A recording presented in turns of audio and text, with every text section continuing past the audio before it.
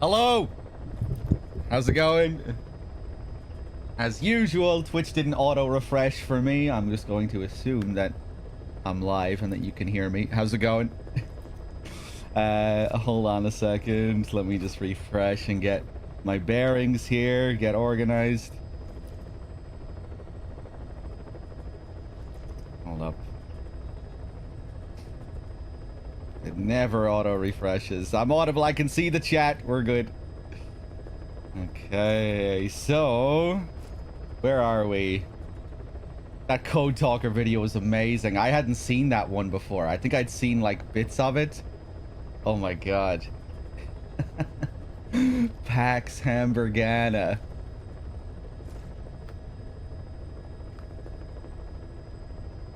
How's it going, Mercian, AJ, Blindside, Box, Spray Affiliate? How's it going, Neoletta? Good to see you. If you all stayed quiet, yeah, maybe you could have tricked me into thinking the stream wasn't live until I refreshed for another 20 seconds. Okay, hold on.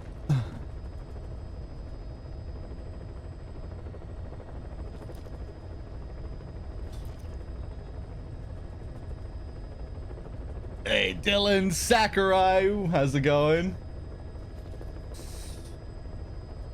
My deepest apologies once again, Sakurai. Bad humans better not show his face around here again. Stream game category isn't showing.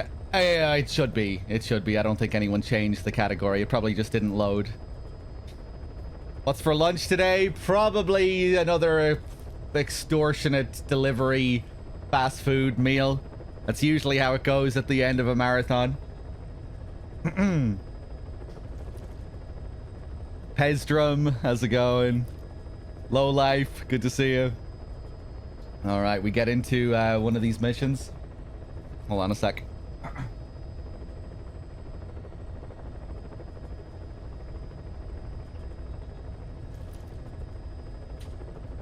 Okay.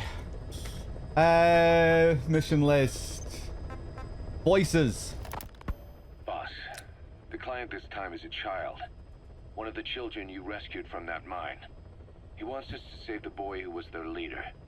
His name is Shabani, and he was the oldest among them.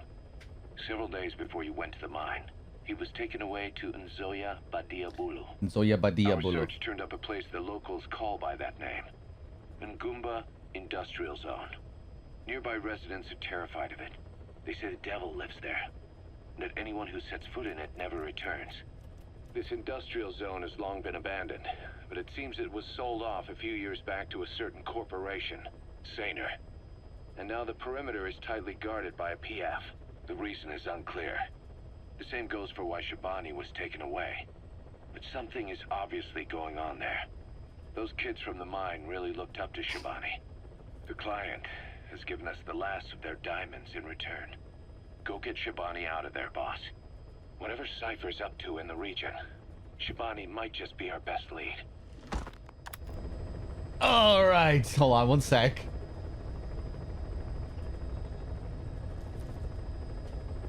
All right, let's go get this kid.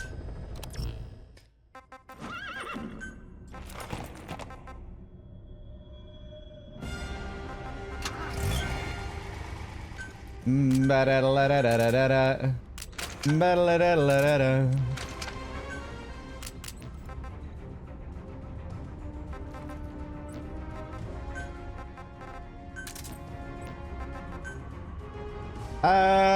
Just go ASAP, it doesn't matter.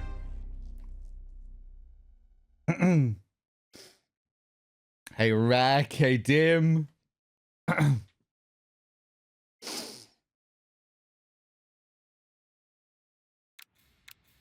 think this is the one quote-unquote boss that's kind of decent in this. The few different methods that you have of dealing with him.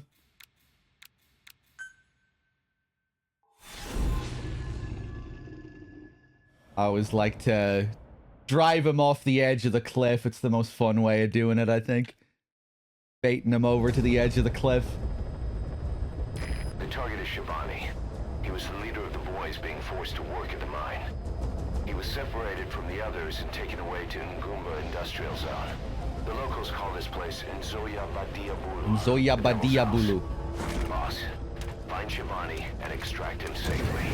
You can check the target's location on your iDroid.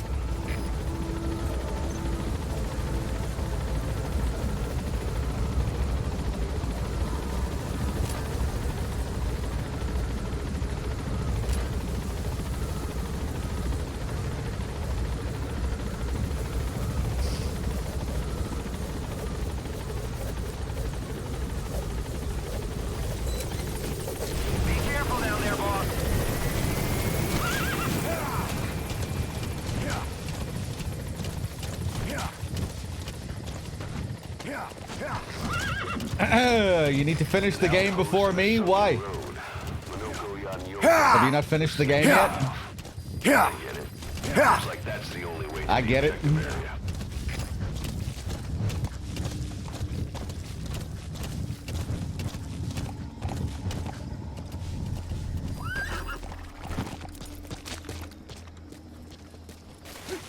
Yeah, we'll cross through here.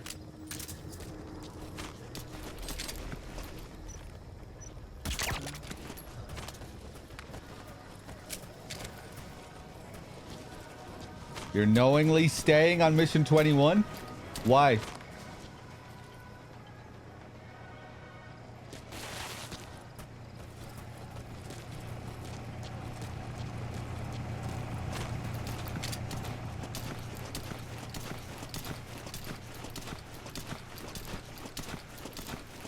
I still haven't touched the FOB system.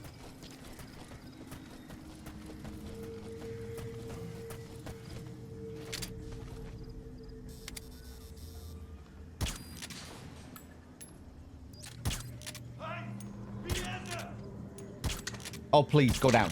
Thank you.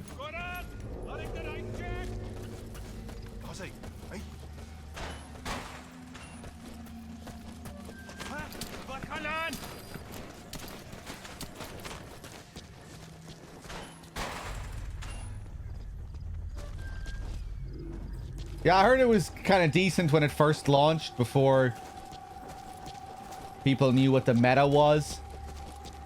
I feel like it could have been a really cool system. I feel like it could have been a really cool system if we actually had FOB customization, you know, like a more dynamic customization, where you couldn't like predict what you were gonna encounter as much.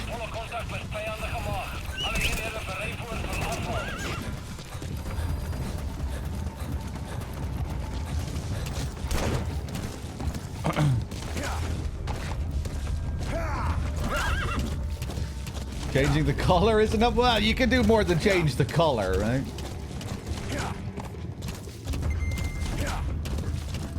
You can add like ciphers and cameras and lasers and all kinds of shit. I just don't think you have too much choice with how you set everything up. But again, I haven't really fucked around with the system.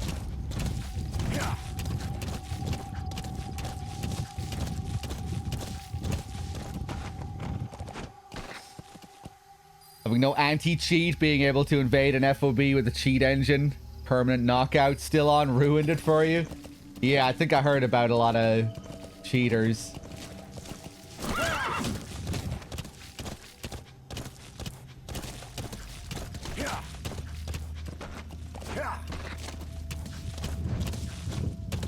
Let's just go straight up to this guy. We can track the guy back there. I can't imagine DRK was doing too many of the optional conversations or anything.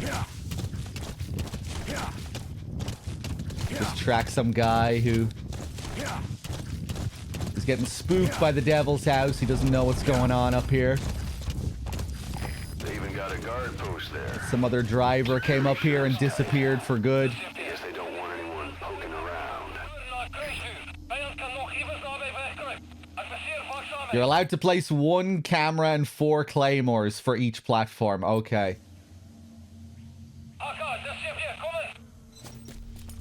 Yeah, I think the concept of it is really cool.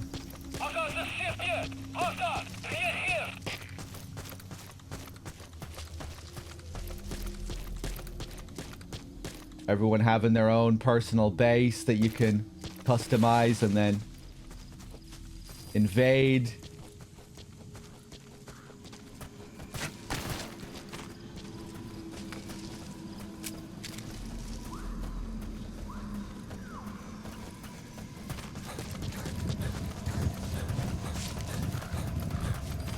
Mist. Supposedly the valley up ahead is covered in mist almost year-round. The objective area is beyond there. The bridge has collapsed. Looks like you'll have to go down through the valley. I have no idea this spot existed for the longest time. Where is this path? Up here, I think, yeah.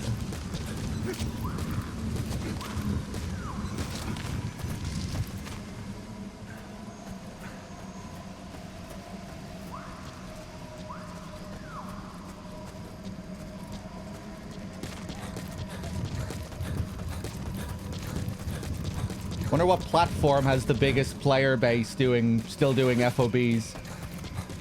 Probably PlayStation or PC.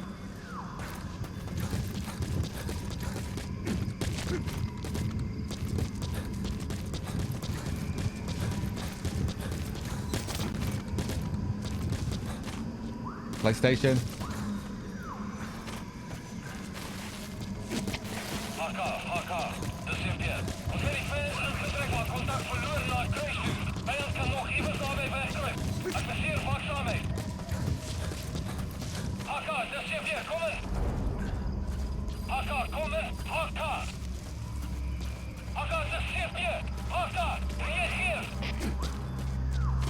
All right, take it easy. FOB drama destroyed lives, yeah? Did I miss out on all the good drama?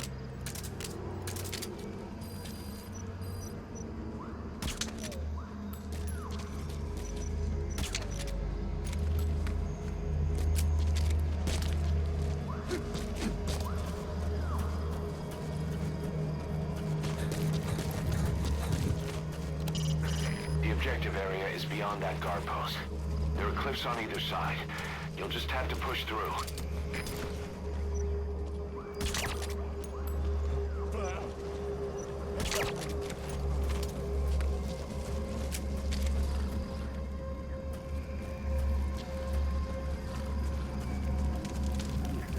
DRK probably showed this earlier, but have the little PT reference here.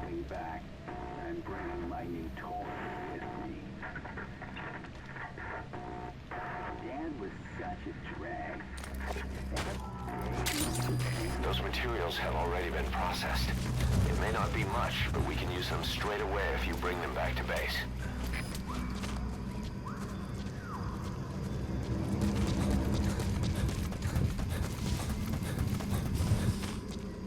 Oh yeah, I remember reading that post way back where they found out that there was some bug causing the nukes to persist forever. Did that get fixed?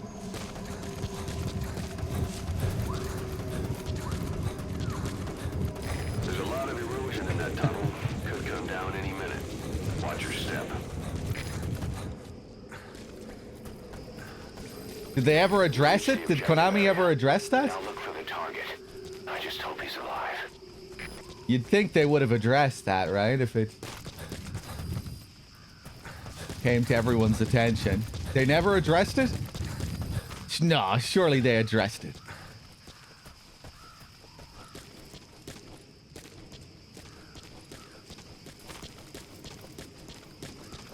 They might not have fixed it, but surely they must have said that they were going to fix it at least.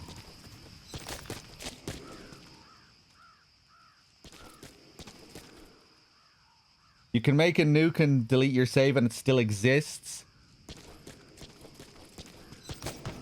But can the other person take the nuke?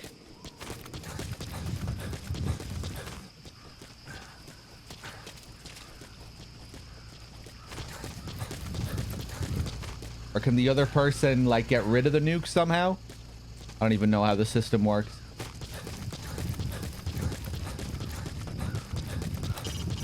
No sign of any guards. It's never good when things are too quiet. Be careful. They've plastered over the windows. They must really not want anyone seeing inside.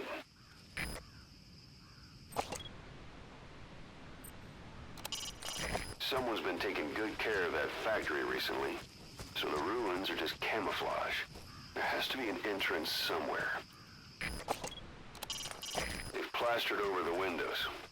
They must really not want anyone seeing inside.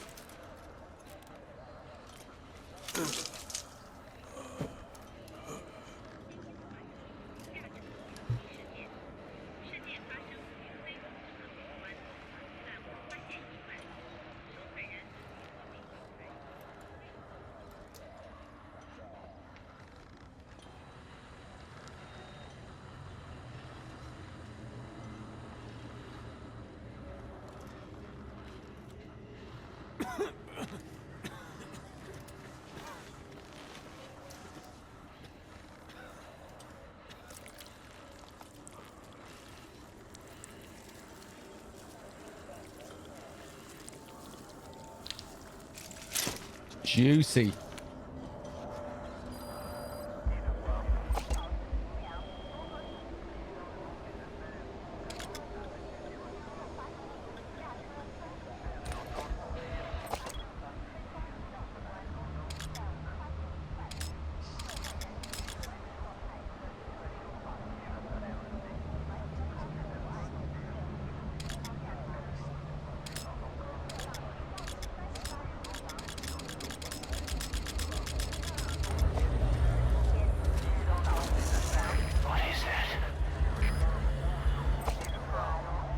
But can it get worse? It can't get worse than that, can it? No. No. No!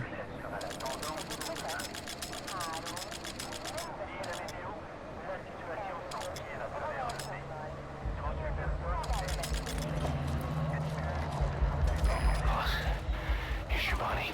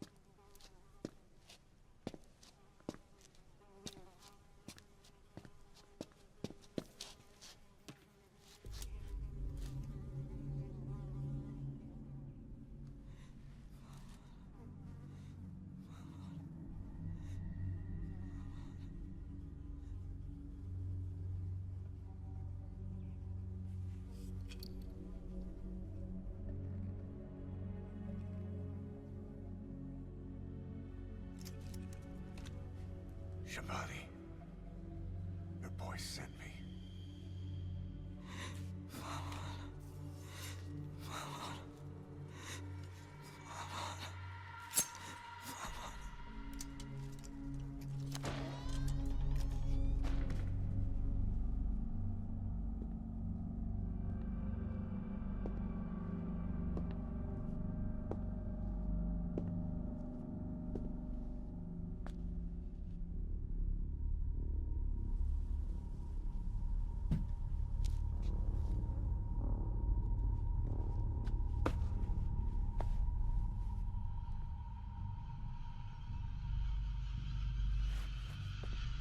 Enje mo signet og banetod. No går be Kebon.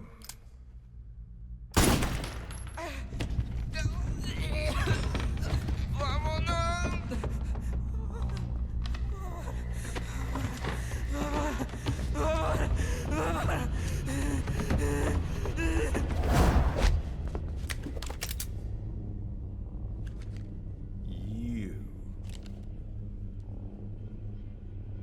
burn with the rest of them.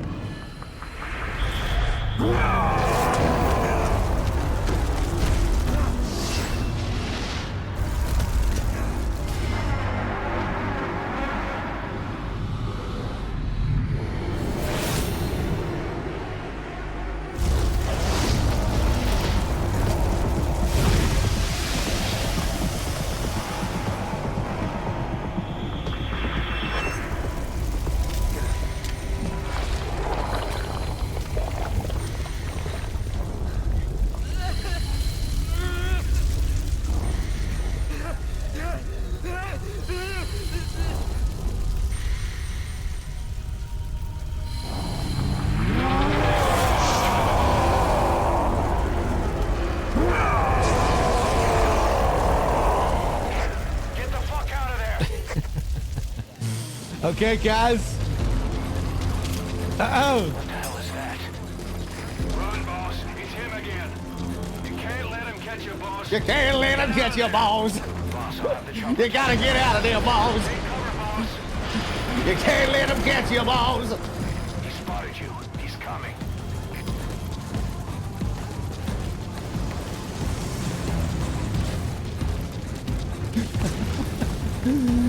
All right, let's see if I can knock him off the edge here.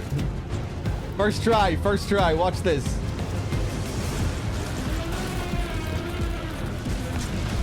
Might have been a bit slow there.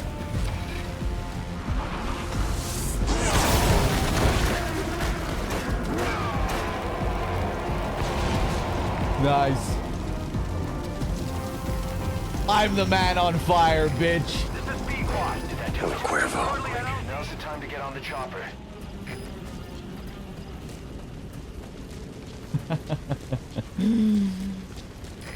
This is Pequod. Have arrived at LZ. We'll stand by.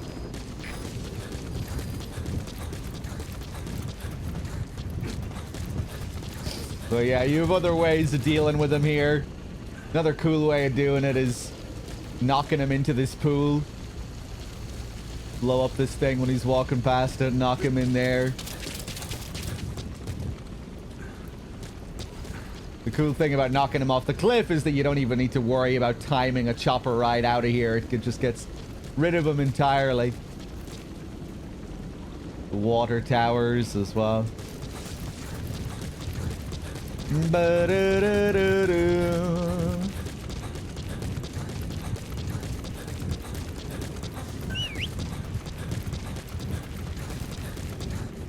Hey, D-Horse.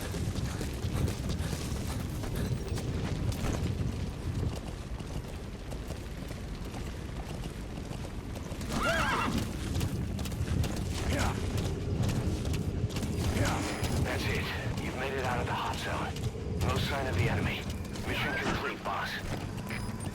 That Cuervo ad is so good. It always makes me want to have a Cuervo. Mission complete. Great work. I've never had a Cuervo. But it's convincing. Just the little look in his eye, the kind of glint in his eye, just so casual, just like no big deal. Just have a fucking Cuervo, man. You know, it's just super chill. He's up at the bar. It's nice and relaxing. It's a really, really good ad. Come on, man. Have a Cuervo. Nothing's gonna happen. You'll be okay. Skullface. So he was in Africa after all. Working behind the scenes. Even that man on fire at his beck and call. But what the hell was going on at the Devil's House? Earphones embedded in people's throats. Tapes playing voices. And those lumps on their chests. They look like the ones on the bodies at the oil field. The man on fire burned everything to the ground. But we were recording audio the whole time you were there. We'll conduct a thorough analysis of it.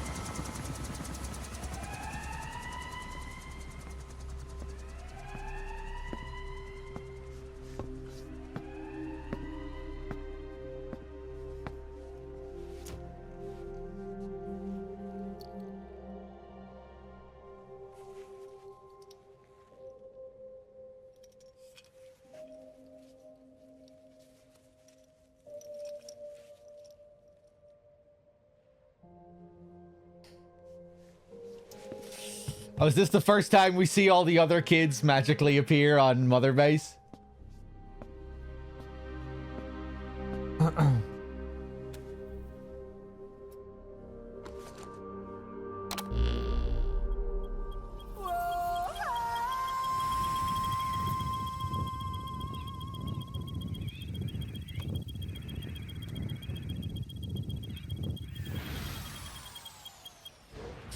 Yeah, I take it DRK only rescued one kid earlier. Hold up, P-Quad. Get back here. Word has it that a Western arms dealer is going to be inspecting a CFA outpost. It appears he's involved with nuclear weapons development in the area. My hunch is that this guy is somehow connected to Cypher. I've got no proof, but we know Skullface is working through PFs in the region. Anyway, it just so happens a job connected to this inspection has come in. Take a look at your iDroid.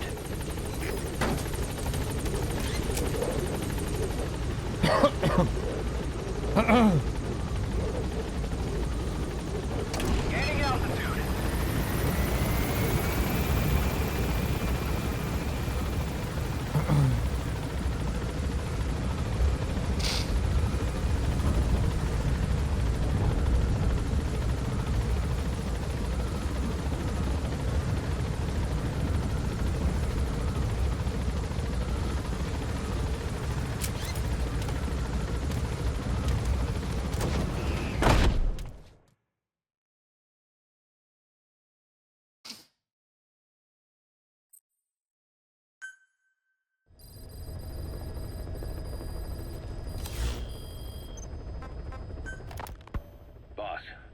About those invalids you saw in that devil's house. Poor bastards. All strapped down to the beds, with those lumps on their chest. The medical staff tell me they were probably a type of cyst. Cysts can get that big. In some cases, yes. But supposing they're a kind of atheroma forming on the surface of the skin, the size is just too big, and the appearance is all wrong. In the end, the medical team were at a loss. Those lumps were like nothing they'd ever seen. The fluid you said you got on your prosthesis when you touched one was burned off in the fighting, and the factory burned down too. None of the tests we did once you were back at the base revealed a pathogen that could have caused them. Meaning we don't have a single sample to work with. Everything went up in flames. What worries the medical team most is whether it's contagious. Whether there's a chance we could end up like that. And? Mother Base's sanitation control has always been strict. After all, war is great at transporting diseases. For the time being, at least, there's no sign of contagion or any symptoms that could be related. One more thing. About the surgery that had been performed on the people in the Devil's House. Yeah? You said that their throats were cut open, with an acoustic tube pushed inside? Right. The tubes were hooked up to tape recorders, playing some kind of audio. Well, we picked up some of that audio through your radio transmissions and recorded it here. The intel team has been working on analyzing the communications log. What have they found? There's nothing tying the contents together. We've got a report on 3 deaths in a car accident on the auto route near Marseille. Protests outside the Libyan embassy in London. A press conference with the former Prime Minister of Sweden. A 4-month-old weather forecast for Balikpapan. And then commercials for appliances, cough syrup, and TV dinners. Assuming they're not all staged, and come off as recordings of your average public broadcasts. Public broadcasts? Just radio and TV signals? Yes, and from all over the world. We're looking into whether they're genuine or not, just to be sure. What else? A speech that sounds like it was recorded out on the street, and people chatting about how this year's tomato crop did. And there's nothing they have in common? We're partway through the cryptanalysis. That includes checking all audio ranges and running it backward and at different speeds. Then there's vocabulary breakdown for political suggestions, ideological common points. But I don't think it's gonna get us anywhere. Where were the recordings made? There's nothing linking them from that angle either. Just like you reported, we've detected virtually every major language there is. French, German, Italian, Spanish, including South American accents. Then there's Russian, Hindi, Arabic, Portuguese, Mandarin, Cantonese, Japanese. They're nothing if not thorough. Well, I don't know if we've got them all covered. Ignoring the ones that have gone extinct, supposedly over 5,000 languages exist today. Besides, English isn't one of the ones we picked up. Really? English? I know. Only 5% of the world's population is a native English speaker. But when you factor in those who've acquired it as a second language, nearly 1/3 of the people speak it. The world's dominant lingua franca. You gotta figure they had it somewhere among all the languages in that place. No English. Bear in mind, we didn't hear everything that was played in that room. We couldn't isolate the more distant sounds due to static, and the program could have been set to change every day. In a nutshell, for reasons unknown, people in that room with a common medical condition were made to listen to recordings in languages from around the world. It's not clear how the growths on their chests fit into it. It could have been treatment for them, or maybe an experiment of some kind. I'm guessing one person knows. Yeah, Skullface. He was there. The only thing we can say for sure is that he's involved. All right. Hold on one sec.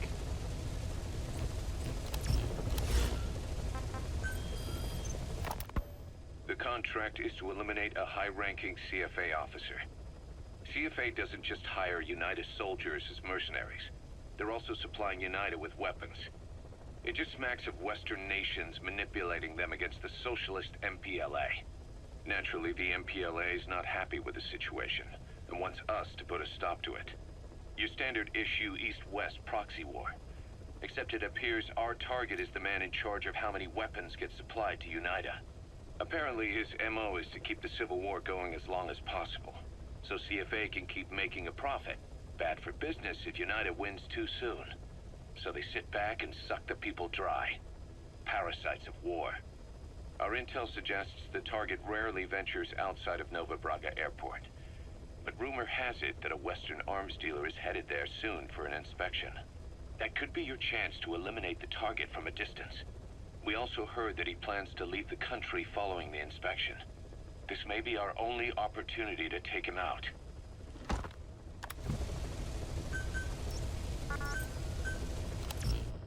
All right, let's run in and grab this fucking guy.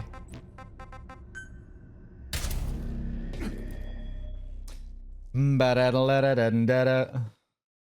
Ba-da-da-da-da-da-da. Ba-da-da-da-da-da-da.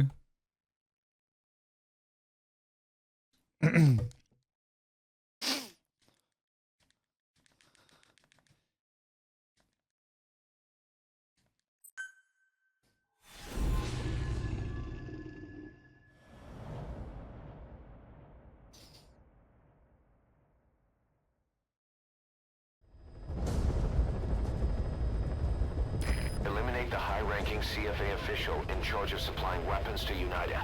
The target stays at Nova Braga Airport. Head to the airport first.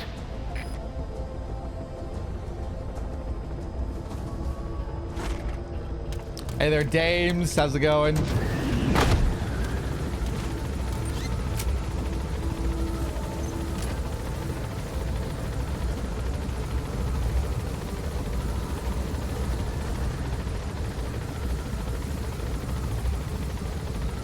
Hey there, CJ. Welcome back.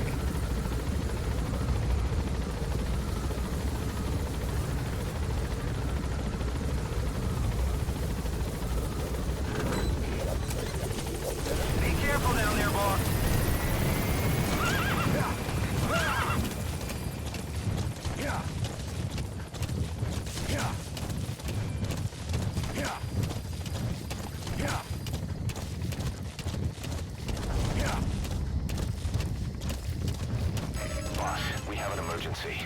Mother Base is under Oh, attack. it's this shit. Okay. The enemy is over on one of our platforms, and they're holding some of our staff hostage. If we don't do something, they'll try to take off with our men. That would mean losing some of our finest manpower. Boss, take back that platform. This is a race against time. For all of us. Get on this mission right away, boss. Kaz is just talking shit here, isn't he?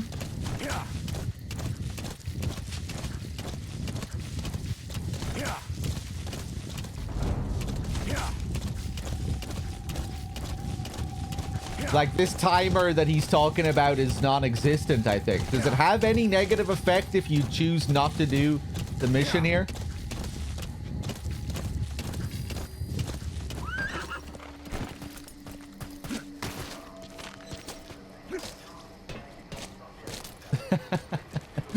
No? Yeah, okay. I didn't think so.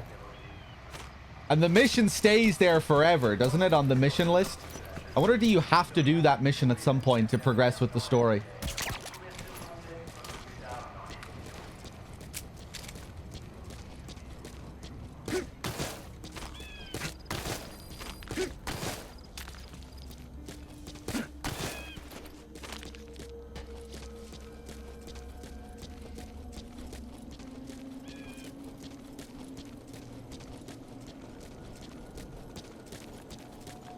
I do have to do it after this.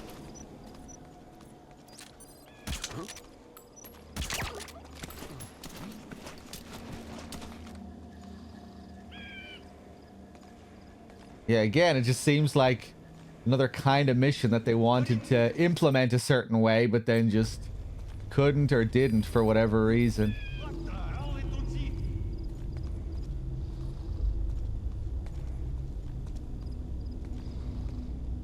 You know, it kind of seems like the kind of mission that should just be erased from the menu if you don't do it within a certain time.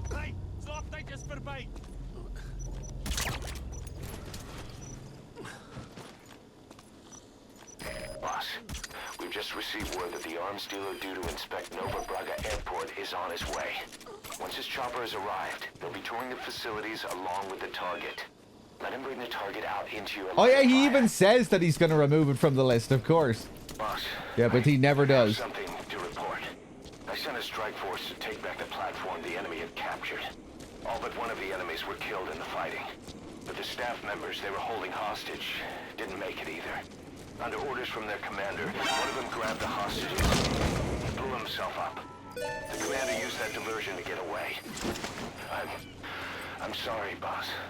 They were trying to pull out. We had to move in. If we could have taken out the commander before then without them noticing, forget it. I'll remove the mission from the mission list.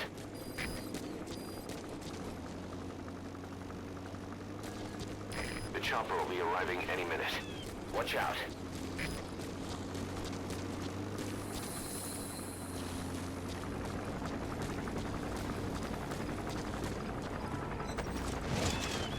So bogus because you can kill the target with a well-placed rocket or sniping shot before the chopper lands. And Kaz will say it's too late and remove the mission from the list. Wait, what? What are you talking about?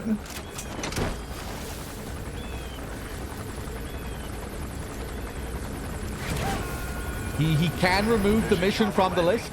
It must be carrying the arms dealer. Keep your eyes on him. Our intel suggests the target will leave the country with the arms dealer after the inspection. Take him out before that happens.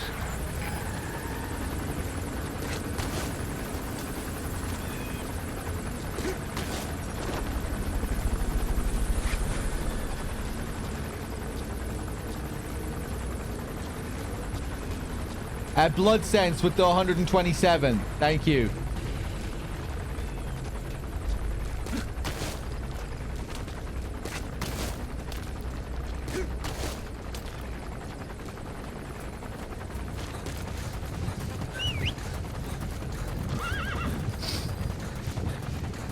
Looks like the arms dealer's chopper is gonna patrol for the security forces.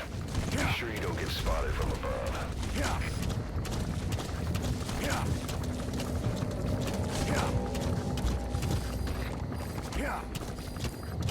So we do lose some soldiers at the very least. You're out of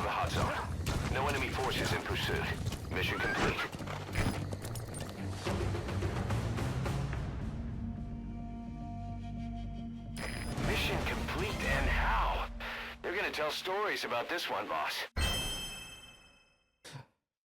I see what you mean, bad humans, because ideally you can kill this target and still have time for the FOB mission.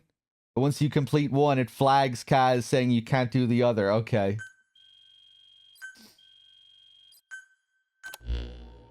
Boss, about that target you extracted.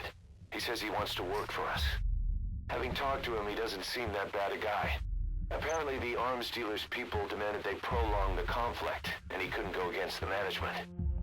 That doesn't excuse everything he did, but his skills will make him a useful asset. Let's put him to good use.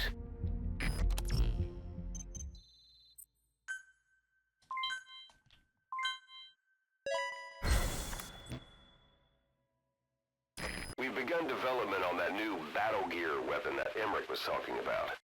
If you want to see how development's going, come take a look for yourself.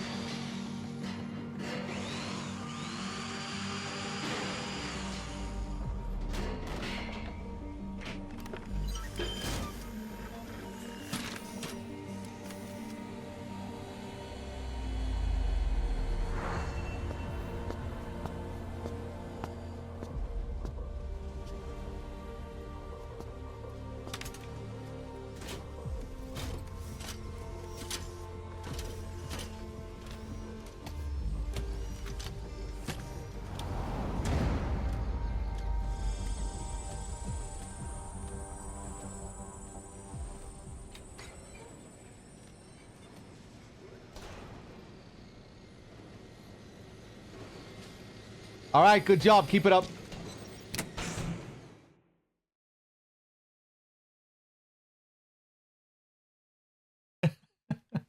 It's really unusual, that lens flare that you get whenever you see technology in this game.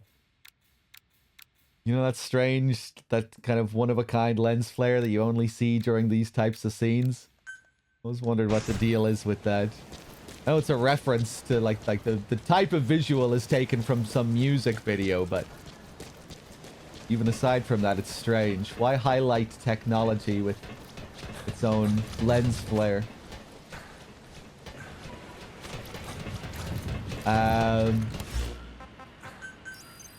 All right, let's Roger. call up P-Quad. This is B-Quad. Arriving shortly at LZ.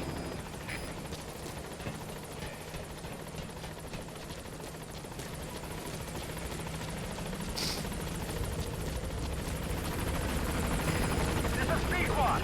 On station at LZ. Hey, come on now. Battle Gear is in the game, and it does loads of things. You just don't get to see it. You get to send it out on outer ops, and it, you know, it'll find loads of plants for you and shit like that. It'll bring loads of plants back to the base.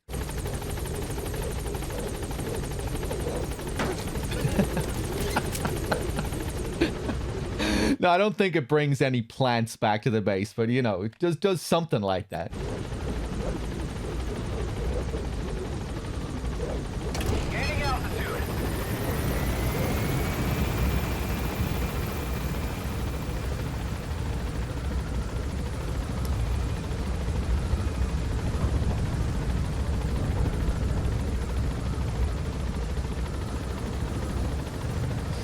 No, it probably battles. You just don't get to see who it battles.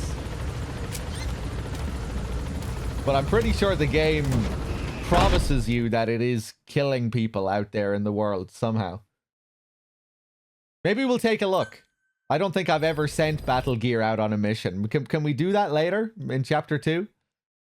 I want to see.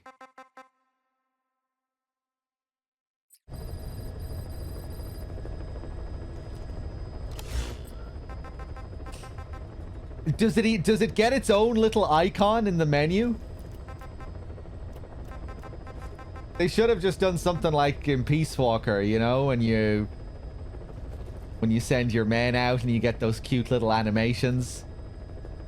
We could have had a little drawing of battle gear going out on missions. Boss, we got an emergency here. Mother Base has come under attack, and several of our platforms are in enemy hands. The enemy is some rival outfit copying our MO. They've taken some of our staff hostage. We can't make a move without endangering them. But if we don't do something, they'll try to take off with our men. That would mean losing some of our finest manpower. There's only one option. Infiltrate without being spotted, eliminate their commander, and take back our platforms. Boss, you're the only one who can do this. If we go up to the commander here and interrogate him and extract him, we can get some pretty interesting dialogue where they kind of foreshadow what's going to happen with Big Boss. Old MSF guy theorizing that Big Boss was the one secretly behind the Mother Base attack, and that he orchestrated it.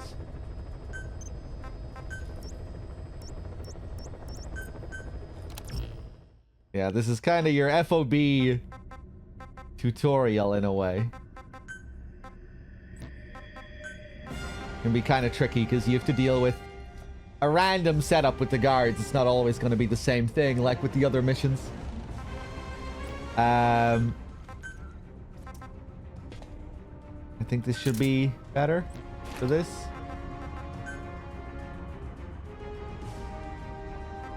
My balls.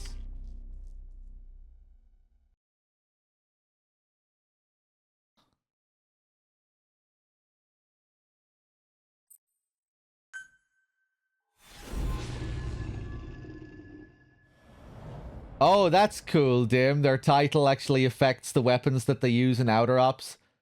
Commando, Industrial Spy. That's really cool. The moment they lose their chain of command, we'll move in and suppress the rest. The enemy have taken some of our staff hostage and are threatening to kill them if they're attacked. You can't rely on support from us this time. Anything we do might be seen as an attack.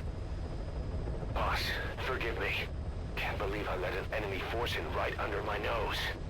But one thing's for sure. They're gonna pay for it. Make certain of that, boss.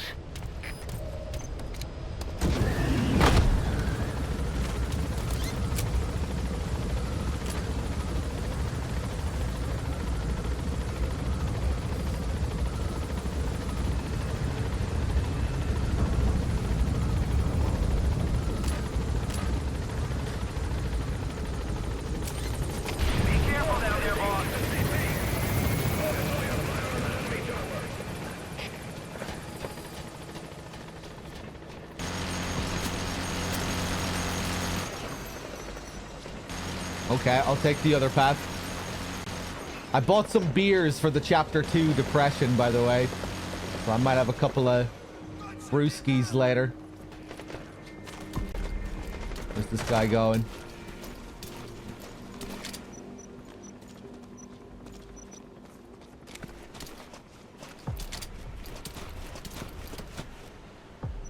He's taking a left there. He is, yeah.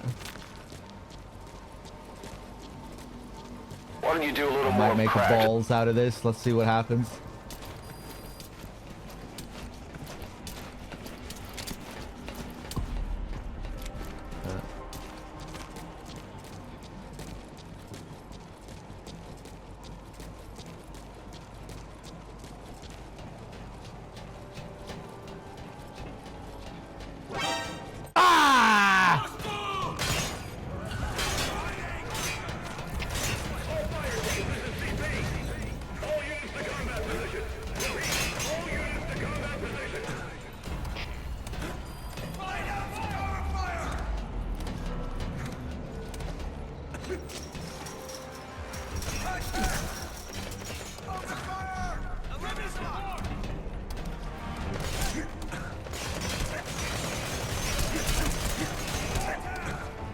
Probably gonna die. I just want to see what I can get away with here. Fuck.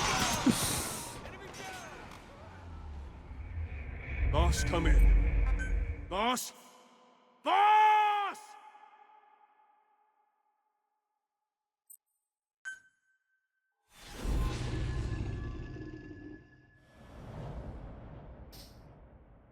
I should have stopped there to show the little MGS2 parallel. Under enemy control. When Ocelot is shouting boss there at the very end, there's a gap and he goes, ugh! Which is supposed to, I think, mimic Rose in MGS2, her final gasp. Except here it's not Ocelot getting killed, but it is Ocelot snapping out of his own brainwashing. That's what it's supposed to be, his last little gasp. And eliminate their commander. The moment they lose their chain of command, we'll move in and suppress the rest. The enemy have taken some of our staff hostage and are threatening to kill them if they're attacked. It's just like Rose, you know, where she shouts out his name, Jack, Jack, and then pause. And Ocelot does the same thing here, where he's shouting, boss, boss, boss. Ugh. Then he has this little grunt at the end of it. Can't rely on support from us this time. Anything we do might be seen as an attack. Boss, forgive me. Can't believe I let an enemy force in right under my nose. But one thing's for sure.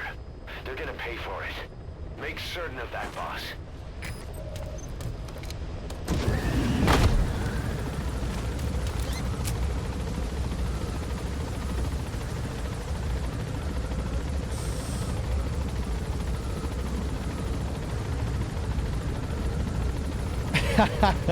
That would have been a cool reveal if you found out they had like another 3 medics waiting or another 3 random MSF soldiers. Damn, then you'd feel really expendable.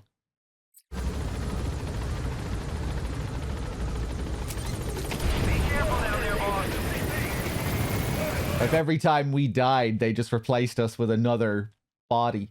And at the end of the game, we see all of our previous bodies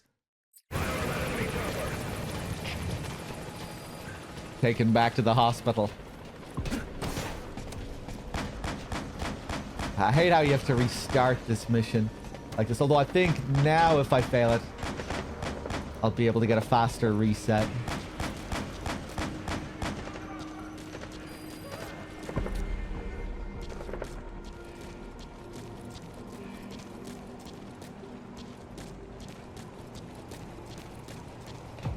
Yeah, I heard him coming around the fucking corner. Oh, you bitch. Right, for real this time.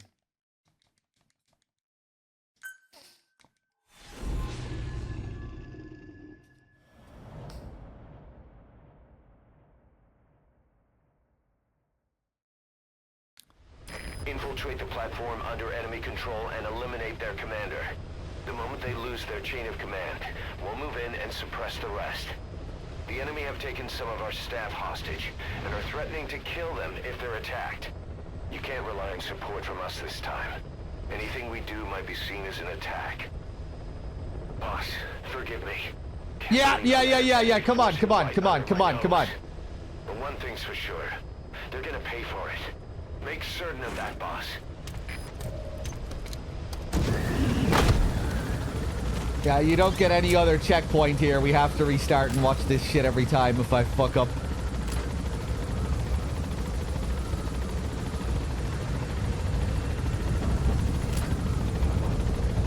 Alright, watch this. Be careful down there, boss.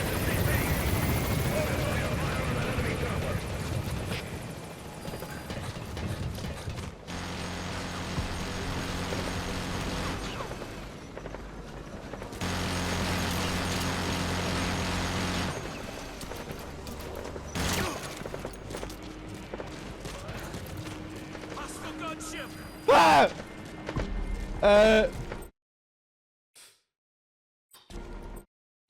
We'll just try climbing up there this time. Ah.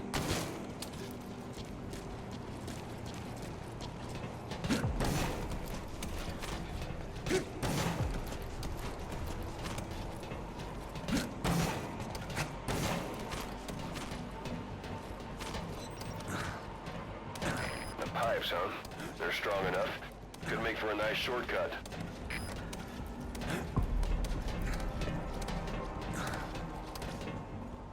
You good? Ah! Okay, fuck it. I'll just see what I can do.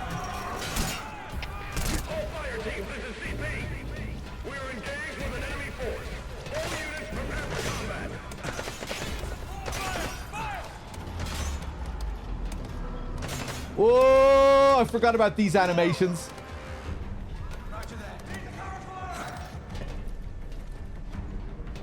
I can't grab onto that. Oh, disappointing.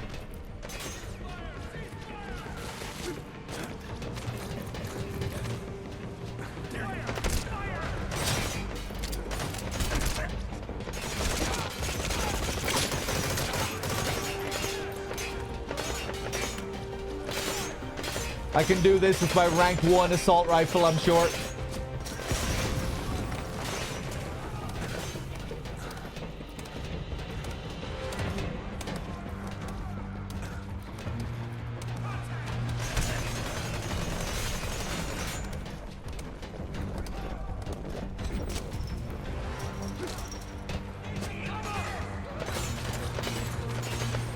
Wonder if I can still get the dialogue from the guy.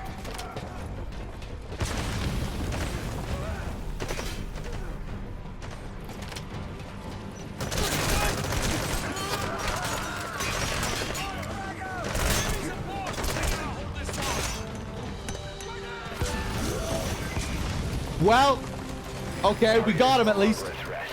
Boss, you just saved Diamond Dogs from a major crisis. Leave the rest to us.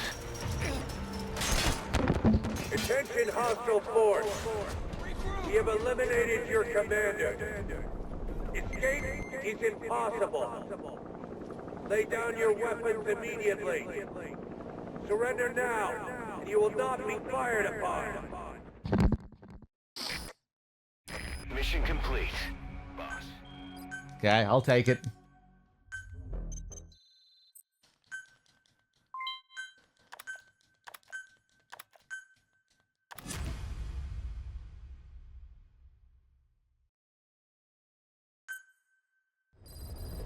Although I do kind of want to show the post-mission dialogue if you do rescue him. It is kind of interesting. I might go back and do it a bit later. I want to bolster our security to guard against enemy attacks. What I have in mind is to create a security team that can defend each of the platforms. Can I go ahead with that? So from now on, give some thought to building up the security team as well. One other thing. To divert some of the risk posed by our enemies, I'd like to construct a forward operating base. The more bases we have, the more staff we can house and the more materials we can secure.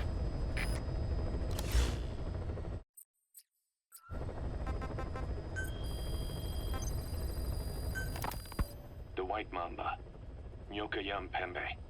He's the commander of the kids based out of Wala Yamasa. As you know, contract forces of Africa were stationed at that village. Anti-government forces hired ZRS to bring kids there from around Africa for training. But at some point, the adults with the PF started dropping like flies. This was right after we arrived in Africa. We don't know the cause. The kids ended up on their own. Must have been like fish out of water. Nothing to eat, no way to get back home. All the adults taught them was how to use a gun. Sure, they could shoot targets, but hunt for food? Not likely. They wouldn't have lasted long. Then the White Mamba showed up. He was faster and stronger than them, a better soldier, and he knew how to lead. I guess somebody wished upon a star, because their savior turned up like stardust straight out of the blue. The moment he arrived, the kids had their new commander. That was when they started attacking other villages. Word of the infamous White Mamba spread fast. But it isn't just his combat skills that got people talking. As you can tell from the name, he's the only light-skinned kid in the unit. Not to mention the blonde hair and the blue eyes. Not common in those parts. We have no idea where he came from or what he's experienced. The kid's a huge blank. But I'm sure you'll know him when you see him. One other thing. He's still a kid, so don't kill him. Be careful not to hit him with anything lethal. Not even a flesh wound. Our mission objective isn't just suppressing a bunch of militants. This is a DDR operation of the kids in that unit. DDR stands for Disarmament, Demobilization, and Reintegration. Disarmament is obvious. We take their weapons off their hands. The demobilization part means dismantling their military organization to ensure they can't arm themselves again. To do that, you need to capture the unit's commander and have him order his men to disband. In this case, the commander is the White Mamba. There's nobody above him, so he's all we need to grab. Finally, reintegration. Through education and occupational training, we give them a means to live besides war. A lot of kids born in a war zone don't know any other way to live. So before they find themselves back there, we teach them another skill. I'd like to establish this rehabilitation process at Mother Base. That's why we're bringing those kids back here. It's not so much for their sake. It's for the world that we're trying to create. No other way about it. Those kids are amateurs. Bad for business to have them running around where we're trying to work. Bring them all back if possible. Or as many as you can. Okay, will I try and do the DRK thing here? I'm gonna need some advice.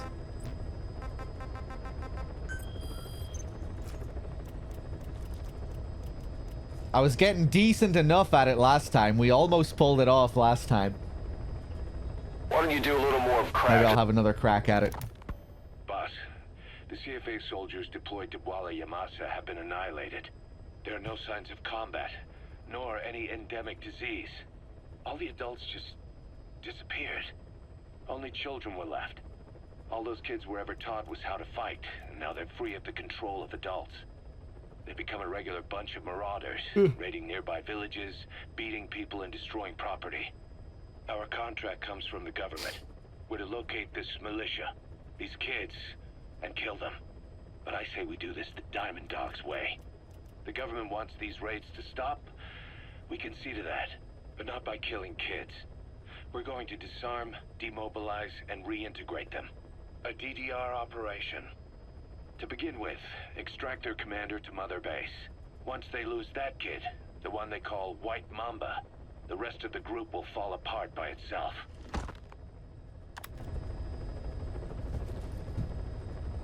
Okay.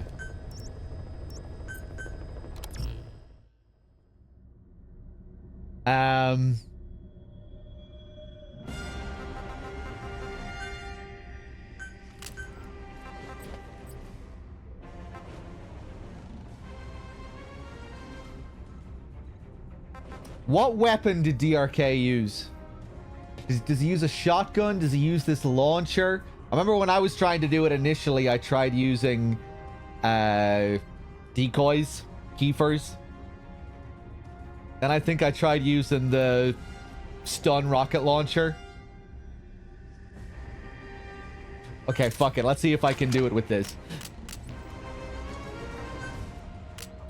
It's time for some Dance Dance Revolution. Let me switch here.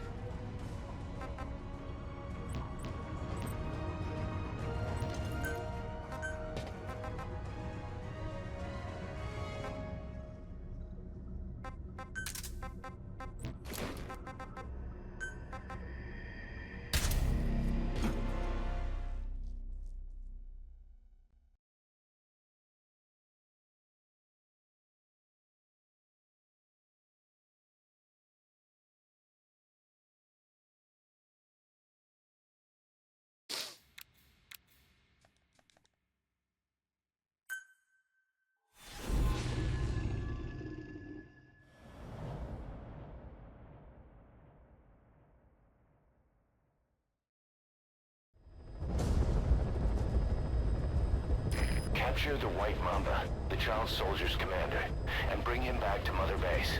First off, head for Walla Yamasa.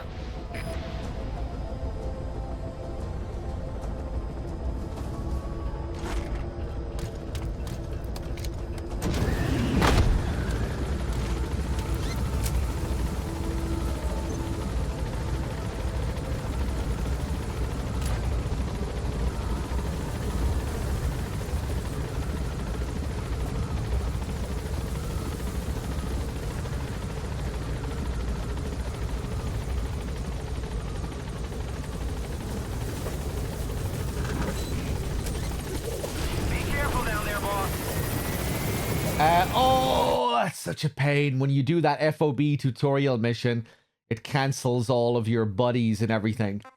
So you have to set it again. Get in here, D-Horse. That's the commander of the child soldiers. One day he just showed up in Bwala Yamasa and whipped those kids up into a capable combat unit. He brought a new order to the region. The locals know and fear him as Nyoka Yampembe, the White Mamba. That name is practically all we know about him. And though he's the White Mamba, he's at the top of the local blacklist. He may be young, but he won't be an easy target.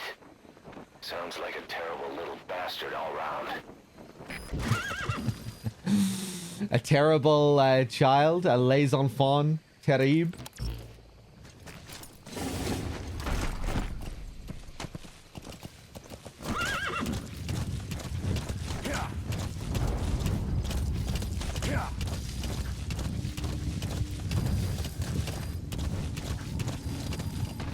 I think the name of the village is supposed to tie in with Eli's rule here. I think Bwala Yamasa means like village of water or something like that. Liquid snake. Your target, the White Mamba, showed up in this village out of the blue and took command of the child soldiers. The surrounding villages have been victims of their raids and brutality ever since. But if you extract their commander, those kids will have no choice but to stand down. Should wrap up the whole situation. They're still kids. You can't kill any one of them, including the commander. If things get rough, neutralize them by knocking them out or by tranquilizing them.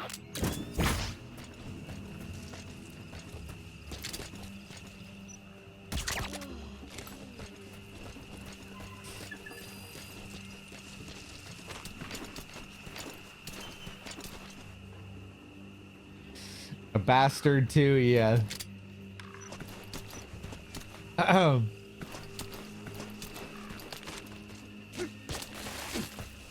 Hey Arya, how's it going?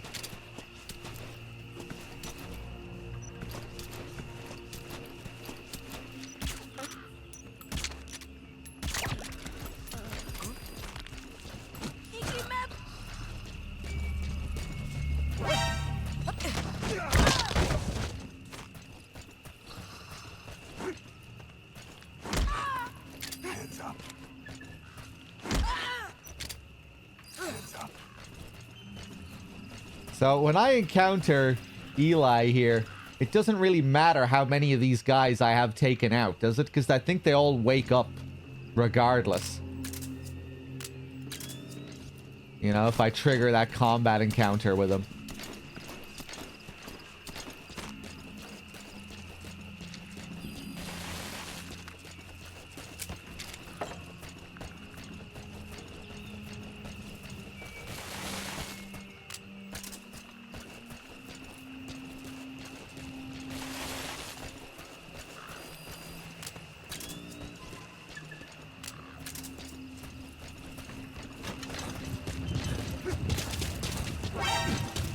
Ah, bitch.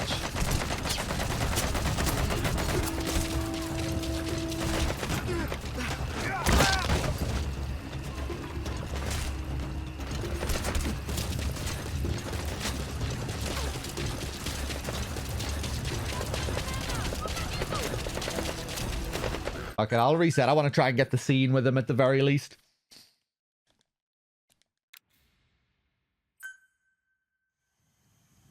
Yeah.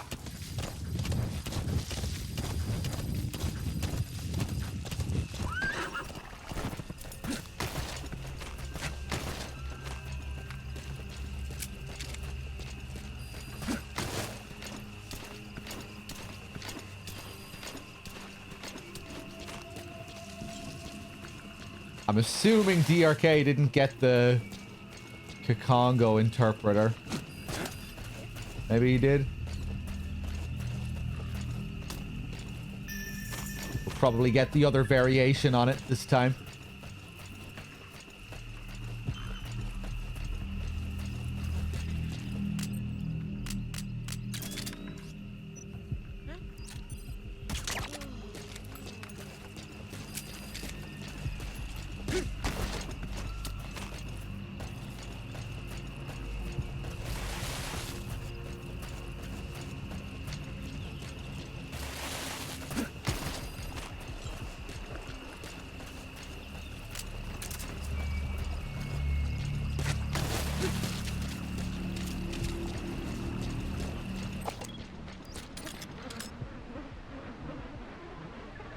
pig heads.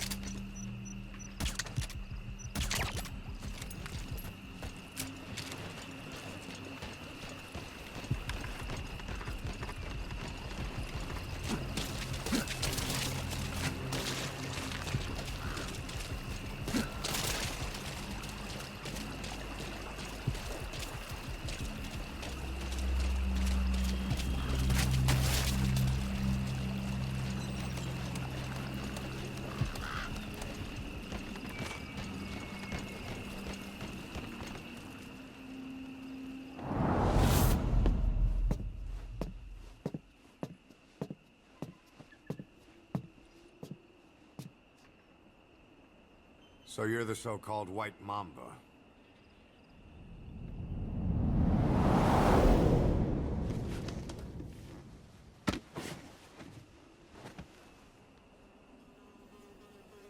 Something tells me that's not the name your parents gave you.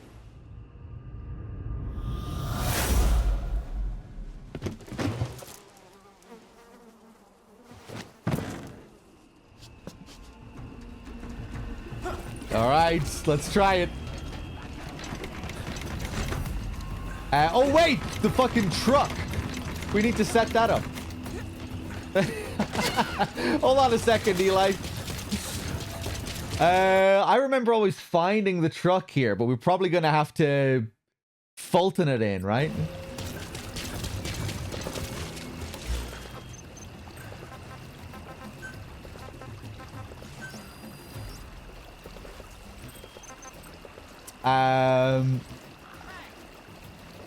Wait, maybe I can't Fulton in vehicles yet.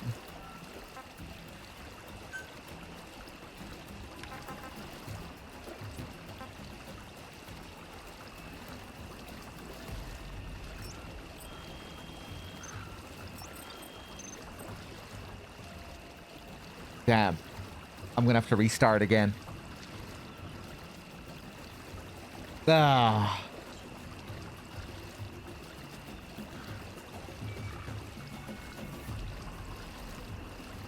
Ah. Okay, back to the ACC.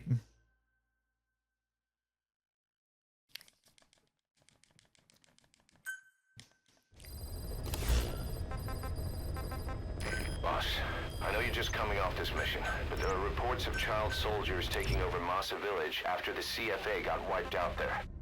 They've been raiding the surrounding villages, so the people have requested we eliminate them. Check your mission list for the details. Which one are we gonna go for here?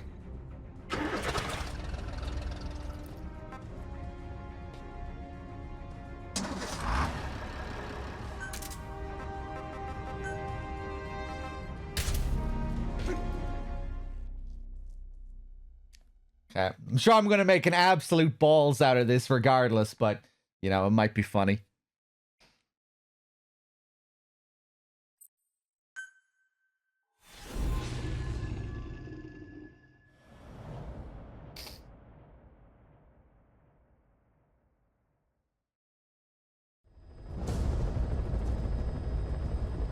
Capture the White Mamba, the child soldier's commander, and bring him back to Mother Base. First off, head for Voila Yamasa.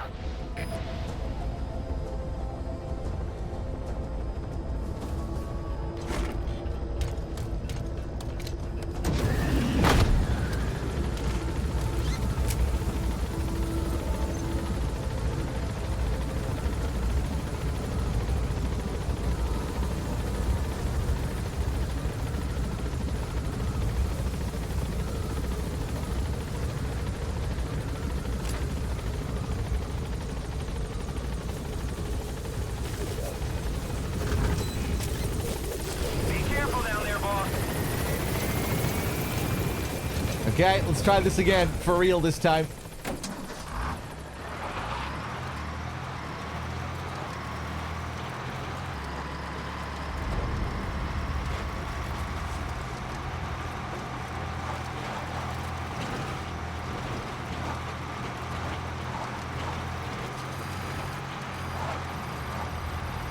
Your target, the White Mamba, showed up in this village out of the blue and took command of the child soldiers.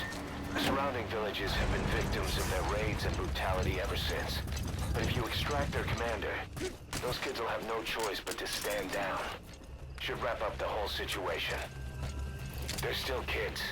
You can't kill any one of them, including the commander. If things get rough, neutralize them by knocking them out or by tranquilizing them.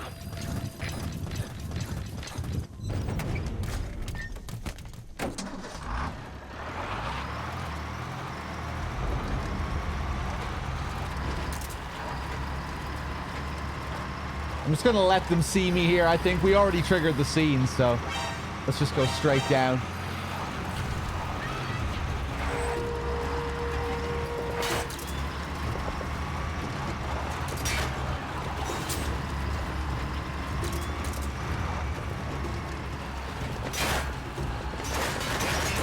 Oh God, no!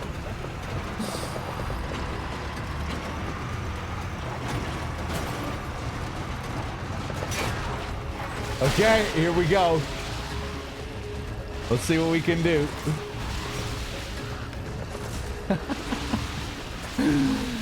Oh boy.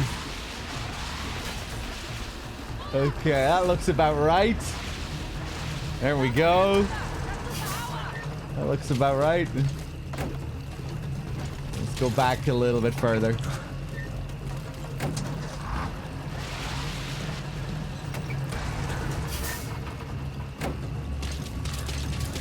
DRK couldn't do better himself.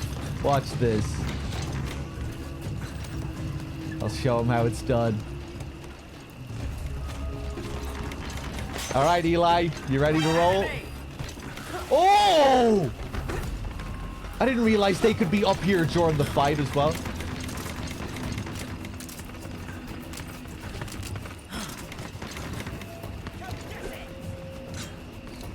All right, come here. Oh, I can't aim on the ground. What? Ah, you bitch!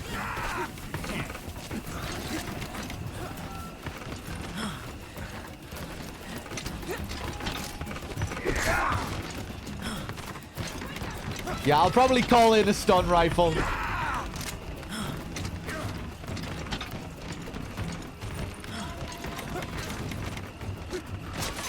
I just wanted to see if I could knock him in with that.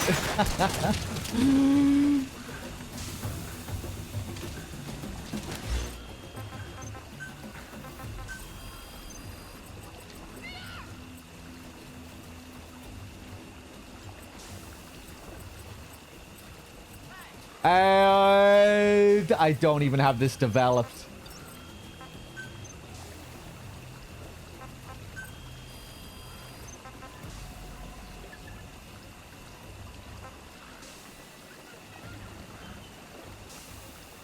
Riot SMG. Nice, okay. That doesn't need any time to develop.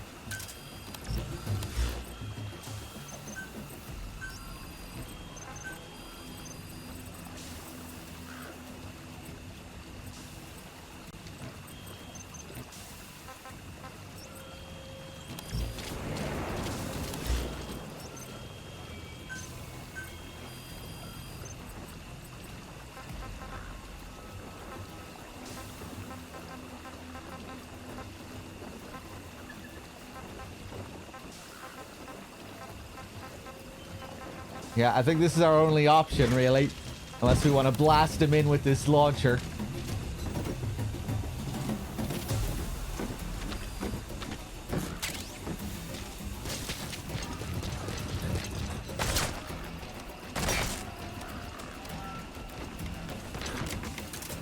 Alright, let's try it. Last time, I think I tried for like an hour with one of the launchers to get him in there. I think I got him in a couple of times, too. But then I fucked up driving him out of the place. I didn't realize you have to be really precise with the path you take driving. Alright, Liquid.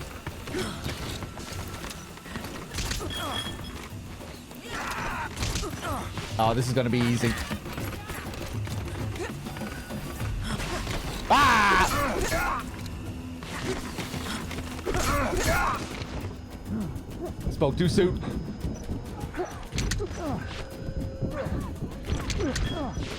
Ah!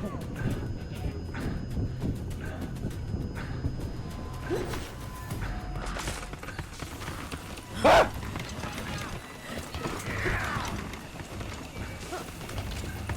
Whoa! Ah, the little flip though. Got him! Woo, just about. Nice. Okay, next step.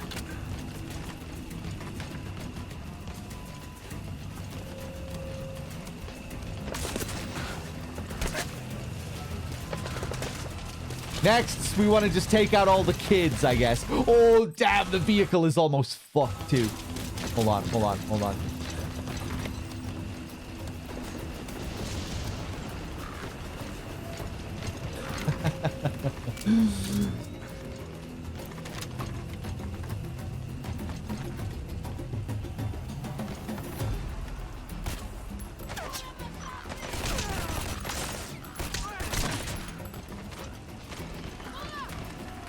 Snipe a few of them from up here first.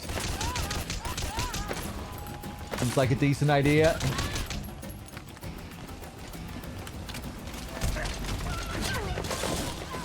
Oof.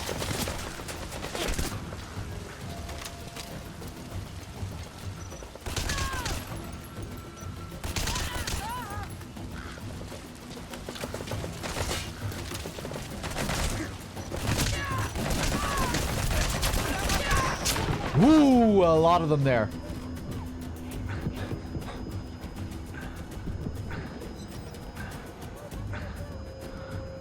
They're fairly lethal.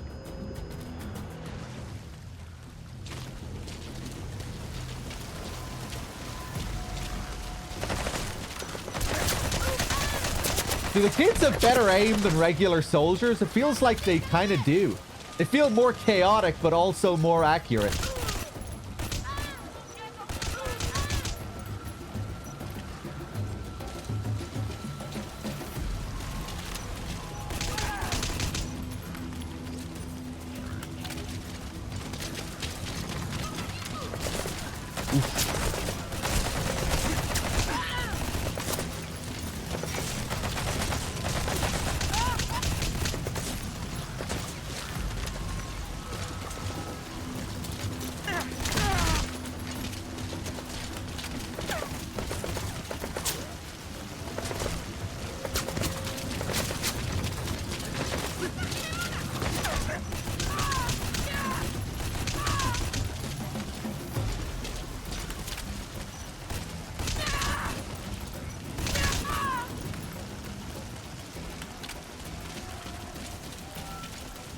Now, I don't think I can hold them up here, can I?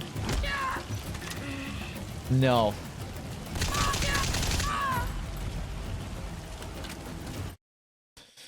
And I don't think I can get another save either. Okay, we try and do the thing. We try and get Liquid out of here.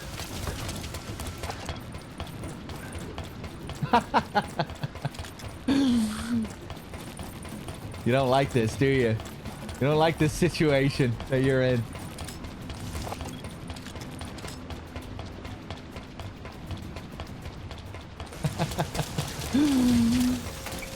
Okay, so last time I made the terrible mistake of trying to drive up that way behind me, but I don't think that's the path I should take. I don't know what path I should take.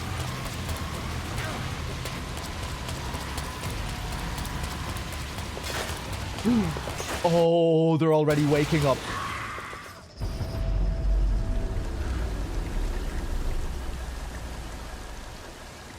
He killed Eli. Boss, they're just kids. What did you do? The mission is a failure. Fuck.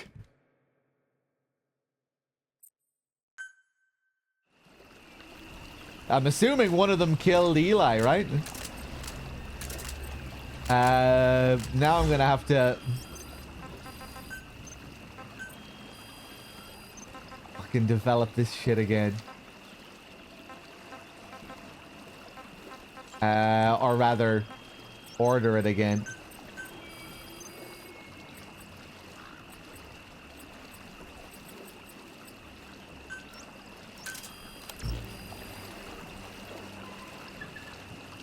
Oh man, what a pain in the balls.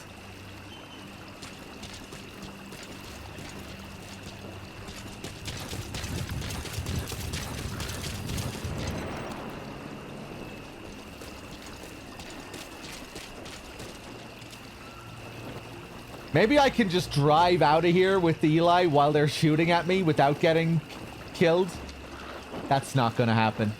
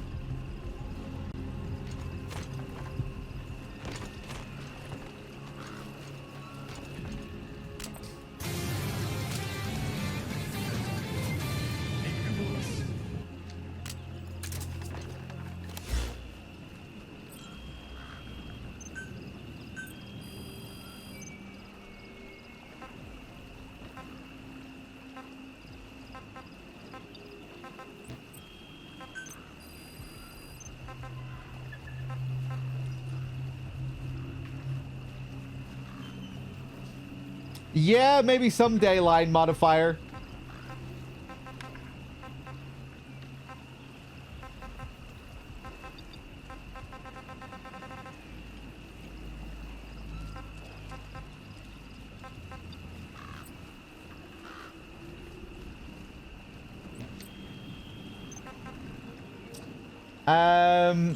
Hmm.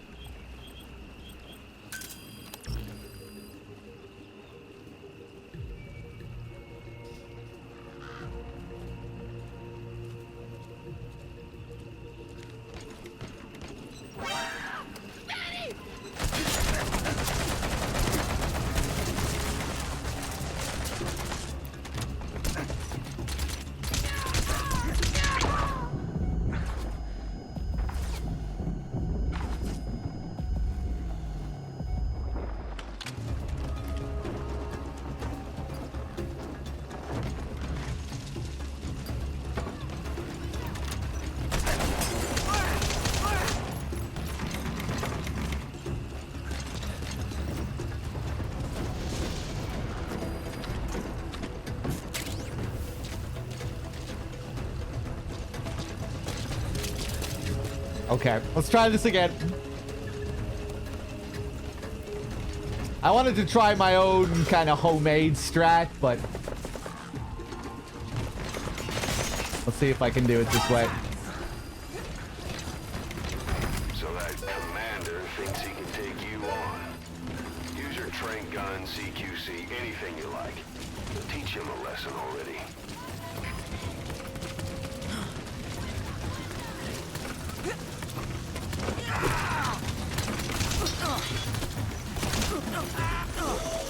Perfect.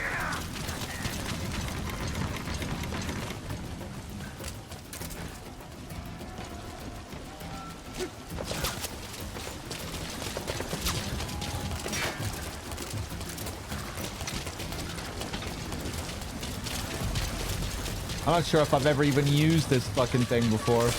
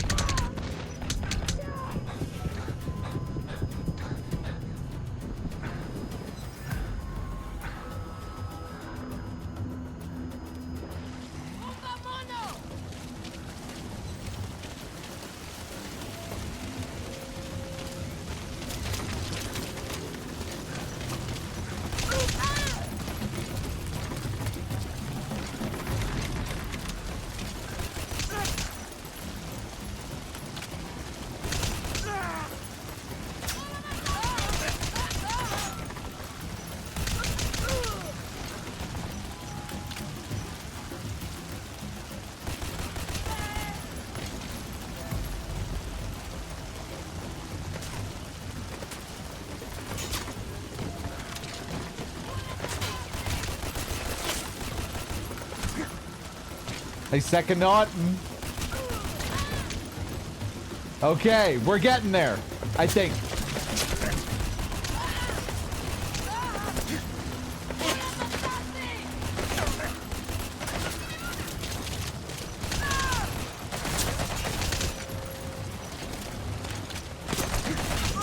Ah! They're gonna be waking up again soon. Oh my god!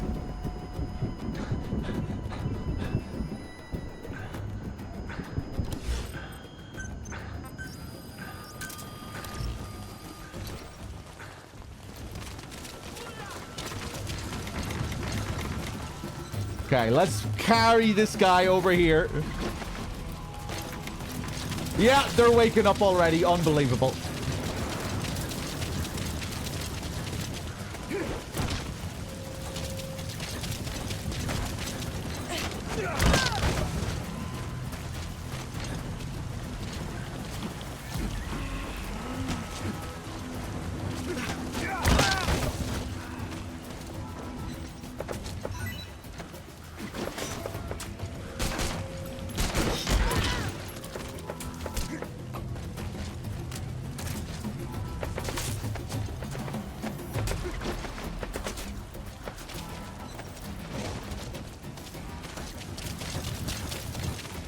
I know I have to Fulton the kids.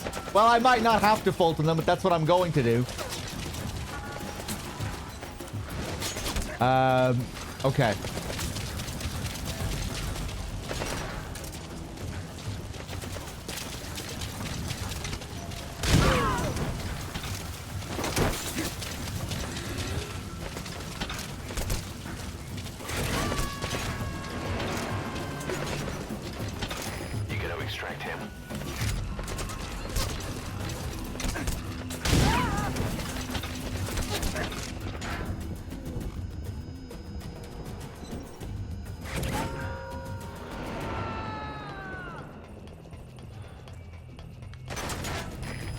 Too. Roger that.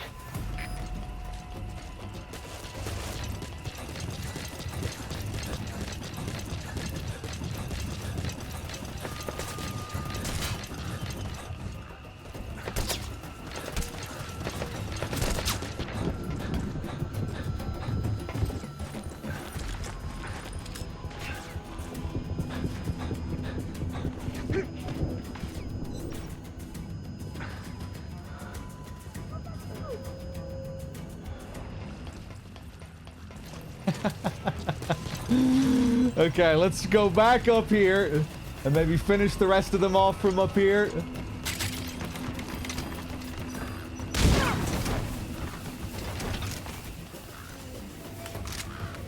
Okay, I thought it might have been easier to like knock them out first with the rifle, group them together. But yeah, maybe I should just snipe them from here and then call in more supply drops for more ammo.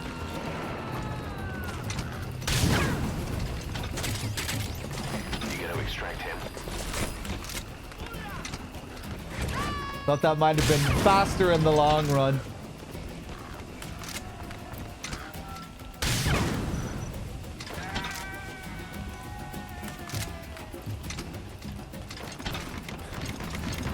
Subject on board. Leave the rest to us.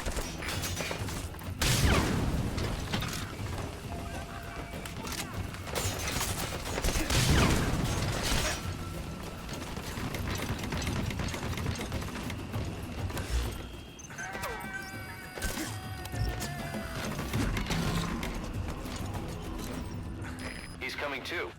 Roger that. Hey Crow, how's it going?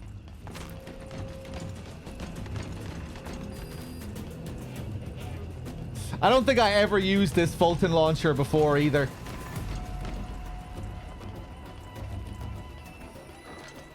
I'm so used to just playing with like base level equipment. I haven't even done a 100% run of this game.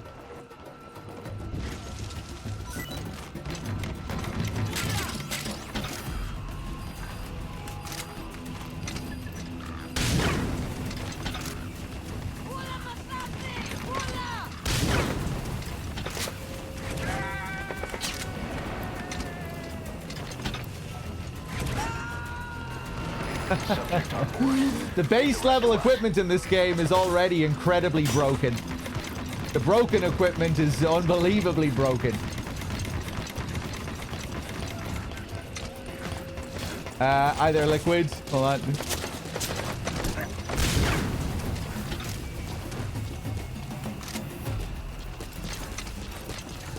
All right, are you the last one?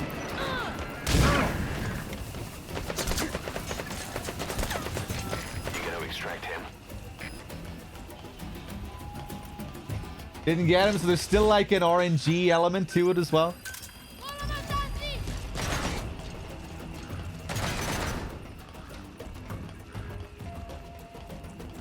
I did use the wormhole Fultons during my first playthrough.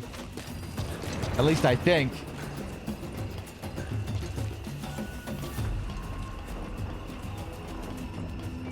I think I got all those regular Fulton upgrades at the very least. The NFT animal collection, oh god. Yeah, one of these days we'll go through a full 100%. I bet that'll be fun.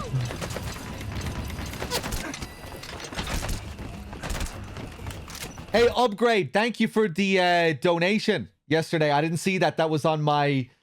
I have to keep track of 2 different stream elements. And it's kind of nasty. So if people donate to my page, I won't see it straight away.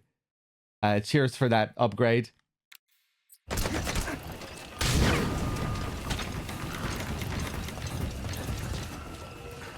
There we go. That got him.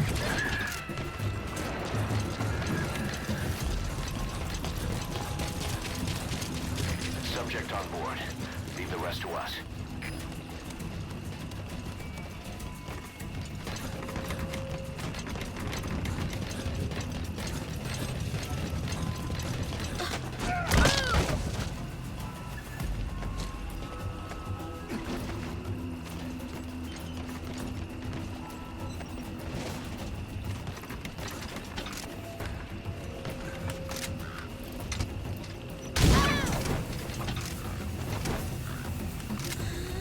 Is this the only way to Fulton these kids at this stage? Do you even have the option to craft the regular child Fulton?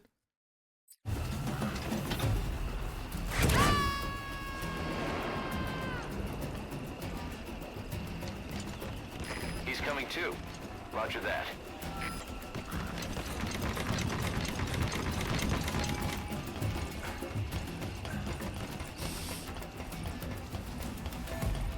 Call in cars and Fulton kids with those. I do that in chapter 2. I do lots of that in chapter 2.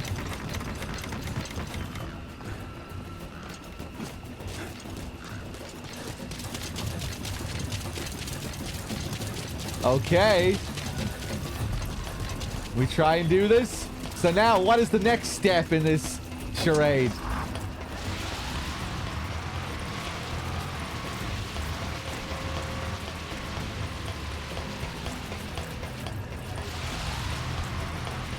Drive slowly, very slowly. Should I take this path up here or over that way? I bet I'm gonna make a balls out of this. My god, how long did DRK take testing this before he had it all down to a science?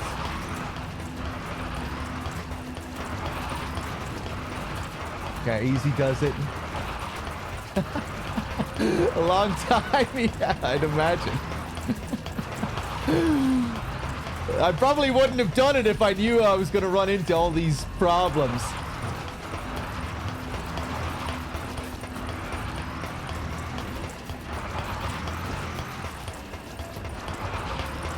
In the future, I think I'll just let DRK do this shit. This is his thing.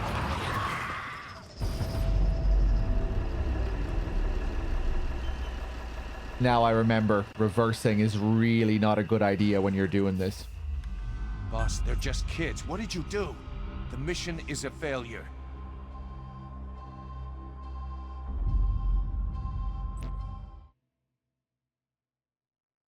The chicken hat.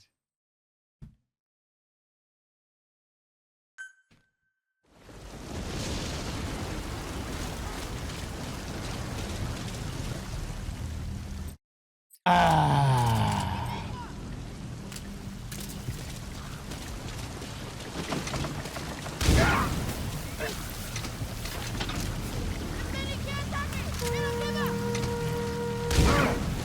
That's the wrong fucking launcher. Will we try this one more time? Okay, one more time.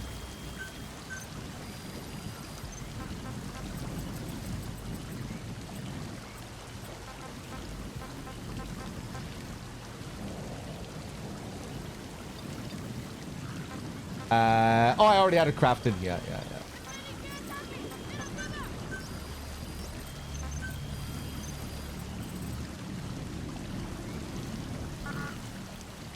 Oh!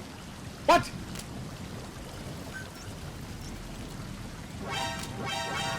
I do. Hold on.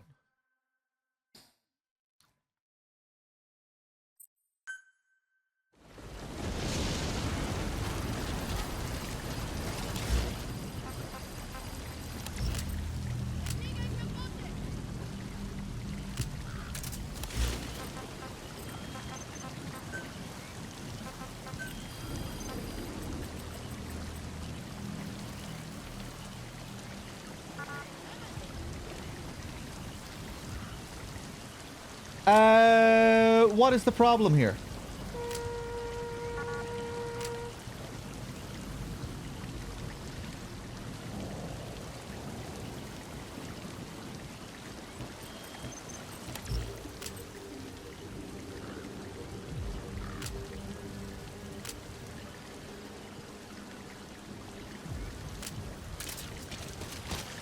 Is this the fucking launcher? I don't even know.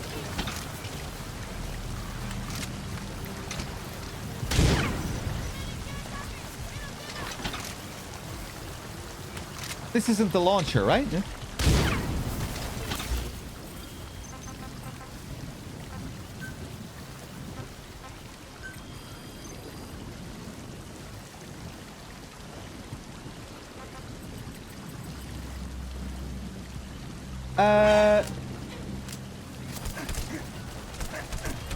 I'm very confused.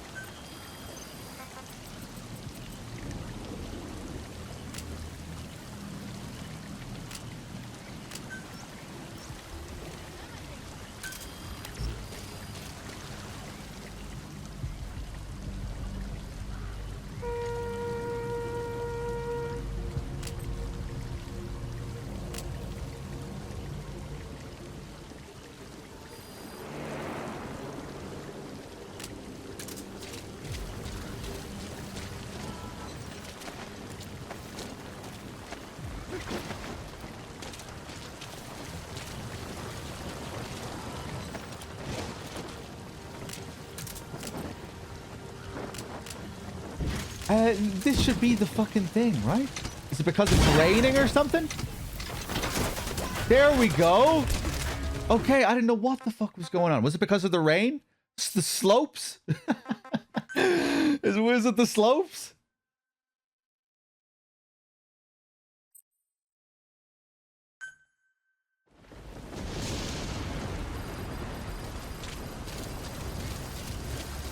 Okay, I thought I had the right launcher. Then I thought, no, maybe I need the higher grade version again for some reason, even though that shouldn't be the right launcher. I didn't know what was going on. Okay. Fuck's sake. Right, one more time. So that commander thinks he can take you on. Use your trank gun, CQC, anything you like. Teach him a lesson already.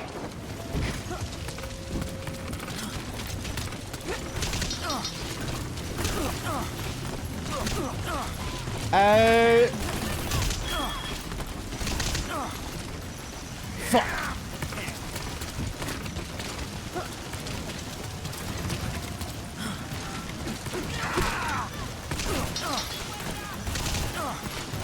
Oh, so close.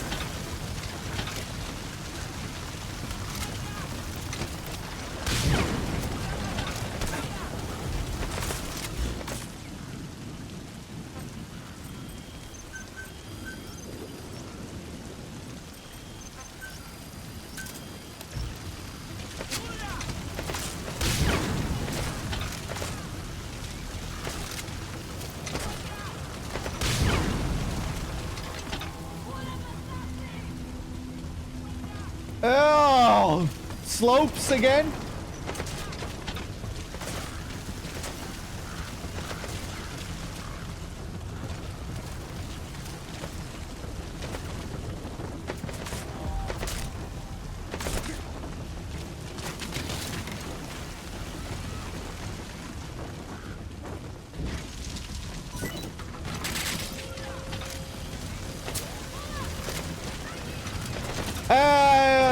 My original strat probably was a good idea then, to shoot them, group them together, and then use it.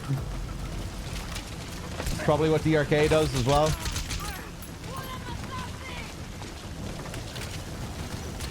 It's not going to be worth it now after all this trouble.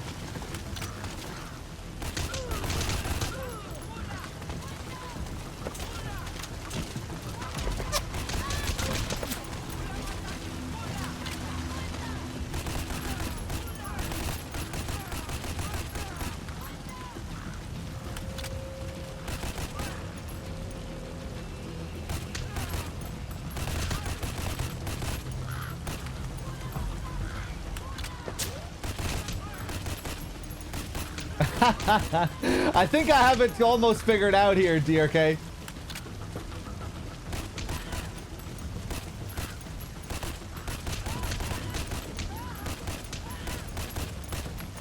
My butt. I made the mistake of reversing just now with Eli, and then I remembered from last time that you were saying that never reverse, or someone told me not to reverse. Then I forgot.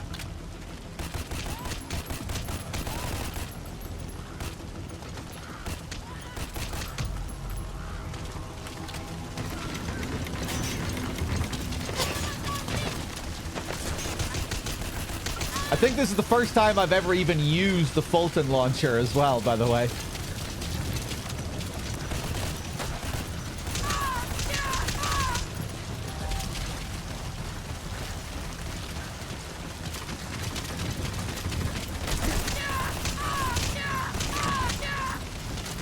Okay.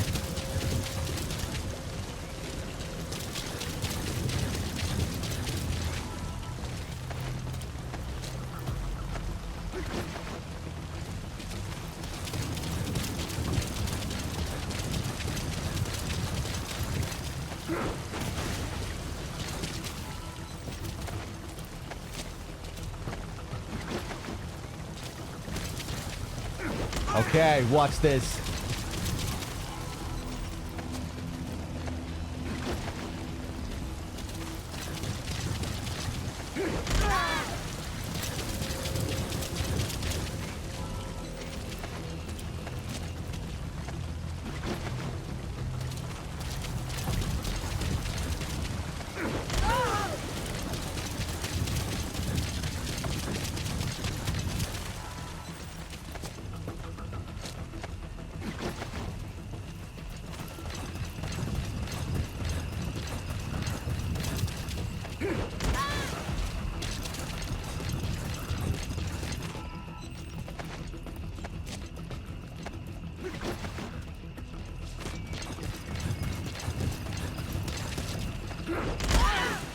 What's my favorite thing about MGS5? Fultoning containers.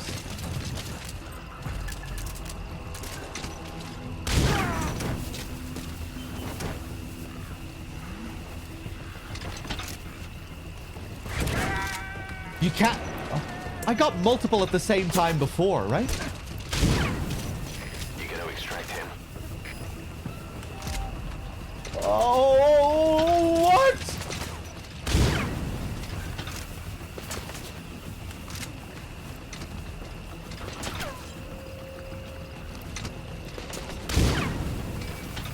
Oh. Oh. Oh. Oh.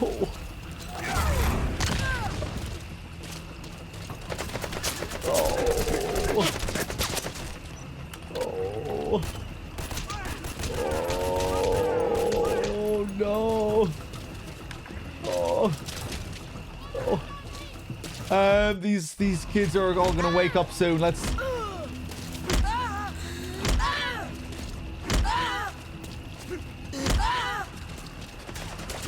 You know, I thought on the flat ground here it would be a safe bet. You know.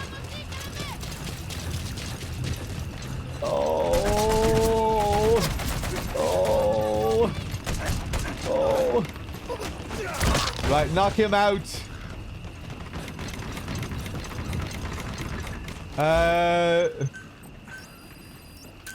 Okay. Right, I guess we'll move them away from that position. Theoretically, it should be possible to get all of them in one fucking go, right?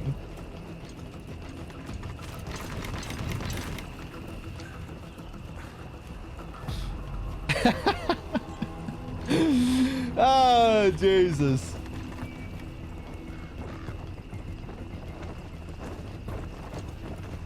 I'm just gonna play the game right after this.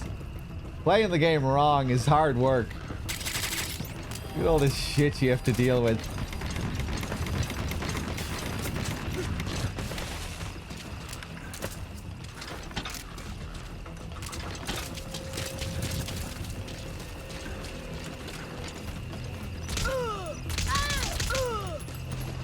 Okay, watch this.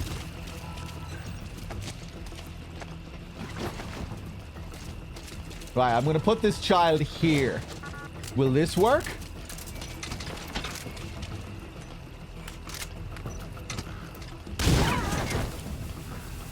Yes!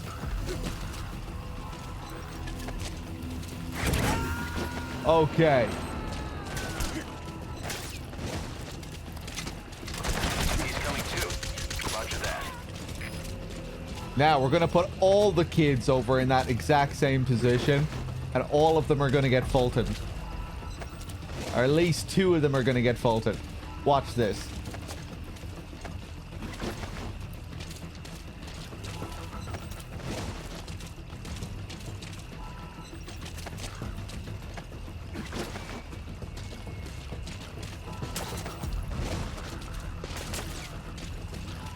Neutralizing these kids is not the problem. Right, watch this.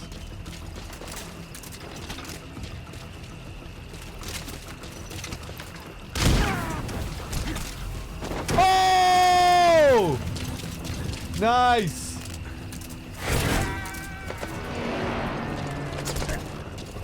Subject on board. Leave the rest to us.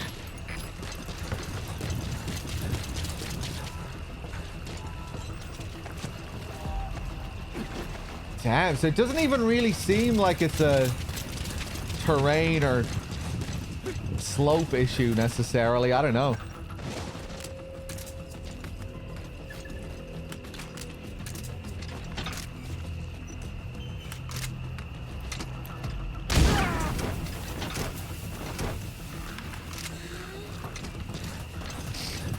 Maybe it's the... Maybe they have to be on slopes. He's coming Maybe too. it's a twist. Roger that.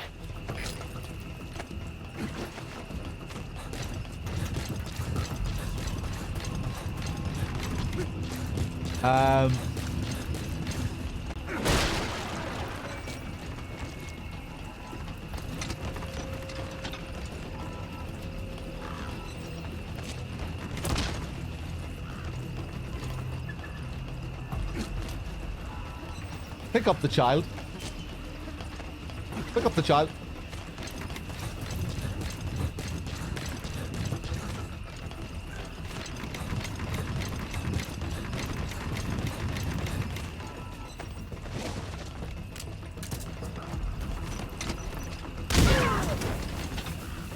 Hey! Okay.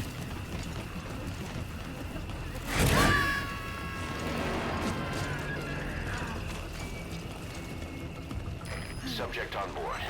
Leave the rest to us. Well, do I really need to get rid of everyone here? Fuck it, let's get rid of everyone just to be safe. Oh my god.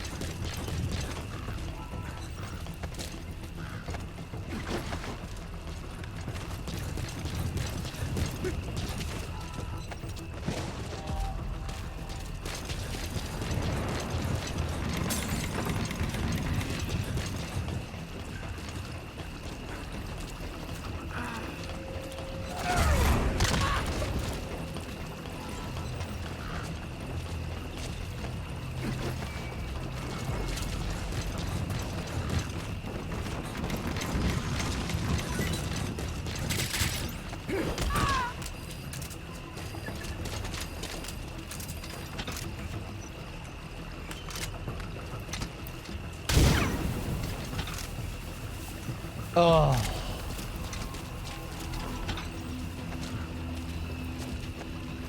Okay, how about this rock up here?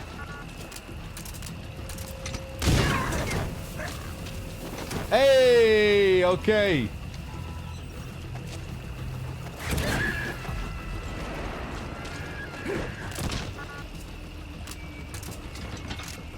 He's coming too. Roger that.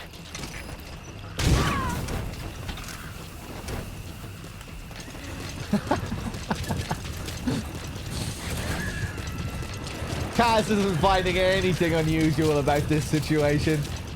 All right, here we go. Leave the rest to us. All of this just to watch fucking Eli run around in circles in a room? Jesus fucking Christ. Is it really worth it? Right, don't reverse. Don't reverse. Futsorio, thank you for the 34 months. Okay. No reversing. So be very, very careful. We don't want to run into any dead end.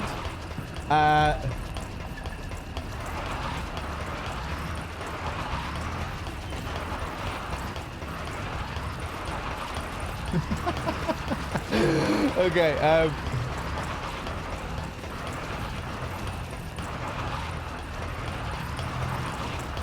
is this a good path?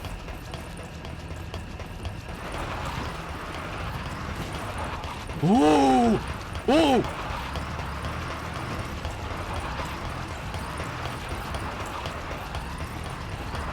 Am I okay to go up this hill?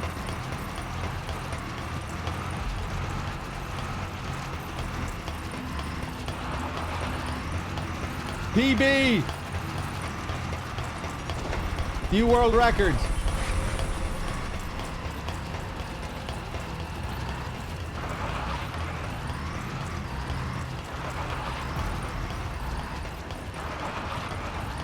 Okay, now, what is the next plan here? Icy with the 10 months, thank you. I don't know what I'm supposed to do next. Do I need to get him on the other side of this building? I've probably already fucked it up.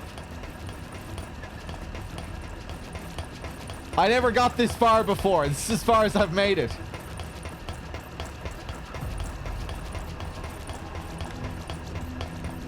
Okay, does he need to be positioned precisely beside this building? Or will he just automatically run into this building by himself?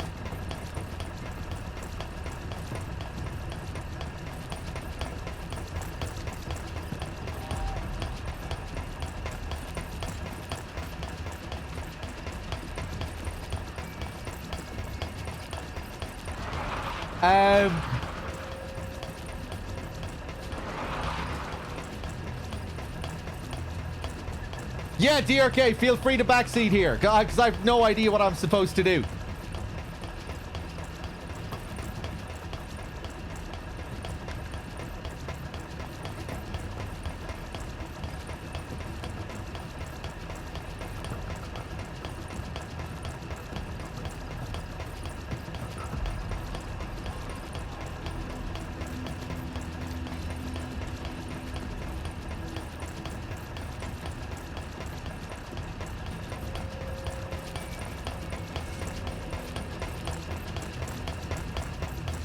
Go forward and left into those hills at full speed so he slips out, and watch him get stuck at the door. Those hills up there.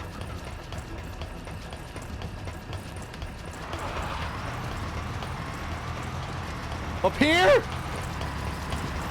This is a hill? Ooh.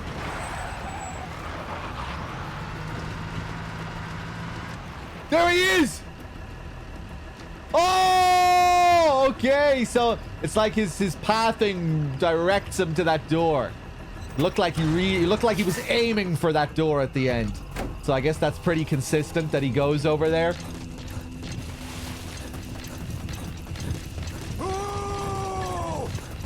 Oh, I wanted to see if I could drop a horse on his head. But he has shelter here. Damn.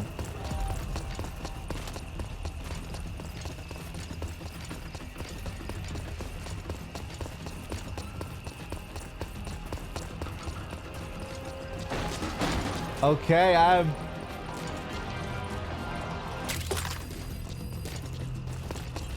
about them zombies, eh? Block the door on the other side with the truck. Oh, okay, there's another component to this. I was just about to open the door.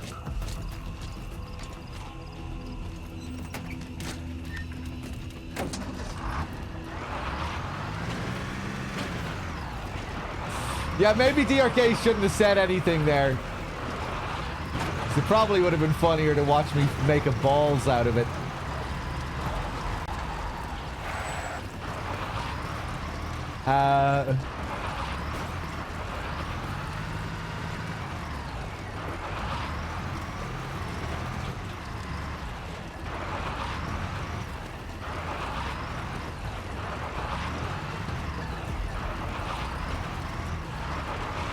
Why don't you do a little more crack?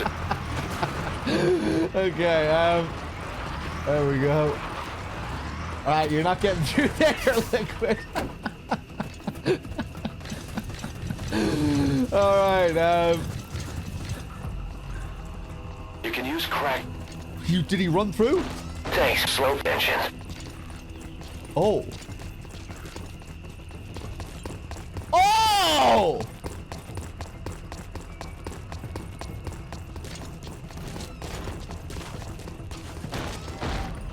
Shit!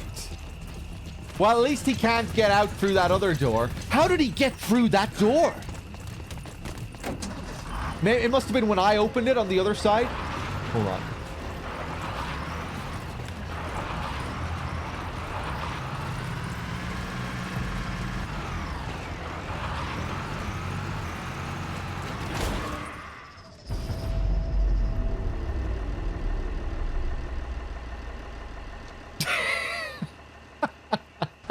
Oh shit! Boss, they're just kids. What did Oh, you do? The mission no. is a failure. I didn't think about that possibility.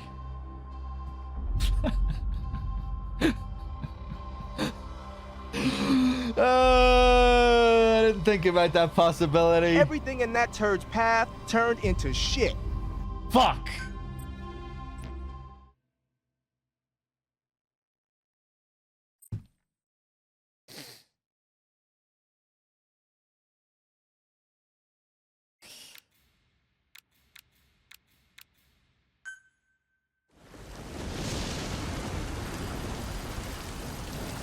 Okay, I think I'm done. I don't think I want to do this again. Boss, get down. That's an enemy toilet. I don't think I want to do this again. Unless I can... Unless I can do something really fast here.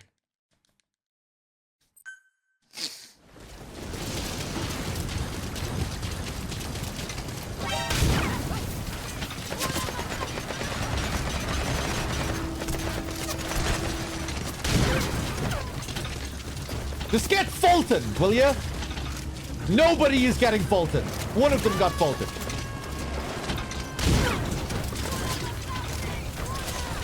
He's gonna extract him.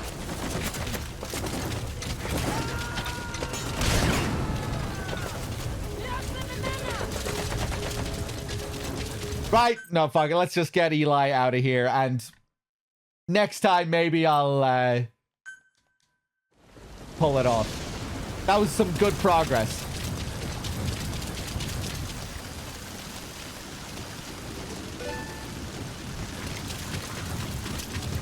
All right, you terrible little bastard. So that commander thinks he can take you on. Use your train gun, CQC, anything you like. But teach him a lesson already.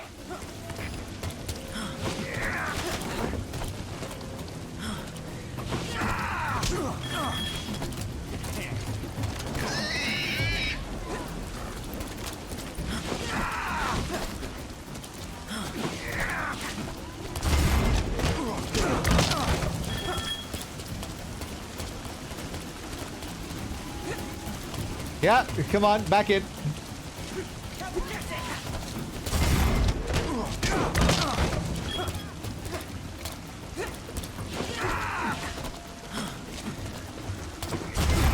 Oh, nice. I don't remember seeing that counter before. I think eventually he'll force you to go downstairs. He'll hide downstairs until you go down. Ah, bitch.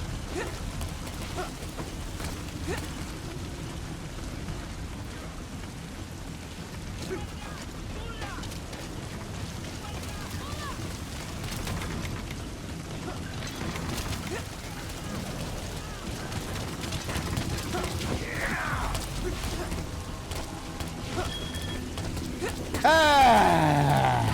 Come on, come on, come on, come on, come on.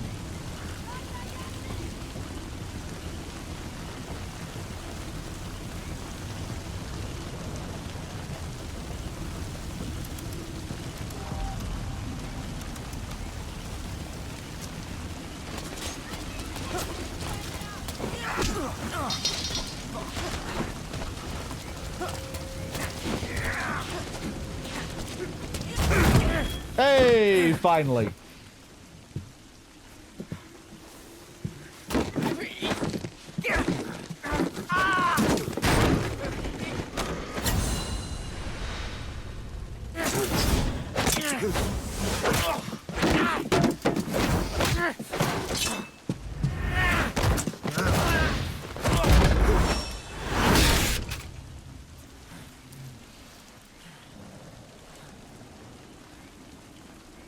You lose, Commander.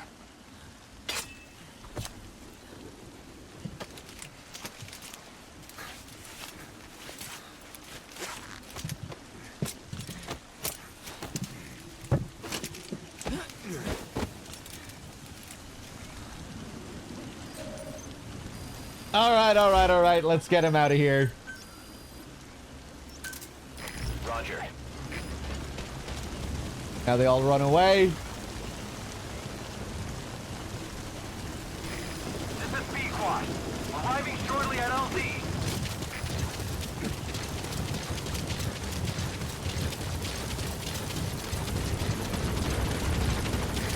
This is Pequod. On station at LZ.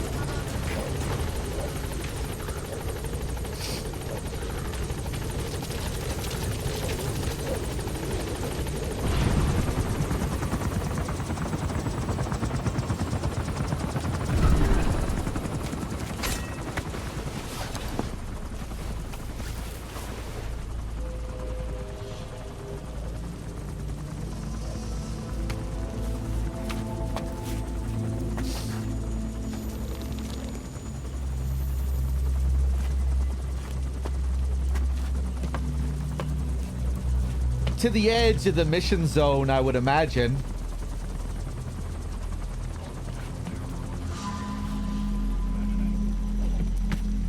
You know, every mission has its invisible walls that you're not allowed out of.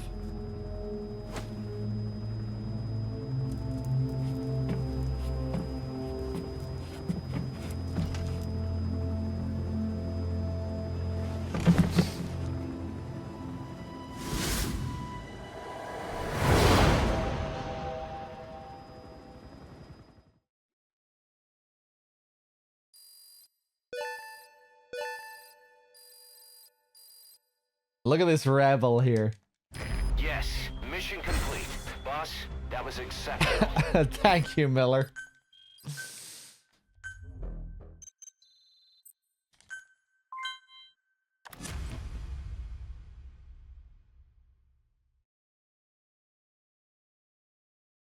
Oh, man.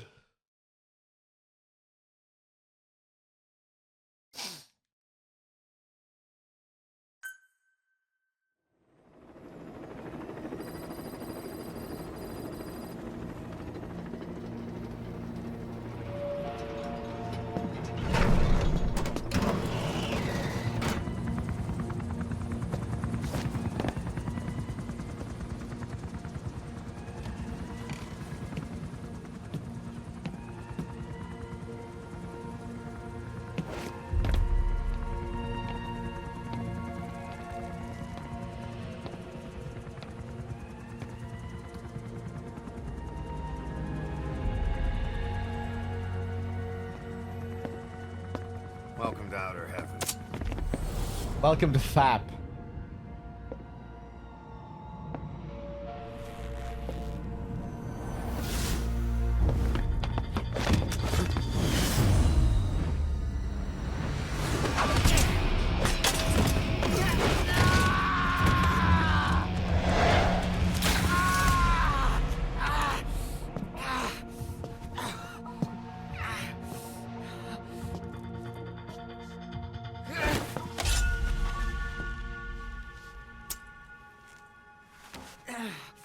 We got rules around here. Never draw a weapon on a fellow soldier. You got that?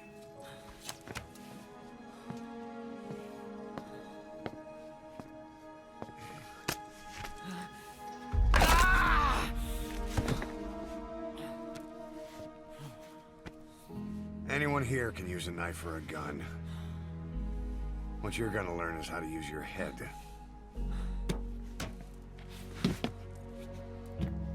Let's move.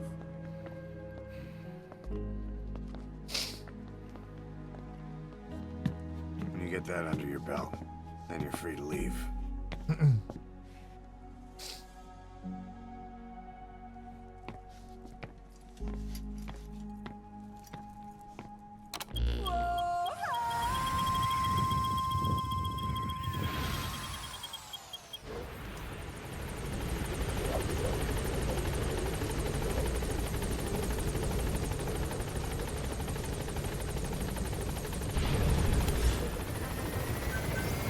Get back here, Pequods. We received some new job offers. The details are on your iDroid. Pequod, on station at LZ.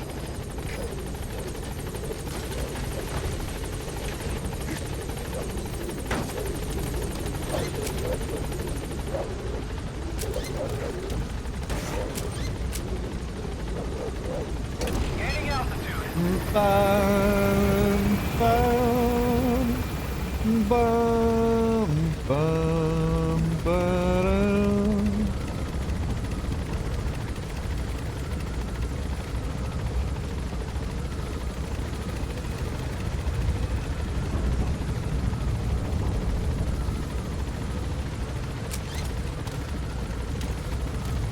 Oh.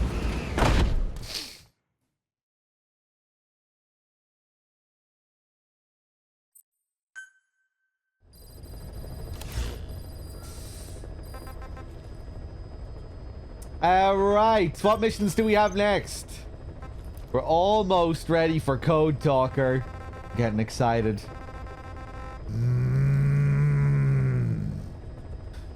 Yes. Feel the branches. Like baker's yeast. Yes. Yes, it's gonna happen soon.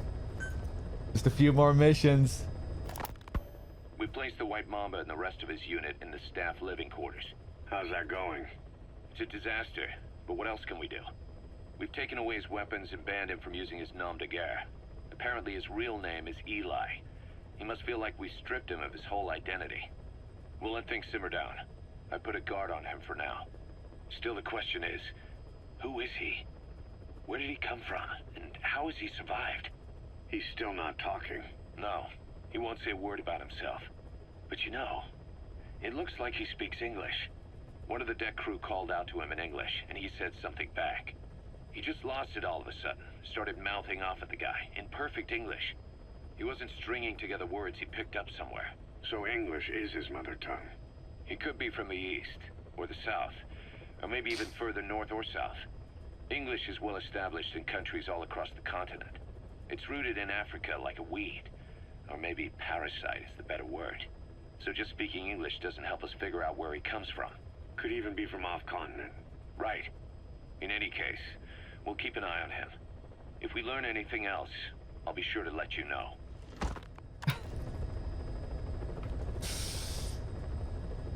I'll have 2 baker's yeasts, 1 vocal cord parasite, a vocal cord parasite 9, 2 hamburganas, 1 with packs, and a large soda.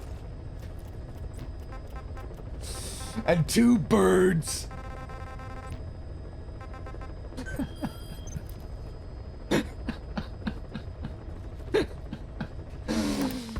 Two engineers are being held in the observation post southwest of Ngumba Industrial Zone. Boss, your mission is to rescue them. The targets are civilians, 1 male, 1 female. They were dispatched to the area by an international health organization, but disappeared shortly after. Extract the 2 targets and help them escape the country. Needs more moaning in between. Yeah, he just needs to be a little bit slower, I think. 2 Wolbachia. 1 vocal cord parasite. A Pax Hamburgana. Alright, let's do it. Let's do it. Where do I want to get dropped off here?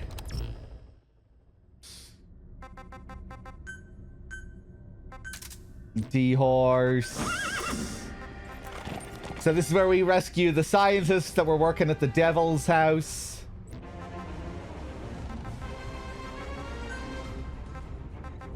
One male, 1 female. And we get them to copulate.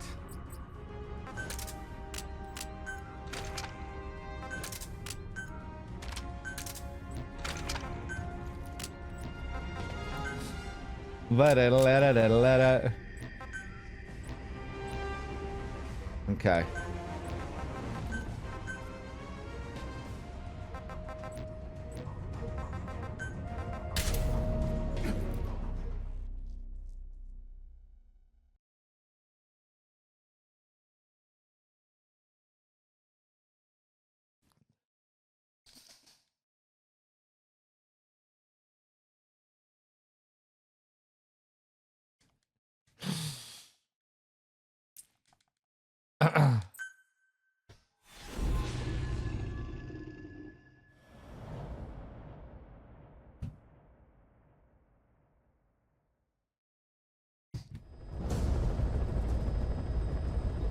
Rescue the 2 prisoners being held in a guard post to the southwest of Ngumba Industrial Zone.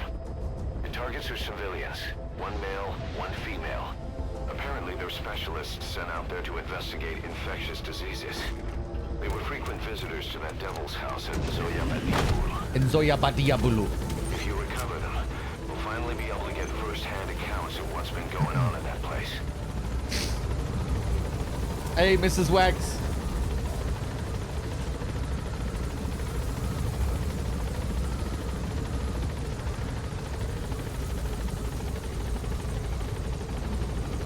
Fog looks nice. Be careful down there, boss.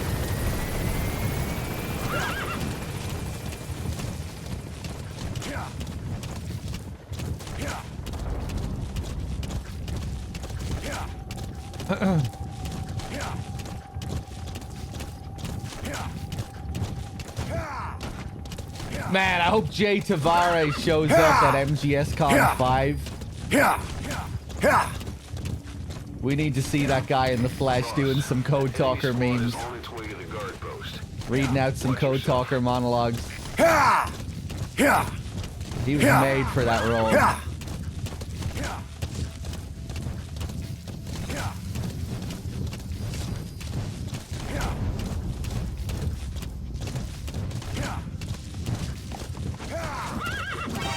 Ah! Didn't mean to lean off that side. I think I got a checkpoint there. At least don't think I'll have to ride all the way back. Your objective is to rescue the 2 targets. Counting on you, boss. Snake.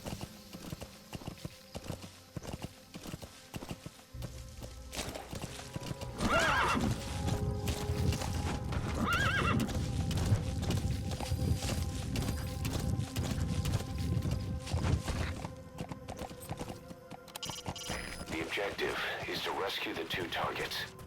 Check their location on your iDroid.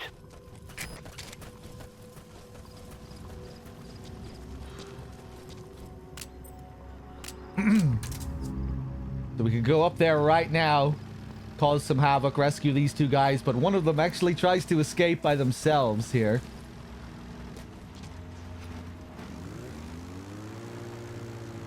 This coward here, he leaves her behind.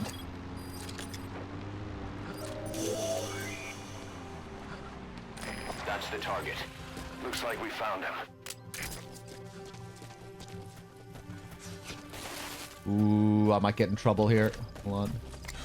Throw in a smoke, grab the other one.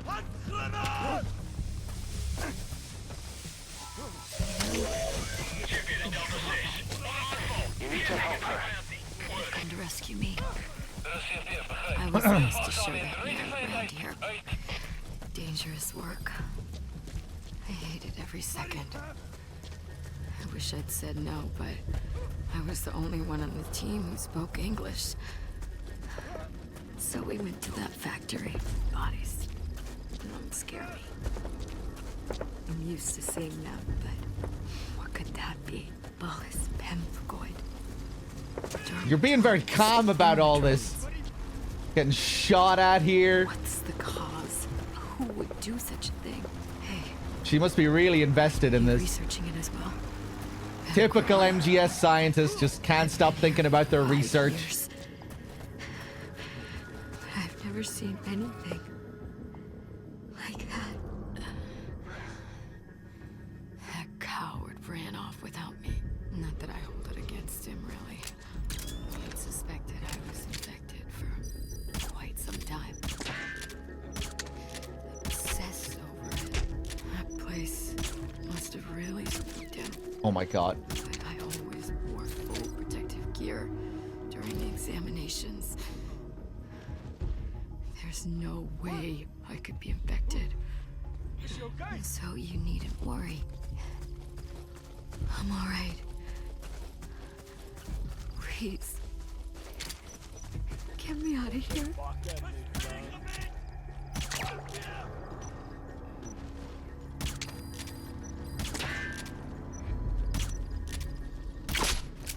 You son of a bitch.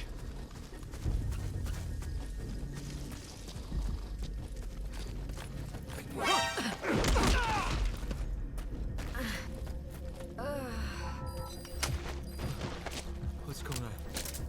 What's going on? So, you're here to save me.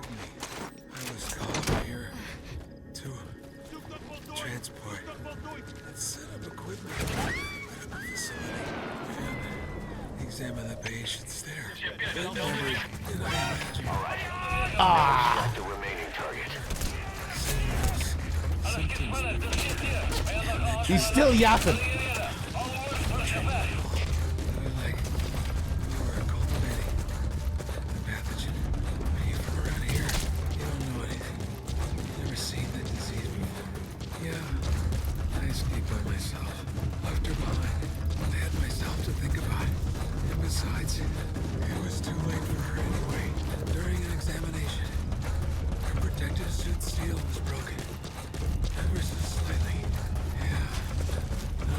No doubt about it. Are you sure? I could do for her. I'm still not sure how the disease is transmitted, but she's probably already just like. Yeah, she must be. Forgive me. It was every man for himself.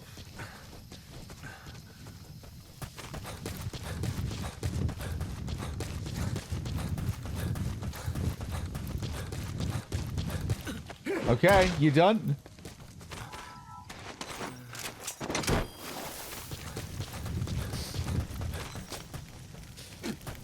Well, we haven't even met Code Talker yet. Amazing, boss. Getting both But I was prisoners still impersonating him now exfiltration. because I'm looking forward to him.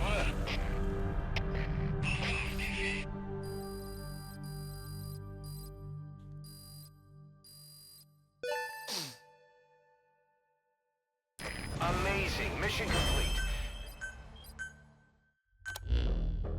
Boss, we placed the 2 targets in quarantine.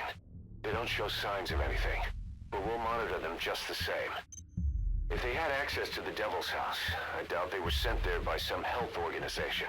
Cypher used them, and would have eliminated them eventually. But we'll protect them here. They've agreed to that. After all, we helped them out of the country as promised. The mission's complete. But boss, they've been behind the curtains at Ngumba. They examine the patients there nearly every day. They told us the patients were being made to listen to voices on tape. But the male target added something interesting.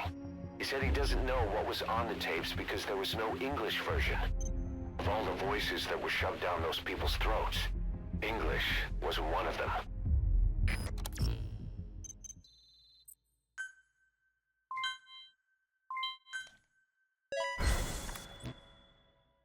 All right.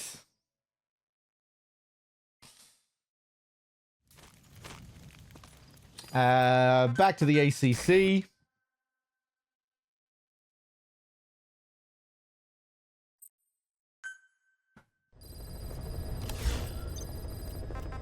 Boss, about Eli. I'd heard that one product of the Les Enfants Terribles project went missing in Africa. The age would be about right. Now, I'm not saying I think it's Eli, but I want to run a genetic test all the same. Don't worry, I'll have it done without him noticing. The test may take some time, but I'll tell you as soon as we have the results. Boss, this contract comes from the Mbele rebel militants. That's right. That general's fighters. Recently, one of their child soldier platoons staged an insurrection and split from the main group. Thing is, they took a hostage with them. The general's brother, his number 2. The contract is to extract both that prisoner and the leader of the renegade platoon. The message reads, "I love my brother. You must bring him back to me alive." It also says this about the leader of the child soldiers. He is an excellent soldier. I want to persuade him to rejoin the ranks of the righteous. Sounds a little too forgiving for the man who ordered those kids dead at the mine. I wonder what kind of persuasion the general has in store. With that in mind, here are your objectives. First, rescue and return the general's number 2 as requested. Second, extract the renegade leader, and we'll keep him at Mother Base. In other words, extract both targets out of the region. Good luck, boss. All right, let's do it. Hold on a second. Let me just check Quiet's my... being held in a cell on the medical platform. She slipped out on more than one occasion, but she always comes back on her own. Maybe out of loyalty to you. I don't think I've even said a word to her. I'm surprised DRK didn't kill Quiet this time.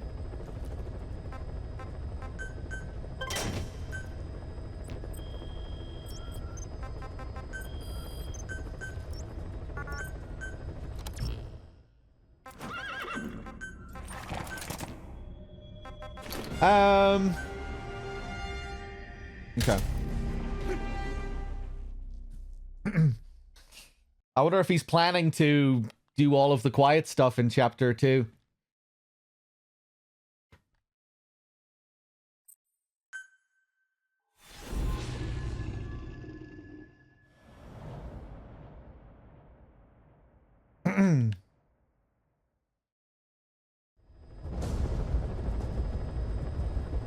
Your mission objectives are to extract the child soldier's commander and their captive, the General's number 2. This child soldier platoon decided to break away from the Mbeli militants. They took the number 2 captive and have occupied an abandoned village. Start by checking that location on your map.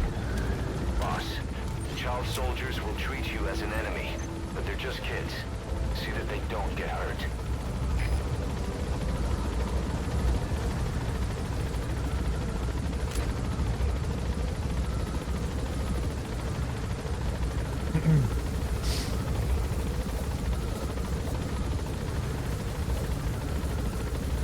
Alright, well, when we get to chapter 2, maybe I'll spend a bit of time leveling her up if we get that far. Be careful down there, boss.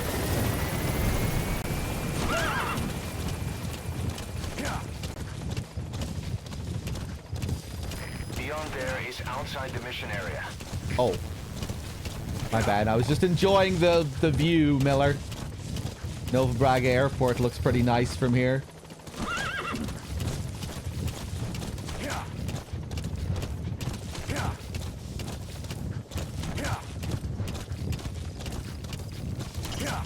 Reconnaissance is best conducted from high vantage points. I've marked a good spot on your map. Take a look at your iDroid.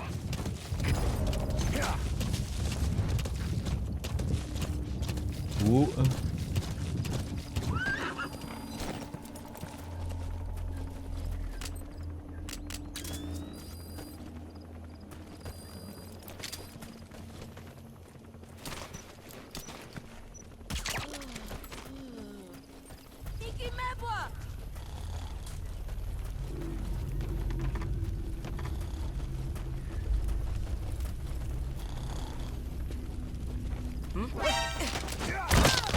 Okay.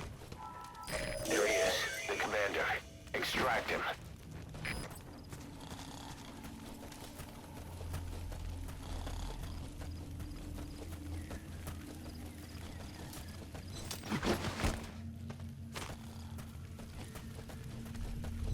Let's just drive him out of here so he doesn't get spotted while I'm going to get the other guy.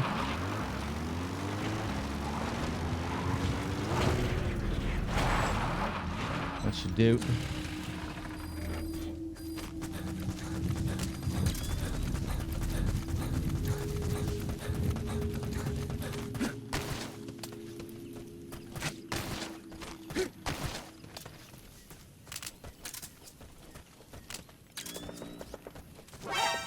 Ah! Don't hurt any of those kids. Disengage, or use your tranquilizer pistol or CQC. Okay, that's the General's brother, his number 2. Get him out of there, boss. Hey, Gooch.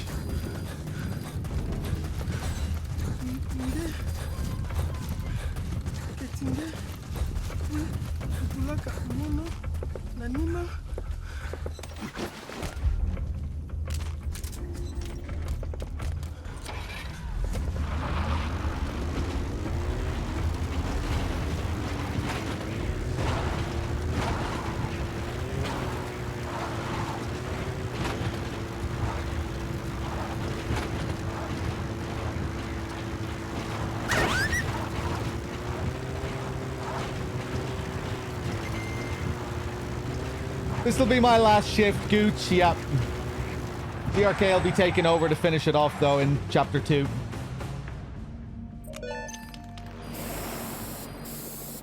Good work.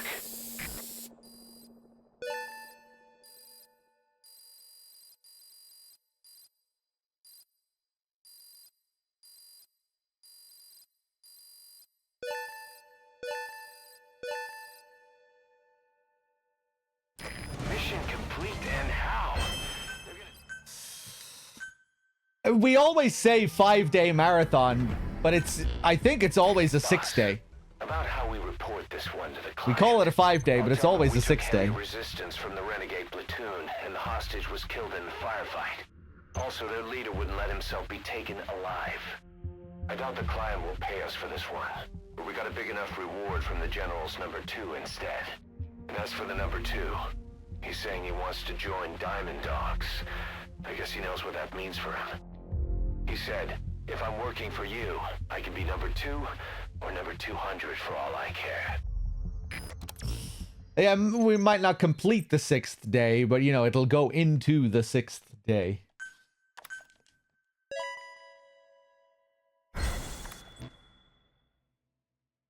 Boss, we have an emergency. Many of our staff are falling ill. At first it seemed like a common cold, but before we knew it, blisters started popping up on their chests and... Damn it. I'll fill you in at the ACC. Just get in the chopper.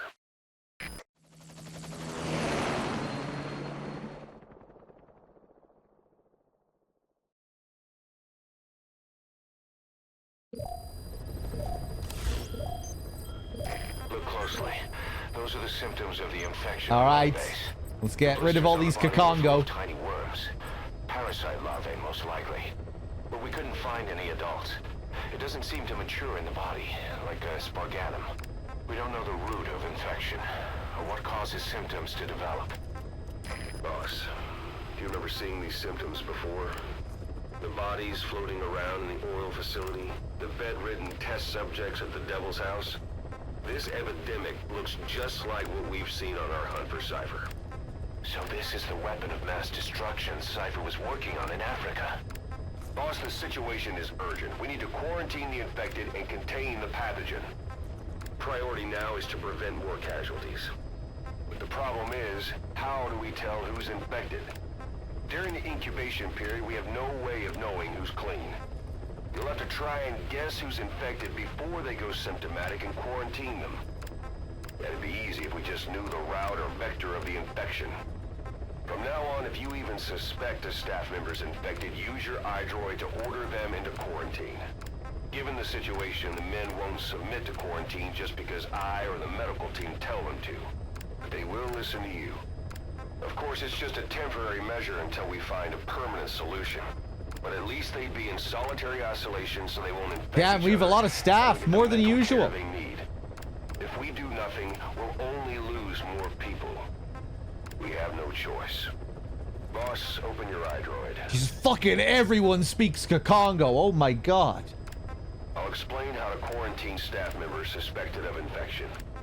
Go to the Mother Base menu and select Staff Management. What the hell? First, take a look at the quarantine facility we've set up. We'll isolate anyone who's already symptomatic at the quarantine facility. But we have to expect that there are multiple staff who are infected, but asymptomatic. So how do we identify them? At present, we have no way to tell them apart. But there has to be something for us to go on. If you notice anything, reassign staff you suspect are infected to the quarantine facility. We'll monitor them and then contact you if there's a change in their condition. Correctly quarantining these asymptomatic infected will reduce the number of new infections. You should continue with your missions as usual. If Cypher is behind this, going after them should help us determine the root cause of this epidemic. Also, until we identify the pathogen, we can't fire or dispatch any staff. We cannot let this thing spread. Boss, get to the bottom of this fast. We're counting on you. Okay, wow, the timing. I just finished. I probably missed one or two.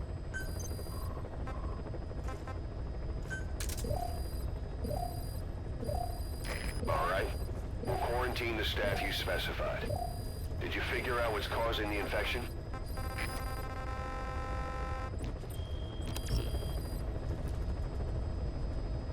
Boss, a new job's come in.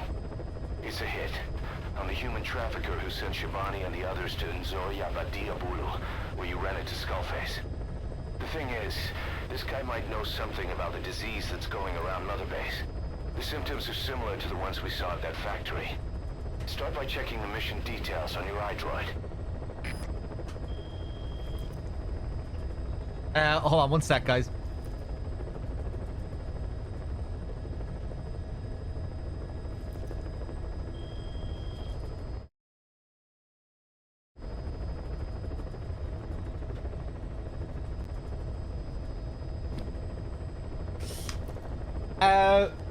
If you get all the Kakongo guys there, I thought you used to get like a message from Ocelot to kind of confirm that you did it correctly. I feel like the last few times I've played this, I haven't got the message. Even when I've gotten rid of all the Kakongo guys. But maybe I'm just forgetting what the message is. Or maybe you don't get it until, like, the next mission. I thought you got it, like, right afterwards if you did it correctly.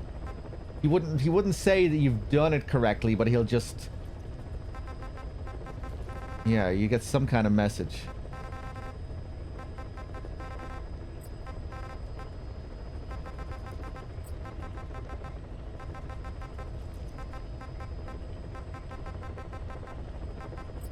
Maybe you won't get it if you have someone who's injured or someone who you can't move.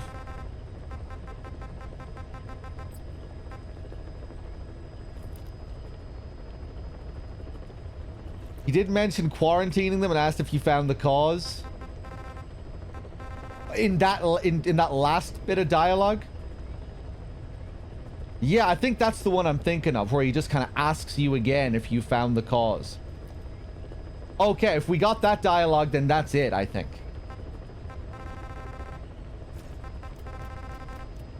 Oh, right at the very end. But I probably thought that was just a part of his initial dialogue because I was doing it so quickly. Okay, okay. Yeah, I think that's it.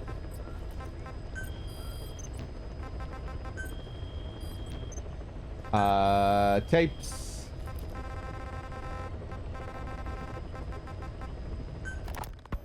Look closely. Those are the symptoms of the infection on Mother Base. The blisters on the body were full of tiny worms. Parasite larvae, most likely. But we couldn't find any adults. It doesn't seem to mature in the body, like a spargatum. We don't know the root of infection, or what causes symptoms to develop. The infection rate, along with the number of dead, are both on the rise. If we don't find the cause, and soon...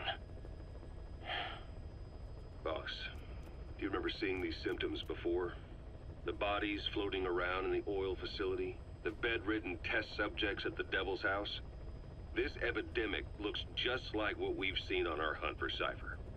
It could be a counterplay by Skullface. That's insane. You mean they weaponize parasites? Parasites as weapons. That definitely falls under the Biological Weapons Convention. But it's something the world would never see coming. And no one's ever developed a vaccine for parasites. So this is the weapon of mass destruction Cypher was working on in Africa? It may be. But if it is, how did the Yellow Cake and Walker gears fit in? There must be something bigger we're not seeing. Anyway, our priority now is to prevent more casualties. The medical team is studying the infection, but we can't treat anyone until we know the root cause. All we can do right now is halt the spread of infection.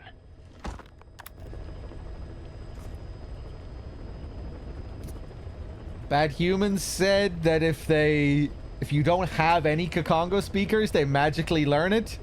Wait, Bad Humans didn't say that. Bad Humans didn't say that, according to Bad Humans. But can we really believe anything Bad Humans says after yesterday and that whole charade with Sakurai? This guy probably can't even remember what he said now. He said so many things. So I don't know. I don't know if I believe Bad Humans anymore. Gonna have to take everything he says with a grain of salt now. Lost a lot of credibility after yesterday's stream.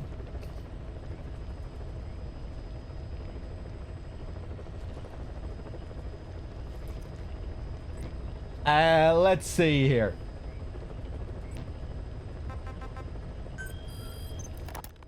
Boss, there's a target on the run somewhere on the Savannah. Your job is to find and eliminate him. He's a logistics officer for the PF known as Rogue Coyote. On the side, however, he colluded with the Buta regime, abducting people from Mbele villages and supplying them as slave labor. That's right.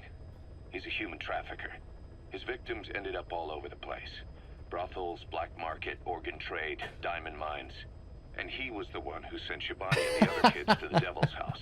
But then an Embelli rebel group finally added him to their hit list. The target decided it was time to quit, and now he's trying to leave the country. If he makes it Hey, back I to had his fun country, pretending he's to no be more than a DRK. civilian, and he'll avoid facing a court-martial, like so many other war biz junkies. I take no Plans on shame in that. enjoying New Live finance with his blood money. The client's order is to take him out. How you go about that is up to you, boss.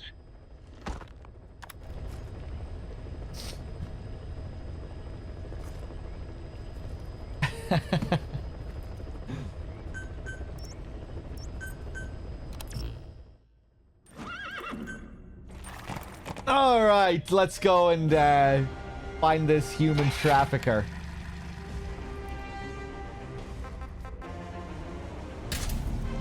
Let it.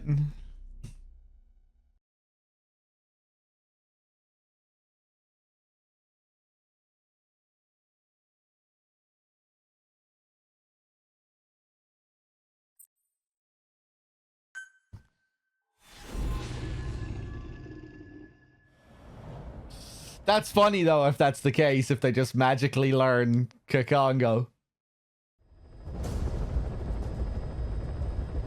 Boss, the target is a PF logistics officer who works as a human trafficker on the side. The client wants him dead.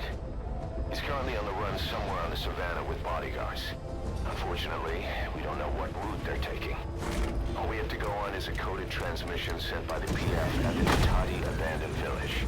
It appears to be a workup of the target's security plans, but to decipher it, we'll need an intel file with the encryption key. This key should be at the comms. You do get some guaranteed Kakongo speakers. Yeah, but like what if you fire all of your Kakongo speakers? It seems like when you get to that sequence, they'll just magically learn it anyway. Like, some of your soldiers who never spoke Kakongo will now just be able to speak Kakongo suddenly. Hold on 1 second.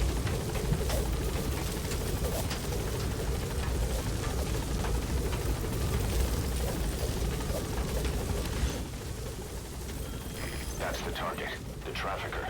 He's a logistics officer for Rogue Coyote. It looks like he's hired his bodyguards from one of their competitors. Why can't he trust his own men? Something doesn't add up.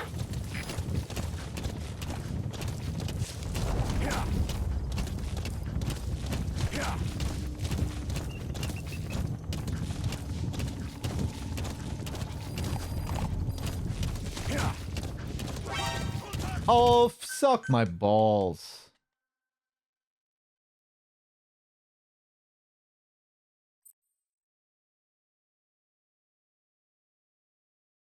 Hold on, let me just catch up with the chat here. If you have vacancies, you'll get E-rank volunteers. If your base is full, the staff on base will become fluent in Kakongo just to get sick of it. Okay. Boss, the target is moving across the savannah. Find him and eliminate him. Unfortunately, we don't know what route they're taking. Find the route. Find the man. All we have to go on is a coded transmission sent by the PF at the Ditati abandoned village. It appears to be a workup of the target's security plans, but to decipher it, we'll need an intel file with the encryption key. Beyond there is outside the mission area.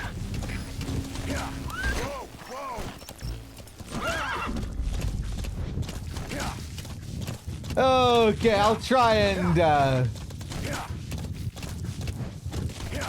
I'll try and do this quickly if I can. Hey, where do you think you're going? I think they start moving over here at this outpost.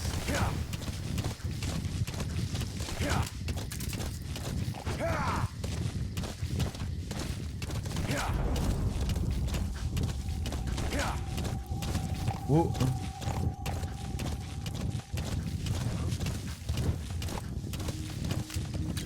Here they are.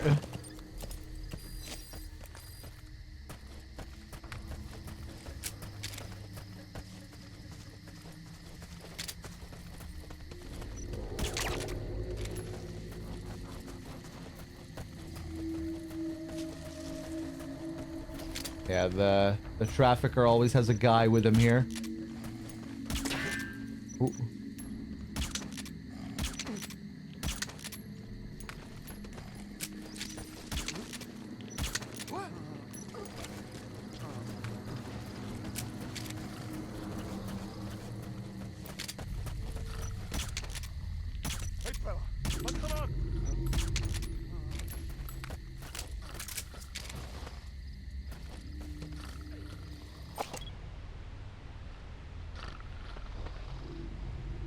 No confirmation, Miller?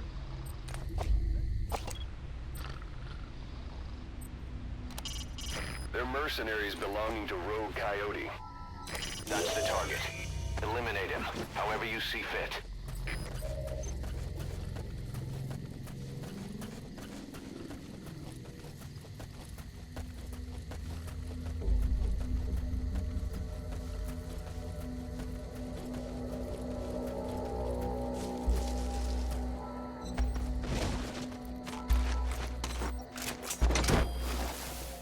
Actually,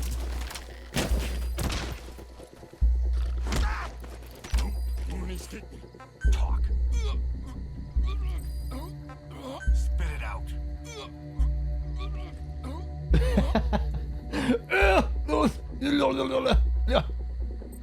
Speak.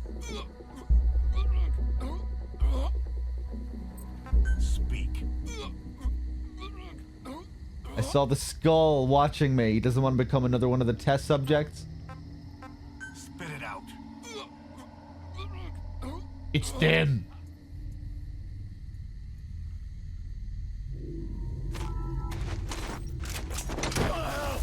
Boss, get down. The enemy sniper. Stay low and crawl along the ground. That should enable you to sneak past enemies. Target extracted. We'll let the client know he's been dealt with. Exfiltrate out of the hot zone by chopper or on land.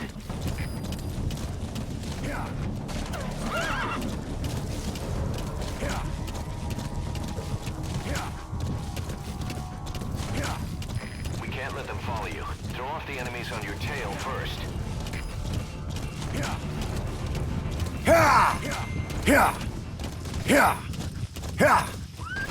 All right, the coast is clear. Mission complete. Oh boy. Okay, we're almost there. We're almost at everyone's favorite. Mission complete, and how? Our traveler was very talkative. Guinea pigs. That's what became of his kidnapped victims. Says he got a good look at that factory at Zoya Badiabulu when he dropped off some fresh guinea pigs for them. Along with our man without a face. His instincts told him to run like the rat he is. Said it wasn't worth the money. Figured he could be next. That's when he went to the NGO. You can use crack. He thought that in exchange for his buyer's list, they could set him up with a new identity someplace far away. He had an idea who he was up against, and he didn't want to take any chances. A true rat. But like us dogs, he knew when he smelled trouble. And something else. He said the specimens come from deep in the forest. We don't know what he meant by specimens just yet. Boss, get down. That's an enemy toilet. Match what we've seen on the infected at Mother Base. Deep in the forest. Maybe there's the clue we need to beat this infection. Boss, oh shit! Could be right around the corner.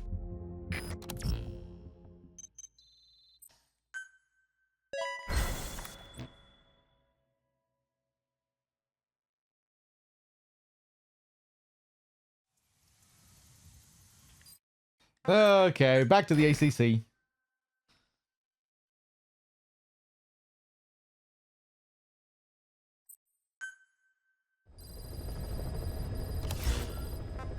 Boss, we finally heard from one of our missing intel team members. He says he has a solid lead on the epidemic at Mother Base. Take a look at the mission details ASAP. Boss, the intel team's hard at work investigating the cause of that illness spreading through Mother Base. Problem is, a bunch of our agents in the field are still MIA. Progress has been slow, until now. We just got a distress call from one of them. He said he's got intel on the origin of the disease. But the PF in the area got to him before we did. There's been no further contact from him, but we know he's being held at the guard post on the western end of the mine. There's still a good chance. Now, he's this alive. isn't the We intel can't afford to let him members' die. mission. Right now, he's the only link we have to the root cause of the epidemic. Get our man back, boss. I'm actually not sure what this guy is wearing. Maybe this guy is still wearing his Diamond Dogs outfit as well. I think he might be different.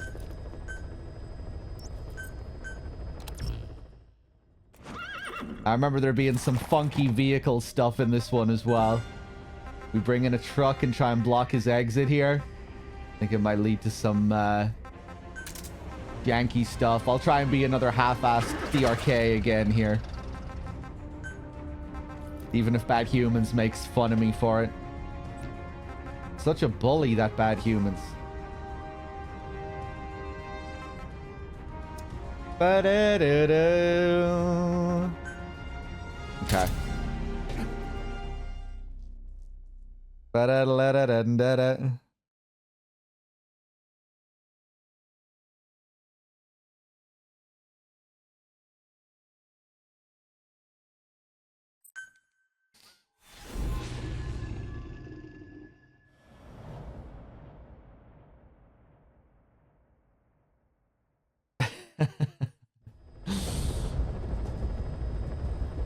A member of the intel unit has gotten a lead on the epidemic that's crippling Mother Base. The problem is, our man has been captured by the PF in his operation area. He's being held at the guard post on the western end of the mine. Boss, Wow. we need you to get him out ASAP. Right now, he's only linked to the root cause of the epidemic.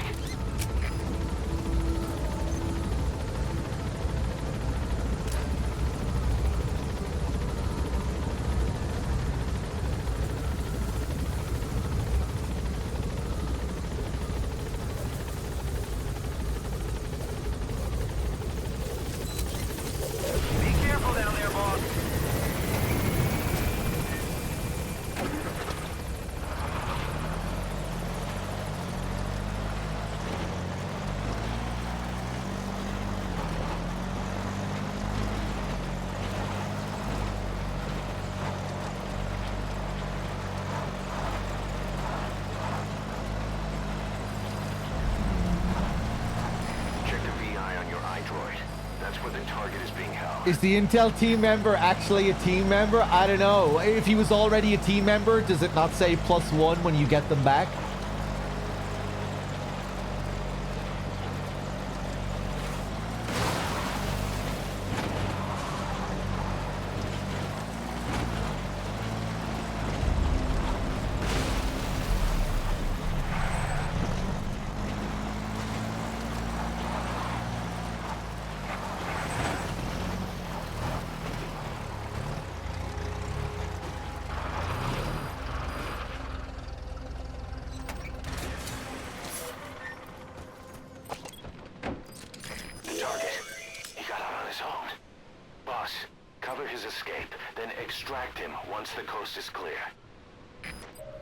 Yeah, he's just in some prisoner outfit here because he was captured.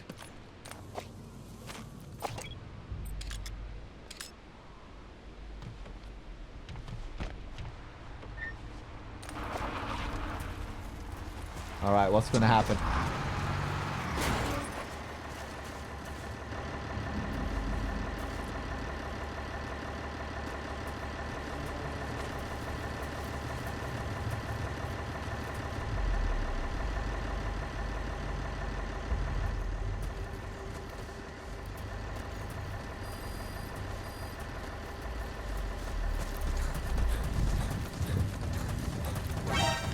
Fuck.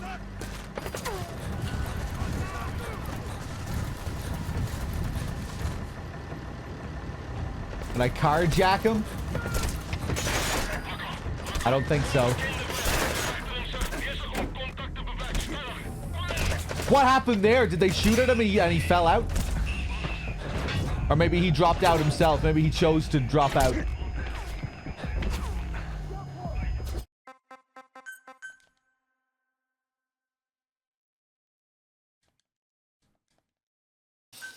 He'll drop out as soon as you get close, okay. Captive in the guard post on the western end of the mine. Check the VI to see where the target is. Check the VI on your iDroid. That's where the target is being held.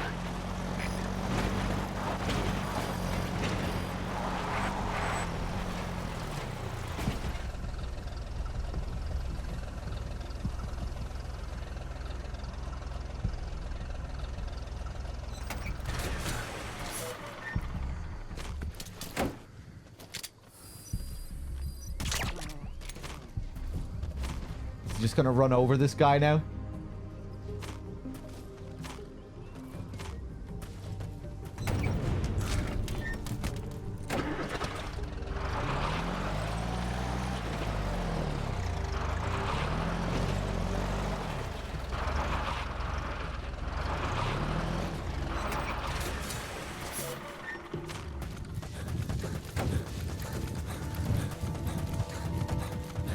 want to see if I can get another save if I come back up here while he's over there.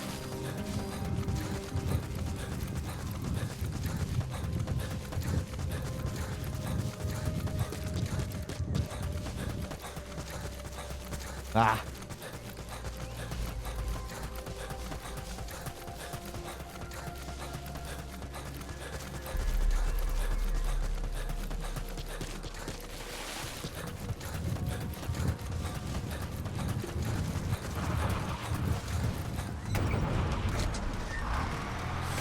Oh, you bitch! Oh my god! Okay, I thought he saw that I was parked here and he was going to take a cheeky turn up the hill.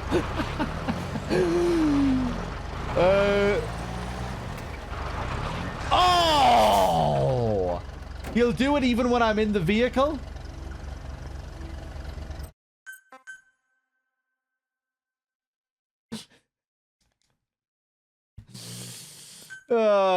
No. The target is being held captive in the guard post on the western end of the mine. Check the VI to see where the target is. Check the VI on your iDroid. That's where the target is being held. I just want to see if I can reset these checkpoints so I don't need to wait around for him. Yeah, okay.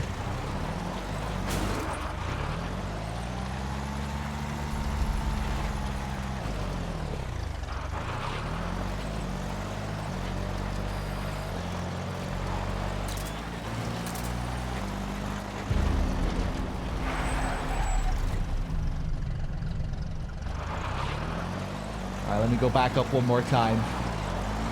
I'll probably make him balls out of the timing here. One more checkpoint. Nice.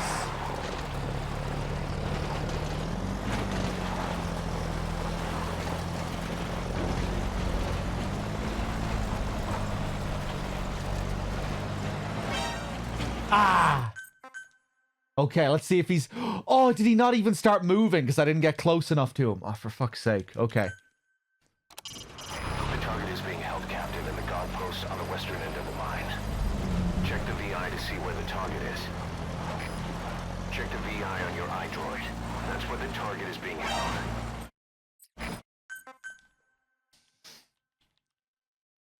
Okay, this time. You haven't missed Code Talker. We're getting very close now. The target is being held captive in the guard post on the western end of the mine. Check the VI to see where the target is. Check the VI on your iDroid. That's where the target is being held. Let's get rid of this guy first.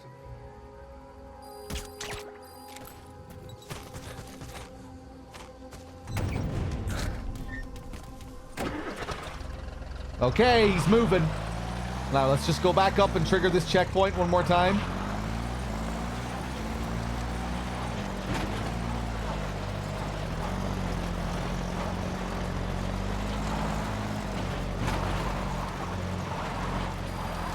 Oh god, look at those guys.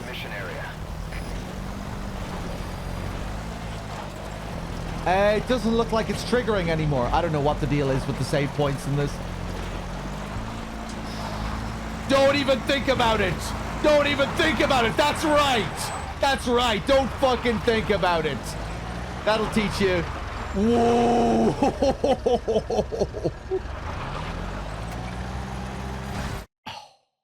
And he passes out again. Yeah, it seems like if I stay too close to him for too long, he'll pass out. All right, this time I won't make that same mistake. The target is being held captive in the guard post on the western end of the mine. Check the VI to see where the target is.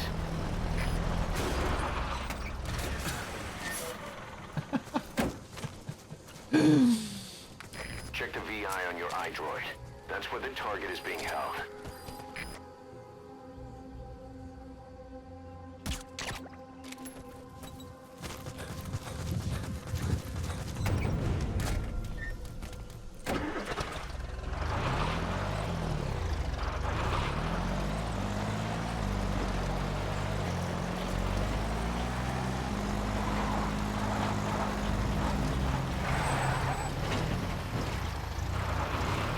I want to try the same thing again where I stay up here and then... Gonna bait him. Where are you going? Where are you going? Look, I'm going down here. You're not going down here. Boss got an emergency report from the intel team. A vehicle has fled the guard post heading northwest. The prisoner at the wheel appears to be the target. He escaped on his own. The target is fuck. position. Find that vehicle fast. Okay, one more thing.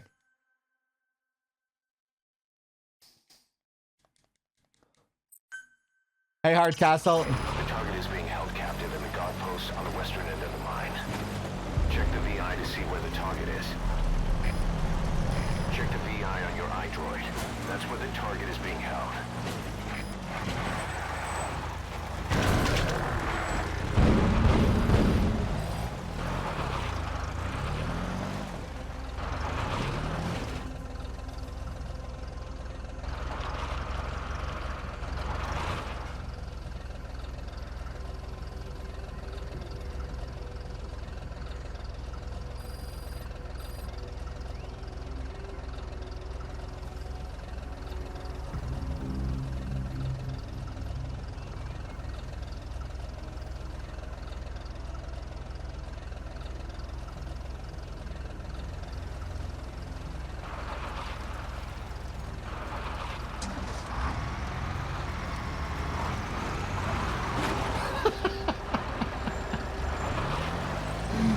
Okay, now if I just let you do your thing, what are you gonna do? Oh, shit! Woo! The Drift King! Northwest. The prisoner at the wheel appears to be the target. He escaped on his own. The target is no longer at the designated position. Find that vehicle fast.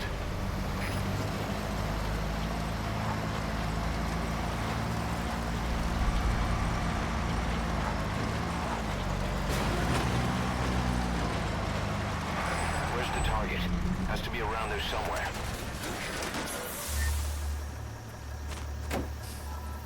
Nice find. This is supposed to happen.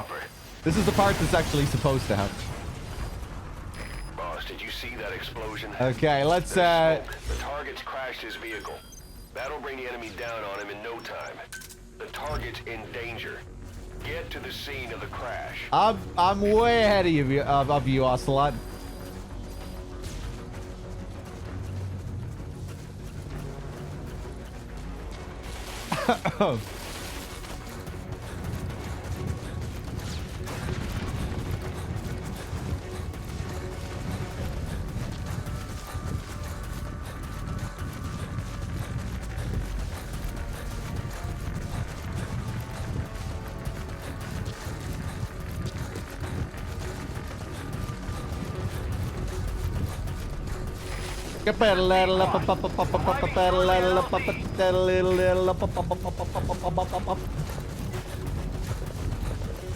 Sucking my hair, motherfucking say a sucking my balls and what's that?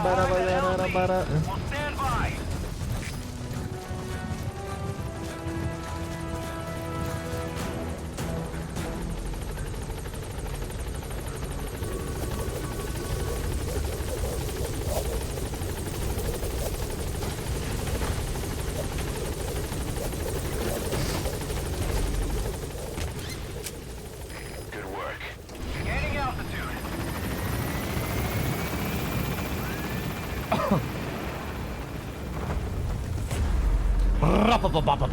That's it. You've made it out of the hot zone. No sign of the enemy. Mission complete, boss. Departing! Mission complete. And the target's safe. Time to figure out what the hell is behind this epidemic.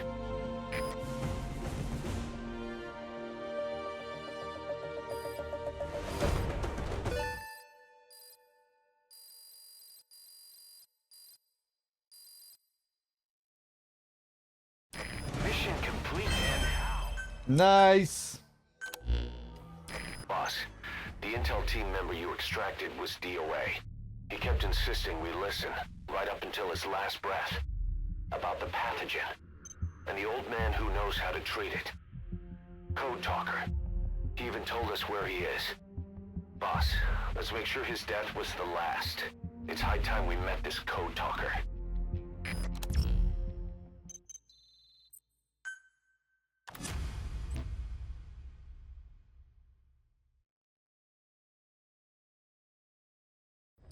Can't wait.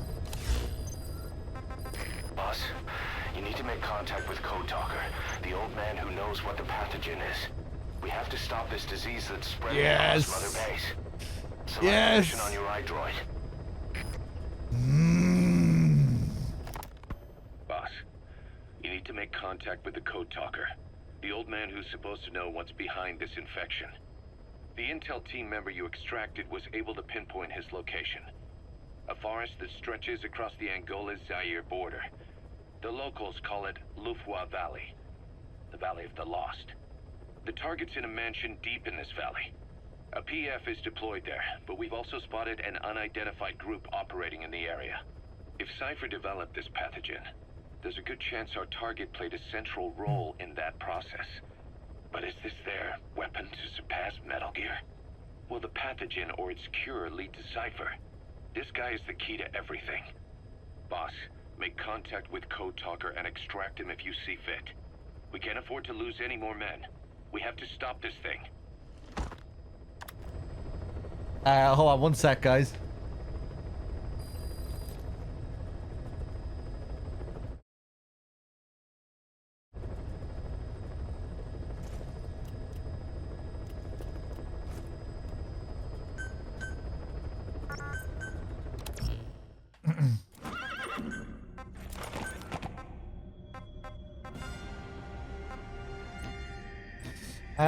Let me just develop the woodland camo. Might make a bit of a difference. Ba-da-la-da-da-da-da. Ba-da-la-da-da-da-da.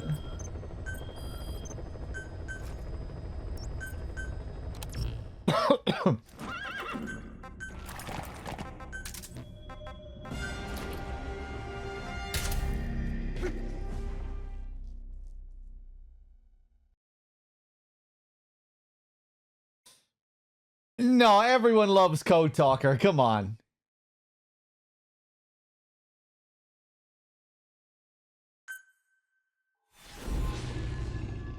Code Talker's a legend. When the game first came out, sure, you know, everyone hated Code Talker, but now he's a bit of a legend now, I think. And incredibly sexual. Boss, make contact with the old man known as Code Talker.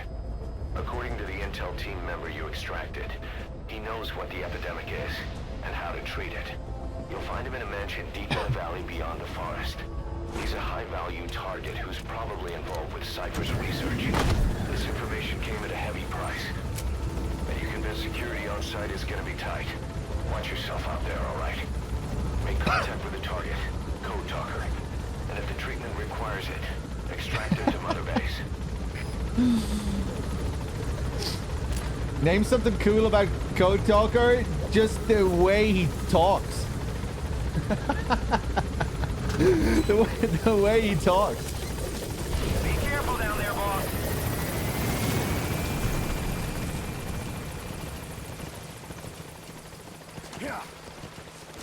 The kind of strange, perverted, sexual undertones of the way he talks about his parasites and, you know, how they writhe and wriggle inside him, and, you know, this kind of relationship that he has with his parasites.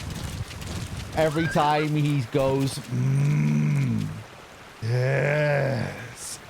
That's another amazing thing about Code Talker. You know, you kind of imagine him almost naked, feeling himself sometimes with how into it he gets.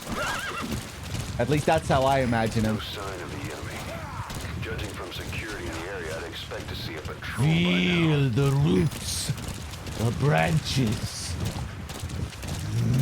Missed. I have a bad feeling about this.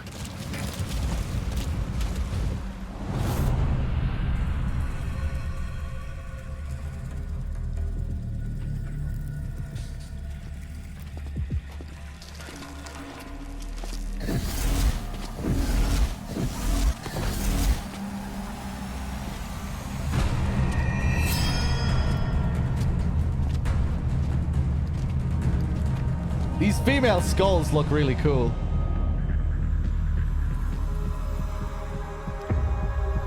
Her asses look cool too.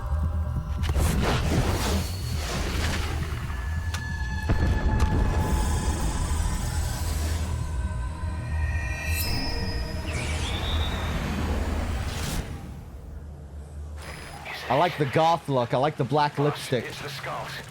Damn it. So Cypher is behind this. With their Venom Snake eye patches and their straps.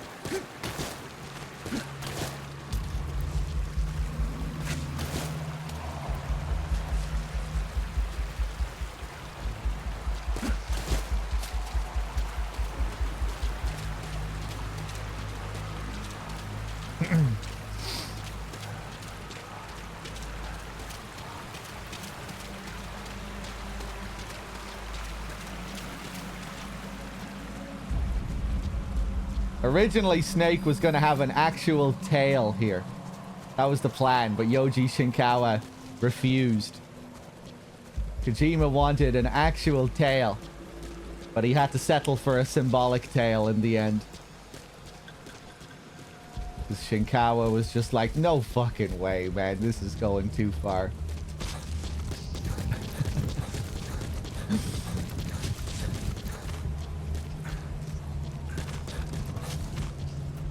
Have a strap instead.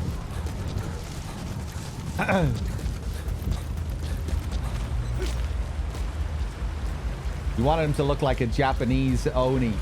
An ogre, you know, with the horn, the tail. A devil.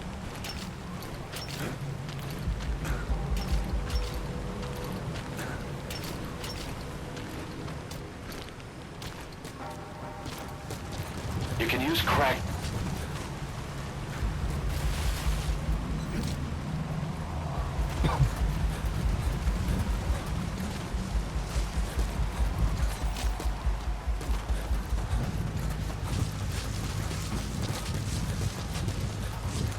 Maybe, yeah, if he got the actual tail idea through, maybe we would have had tail abilities as well, tail whips, things like that. Maybe we would have been able to choke the enemy with our tail.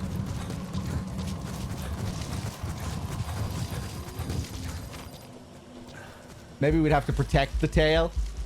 Why don't you do a little more? Maybe the enemy would be able to shoot the tail off.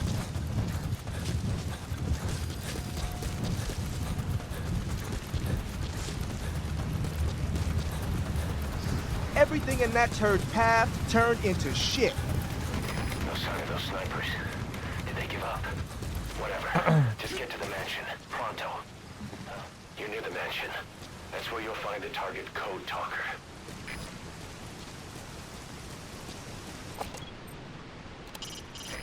Can't help but appreciate that architecture. Though I doubt the target's there to put his feet up. Can't help but appreciate that architecture. Though I doubt the target's there to put his feet up.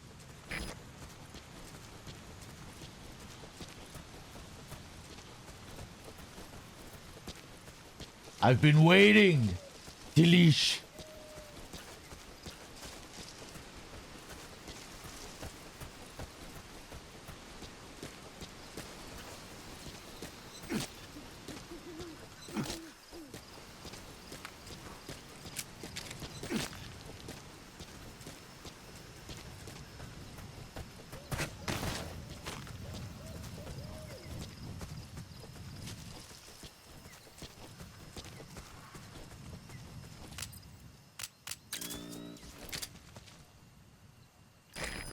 PF Zero Risk Security. Looks like they're protecting the target. Why don't you try interrogating them? They might know the target's exact location. Iemand met wie ek gesels. Wat bedoel jy? Die ander dag word ek skielik omsingel deur hierdie gewapende laities, right? En hulle verstaan nie 'n woord wat ek sê nie. Ag, dis bad luck. Maar jy weet, Afrikaans as 'n taal is waarskynlik op pad uit in elk geval. Sedert die Soweto onluste, kry dit net slegte pers waar jy kyk. Ja, almal noem dit die taal van die onderdrukker. Dis nie eens 'n mutering van een van die Afrika-tale nie. Dis gebaseer op 'n vorm van Nederlands wat die kolonialiste gepraat het. Maar iemand het die briljante idee gehad om dit Afrikaans te doen en almal te forceer om dit te praat. Dis waar die opstanding gegaan het, reg? Protes teen die aanleer van die taal. Ja, dit maak seer om te sien Afrikaans word so gehaat. Maar ek reken dit sal saam met apartheid verdwyn. Dit gesê, dink ek dit kan aanhou voortbestaan solank mense dit wil praat. Ja. Okay, ek's klaar. Sien jou. feel like that's one I don't hear too often. Interesting.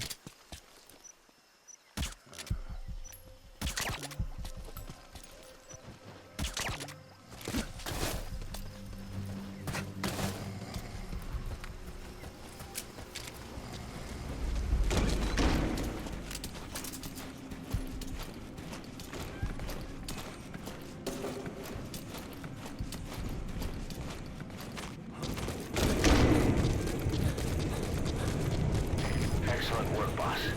They don't even know you're there. Keep it up.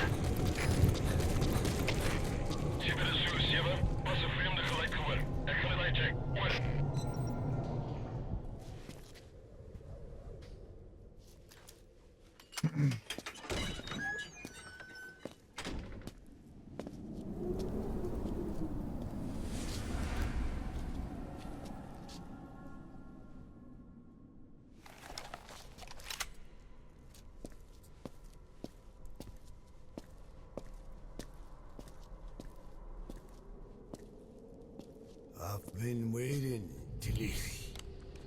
What should I say? Bedachokhale.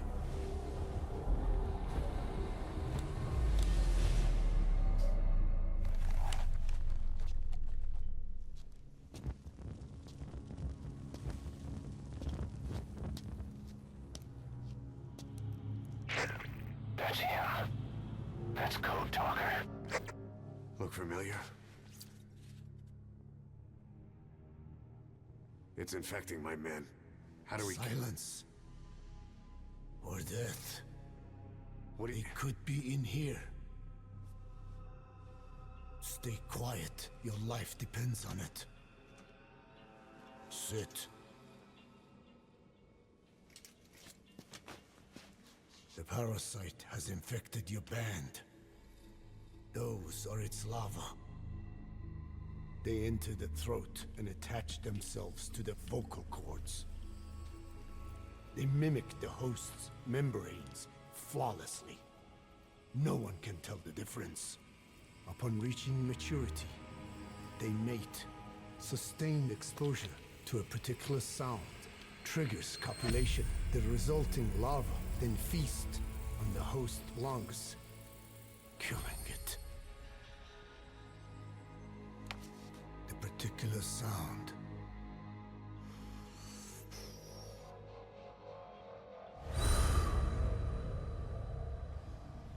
is words. They attack only those who speak a certain language, not just one. I cannot say which language your parasites are attuned to. But silence is the best way to keep them from laying their children. This contains an herb that they dislike.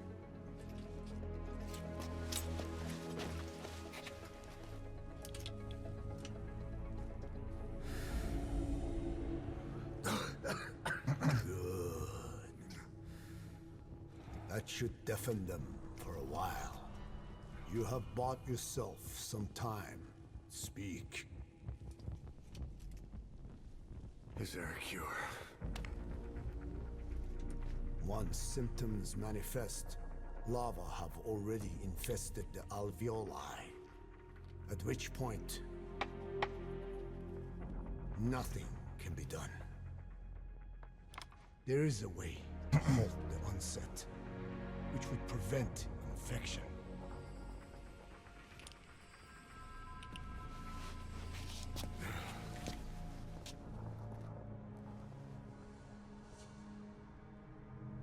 I need your help.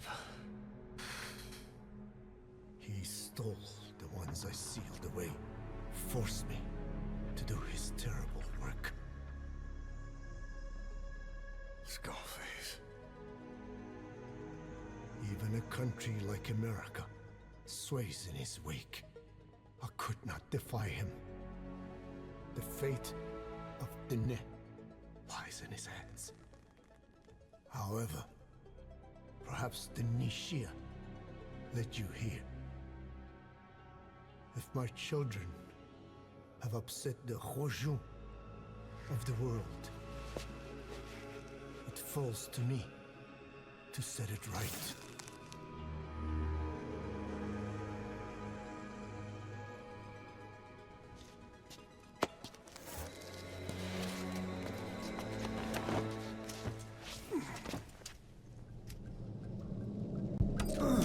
You've secured the target, but he's too old to risk a Fulton extraction.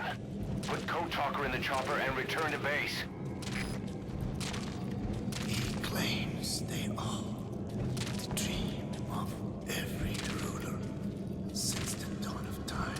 Teach them your enemy's words, then unleash them on his lands, destroying only those who speak his tongue. He calls them his ethnic cleansers. Ethnic cleansers? That's what Skullface is after. In Zoya, Badiabulu was... Boss, he's gonna wipe every language besides English off the face of the earth. Ironic, isn't It is, yeah. Kaz is completely wrong. It's the opposite. And now, they take it away. It is thanks to them that man first learned to speak. But now, the hands of the clock turn back. They've been warped by the hands of man.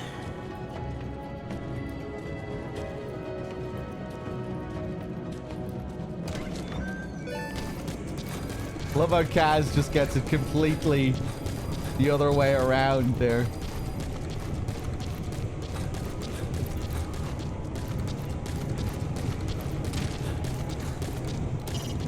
Put Code Talker in the chopper and return to base. The guards are acting strange. Run for it! Damn it, they're controlling those soldiers. Be careful.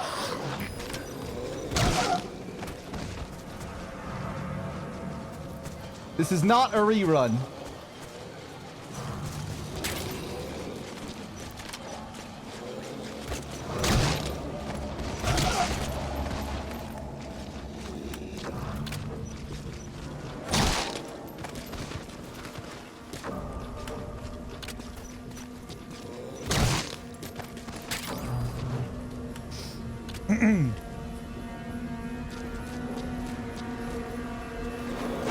Boss, protect the target.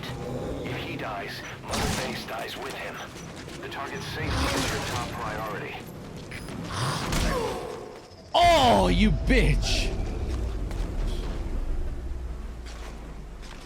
If I played the game every 2 weeks, it wouldn't be a rerun. That's not what a rerun is. Target's dead. But we don't Mission play the failed. games every 2 weeks. I mean, sometimes we might. You've secured the target, but he's too old to risk a full extraction. Put Code Talker in the chopper and return to base. We go through periods where we'll do these marathons every month. Like last year, I think we did it like 8 months in a row or something. But this is actually our first joined marathon in a good while. All right, you son of a bitch.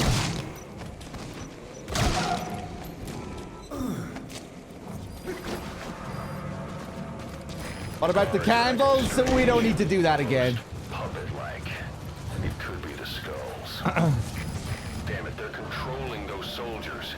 Be careful. Victims of the experiments.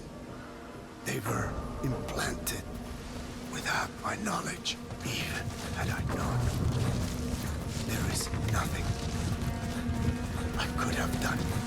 Are the MIA intel team members buried there too? Bastards. They're gonna pay for this.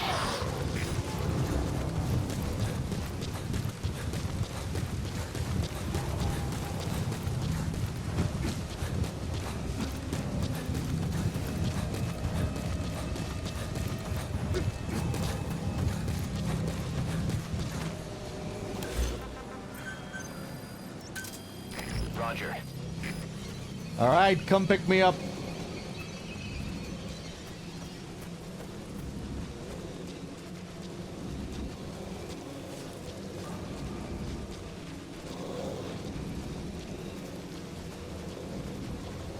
If we don't take out the skulls earlier, we have to deal with them here as well.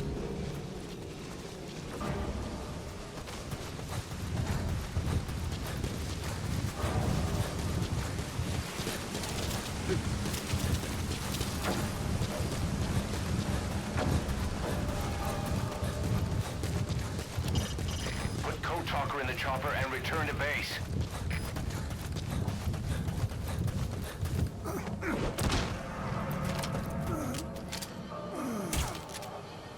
Boss, stop.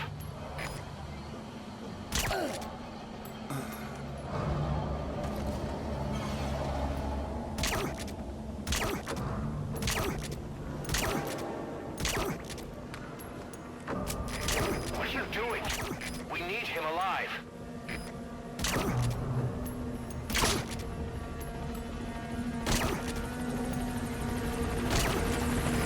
This is Pequod. On station at LZ. Boss, stop.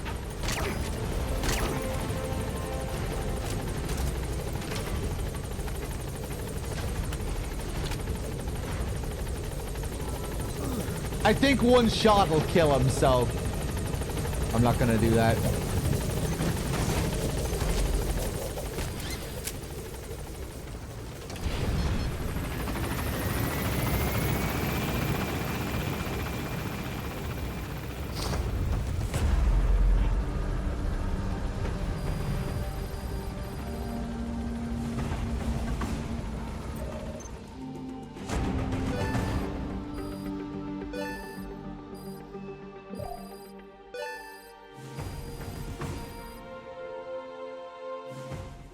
Yes, mission complete. Boss, that was exceptional. Boss, we found the bodies of the 2 missing Intel team members in Lufwa Valley. We knew we wouldn't get them back alive, but still, it's a damn shame. Don't let their sacrifice go to waste, boss. We need to stop the epidemic at Mother Base. That old man, Code Talker, he's the only hope we've got.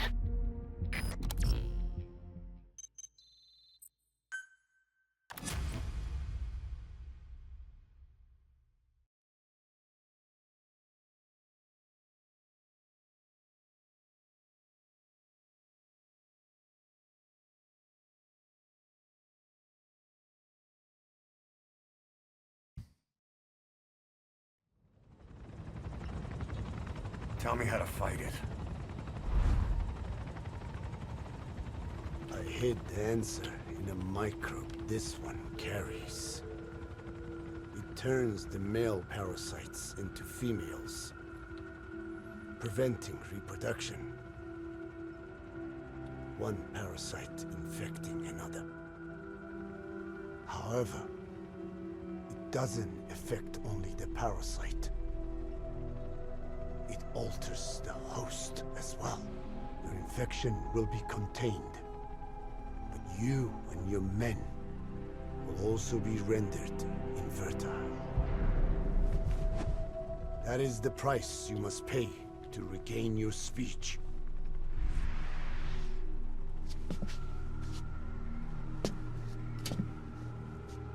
That freak show back there. They the work of your children too? A different strain from the vocal cord parasite, known as the one that covers. It acts as the host's skin, providing strength in exchange for nourishment. But I did not know those men were infected.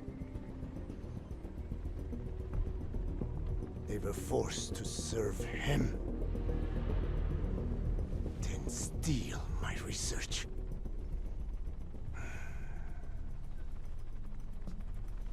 Have you seen one of their vehicles?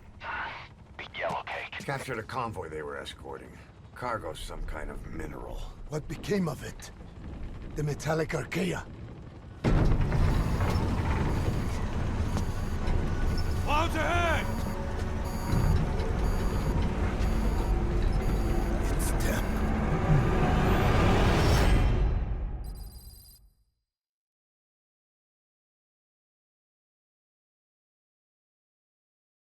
want to lick his face.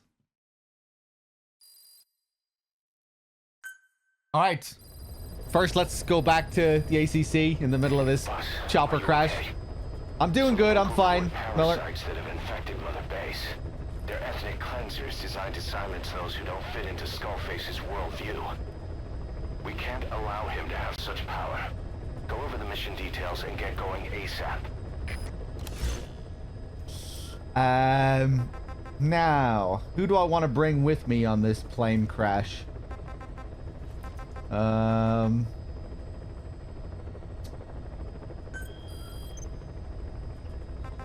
Give me a briefing, will you, Miller? How should I deal with this plane crash, this chopper crash? Boss, you okay? There's an unusual mist in front of your chopper. It could be the same one as before. Cypher is trying to eliminate Code Talker, but we can't save the infected without him. Boss, whatever you do, bring Code Talker back alive.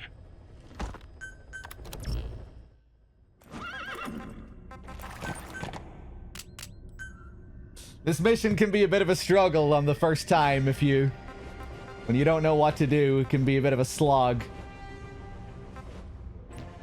But there are some alternate methods that can get this done in a matter of minutes.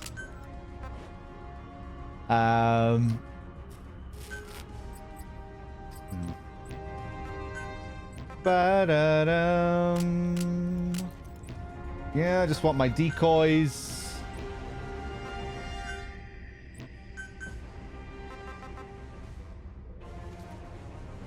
Oh, we still haven't went to visit Quiet.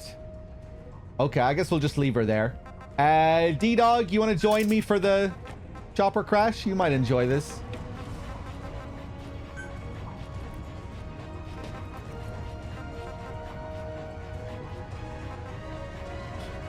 When will we crash? 6 a.m., 6 p.m., or we just go for it right now? Fuck it. We'll just go for it right now.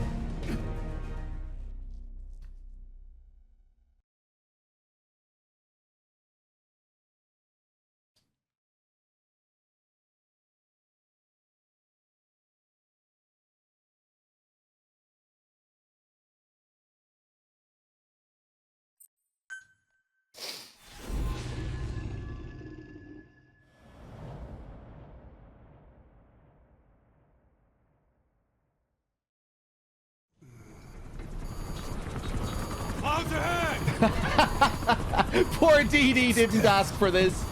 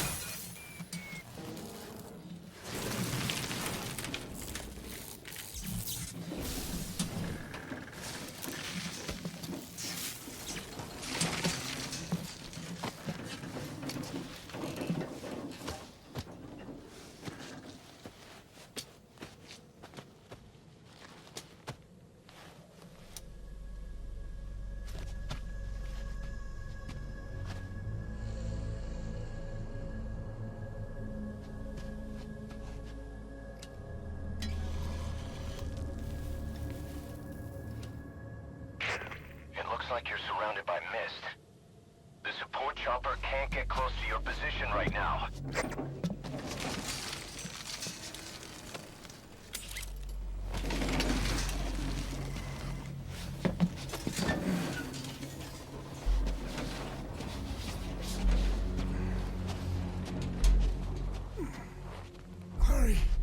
They are coming.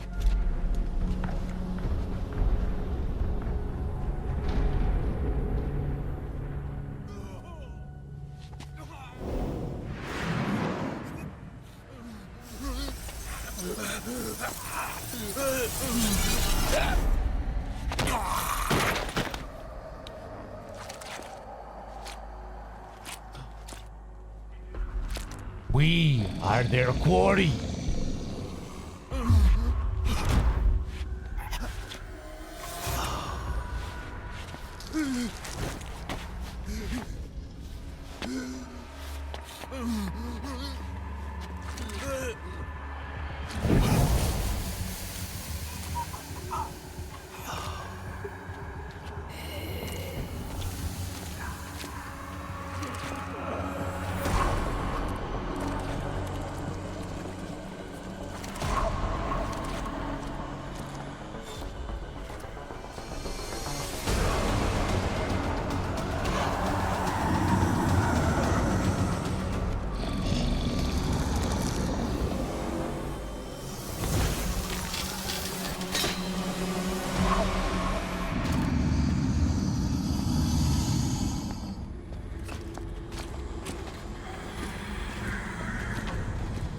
We are their quarry.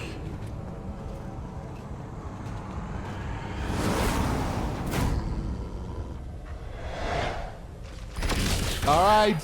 So that Misty is their work. We won't be able to send in another. Hopefully I can pull this off first try. You need to eliminate the skulls. We cannot lose Code Talker.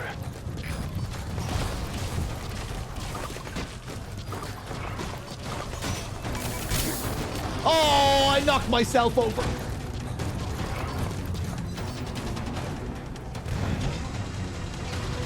Now, while they're distracted,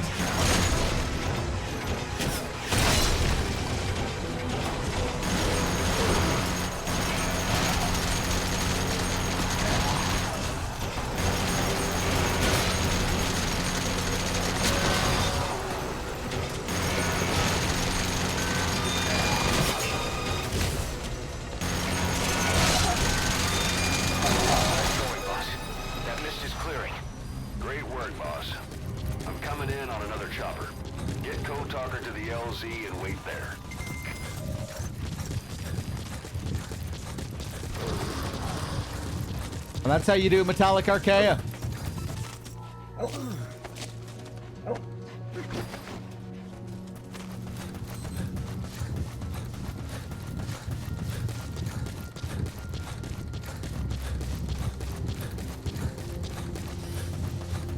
Yeah, those AA guns are crazy, those little turrets.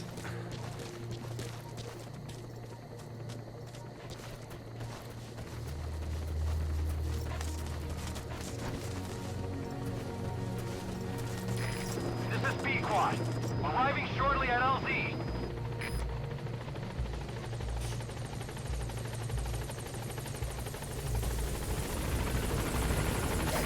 This is B-Quad. On station at LZ.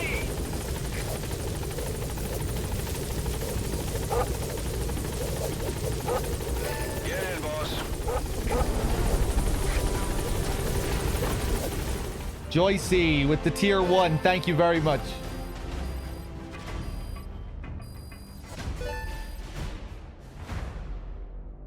Amazing. Mission complete. That right there is why you're the best, boss. The one and only.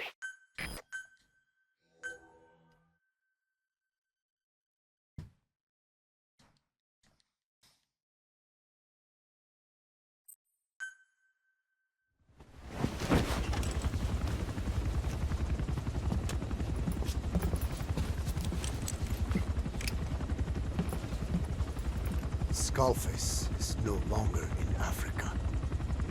The nuclear test was a success. Now they turned their knives on me.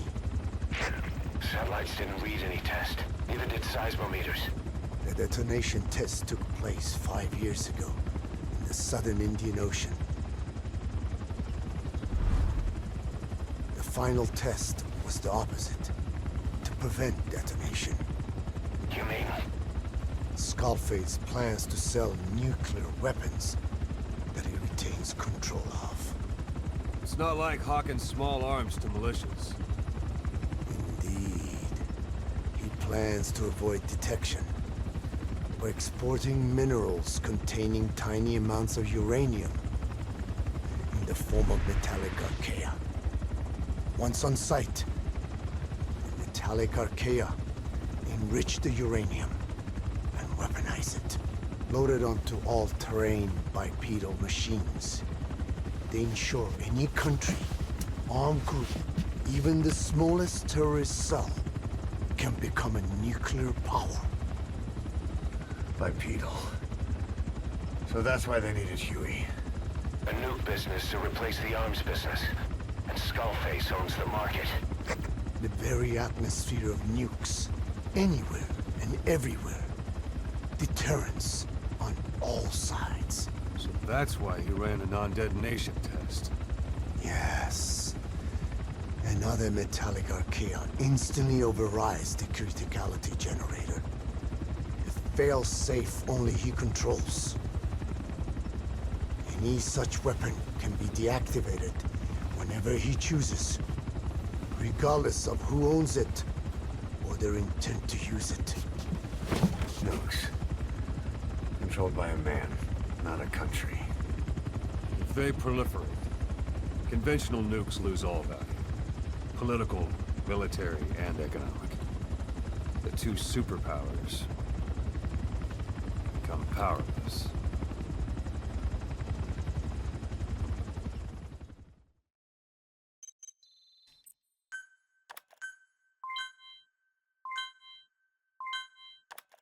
The R&D and medical teams have come up with a proposal for a new suit that applies Code Talker's research, the Parasite suit. Apparently, it can recreate some of the Skull's unusual abilities, but in order to use those abilities, it needs parasites. If you want to wear this suit, you're going to need to get a hold of parasites by extracting skulls. They work fast.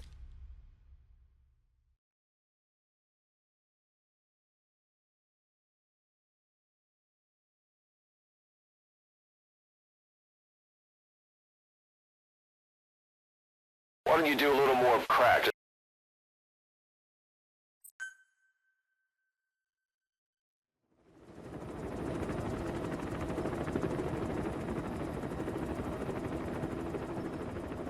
We need to stop the epidemic at Mother Base.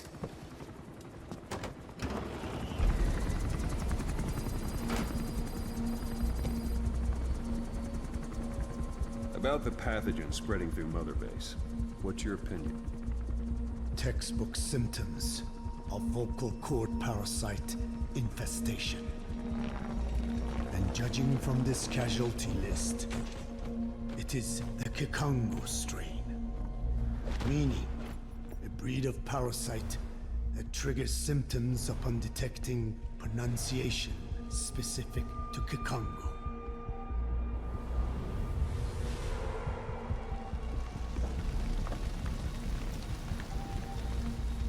So how do we keep them from becoming symptomatic? Use this. A type of Wolbachia, introduced to a sample of the parasite. The parasitic bacteria that colonizes the parasites, turning male to female and preventing copulation. You must cultivate more.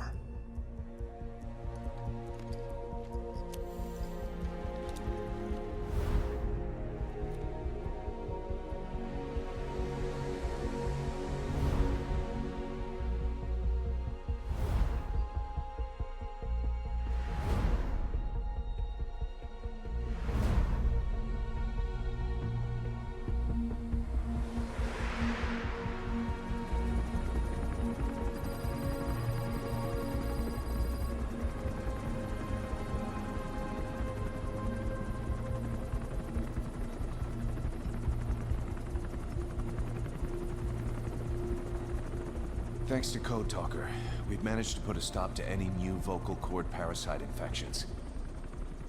We couldn't save those already symptomatic, but everyone who survived has been released from the quarantine platform.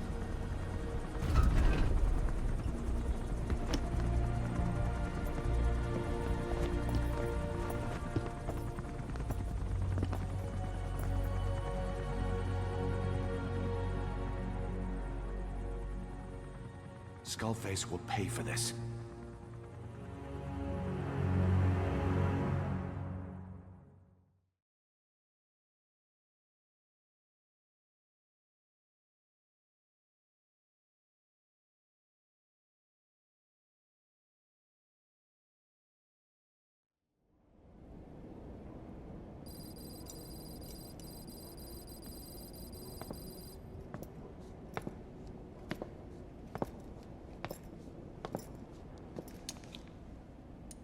Again with the truth serum? What are those legs made of? Titanium? All the way to the femur.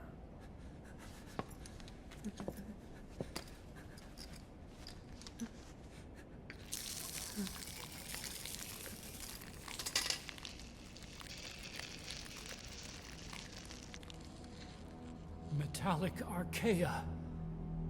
Sahelanthropus. Where is it? What? We have to know before his plan is complete. Sahelanthropus is the final piece. What are you talking about? If the Soviets break out a mobile, controllable nuclear weapon, East-West relations will be right back at the Cuban Missile Crisis.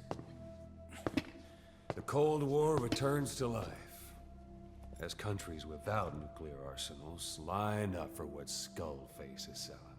Nuclear weapons proliferate overnight, and on the brink of annihilation, the world maintains its balance.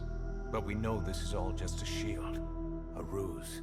The cleansing parasites are what matter most. A WMD to eclipse even nukes, and the only one that can still be used. Skullface is the world's greatest threat, and Zero's. The pieces are in place. All that remains is to unveil Sahelanthropus in Afghanistan. They can't activate it without me.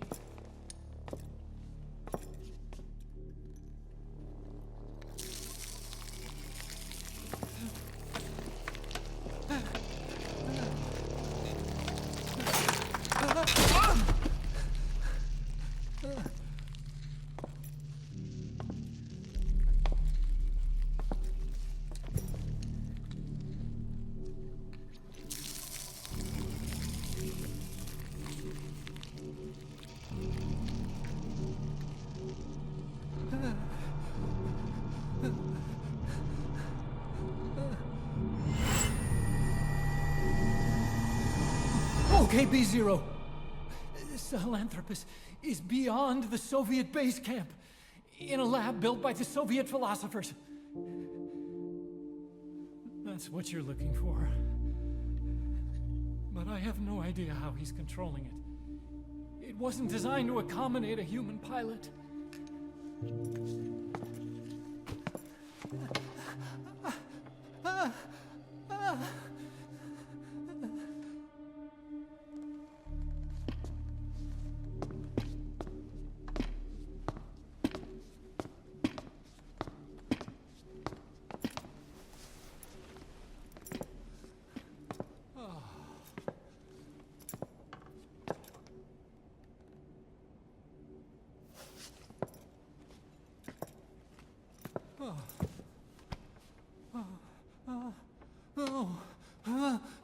No!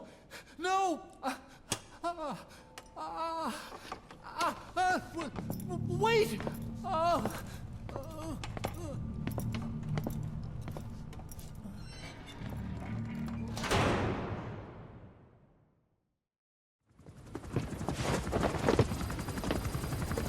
We got word from Afghanistan. Everyone at the Soviet base camp's dead. No sign of fighting. Parasites. Skullface's men then headed north. The target is OKB-0. That's where he'll activate Sahelanthropus. Unless we stop him, he'll go down in history a conquering victor. We can't let that happen. Wipe him out. Don't leave any trace of his existence. I'm gonna need backup on this one.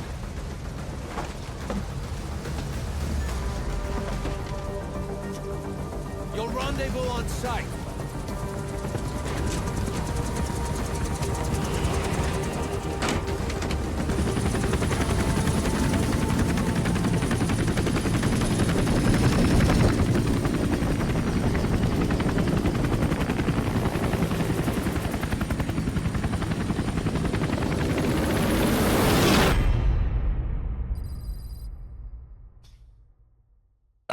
right, let's do it.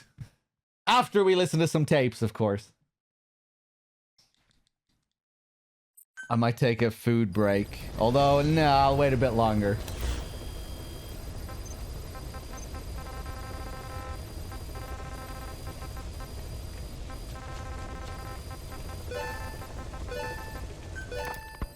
About the pathogen spreading through Mother Base. You've seen everything we've got on the outbreak. What's your opinion? Textbook symptoms of vocal cord parasite infestation. And judging from this casualty list, it is the Kikongo strain, meaning a breed of parasite that triggers symptoms upon detecting pronunciation specific to Kikongo. So our Kikongo-speaking staff are at risk. Quite so. He's right. All the victims do speak Kikongo. So they can survive if they just use another language. There is no guarantee. You're only dealing with the Kikongo strain. Other language strains may be present. You well know he was teaching them languages from all over the world. The Devil's House. Nzoya Badia Bulu. There is no way to know how many strains he has at his disposal. So how do we keep them from becoming symptomatic? You mentioned using microbes. Use this. A type of Wolbachia. Introduced to a sample of the parasite. Wolbachia? A parasitic bacteria that colonizes the parasites, turning male You can use crack. female and preventing copulation. You must cultivate more. What have you done with the infected bodies? Cremated to stop the spread of infection. But we Why don't you do a little more of crack? Good. Why don't you do a little more of crack? Grind it to a pulp and introduce it to the larvae now nesting in the dead. The Wolbachia will multiply rapidly within those larvae. They're soldiers, not some petri dish. Conventional cultivation methods will take too long. Extract the Wolbachia from those larvae and vaccinate your men. Kikongo speakers first. This is the fastest, surest way. No one is to speak a word of Kikongo until the Wolbachia are safely inside them. I will instruct your medical staff in detail on site. You have the appropriate facilities. Yes, but do not worry. I made a pact with your bit de Holone. My butt! On the honor of the Dene. I speak no lies. keep an eye on him. Will do. Follow me. I'll take you to the medical team. Now, we must wait for the Wolbachia to multiply in the larvae. How is the disease transmitted? If it's carried by insects or rodents, then... There is no intermediate host. So... The vocal cord parasites lay their eggs... Monsieur Miller! ...of the host. Most hatch and migrate to the lungs. But some are transported to the mouth through ciliary movement, mixing in with saliva. Saliva. Droplet transmission. Sneezing, coughing. Any food or water containing infected saliva. It would spread fast. Indeed. And when the larvae migrate to the lungs, symptoms can resemble the early stages of a cold, making it easy to infect others. Meaning a simple conversation would be enough to pass it on. All right, so what happens after the larvae migrate to the lungs? It is as I said before. They mature by feeding on alveolar tissue. It is only then that noticeable symptoms appear in the host. And by that point, Cuervo. He's infected everyone else. It's one hell of a weapon you've created. That is what Blaga Ana wanted. Something that would spread easily. In truth, he's not the reason. But we will discuss that another time. The Wolbachia have multiplied. We're preparing to extract them and begin vaccinating. But is this really the only way? Sure, it'll prevent infection, but the cost. You would rather remove their vocal cords? No. Tactical communication's a linchpin of what we do. What if we were to ban the use of Kakongo? Insufficient. First, Why don't you do a little more crack? that only the Kakongo strain is here. Second, there is the matter of how the parasites lay their eggs. Before they can copulate, they must be exposed to the pronunciation of a specific language for a period of time, like a container filling with water. But the duration between when the container is full and when the copulation actually begins varies from case to case. In other words, even if the infected stop speaking as a countermeasure, it may already be too late. Monsieur Miller! That would explain everything. Removing the affected tissue. Do any Monsieur antiparasites Miller! Sounds as though you have already tried. Yeah. We tried every one there is, and nothing. I have yet to find a medicine that can remove the parasite. Why don't you do a little more crack? At best, it temporarily covers their ears. Why is that?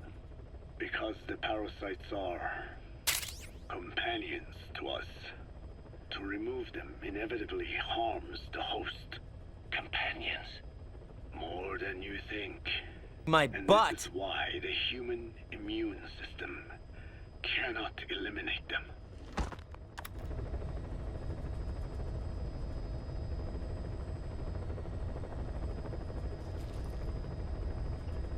Burger Shot with the $50 donation. New fat chemical burger now on sale with loads of additives and rainbow buns.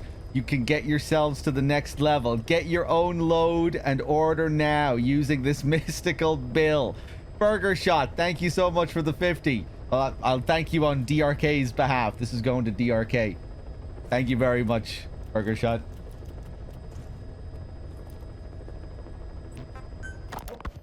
We've inoculated the staff with Wolbachia to keep them from becoming symptomatic.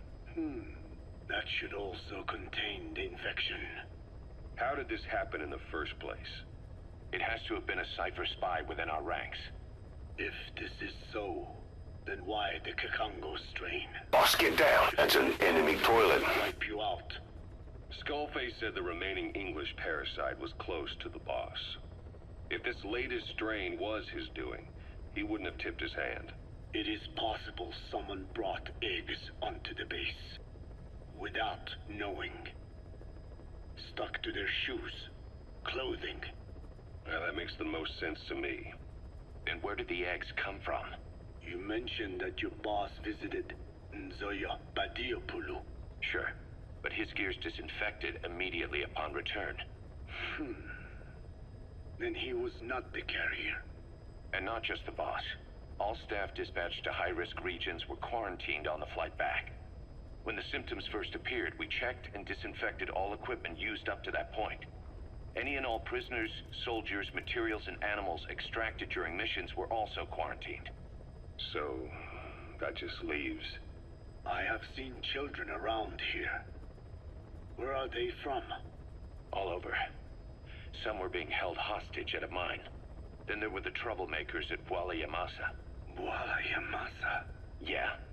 Their clothes, their things. Did you burn them? They're just kids. We couldn't. And besides, not one of them's shown symptoms. The parasites don't infect prepubescent hosts. Their vocal cords are not fully developed. Well, if infection doesn't occur in children... It is possible they carried eggs on their clothes, and the infection spread from them. Check the kid's stuff. I doubt there is any trace left by now. But if there is, some of those kids must be close to hitting puberty. How could we have missed this? The name Bwala Yamasa got quite a reaction from you. I'm guessing the Kakongo strain was released in that village. Cypher used that region to experiment with vocal cord parasite transmission. The Kakongo strain. The settlements around the refinery upstream of Bwala Yamasa. Fuck you, asshole! Were the proving grounds. They would infect one villager, then record transmission speed. Dangerous work. If they failed to contain the infection, it would slip into the surrounding regions. At which point the world found out about the parasites, making them useless as a weapon. Incredible they'd risk such a thing. The test site was densely populated too. A terrible place for such experiments. No doubt, they thought burning everything would wipe away all traces. The settlements were covered in oil anyway. Who would wonder if one day they caught fire? And so it did. They burned it all. Living and dead. Those remains. But they miscalculated. Monsieur Miller! Speed was far faster than anticipated. It may have been the temperature, or hygiene standards, or perhaps the parasites reacted quickly to Kakongo. Whatever the reason, nearly all villages were swiftly infected, and the settlements reduced to mounds of corpses. Making matters worse, the dry season was ending. When it came time to burn the village, the Moneni River had swelled. Many of the bodies were waterlogged. Boss, get down. That's an enemy toilet. The corpses still contained viable eggs, and the larvae washed downstream. And when the people downstream drank that water, that marked the end for Bwala Yamasa. I learned all of this at the mansion.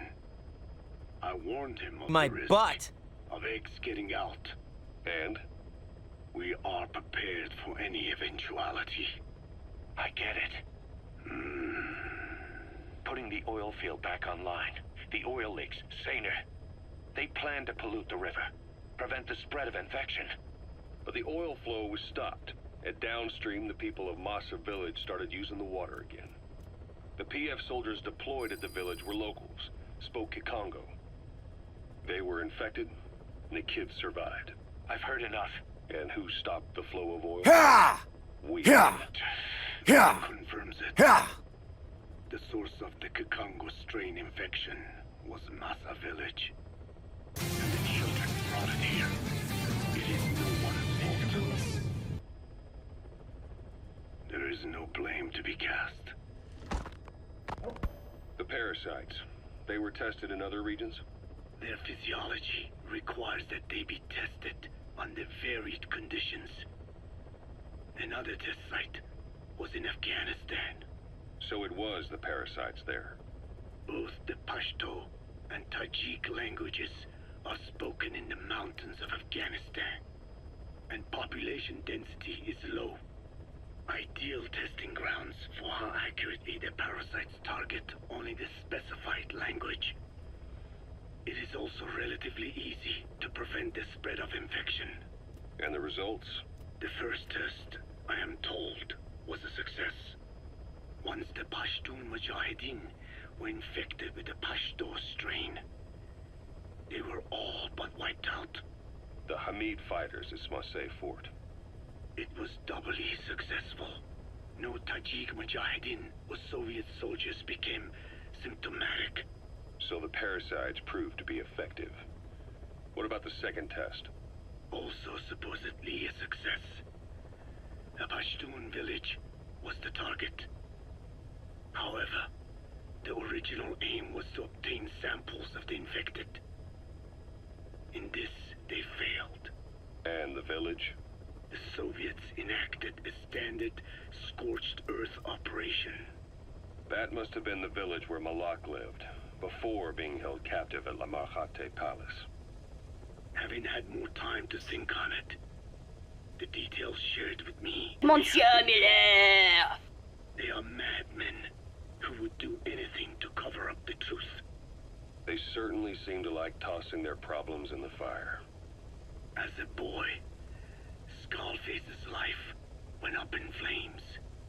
Perhaps that is what fuels his fixation with fire. Your Wolbachia stopped the infection all right, but I still don't get it. How can a few bacteria change males to females? I know they're only bugs, but... It is not such a rare thing in the natural world. Many insects and nematodes are infected with Wolbachia. But why?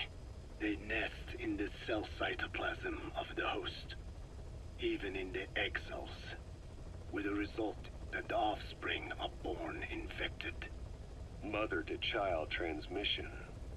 However, Wolbachia cannot nest in sperm because they do not have cytoplasm. So even a successful infection of a male ends after a single generation. This means the Wolbachia must resort to maximizing the population of infected females. Sounds like an ethnic cleansing campaign on a tiny scale. Gender change from male to female is their survival tactic. So more females means more Wolbachia carriers, so it can keep thriving in the following generations. But the parasites in a human host are supposed to be a mating pair. If there's no male, there'll be no offspring at all. It's killing itself. Slow down. This tactic is intended for environments where a single male can copulate with multiple females. Originally, the Wolbachia did not infect the vocal cord parasites. I created a mutated strain, modifying the Wolbachia so that it could infect monogamous pairs. The Wolbachia's greatest multiplying tactic, the male-to-female change, worked against itself in the monogamous parasites. Just as you said. Then I performed repeated selection of Wolbachia strains until I achieved 100% certainty of male-to-female conversion. Creating female-female pairs, unable to reproduce. And you say the Wolbachia affects the host of the host, that is, us, cutting off our means to reproduce? It is almost certain. Of course, we will not turn female. After all, mammals possess no natural gender-changing function. But some Wolbachia strains can cause cytoplasmic incompatibility in the host. Is that some cell deformity? Put simply, it means the altered sperm of infected males kill the female's egg on contact. And that's happened to us? Yes. And yet, what occurs in humans is not just simple CI. To date, there are no cases of Wolbachia affecting humans. The fact that this strain causes this effect, is it the vocal cord parasite's affinity with humans? I do not know enough to say for sure. So the parasite warps the host. Reminds me of what Skullface said. It is the way of all organisms to create their own optimal environment. Just look at you and this base. Organisms that cannot do this are doomed to extinction. The difference with parasites is that their environment is another organism. That creates a connection between life and life. Parasitism, symbiosis, or death. In this way, the host too is challenged to adapt.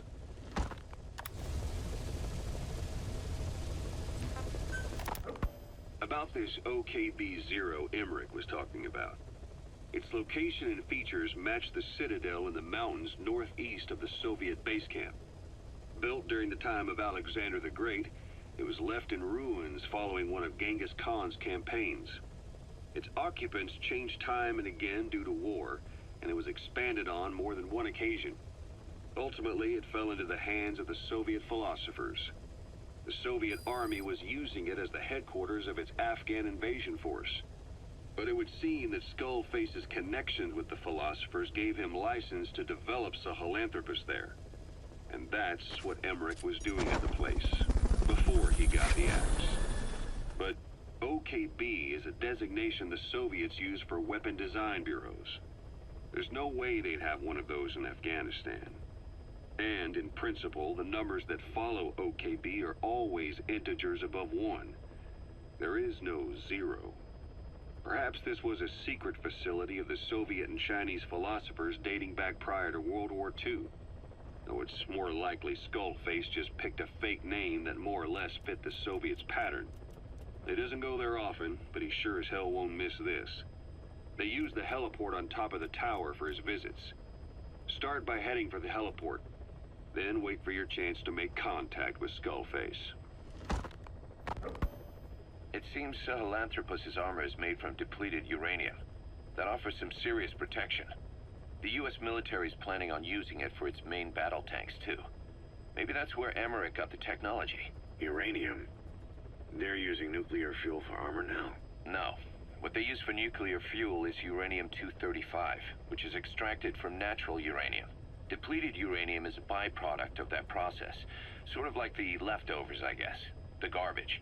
Uranium-235 makes up 0.72% of natural uranium, whereas depleted uranium contains only 0.2%.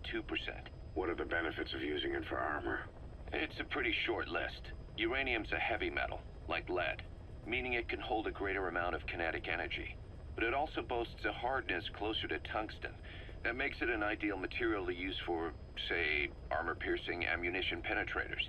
But it's not the best choice for armor. Its volume is less than that of ceramics, but for an equal weight, you could end up with less protection. So why use it then? According to Emmerich, it came down to him being unable to source ceramics technology from a manufacturer. Plus, given that it's an upright walking vehicle, he wanted to reduce the bulk of certain areas. Despite all that, depleted uranium still makes for some tough armor, and Emmerich says it's been proven in live fire tests. It stops most Soviet tank shells.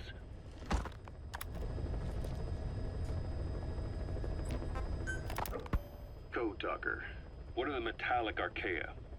Volcanic craters spewing sulfur. Water hot enough to boil your skin off.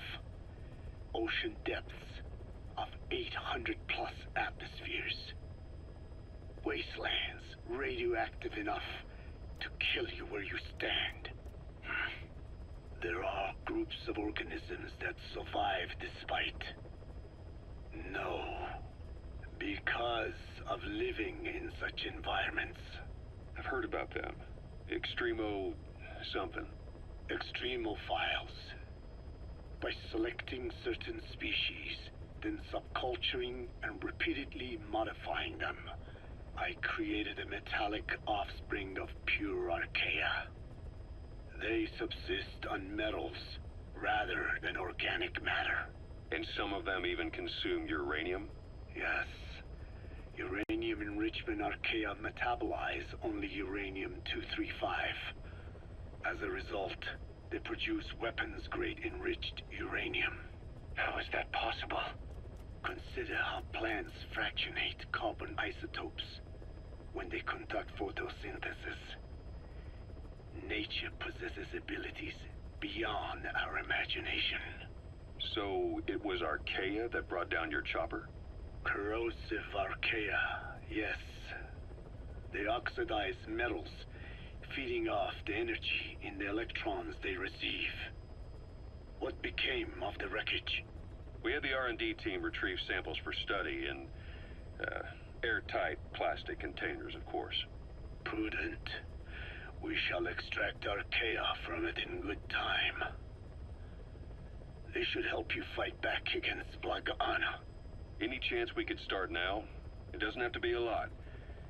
I might just have another use for them. If it's only a small amount you need. That's fine. I'll get the R&D team to assist. Let's go. South Africa was previously suspected of developing nuclear weapons. It already had a conspicuous presence at the UN because of apartheid and its armed expansionism. But when neighboring Angola and Mozambique became socialist countries in '74, South Africa felt hounded into a corner. So it accelerated its nuclear program to protect itself. 3 years later, the Soviets discovered a test facility, and 2 years after that, an American satellite observed a flash in the southern Indian Ocean. It said this was South Africa conducting a nuclear test with the help of a certain ally.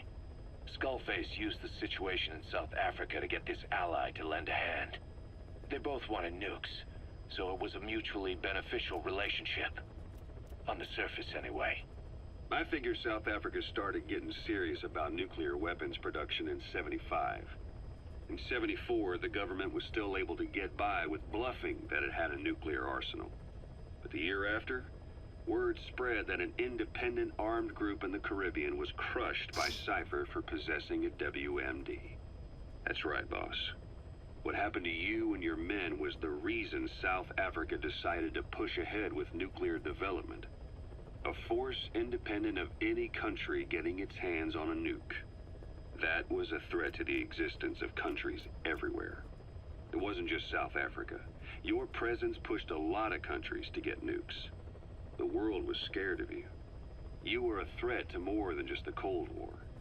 If nations are gears in a machine, you had the power to smash them loose and watch the whole world grind to a halt. Emmerich uses externally powered legs of his own design. It's bionics technology, a product of the U.S. military's failed attempt to develop a powered exoskeleton. All the wearer has to do is apply a little force, and the actuators continue the movement in that direction. But his legs are unique. Instead of using a hydraulic mechanism, the actuators run off metallic archaea. That increases the actuator's reaction speed and also enables him to lock and release the joints at will.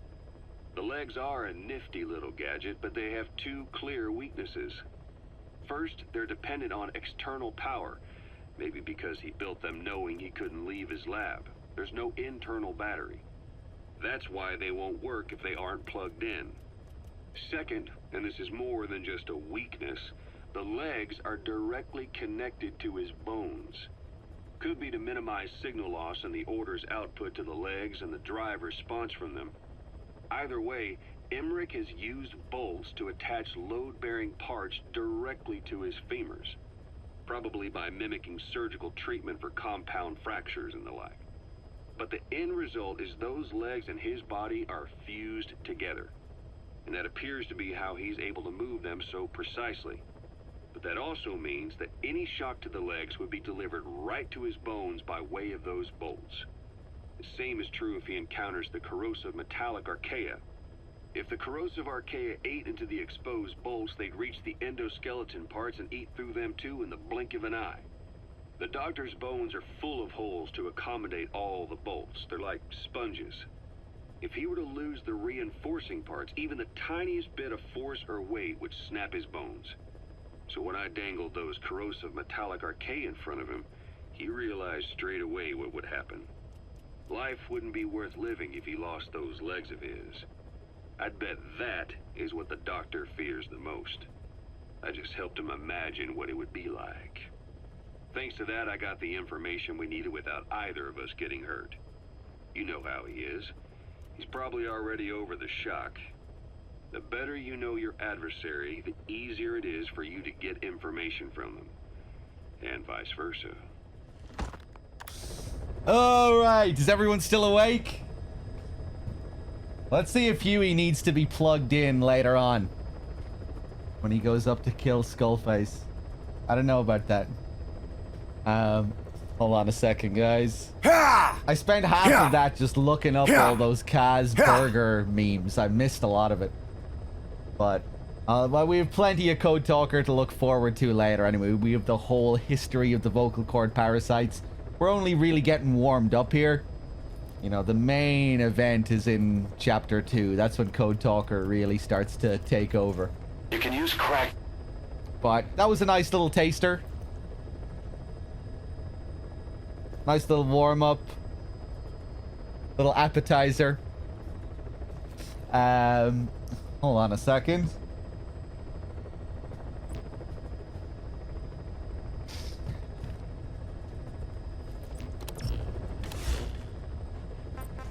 We might even do an exam later. Remember a few marathons ago, I had a little exam.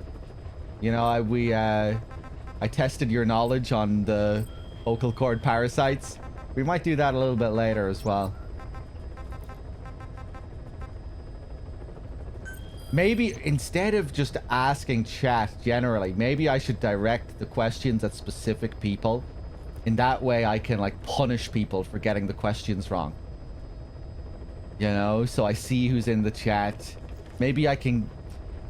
Maybe I'll like... how could I do this?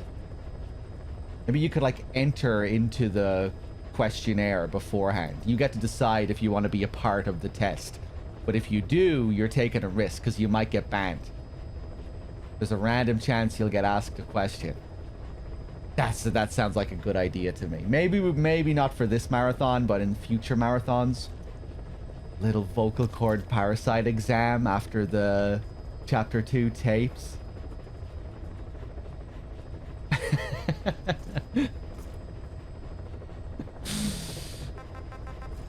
Or maybe even like a Metal Gear exam in general.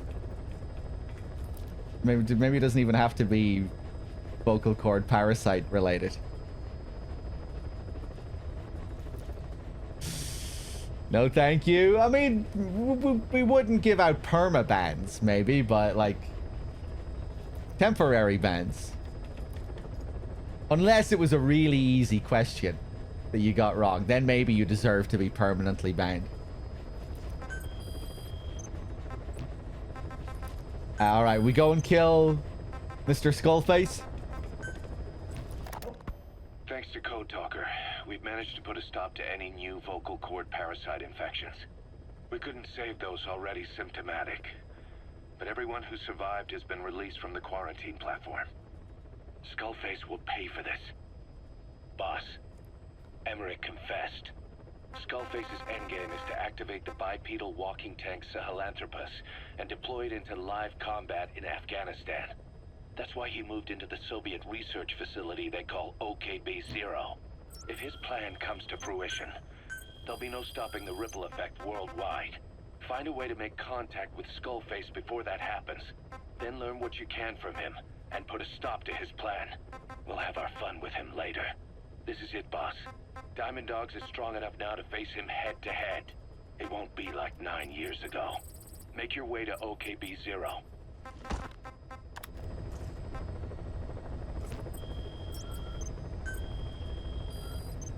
Okay, let's do it. I just want to make sure my smoke grenades are decent enough for the strat here. You know the strat. I like how Dee Dee barks at the beginning of every tape. I forgot about that little detail. Speed, yeah, we want the fast one here. My balls, my big balls.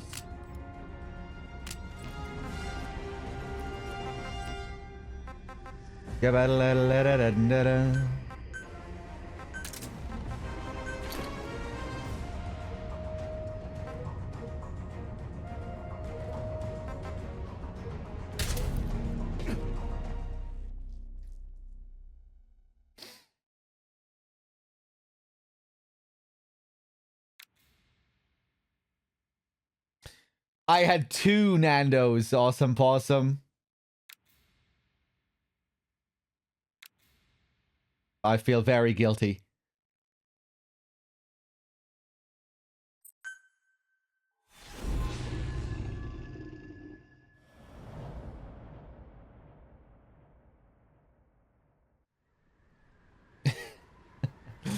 Hey, Wexford.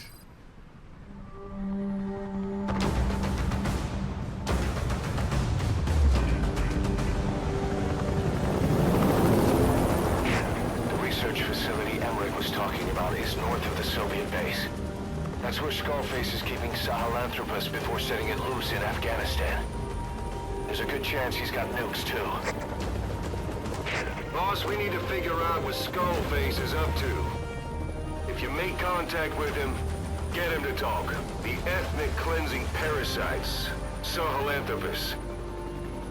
Find out what his plans are.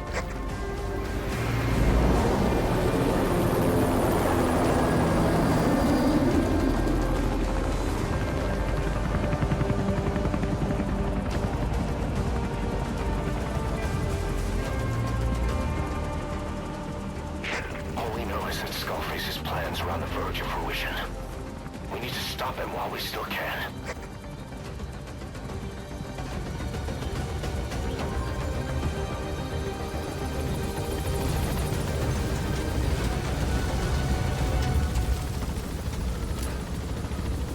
Eli snuck on board. He's not supposed to be here.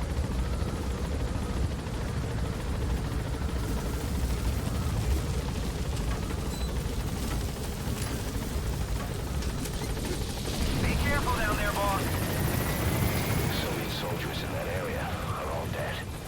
Apparently XOF unleashed the Russian parasite strain. To isolate the facility, they first spread reports of a chemical weapon leak. The infection won't spread into the surrounding regions. Still, I think they just exterminate the men who worked with them all this time. Skullface must be making his final play. Wexford, thank you for gifting a sub to Mrs. Wex. Eli snuck into the cargo on board the chopper.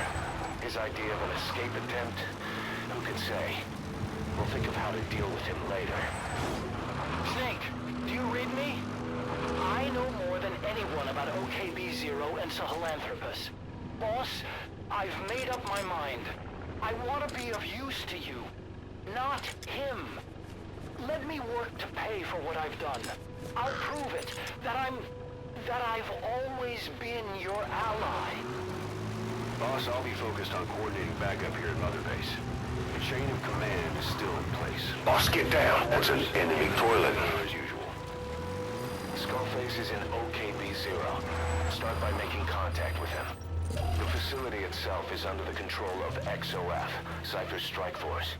We have no hard data on their force strength, so your judgment in the field will be key. Boss, Cuervo. we're finally here. Find Skullface and take everything from him. Miko Zeke with the 5-pack, thank you. Okay, hopefully I can get this to work first try. I might be on too much of a slant here. I think it should be good. Go, go, go, go, go, go. Now I have a moving smoke grenade, hopefully. They won't be able to see a thing.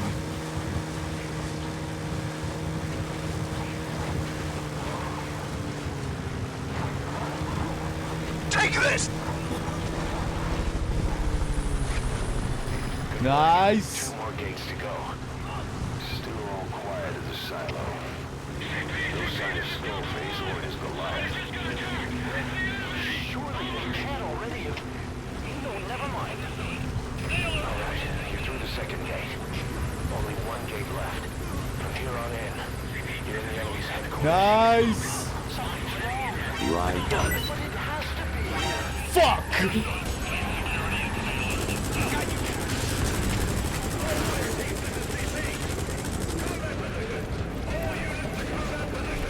I'll take it.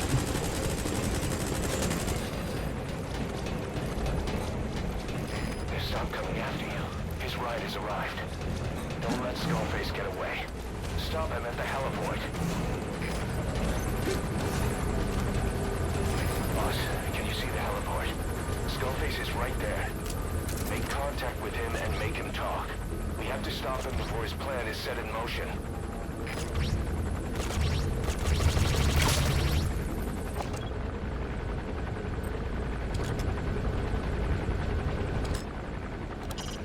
Skullface's chopper is there. That's where he'll be headed. Move fast. If he leaves, your chance to make contact goes up in smoke. Skullface's chopper is there. That's where he'll be headed. Move fast. If he leaves, your chance to make contact goes up in smoke. Sahelanthropus Sahelanthropus is somewhere inside there. First of all, make contact with Skullface. Don't kill him yet. We need him to talk first.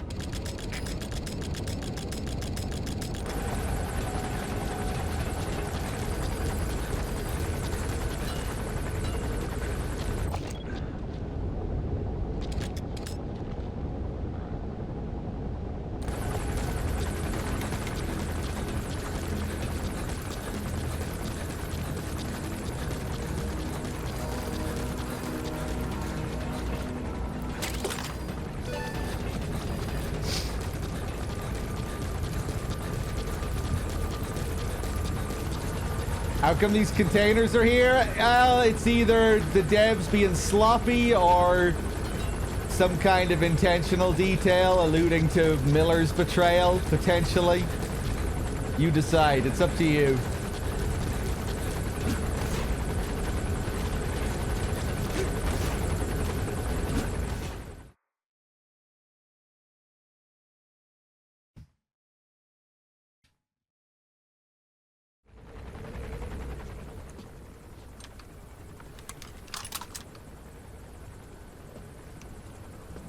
With this game, it can be hard to know.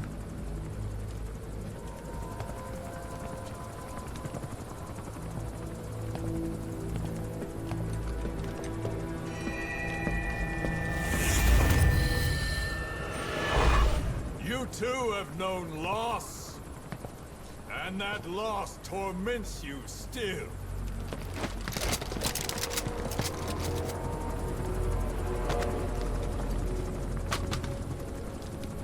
You hope hatred might someday replace the pain, but it never goes away. It makes a man hideous, inside and out. Wouldn't you agree? We both are demons. Our humanity won't return. You, me, we've no place to run, nowhere to hide. And that is why I'll show you my demon. Follow me, big boss! Oh!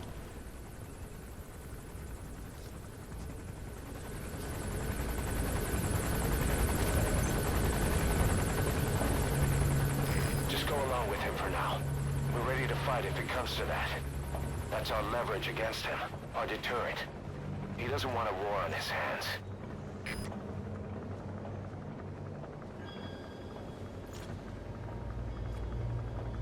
Whatever the Navajo told you, it's just one possible solution derived by Cypher. My will is different.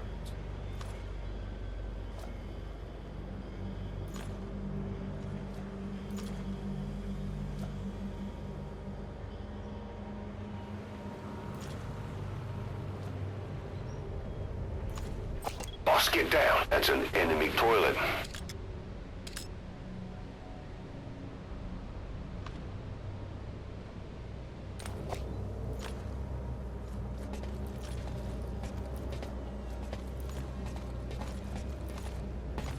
Follow me. This way.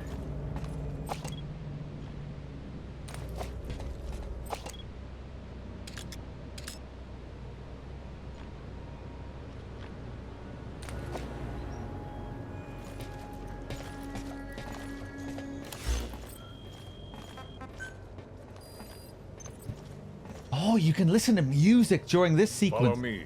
This way. You can listen to music during this part too.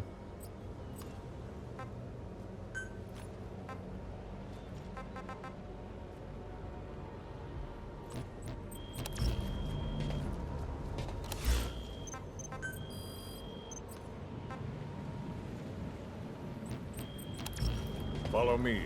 This way.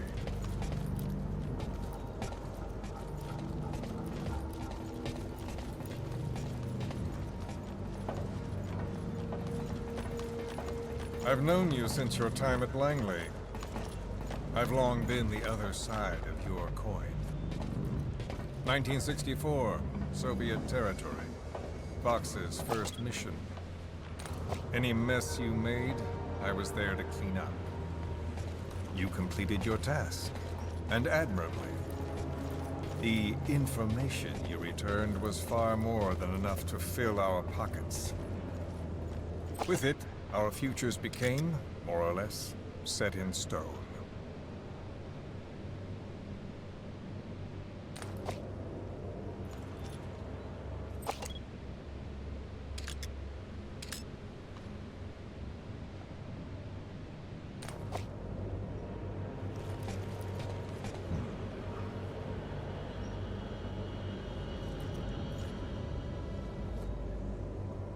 You should have another line here if you just wait around.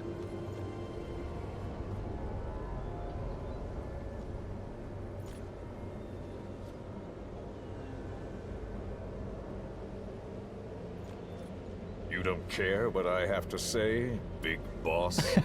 There it is.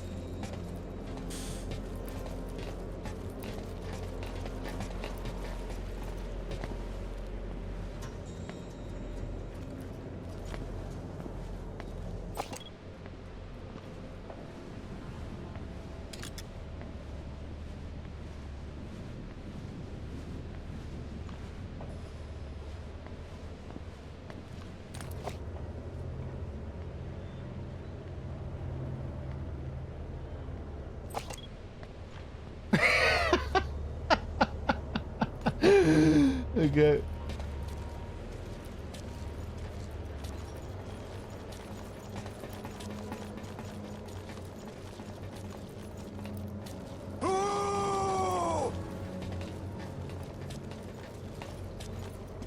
Just being a bit cautious here, you know. I don't know if I can. I don't know what's gonna happen here.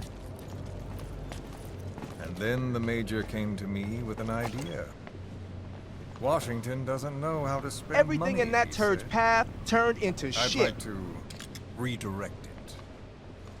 His goal was an organization dedicated solely, covertly, to supporting America. Cypher. You know that. To him, it was mourning the loss of his friend. Or rather, an act of revenge on the world. But America, most of all.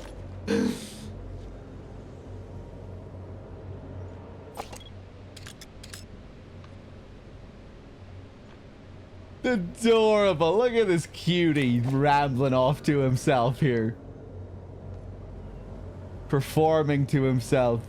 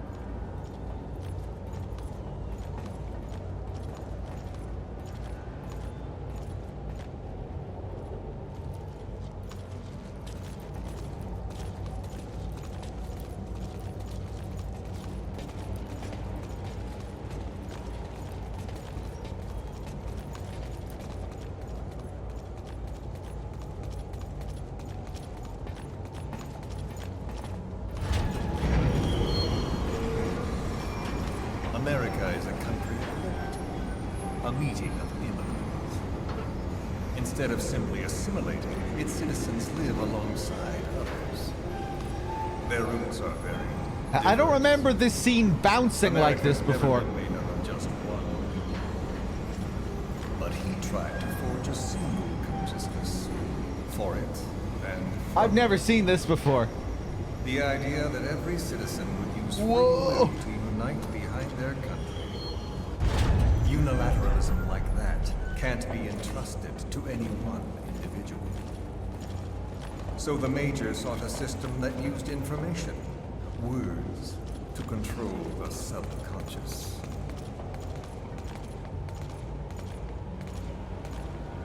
That would explain everything.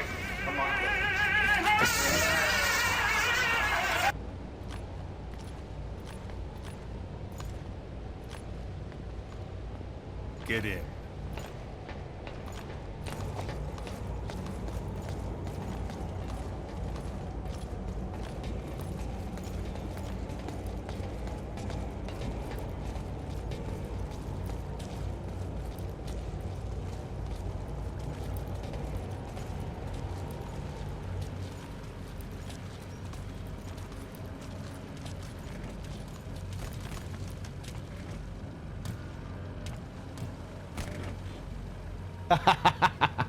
Fooled you again. You thought I was gonna keep walking, didn't you?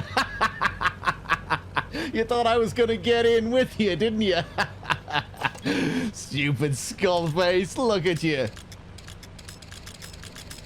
Big doofus.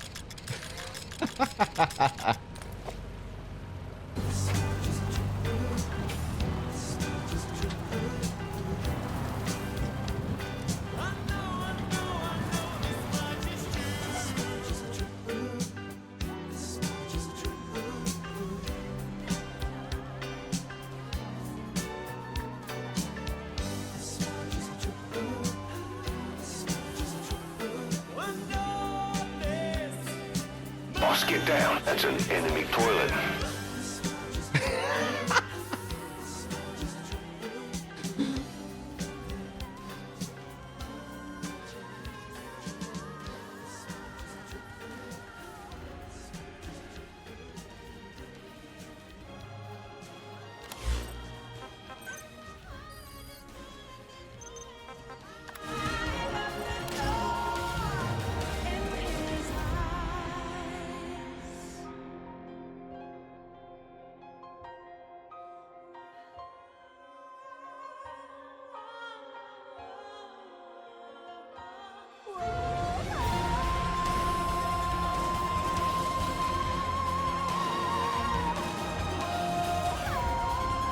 Yeah!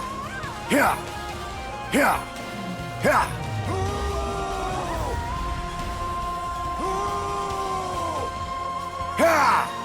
Yeah! Yeah! Yeah!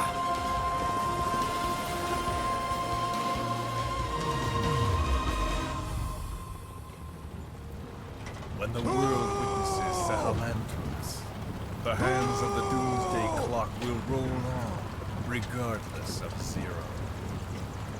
Sahelanthropus will take the first giant step into a brave new world. It is the bell with which a world trodden upon by words declares its independence. Oh, he was just about to kiss him! Oh, they cut right as they were about to kiss. Greatest scene of all time. How is it even possible for something like that to exist?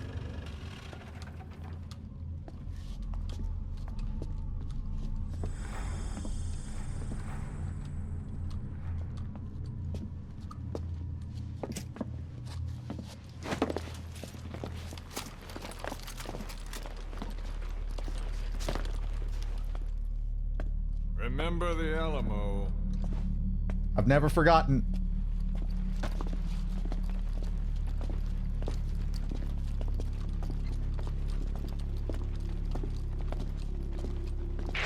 This is Queequeg on station to provide cover. Get us a line of fire. Roger that.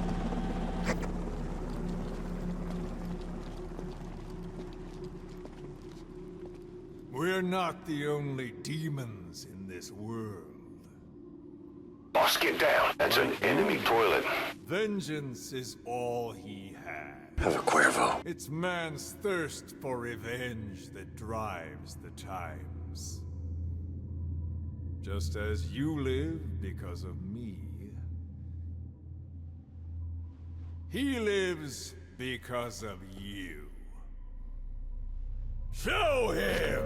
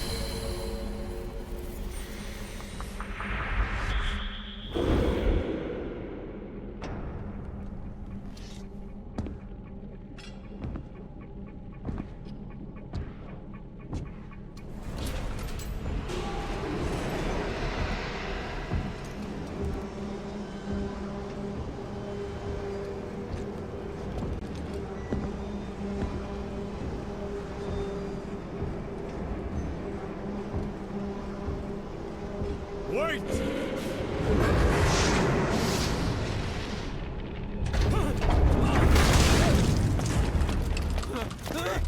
Who is doing this? Oh shit! Such a lust for What a shame. revenge? He was a good man. What a rotten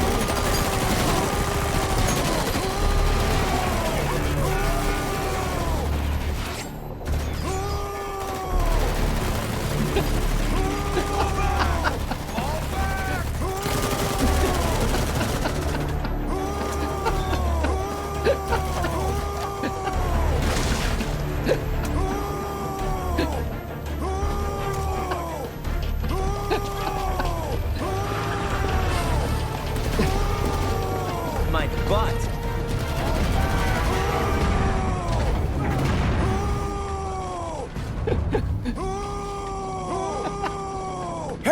Oh shit!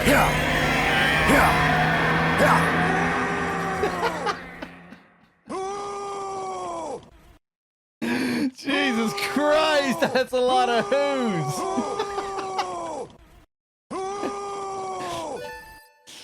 Oh dear God. Okay, you need to save your who's because we're gonna hear it again. Not sure if everyone remembers, but when we play the next mission, we watch the same My scene butt. again. So keep them stored. Oh my word.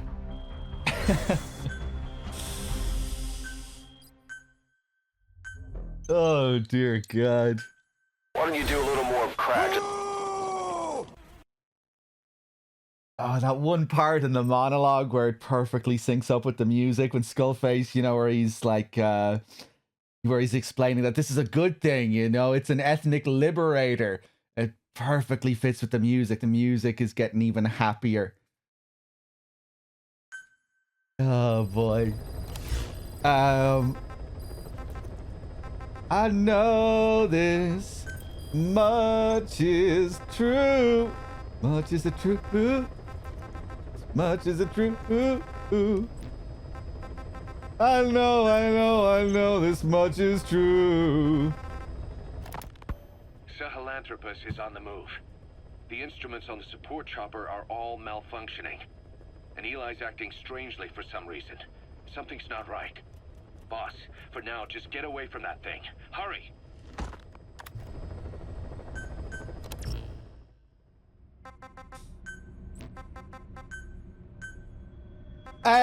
D-Horse, let's get you in here.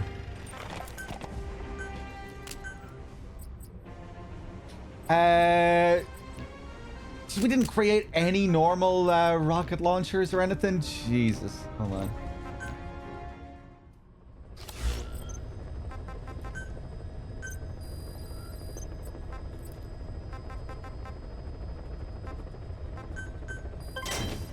Okay, I'll take that. Yeah, the rank 3 is going to take a bit more time.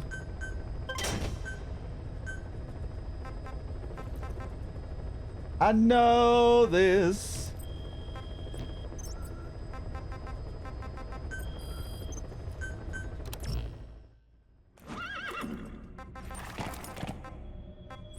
Hold on, actually. Select the mission as soon as you're prepared. We're ready when you are.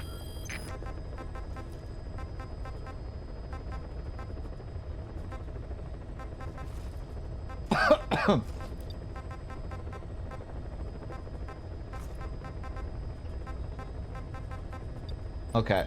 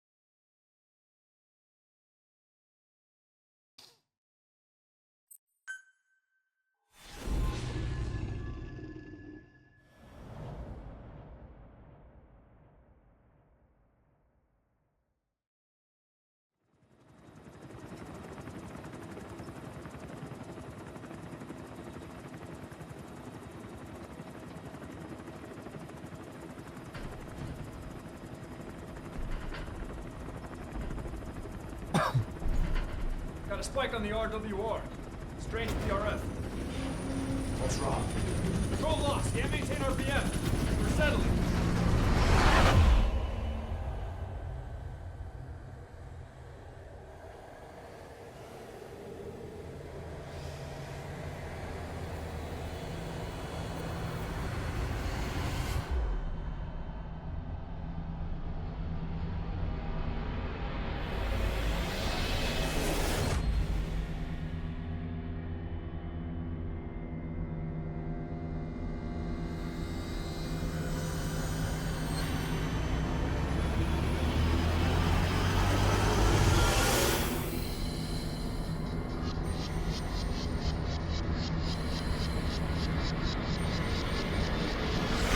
Recovered control.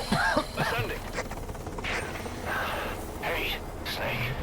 There's something wrong with Eli.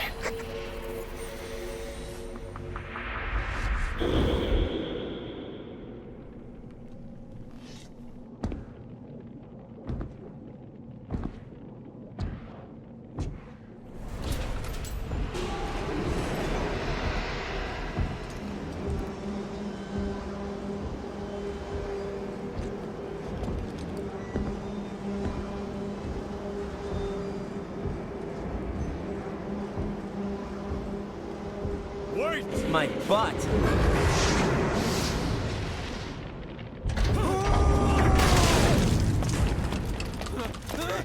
Who is doing this? Is it a lust for revenge?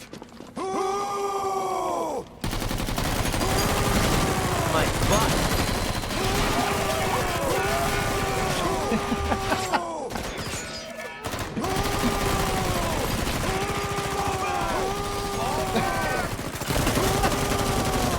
I didn't think it'd be funny the second time. Monsieur Miller!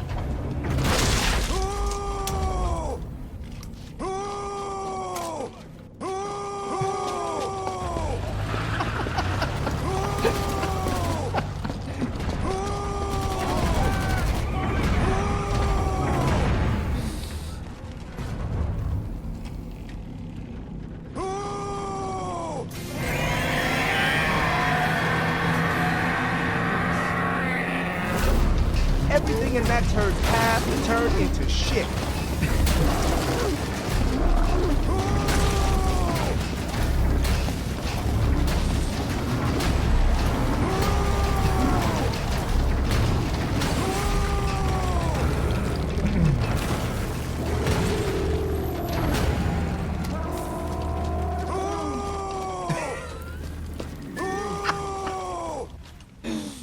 Oh shit!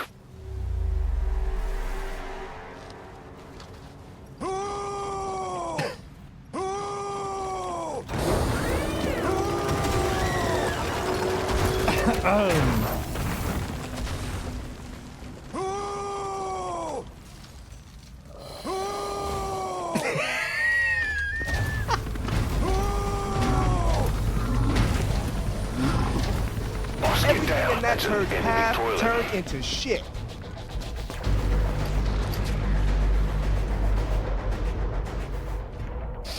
Monsieur Miller! Quick is outbound. Reporting the AO for now.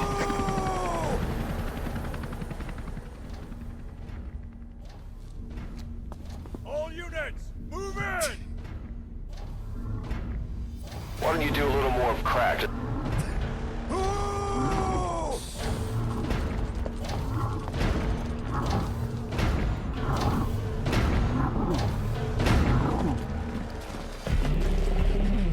Ooh, look at this sunset.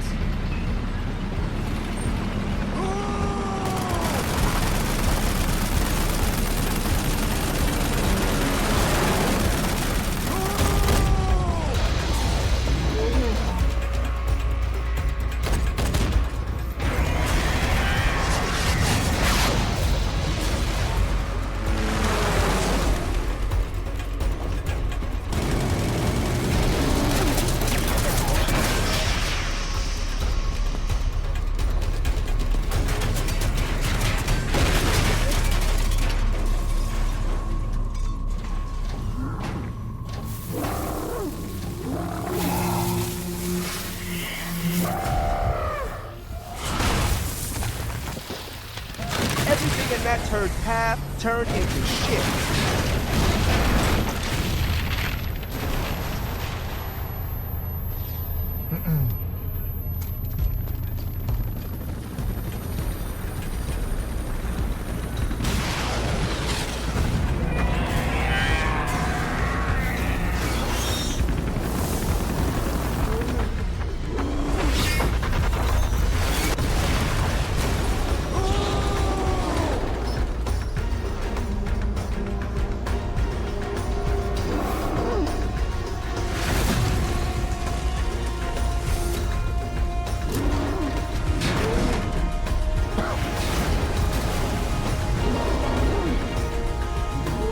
Boss, get down. That's an enemy toilet.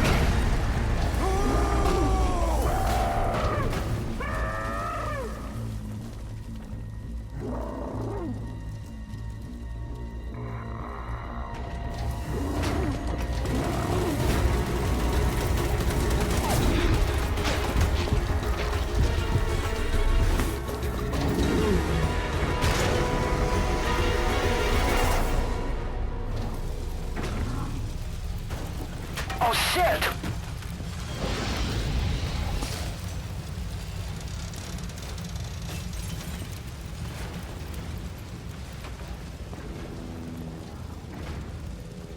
Cypher will rewrite the records, and I will vanish from human memory.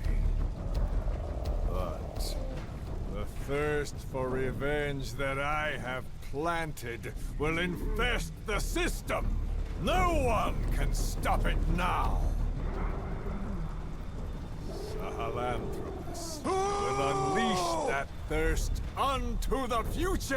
Look at that nasty neck. Those slits.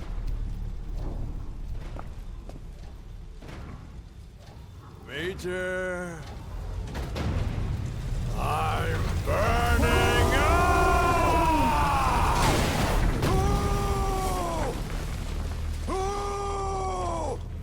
Boss, get out of there!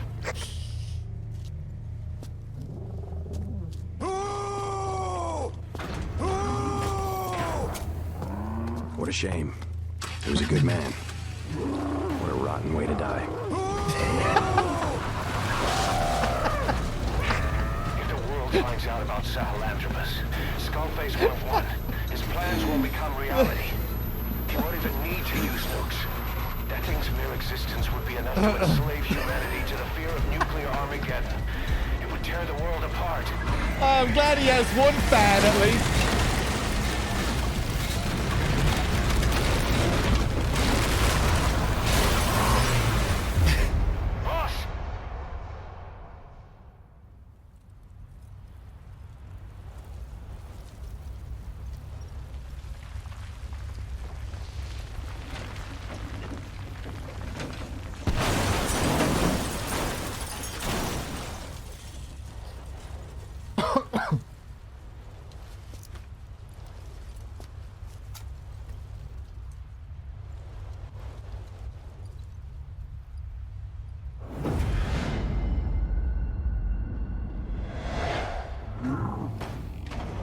It's after you.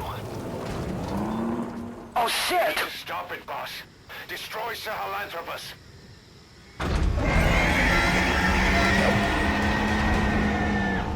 All right, let's do it. Boss, Hey, Diors, get over here. I'll rally Diamond Dogs and provide backup. We picked a really nice time of day for this mission. Yeah.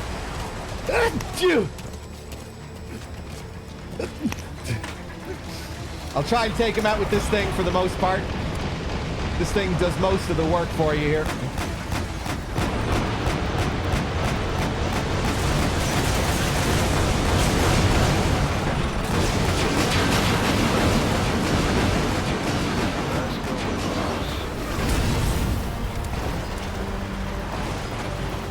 Oof.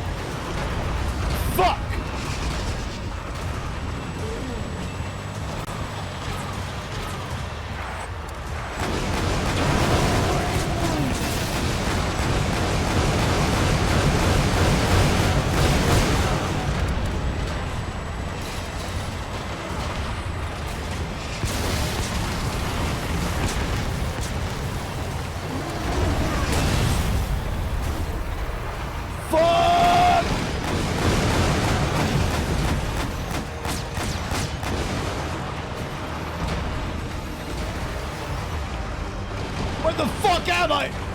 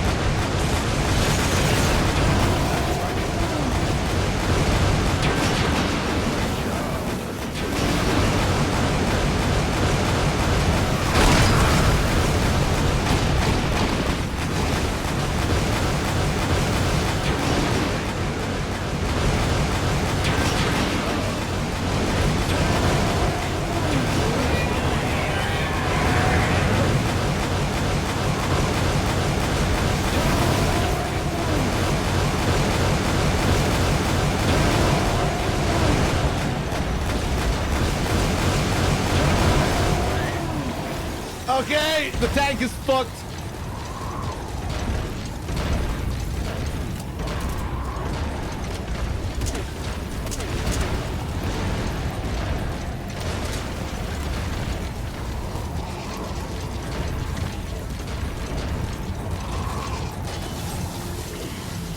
Ooh. Visuals here are pretty cool.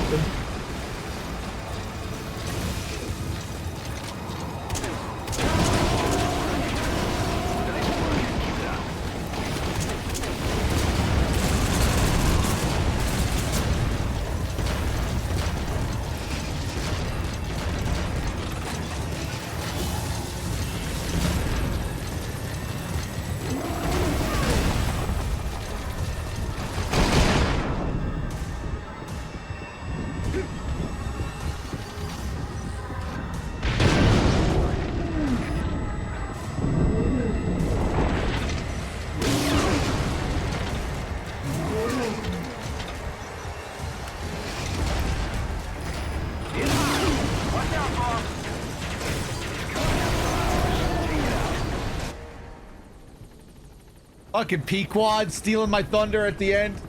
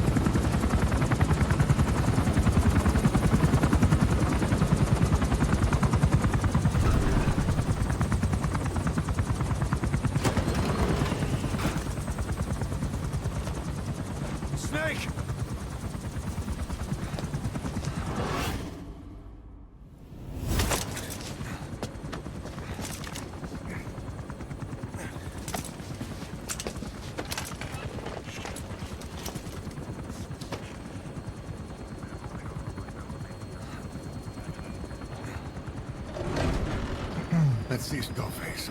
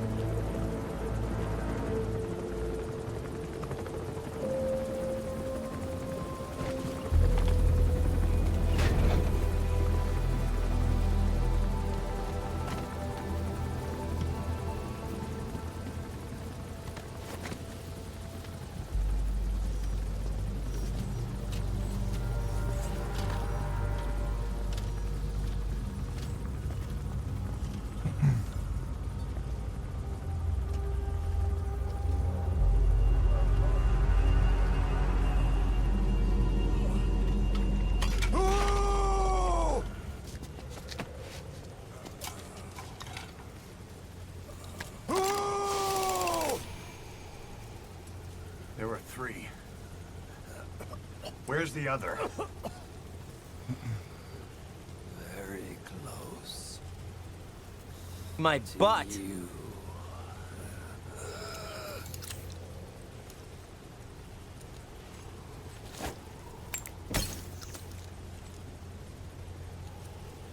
What is this? You're nuts!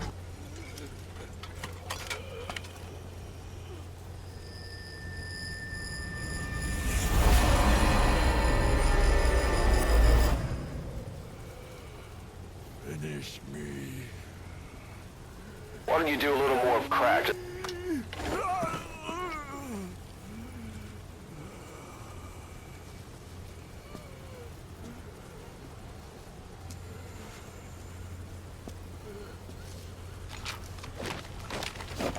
Oh shit!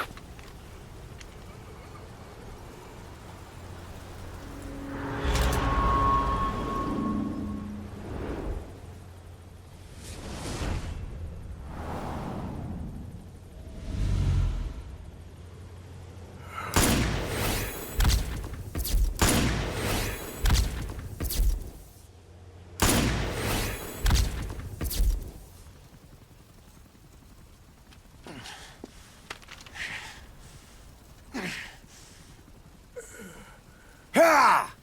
Yeah! Yeah! Yeah! Monsieur Miller!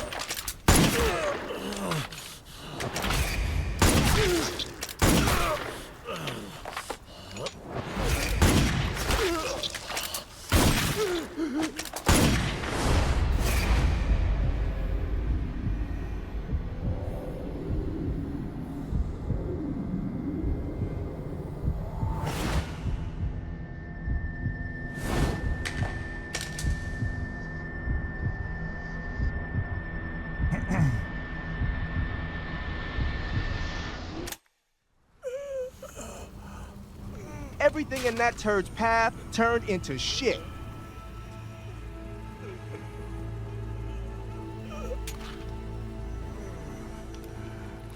Oh shit! Boss, get down. That's an enemy toilet.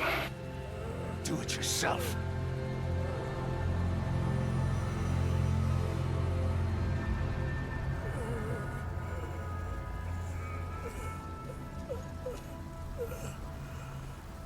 Mission complete, boss.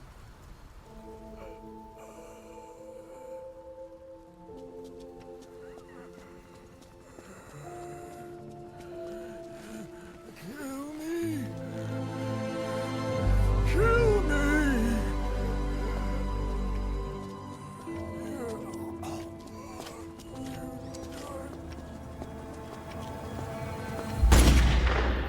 Oh! Oh!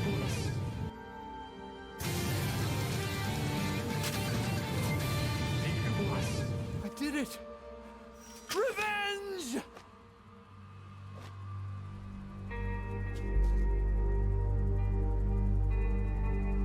Why don't you do a little more of crack?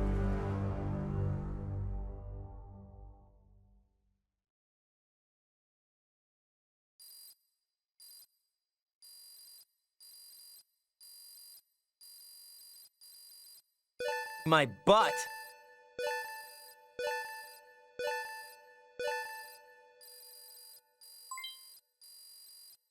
Yeah. Yeah, thanks. Thanks. All right, we're done.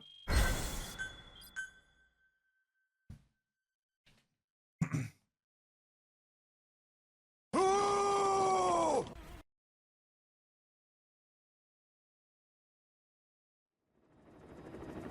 Oh!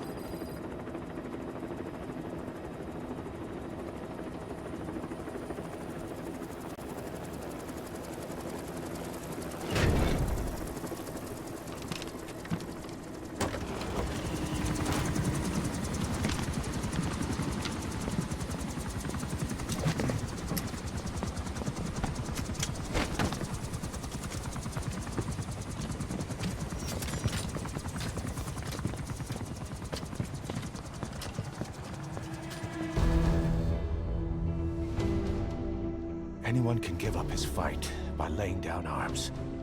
But the feeling of holding a gun, that we'll never forget. Like our lost limbs. The sensation lingers.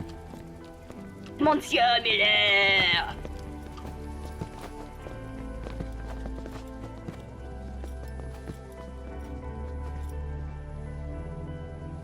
Oh!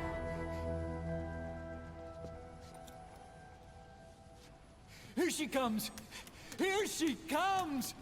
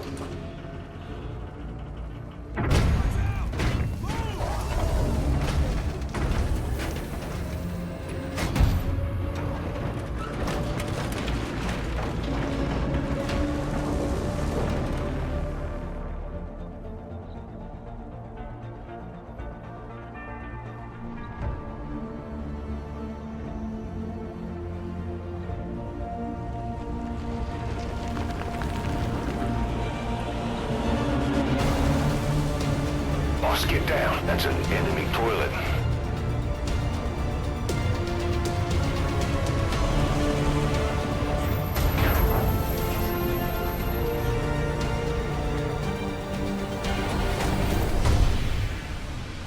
We hold our rifles in missing hands. We stand tall on missing legs. We stride forward on the bones of our fallen. Then, and only then, are we alive. This pain is ours, and no one else's. A secret weapon we wield, out of sight. We will be stronger than ever, for our peace.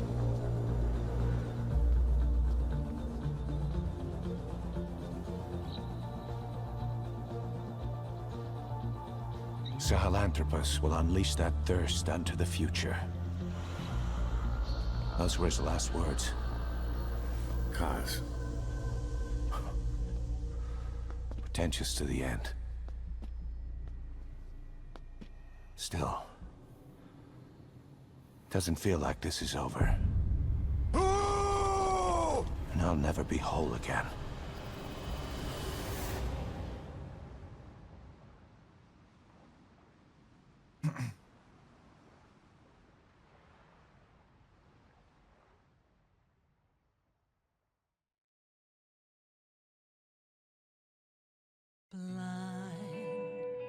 In the deepest night, reaching out, grasping for a fleeting memory.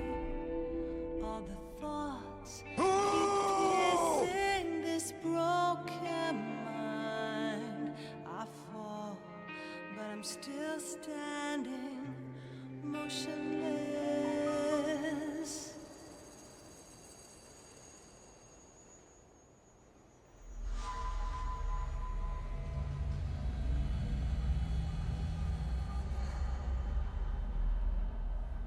My butt!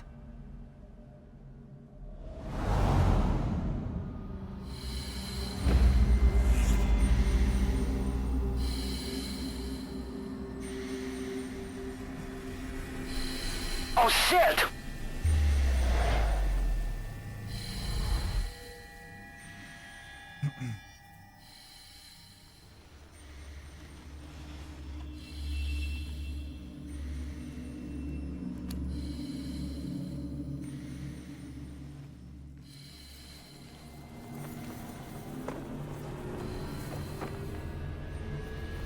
when you do a little more practice.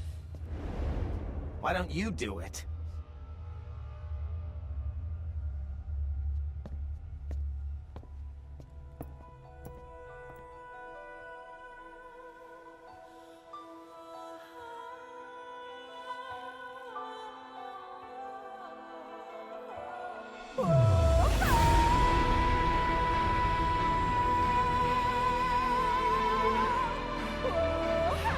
All right, stick around, everyone. The game is just beginning. Chapter 2 up next.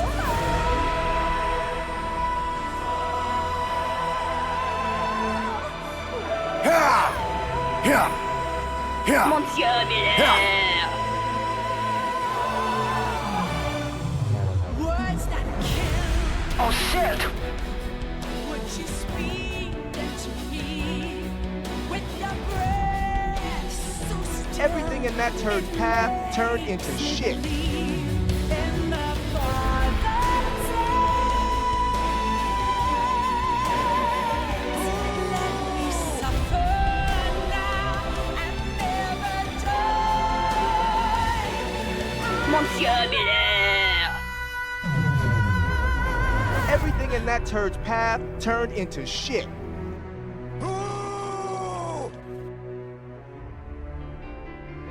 Monsieur Miller!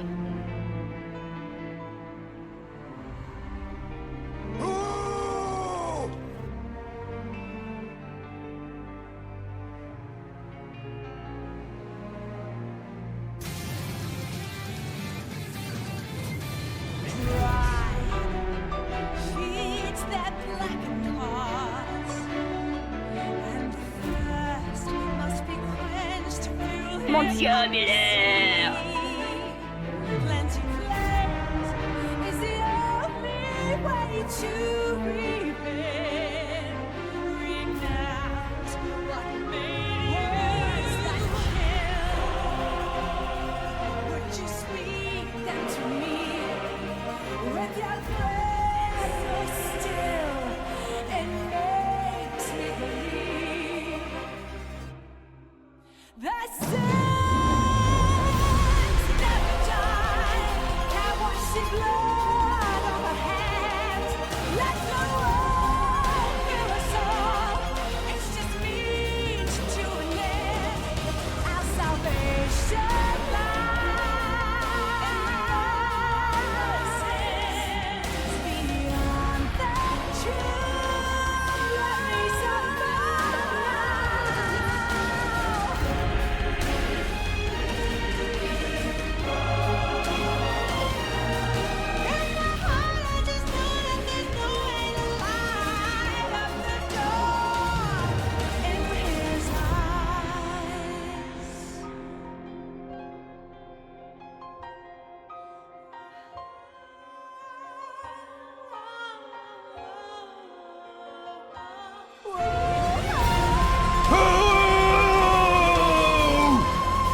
Monsieur Miller!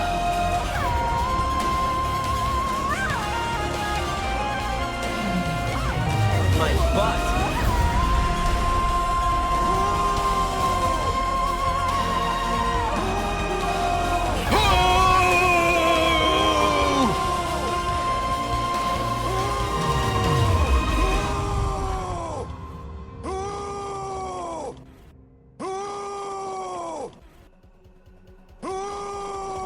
Who the fuck is this guy? My butt!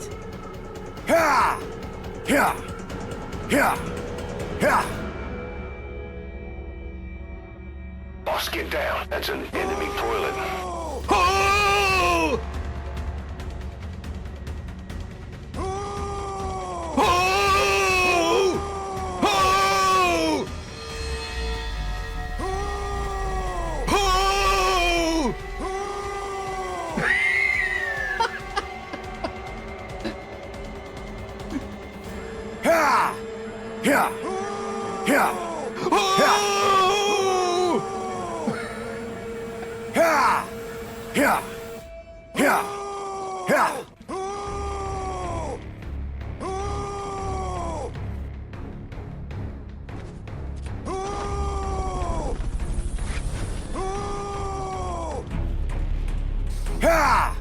Yeah! Yeah! Yeah!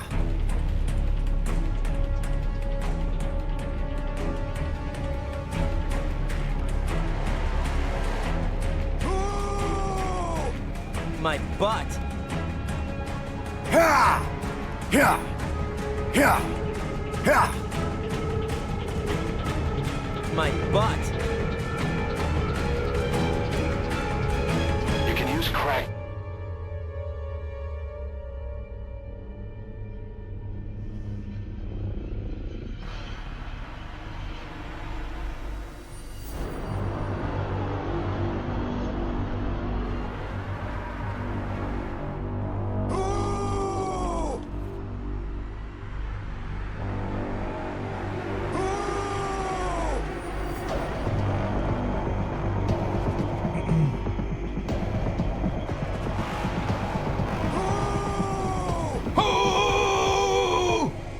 Have a Cuervo.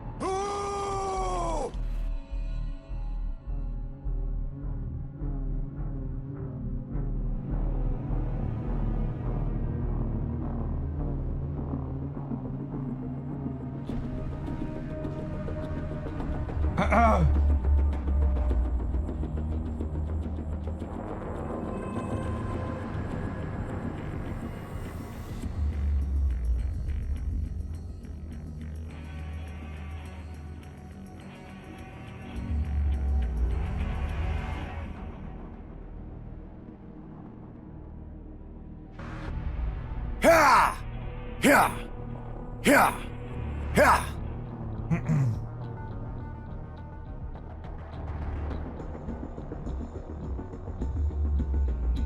Yeah! Yeah! Yeah! Yeah!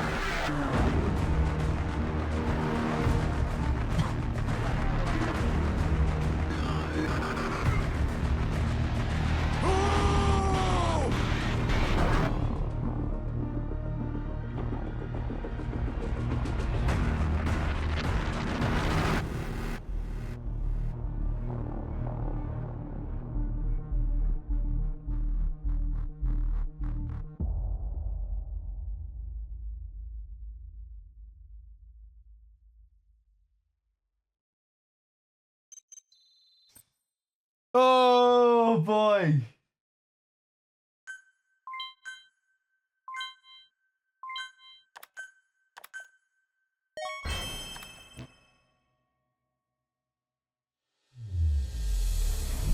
I won't scatter your sorrow to the heartless sea. I won't see you in his ashes. Oh shit! You're all diamonds. This man acted as accomplice to the attack on Mother Base. Why are you here? Revenge against the boss. I'm not like you! I think it is time you knew. I'll go alone. Boss, what are you... We can't afford to lose anyone else. What if she's a spy? What if I'm a spy? Or you? What should we do, boss? Just give the order. You were right. He is not one of us. Boss. Snake? Everything in that turd's path turned into shit.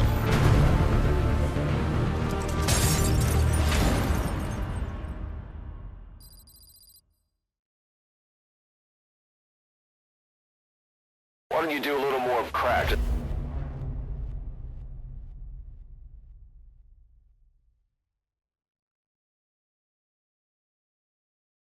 Attention!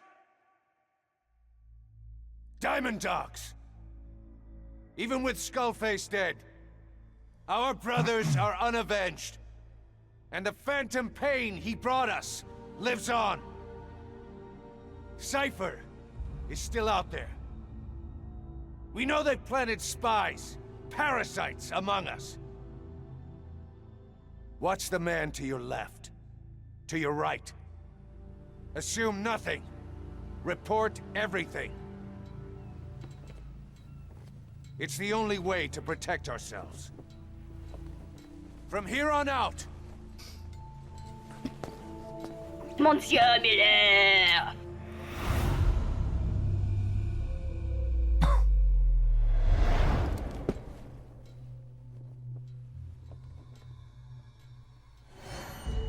you will be my eyes.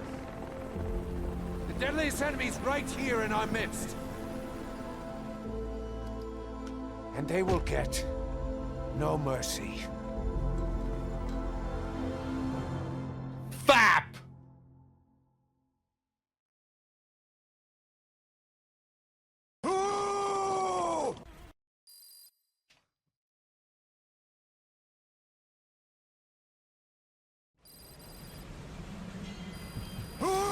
Even with Skullface dead, our pain is still right with us. We need more strength. We need more men. Diamond Dogs needs to be bigger. Missions have come in too. We still have a long road ahead of us. All right, we're back. We're back with chapter 2. Big Boss is watching you. Here we have the real Big Boss on this poster. You can tell because he has 2 straps on the eye patch. Boss, get down. That's an enemy toilet. We're watching our man, but it's really the real Big Boss watching us. Watching me.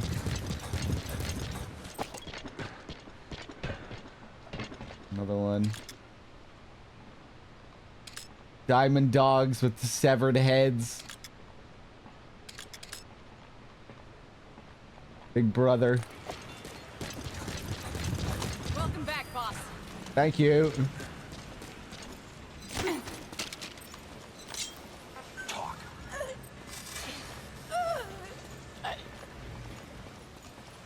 Spit it out. Boss, speak. Thank you for putting an end to the epidemic. Boss, harder. How many bases get cameras? She said be careful, the enemy now has cameras. I feel like it's still only a couple of bases that get cameras, right? Oh man, my throat is sore from screaming who. But I'll survive.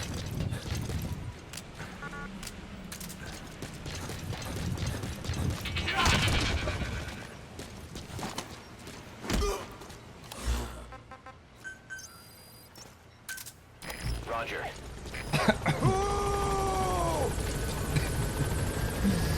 This is B-Quad. Arriving shortly at LZ. Spit it out.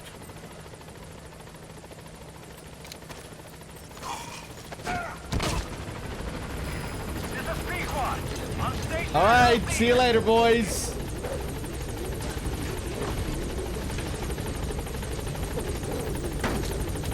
The missions never end.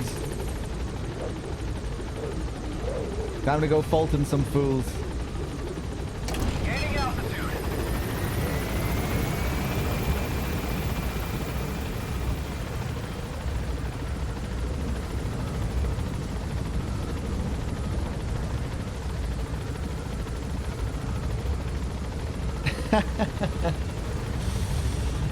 This Paul.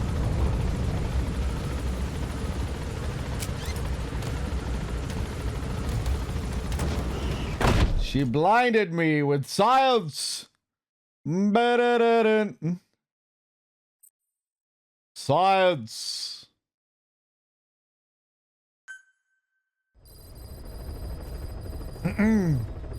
Boss, you can now give the order to develop or dispose of nuclear weapons from your iDroid. With a nuclear deterrent, even if you're discovered while infiltrating a rival PF's FOB, most PFs won't dare retaliate. But you, of all people, know how dangerous it can be to have nuclear weapons. So will you add nukes to our arsenal as a deterrent? Or will you take them away from other PFs and dispose of them to help build a world that's free of nuclear weapons? I'll leave that decision up to you. I guess we'll go through these tapes. And then we'll do our first extraction mission. I'm getting hungry as well. I think it might be time for another shameful delivery. Oh my god. Nick with the 43 pack. Nick, thank you so much. Cheers. Much appreciated. Incredible generosity, Nick, as always. Enjoy whoever got a free sub. Cheers. Oh shit! DD makes a pretty good partner, huh, boss? Too early to say. Yeah? Just seeing him come back makes me real. Oh shit! What breed is he? He's not a husky. You're right. Siberian Husky is a cross between a Spitz-type dog and a wolf. I think DD might have some wolf blood in him, too. He isn't just smart. He's also shown remarkable judgment. If he doesn't do what you want him to, he's just doing what he thinks is right in the situation. And he's steady under fire. Remember, he's no lapdog. But learn his strengths, and you'll understand each other soon enough. You'll make one hell of a team. Ocelot. Why'd you take it upon yourself to train him? Huh? Why? Yeah. When's the last time you heard a wildcat raising a dog? I have an eye for him. I knew at first glance he'd make the right partner for you. Huh. And I figured it was about time he got out into the world. So you passed him off on me? There, you see? I knew you liked him. I don't know about that yet. I still think he's trying to figure me out, too. I'll spend some more time with him. You'll see how helpful he can be. What about you? I prefer to work alone. Ocelots don't hunt in packs. Yeah, something like that. Anyway, I'm glad you like him. DD's really taking to you, too. And to going on your walks. Don't be shy about taking him with you in the future. I'll think about it. Emmerich didn't go with depleted uranium for Sahelanthropus' armor because of its strength. He had nukes in mind. Exactly. It's meant to use its body as the fuel component for a nuclear weapon. Sahelanthropus uses built-in uranium enrichment Archaea to melt its own body and extract uranium-235 from the depleted uranium in its armor. Those Archaea perform the enrichment in an extremely short time. The concentration jumps by a factor of several hundred, from 0.2% to over 90%. The end result being highly enriched weapons-grade uranium. Sahelanthropus' body itself becomes a nuclear bomb. Emmerich says if it were to self-destruct, the nuclear yield would be somewhere in the region of 15 kilotons. Since you need about 50 kilograms of highly enriched uranium to trigger a nuclear reaction, that would mean Sahelanthropus contains something like 23 tons of depleted uranium. That's not very much. No, it isn't. That's about what you'd expect to find in a main battle tank's armor. The point is, it can be transported anywhere, even use its conventional weaponry on the battlefield, and the international community will never suspect a thing.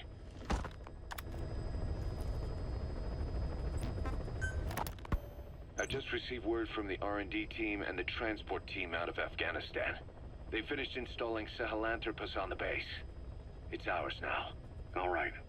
Don't let any of the staff touch that thing. Especially Emmerich. Of course. That guy's crush on Sahelanthropus is beyond a joke. Guess he really wants to see his tech stand on its own two legs this time. That's not gonna happen.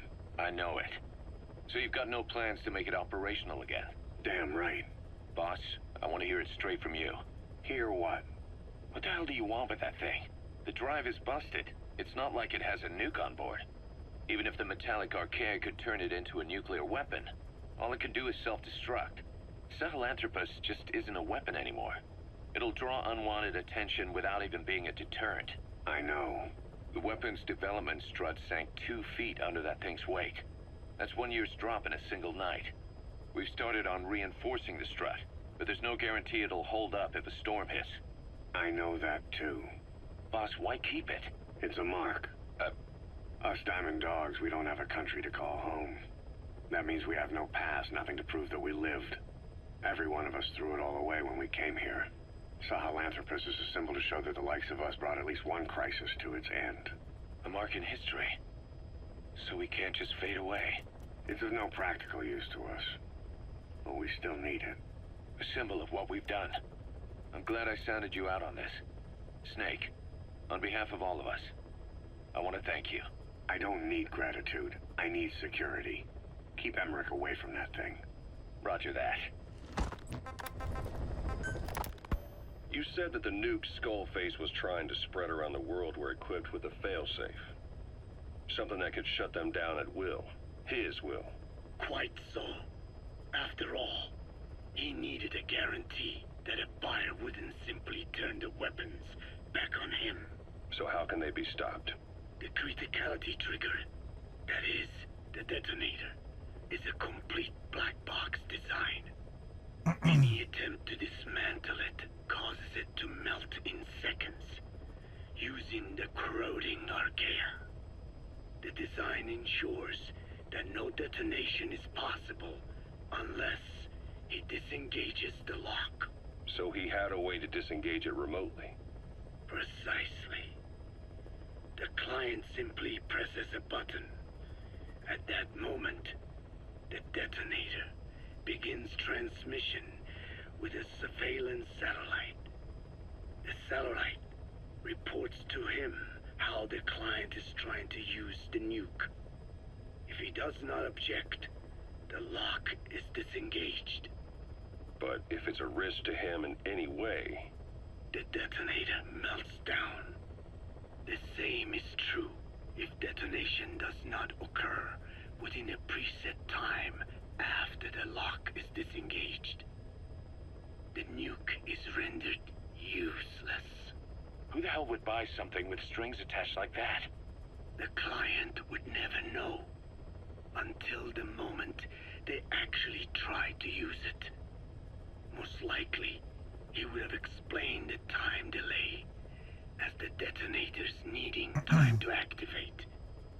And he only intended to sell to technologically primitive groups in the first place.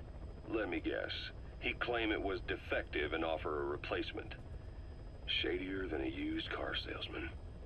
Skullface shakes your hand like a friend, using the other to control you like a puppet. This is how he works. Code Talker, haven't seen you eat a single thing since you got here. Let me guess. Photosynthesis? Oh? What makes you say that? Well, a long time ago, I knew someone with a similar ability. Well, you are correct. Most of my body is covered with parasites. I supply them with water, and in return, I receive sugars they produce when exposed to light. It isn't just my skin either. The parasites also act as my eyes. They have replaced many of my internal organs as well. It is thanks to them that I live on after over a century. How did you obtain them anyway? Through your research? I would like to say as much, But there is more to it than that. Let me take you back 20 years. I had hit a dead end with my parasite research. Then I was approached by a foundation. They said they had a sample of an unusual strain of parasite. Which foundation? Apparently, they had links to ARPA. But that is all I learned. I was somewhat ignorant of the ways of the world. Just being able to study it was enough for me. Yeah, I've heard that before. Go on. Half in doubt, I visited them to discover the body of an old man. Well, to be precise, his partial remains. A collection of parts, you could say. The man had died in an explosion. An old man, you say? His flesh had not decomposed. In fact, the tissue's cells were still metabolizing. The parasite had infected, or should I say assimilated with, the tissues, and was keeping them alive. I became obsessed with studying the body parts, foregoing food and even sleep. Every day was filled with new discoveries. The parasite's biology, internal anatomy, life cycle. But there was only so much I could learn through observation. And so I made a decision. To truly know the parasites, I had to live with them. So, you implanted them inside you from the dead man's flesh? Correct. It was quite a gamble, whether or not they would adapt to me. But fortunately, it appears I was compatible with them. Or perhaps, through my many years of research, my immune system learned to tolerate them. Were they that body's only parasite? Yes. However, there was a separate specimen that supplied its host with adrenaline in response to pain, and yet another that could control insects at will through secreting heterogeneous pheromones. I wanted exposure to them, to take them into me, but my wishes were denied. Their records, though, provided clues that helped advance my research. Would you care to join me? A life spent never worrying about food is a most wonderful one. I think I'll pass. But thanks. This has been helpful.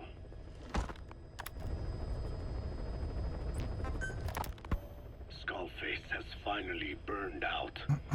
The world is rid of his existence at last. Was he still alive? You could say that. But you could also say he'd been dead for decades. What's that supposed to mean? Biologically speaking, it's hard to say how much was his life. Side effects from the treatment? No. The primary effect. Keeping a dying host alive as long as possible. That is the whole point. But in the end, he grew too dependent on his children. As if he had any other way to keep on living. He first underwent parasite therapy before the Soviet Union became his home. His body was horribly burned. Fire washed across his thin young frame and stole his skin and his throat, even his lungs. Only through repeated therapies could the parasites keep him alive. Most of his life became something the parasites gave to him. And then he lost the ability to die. That is correct. The parasites live on past the host's death, still aiding cell composition. At that stage, there is no way to extract them from the host cells. There is no way of knowing when the last cell of Skullface's body would die. The only choice was to burn the whole thing. And his children, along with it. And I am one to talk. When my life is snuffed out, I expect you to treat my body the same way. And when I burn, I will truly be one with my children for the first time. You say there were 3 English vocal parasites? According to Skullface, yeah. Skullface had 2 of the English strain with him. You burned both of them. There was an oil fire. I tossed him in. So that just leaves 1. And you tell me Skullface said he used it? He said it was very close to me. Very close. One of your comrades, or someone ordered to kill you. Or he could have been speaking metaphorically. Metaphorically? Close to your spirit, close to your heart. Someone who either loves you or despises you. The second one makes a long list. Whichever it is, act with caution. Skullface implanted someone with the English language strain. Who it is irrelevant. Why? I tell you what Skullface really meant. Very close to you means you will be exposed. All the infected here have been given the Wolbachia. Even if the vocal cord parasites infect them now, they cannot reproduce. But if there's a different host among us, host to the English strain. If that were the case, we'd see the symptoms.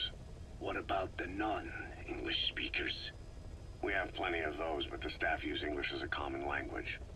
But if that someone has not spoken English yet, and begins to speak it now, there'd be another outbreak. The final mating pair of the English strain must be found immediately. Skullface is gone, but his threat still remains. On this base, do you see what the final mating pair is? With him dead, those parasites are the stain he wished to leave upon the world. His thirst for vengeance. In the flesh. Think. Does anyone here bear a grudge against you? Who would target you, specifically? The ethnic cleansers that Code Talker mentioned, they weren't Skullface's true goal. All we have is circumstantial evidence, but here's my theory. It was Cypher who started developing the vocal cord parasites as bioweapons, parasitic weapons, and Africa was the testing ground for them. As Code Talker said, their purpose is the ethnic cleansing of only those who speak a particular language. So they could do a weapon of mass destruction to eradicate specific groups, races, ethnicities, or colonies by the language they speak. Or a kind of absolute language control. Or maybe a tool for those arrogant fools to build some misguided utopia. I can see plenty of uses for them. However, in practical terms, they wouldn't be as dangerous as you'd think. Counteracting the parasites is easy, after all. Cut them out of your throat to save your life, or just don't talk. That also prevents the infection from spreading. So if the international community were to find out about them, they'd no longer be the threat they were conceived to be. In which case, their targets would be limited to minority groups as a deterrent or a terrorist tool. It's hard to imagine Cypher developing something like that as a main weapon for their arsenal. That leads me to think we've only tugged on one little thread in Cypher's grand tapestry. An obscure corner of their work, possibly forgotten altogether. In any case, things changed. When Skullface was forced to relocate to Africa and he saw that thread dangling. All the time he continued that research, he was secretly following his own agenda. The ethnic liberator parasites. His English language strain. Skullface said there were only 3 samples of the English language strain parasite, and I think we can believe him. Bringing his ethnic liberator's plan to fruition depended on creating an English version of the vocal cord parasites at all costs. But an English strain would have been useless to Cypher. Worse, it could have destroyed everything they'd built. It was the one type they couldn't allow. That means Skullface was forced to develop his English strain out of sight of Cypher's network. Naturally, he couldn't use the greenhouse facility Cypher had set up and filled with guinea pigs. Skullface must have found some secret place to create his precious few English parasites, hiding all evidence like a man cheating on his wife. Somewhere, an entirely standalone environment. And when his plan entered its final phase, he must have made the place disappear. Some little room, could be anywhere, but now nowhere at all. We'll never know where he did it, but to elude Cypher's surveillance, it couldn't have been big. I believe Skullface was telling the truth. There were only ever 3 samples of the English language strain. Why activate Sahelanthropus in Afghanistan? This is how Skullface wanted things to play out. The Soviet Union secretly develops a new type of nuclear weapon and successfully deploys it in Afghanistan. Revealing the existence of Sahelanthropus results in a return to the glory days of the Cold War. The threat it poses reignites the nuclear arms race between the world's major powers. The demand for nuclear weapons increases around the globe. What if you then introduced a nuclear weapon anyone could get their hands on? Non-nuclear nations, militant groups of all shapes and sizes, they'd all jump at the chance. Sahelanthropus was a marketing tool to sell nukes all around the world. But I think it's safe to say that plan was stamped out before it got up and running. The world's intelligence agencies never did turn up anything conclusive on it. After all, Sahelanthropus vanished before word could spread. Everything that's happened is already a fading memory, never to join the pages of history. Except for Cypher. Cypher won't forget. They'll already be working on something, quietly, beneath the surface. They'll use the pieces of data scraped together from this incident to build their own bipedal weapon. It'll take them a long time to complete it, but for now, the Greed sector have found their new life's work. We'll have to be ready too.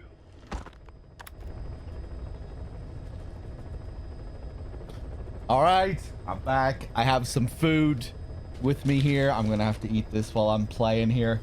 I was hoping it would arrive during the tapes, but no luck. Another shameful McDonald's. I got a McSpicy. I enjoyed the last time I tried a McSpicy, so I'm gonna have a McSpicy again. Hold on a second.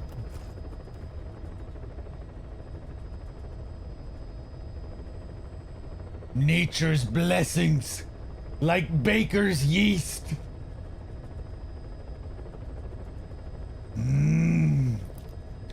Okay.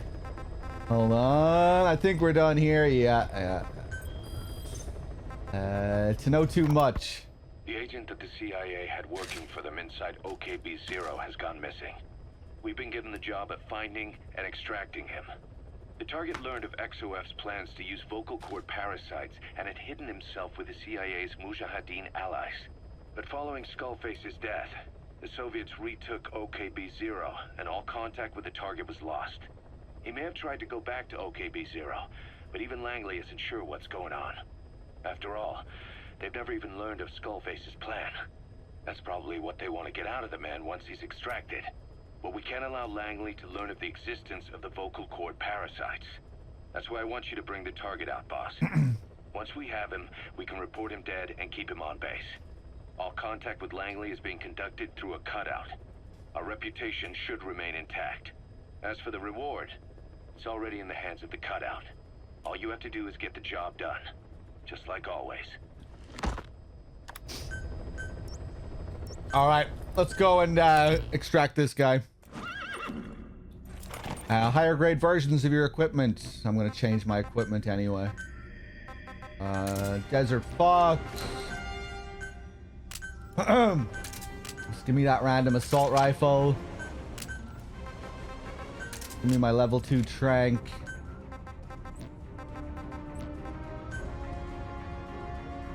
Okay, let's go. This mission is super easy if you know where the guy is.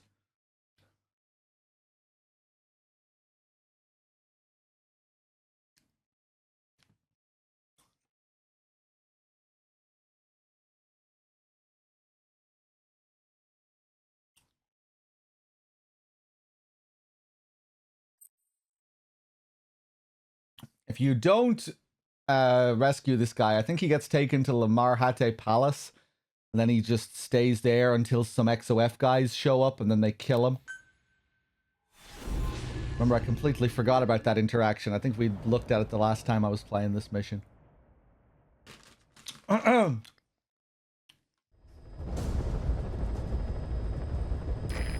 and extract the missing CIA agent. The target was laying low with a friendly Mujahideen during the vocal cord parasites incident.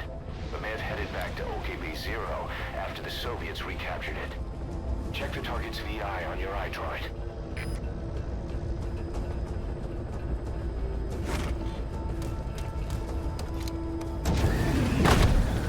How the fuck do you know, Mango? Have you tasted every McDonald's in the world in every country?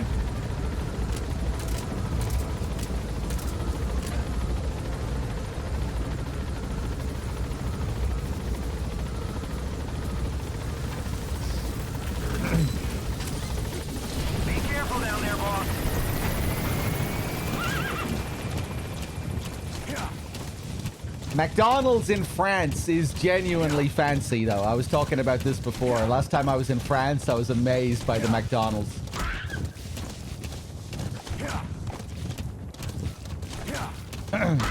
Like, right down to the lighting and the cups and everything in the place. Like, the lighting looks almost like a proper... like what you would get in a proper restaurant. It doesn't look like it's designed to make you want to leave. Like it is in the rest of the world. Usually the lighting and the aesthetic in these fast food places, they're designed to get you out of the place.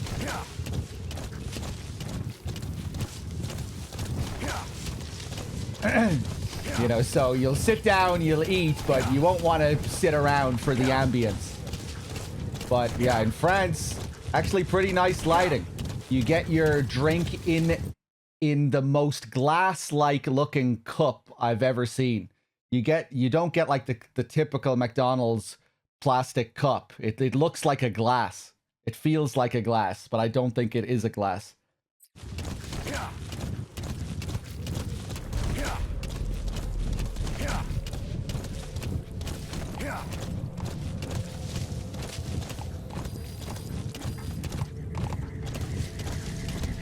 Yeah, it's plastic, but it's fancy. Let me call a chopper here. Over there.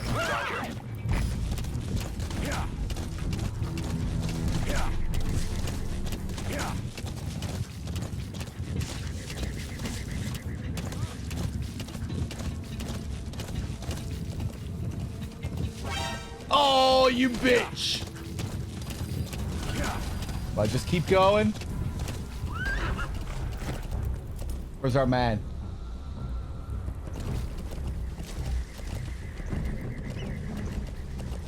Isn't he here? Here he is. Help me! Ha! Yeah! Yeah! That's the target. Yeah! Looks like we found him.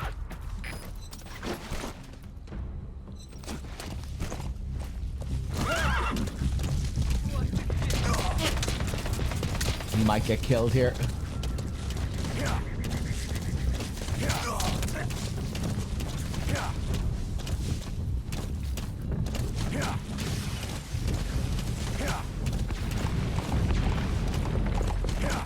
Eventually, those guys will find him here, and then they'll take him over there.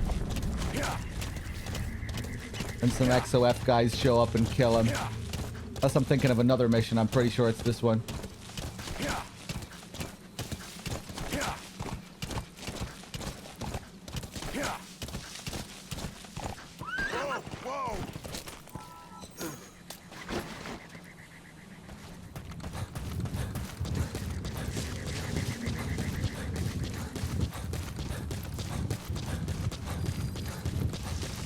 All right, P-Quad, get your butt over here.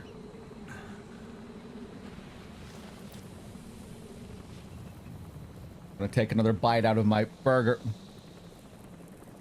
Did I go back to mission 22? I did not. And I probably won't at this stage.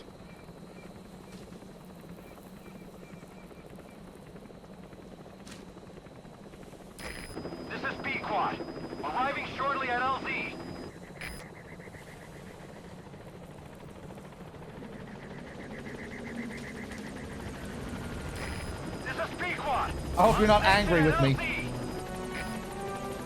If you want me to go back, I might think about it. But still no guarantee.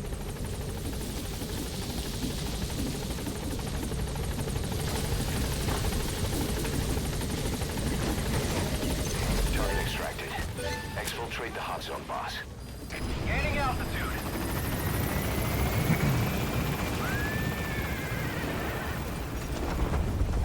Jeff, thank you for the 68.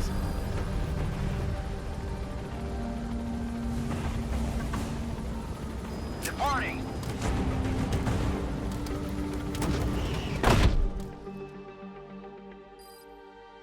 Flawless work. You never cease to amaze, boss. So if it's disappointing, that must mean you want me to go back and look. And how? They're gonna tell stories about this one, boss.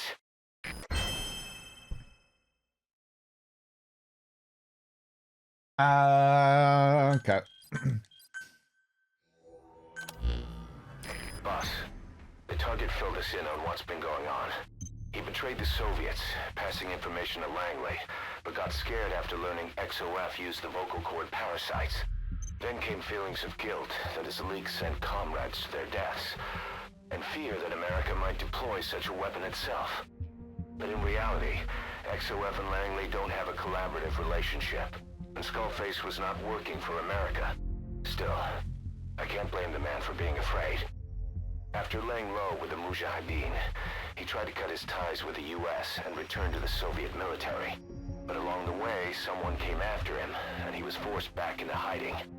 Could have been remnants of XOF looking to silence him. And you know the rest. He doesn't seem to know much about the parasites, but nevertheless, it'd be too dangerous to hand him over to Langley or the Soviets. We'll keep him here as originally planned. Oh, Jesus. The hamburger saga begins.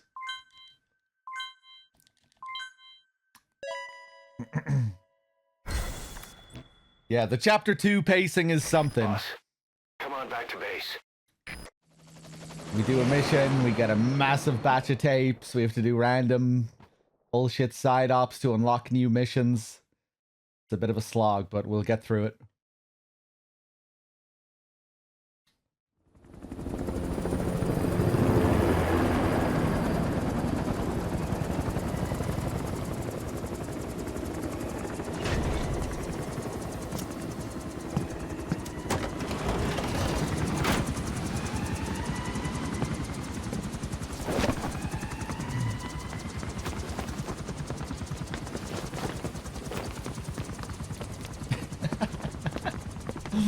Is this what you told me to come back to base for, Kaz? To look at Liquid? That was a 16-hour fucking flight from Afghanistan back to the Seychelles. Just so this little bastard can look at me? And off he goes. Is that it?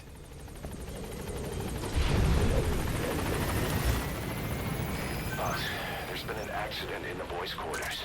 A pile of steel pipes gave way. Oh! The boy named Ralph. They tell me he died instantly. I'm sorry, boss. It's my fault. I should have been keeping an eye on them. I'll let you know if we learn something. I mean, couldn't you have told me about Ralph on the fucking chopper as well? Like, I can't go and talk to these kids. I've never even seen Ralph. Who the fuck is Ralph?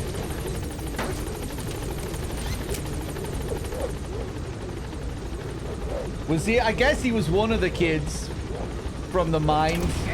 I don't know which one though.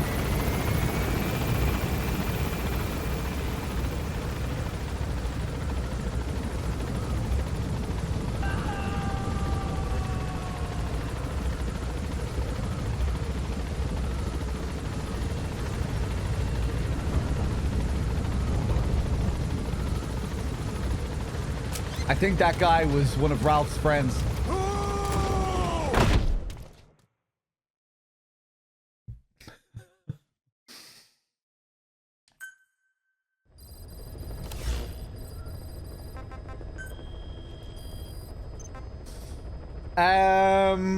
Do we get any follow-up on Ralph in the tapes? I think they do mention Ralph again here. Or later. It's a Lord of the Flies reference, by the way. If you didn't know.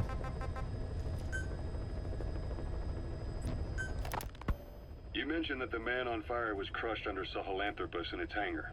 Yeah. He was caught under the wheels of its transport platform. But his body wasn't found. What? We searched the area the moment we arrived, but there was no trace of him. I wasn't hallucinating. I know. I trust you on that. That means someone must have taken the body. But when I got there, everything was still as it was. Even Skullface hadn't been touched. I can't see a reason to sneak into a place like that and drag out the biggest, heaviest guy there. What are you getting at? The only option left is... he got up and walked away. That platform ran him over. Just ran him over. You're saying that's not enough? I don't want to believe it, but maybe not. He shrugs off bullets, even rocket strikes. There's no reason to think that would finish him. It seems ridiculous, but I'll start gathering eyewitness accounts just in case. If you dig up anything concrete, I want to know. You'll be the first, if I dig anything up. But I hope to hell I don't. No kidding. This is yellow cake that Cypher was having the PFs transport. Before we met you, the boss recovered it from a truck crossing the Savannah. Are there metallic archaea inside it? Yes, the archaea metabolize uranium-235 to subsist. They must be stored inside yellow cake, or they cannot survive. So those biological traces we took for impurities were actually the real cargo? Of course they are deactivated, so they do not trigger a sudden enrichment. They are like baker's yeast. Yet, they do gradually enrich the uranium as they feed. I imagine you detected weapons-grade traces. Yeah, we did. And the malachite that was loaded on the truck had traces of uranium in it too. So that's the flower, huh? Skullface was gonna sell do-it-yourself nuke kits. The uranium-enriching archaea complete with the user's manual. And the ores with the uranium could be sourced by the client or provided by Cypher. Even the trace amounts buried in common ores can be enriched to weapons-grade uranium by the metallic archaea. Proving that must have been the most important factor of the trials.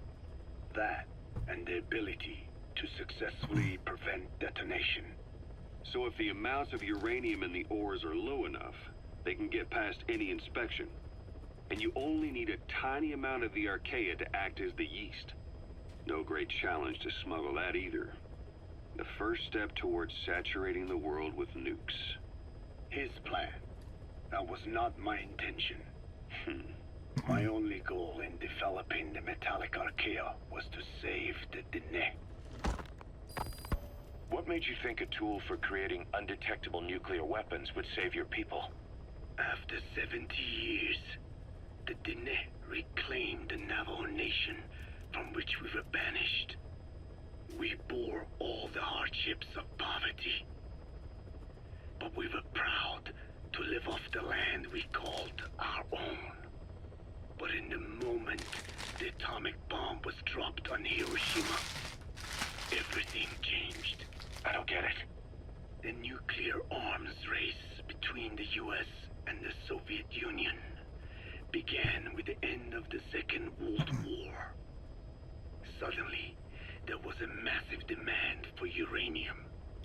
And it was our ill fortune that the ground beneath the Navajo Nation was rich with uranium ore. The Black Ana government set up mine after mine, and many of the Dene worked them, never informed of any danger. Every day, they went to work with no protection. The slag was simply piled out in the open. When rain fell, uranium traces left behind would seep out, and when the ground dried, it was blown about as dust. Land and water were contaminated, irradiated. Many of us became sick and died. That pain lives on to this day. I had no idea. wanting more than anything to revive the land my forebears left to me. I was delighted upon discovering microbes that eat uranium. If they could be domesticated, I believed we could rid our land of uranium. Were you successful? Everything in that turd's path turned into shit. Called for funding on a colossal scale. But nobody was willing to invest with no prospect of a return. And that's when Skullface showed up. Correct. I can save you and your people. We share the same will. That is what he said to me. And I believed him. Black Anna forced me to abandon my uranium cleanup work and focus on nuclear weapons. And he held all the Dine hostage. Today, the uranium mines within the reservation are finally closing down. It is simply less expensive now to source uranium overseas. New victims, different places. But uranium is a tactical resource. To rely on a foreign country for it is a difficult decision to make. And he was in the perfect place to influence that decision. He could have condemned your people to the mines forever. The contamination comes not only from uranium. The fallout from the Nevada nuclear tests also settled on our lands. As if our fortune were not already bad enough. We are also downwinders. To save the Dine, I must complete my original research.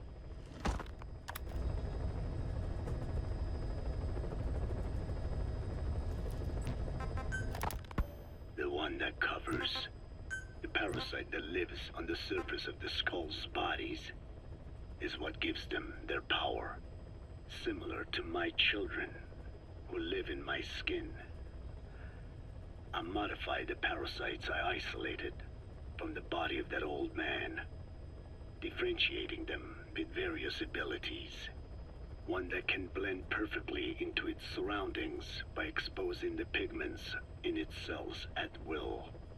Another that, by harboring multiple species of metallic archaea, can oxidize and reduce metal. Isolating the one that covers and transplanting it into an artificial medium should provide the same abilities as the skulls. But they can only subsist within a human body.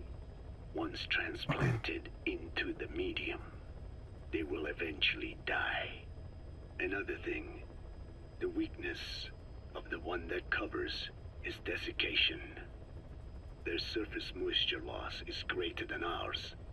The reason they give off mist is to alleviate this by releasing the salts inside them as microparticles. Water vapor condenses around them, appearing as mist. But this dries out the atmosphere until they cannot even produce mist. And once their supply of water from the host runs out, the parasites are in danger. They, along with their host, enter a form of suspended animation. However, a similar effect occurs if they come into contact with a large amount of water. Rain, for instance. The one that covers will temporarily abandon other processes in his eagerness to absorb the water. Pitijolone. Make the weather your ally. Hewitt's dug up some interesting facts about our skull-faced friend. 9 years ago, he was exiled to South Africa, stripped of political power. The upshot's that he ceased being a serious threat, in Cypher's eyes anyway. They eased up on surveillance, giving him an opening to establish his own military unit, one that answered to his will alone. Those men likely had no idea their orders were coming from Skullface. They probably didn't even know the organization was a part of Cypher at all. Anyway, it was in South Africa where he found renewed interest in parasites. And when he discovered the vocal cord parasites, he began to make his plan. Wipe the English language out of existence. Free the world, not by taking men's lives, but by taking their tongues. In his eyes, the greatest symbiotic parasite the world's ever known isn't microbial. It's linguistic. Words are what keeps civilization, our world, alive. There was something Skullface said. America is made up of many peoples, but those peoples never mix. Quite so. One nation, home to hundreds of different ethnic groups, many of whom stick to their respective living areas, little colonies, not interacting with other groups, going out of their way to avoid one another, their land, organizations, relationships. Thus, the United States of America is no melting pot. It is more of a salad bowl. It is not made up from one people, but for its minorities to function in society, a common ground is needed. Language. Even if the country is not one. No, because it's not one, a lingua franca is necessary. English. American hegemonism was born from the illusion that English could unite diverse ethnicities. In taking in people from around the globe, America became a microcosm of it. Now the boundaries between it and the rest of the world have become blurred. However different our neighbors may be, English enables us to create symbiotic relationships with each other. If English can bring unacquainted neighbors together in America, this should hold true for the world. This salad bowl that is the world can also become one. I have spoken enough. Your men can take it from here. Will you permit me to rest? Have something to eat? I thought you don't eat. I can subsist without food. But there is more to the act of eating than nourishment. We receive nature's blessings, and we affirm our part in it. And in doing so, we express our gratitude. Sorry, it's, hearing you say you don't need to eat and that you're part of nature in the same breath. Anyway, what can we get you? Not exactly a five-star restaurant, but the kitchen's used to serving a lot of different appetites. Hamburgers. Hamburgers? Even we Dinne have become Americanized. I eat them often back home. And you just can't let them go. Well, Monsieur Miller! Fargo. Hamburgers are pretty good. The victory of capitalism. Your people suffered so much at the hands of America. And you ask for hamburgers. We have suffered more than you can know. But I do not see hamburgers as an accomplice. A single dish, providing a balanced helping of nature's blessings. Meat, grain, and vegetable. How could anyone hate such a magnificent thing? Says the guy who can survive on photosynthesis. Balance has nothing to do with it. You just like a good burger. That is also true. Be warned, though. I have very high standards. Don't worry. I do too. All right then. One good old-fashioned all-American icon coming up.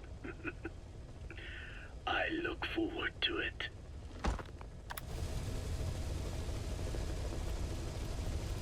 All right. Everyone's still awake? Who's still here? What's up? Hold on a second.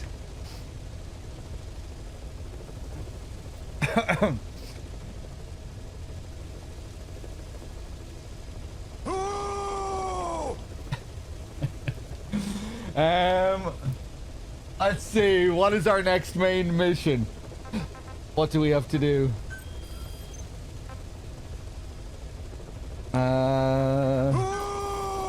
Side ops. Yeah, it looks like it's time for some random side ops. So we haven't even started the Wandering Mother base thing.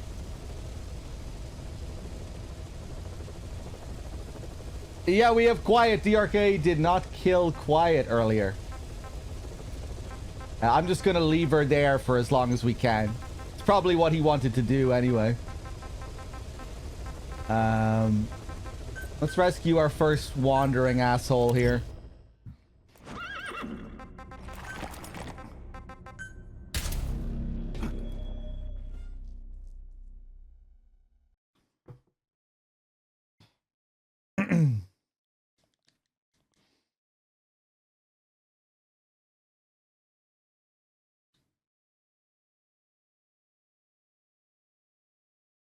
You're watching a cutscene after mission 23, one where Quiet goes haywire.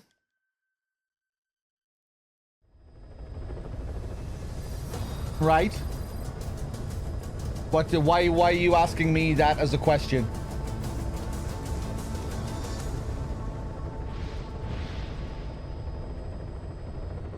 Monsieur Miller! I don't know if you're watching that cutscene, but I'm assuming you're watching that cutscene. What's curious about it? Is there something off? If you kill Quiet, it will not show it. You won't see any cutscenes with Quiet if you kill Quiet after that point.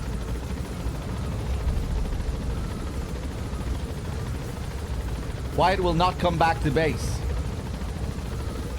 She will not be on Mother Base at all. Be careful down there, boss.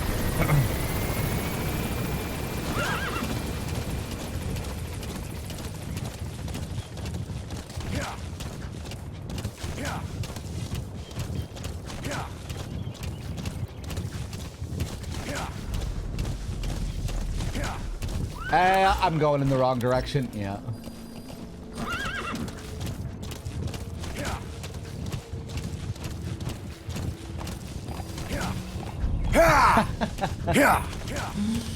He's a very sorry excuse for a bad humans, that's for sure.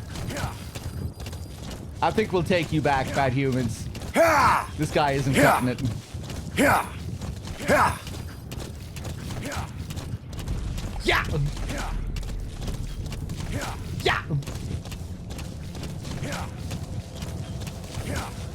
Alright, thankfully you can rely on these guys to spawn in the same place.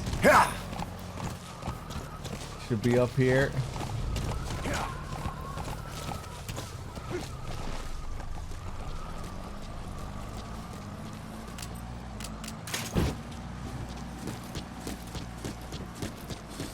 You like the new life? What does the new life entail that the old life didn't bring you?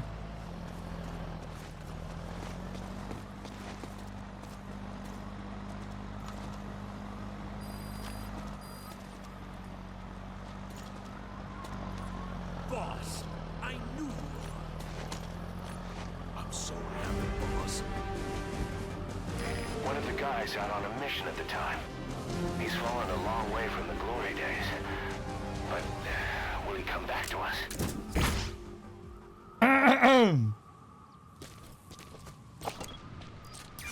That's the target. Is that one of our men from 9 years ago? Bring him home, boss. Thank you, Malistrom. I was actually playing it incorrectly earlier as well, though. I was being a half-assed DRK copy earlier during the Liquid mission.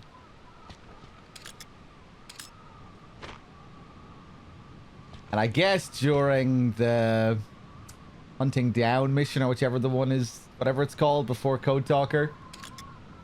So here we find these random MSF guys out here. I used to wonder if these guys were even supposed to be real. You know, given how they tie into the Paz story and how all of that is very unreal. How Paz doesn't exist. Do the photographs exist? They have the blinded eyes here as well.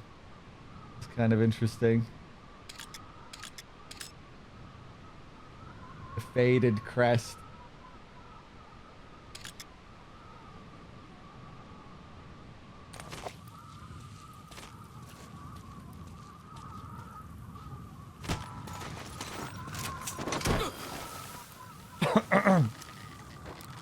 Pretty sure they show up on your base as new guys, so I think they're real. He's coming too. Roger that.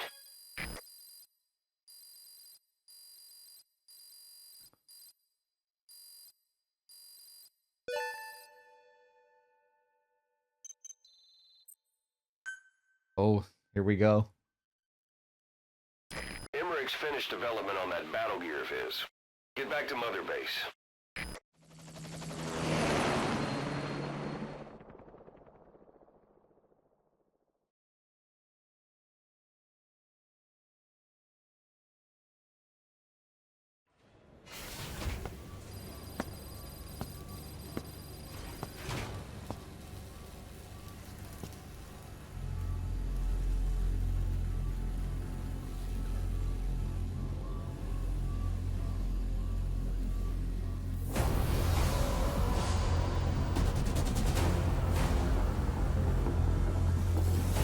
Boss, get down. That's an enemy toilet.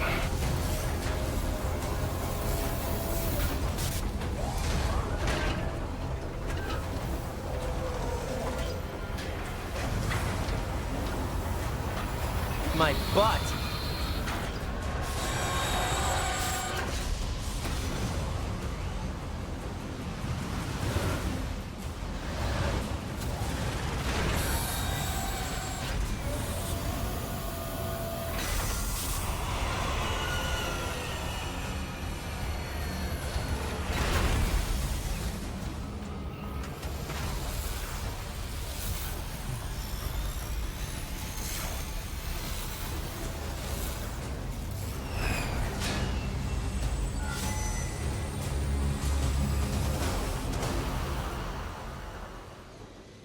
Hey, all right, see you later.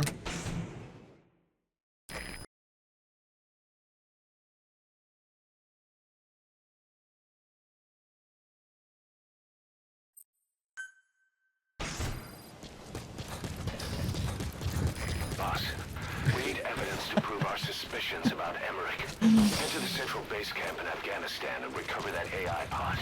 It's time we purge Diamond Dogs of that traitorous parasite once and for all.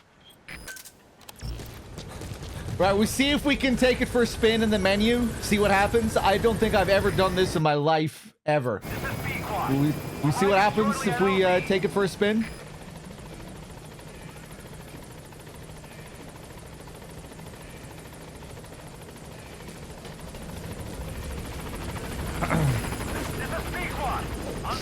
Hey, how's it going, Ichiban? Good to see you.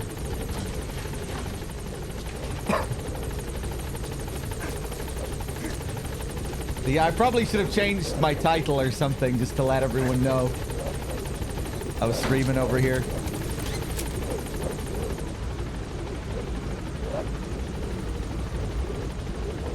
Good to see you, Ichiban.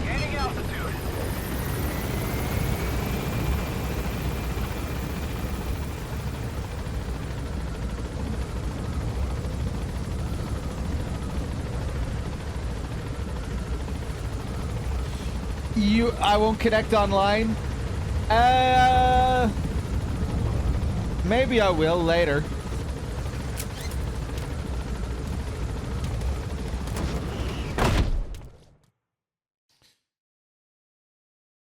Although I don't even have an FOB set up or anything, right? Would you even be able to raid? Boss, we need evidence to prove our suspicions about Emmerich. Head to the central base camp in Afghanistan and recover that AI pod. It's time we purge Diamond Dogs of that traitorous parasite once and for all. Okay, so this is where I use battle gear, correct? Can I send battle gear to go out and pick plants for me Is it actually possible? Combat unit.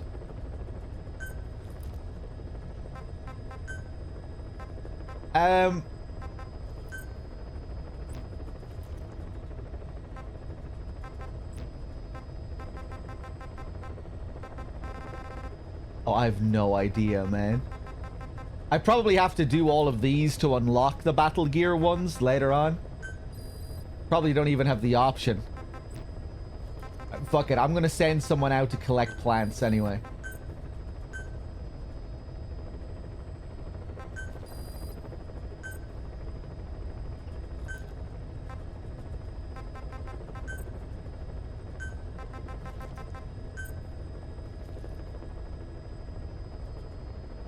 Constructing forward operating bases increases the maximum number of units you can dispatch at once. Well, I'm not going to do that.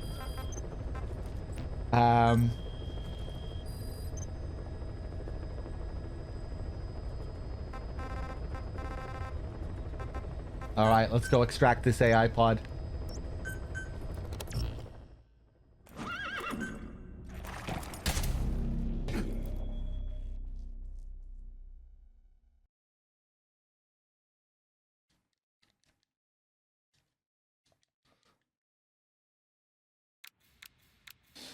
Sakurai, are you doing your first playthrough of this game at the moment?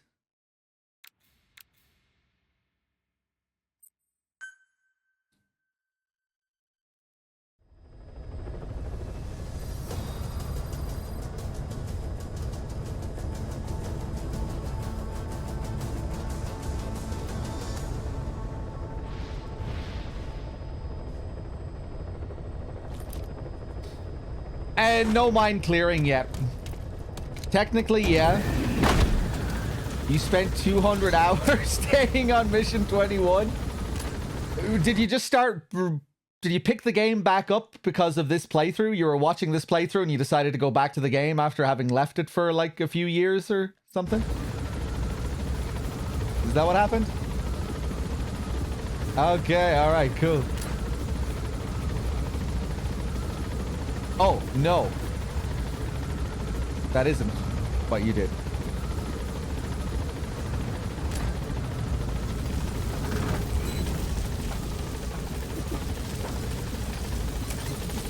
Be careful down there, boss.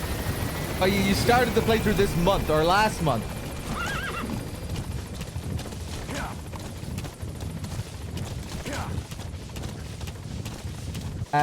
Where am I going here?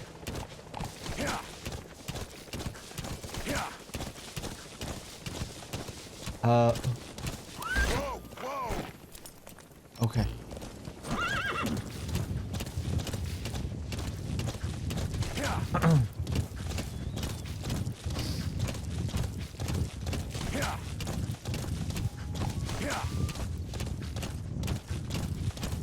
Yeah.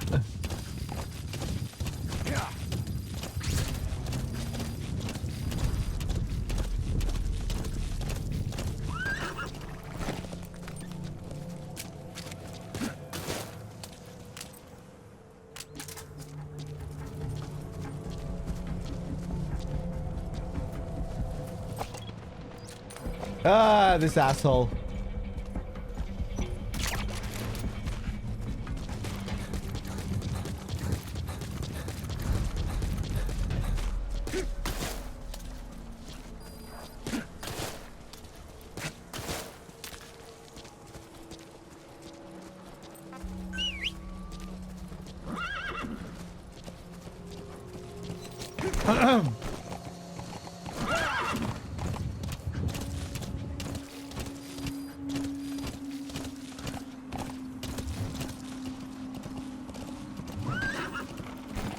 Okay, now we make our way inside from here.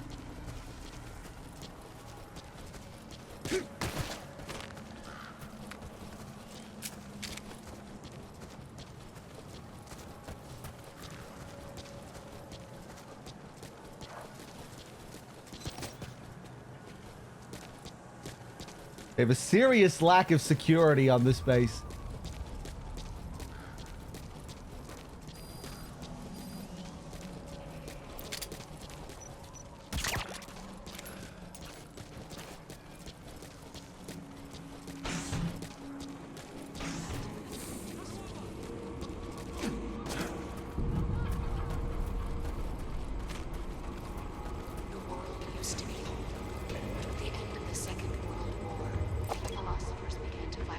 themselves, and the world was torn apart.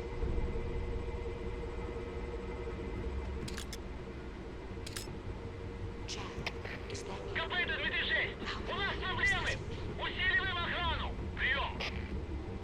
Little Otacon here. Must be made whole again. The philosophers must be reunited. I will devote my skills to that purpose. And with the Colonel's money, I will achieve that. Just as I once created the codes. Big Medic here. The world must be made whole again. The philosophers must be reunited. I will devote my skills to that purpose. And with the Colonel's money, I will achieve that end. Just as I once created the codes.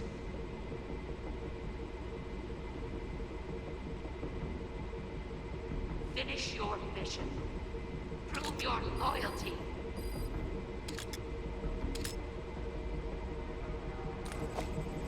I've been waiting, Snake, for a long time. Waiting for your birth, your growth, and the finality of today. Little remote controlled Zeke here. Look at this. Monsieur Miller! For a long time. Waiting for your birth, your growth, and the finality of today.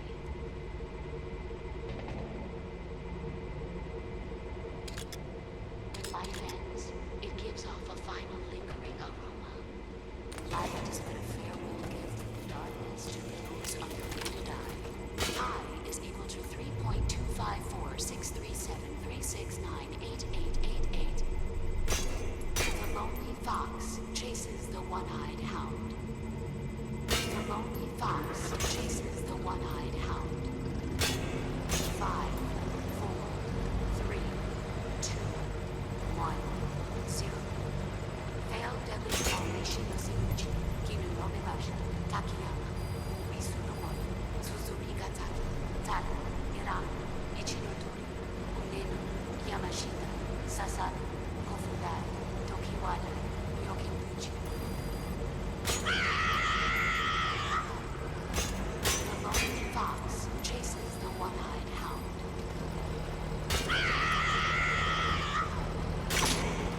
The lonely fox chases the one-eyed hound.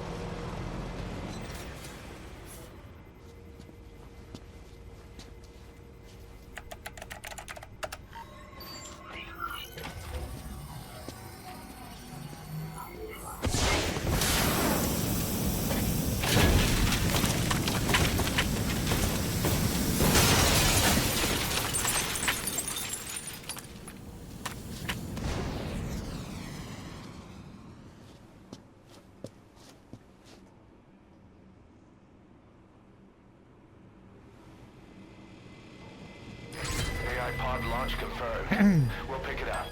I wonder what kind of secrets are buried in it. I'll let you know if we learn something. Got a report from the intel team. Remember how the man on fire was crushed by Sahelanthropus? Well, the Soviets recovered his body. Could he really be dead? Boss, head for Yaha Ogu's supply outpost and secure the man on fire's body. If Skullface was right, and a thirst for revenge can turn a man into a demon and keep the dead alive, then this man on fire who's been coming after us ever since you woke up, well, that just might be what's left of our old friend Volgin. All right, let's go get Volgin then.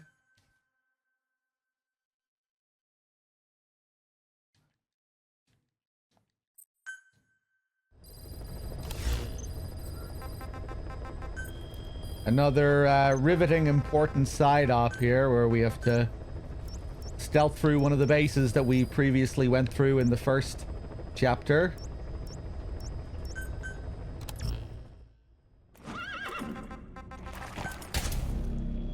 Ba-da-da-da-da-da-da.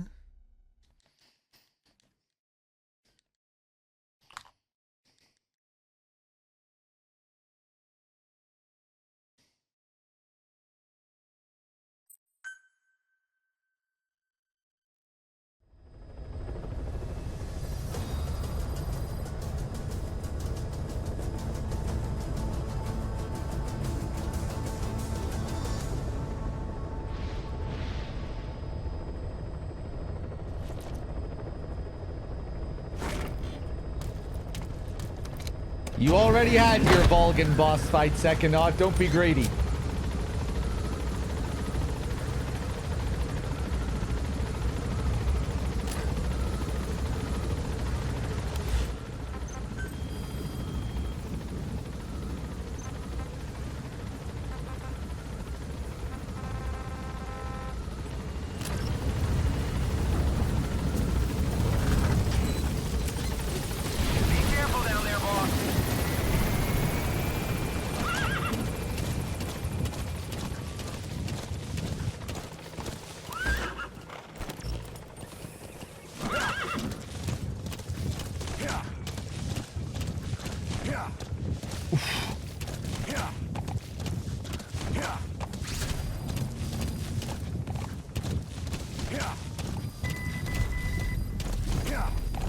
Hey, we got our plants. Okay, we can set 2 more, we can do 2 more missions. Technical assistance. Breakthrough. This has a yellow dot beside it, so I guess this one's important. Will it tell me if I, if I can send battle gear? Will a little battle gear symbol pop up here? Will we get little battle gear sound effects?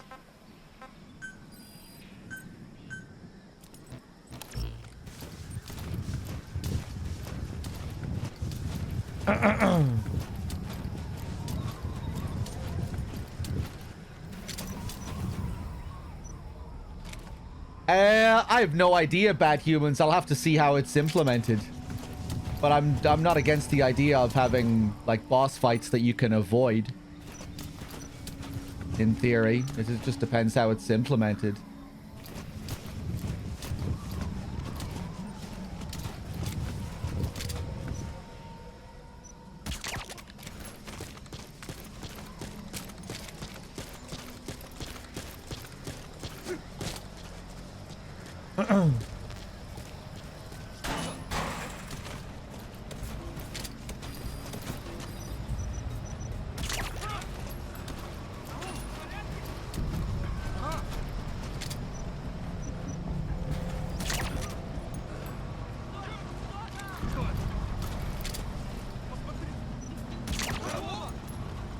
They were one of the weaker parts of the first game.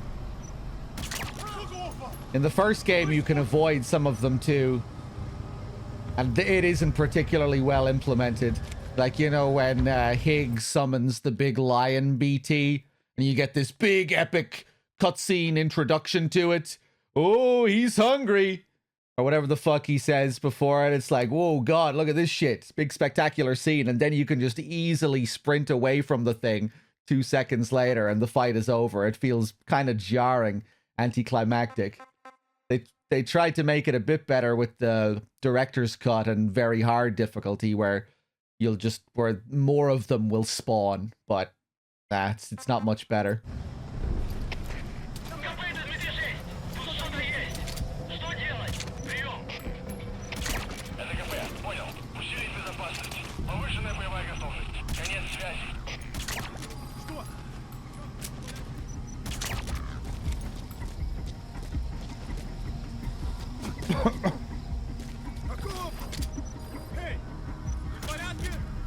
Yeah, it would have been cool if it was like more of a challenge to get away.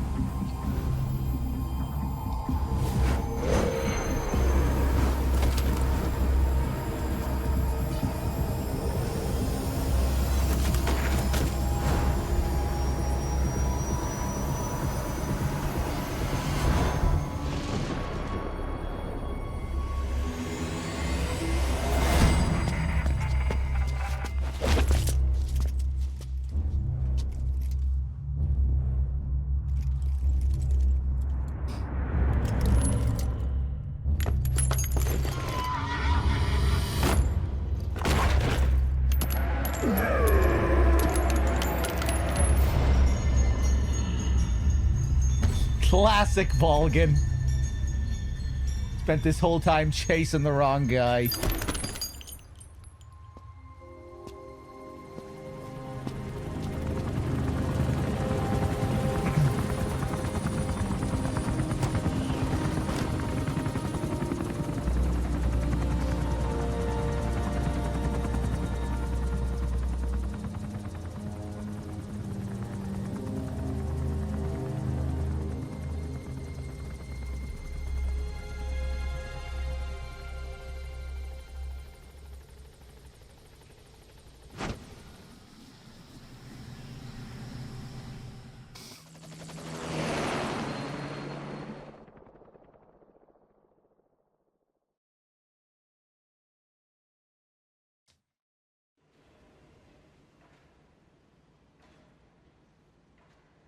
I barely recognize you, Colonel. Skullface used your thirst for revenge against Big Boss, did he?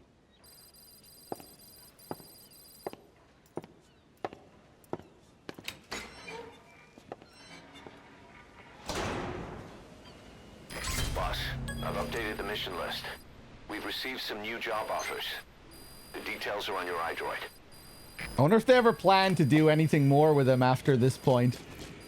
Or if this was always going to be the end of Volgin here, just left in a cage on Mother Base.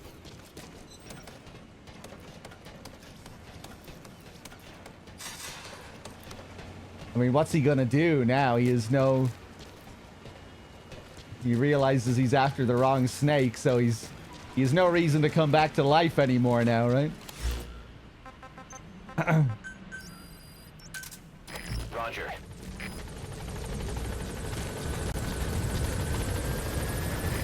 This is B-Quad. Arriving shortly at LZ.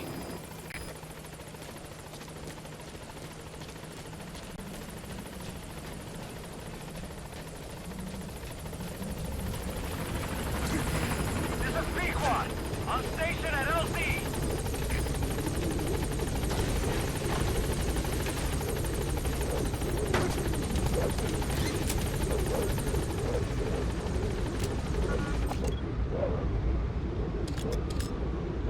Gaining altitude.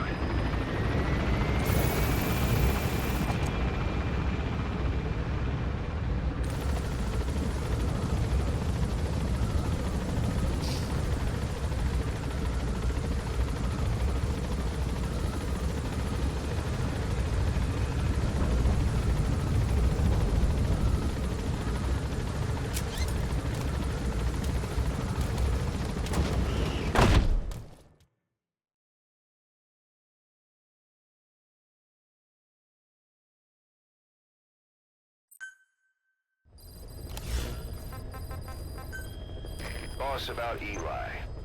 No matter how many times we talk to him, he just won't listen. He sees everything in terms of victory or defeat and still won't accept that you beat him. We're gonna have to put him in his place. Again. Again. If you don't mind, come back to Mother Base and go another round with him. Is it possible to drop supply drops on Eli here? I don't think I ever thought about doing that before.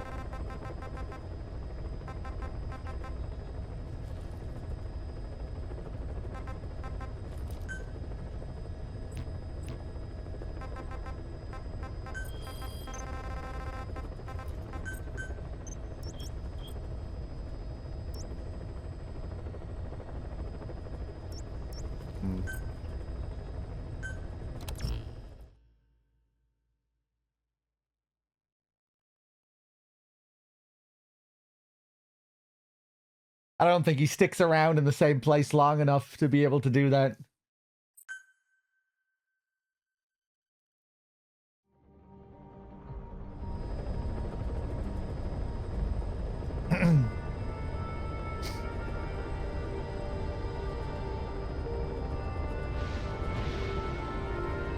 Remember I saw in one review that they claimed that these fights with Eli were the best CQC fights in the series. I thought that was kind of unbelievable. Better than the boss at the end of MGS3, better than Volgin.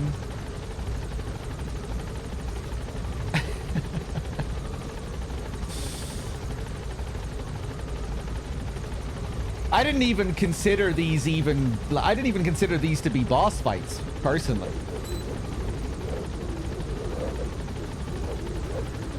I just thought they were these kind of just these silly little sequences.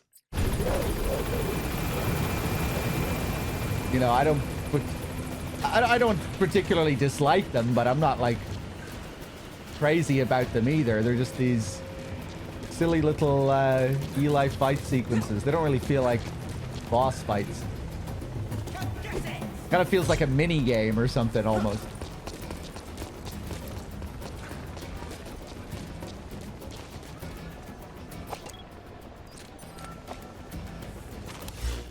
I have the option to... Let's see if I can do this.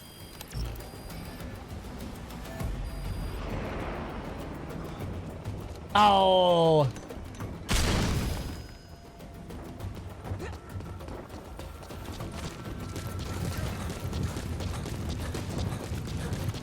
Oh, it changed. That was weird. It changed location, didn't it? Oh, it still landed on him. Did it?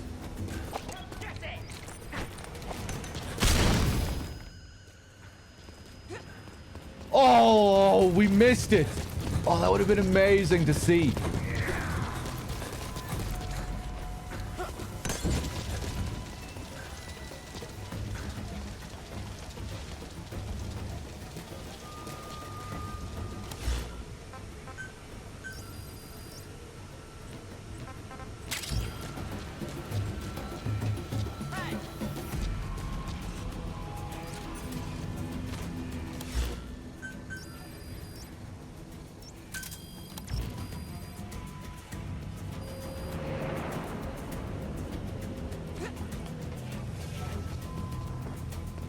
Yeah, look, it tracks him.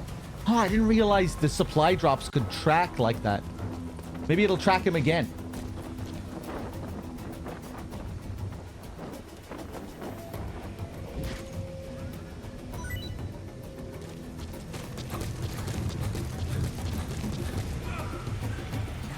Huh.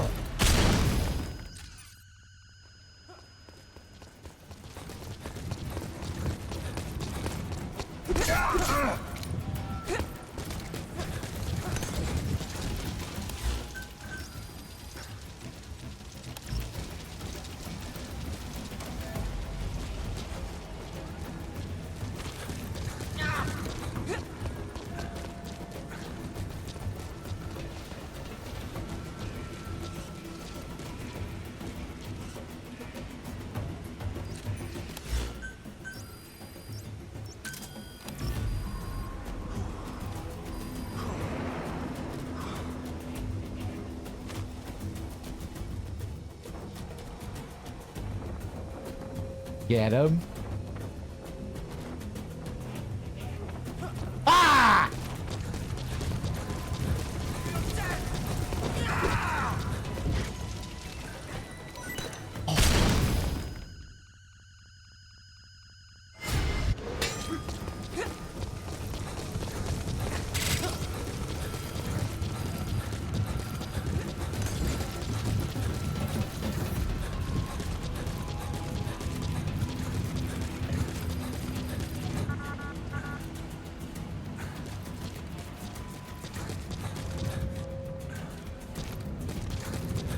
Disappointing.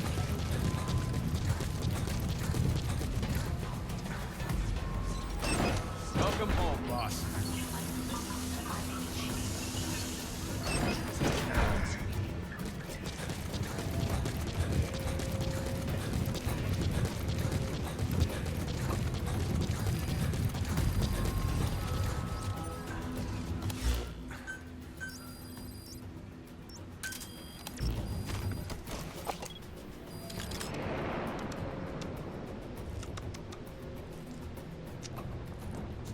Oh, you can hear his lip smacking with the mic.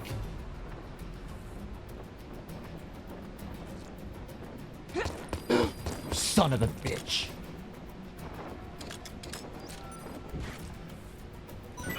Nice. Don't know if that damaged him though.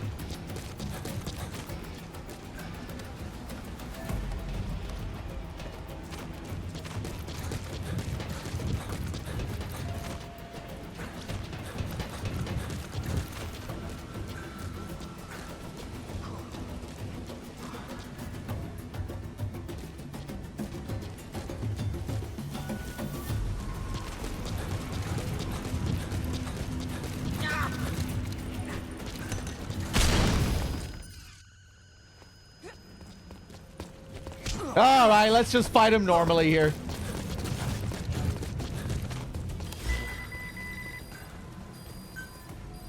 I don't have vehicle Fultons. Can you Fulton vehicles onto the base?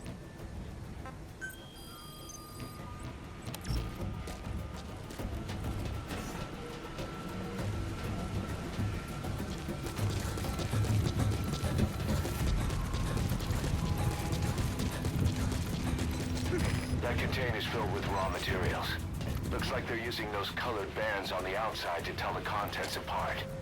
Whatever's in them, they'll come in handy somehow for Diamond Dogs.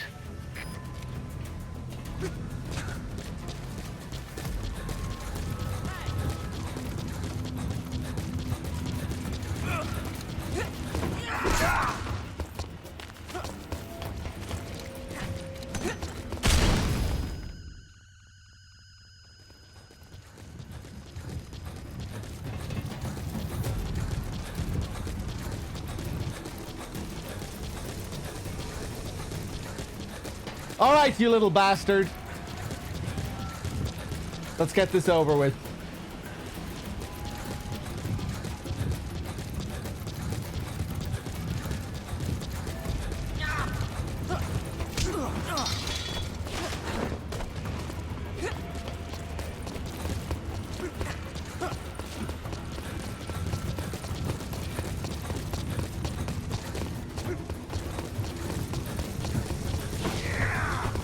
Oh. Oh. Shit.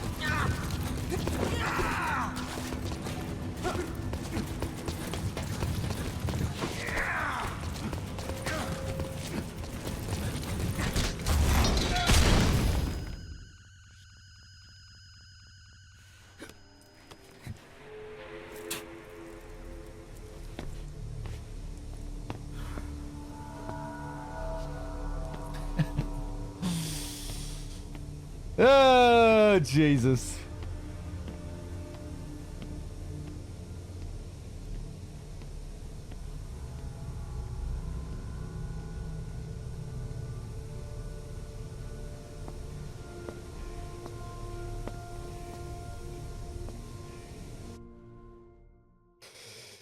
The Jeep ride ruined Sins of the Father? Yeah, it kind of did, didn't it?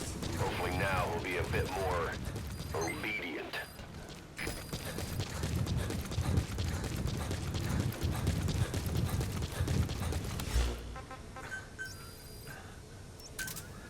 Roger.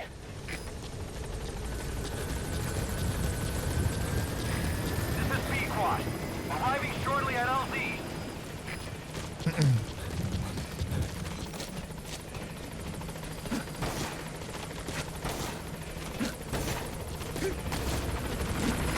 This is Pequod.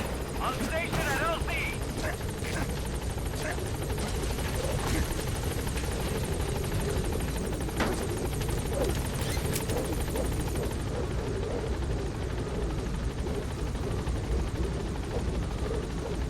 Gaining altitude.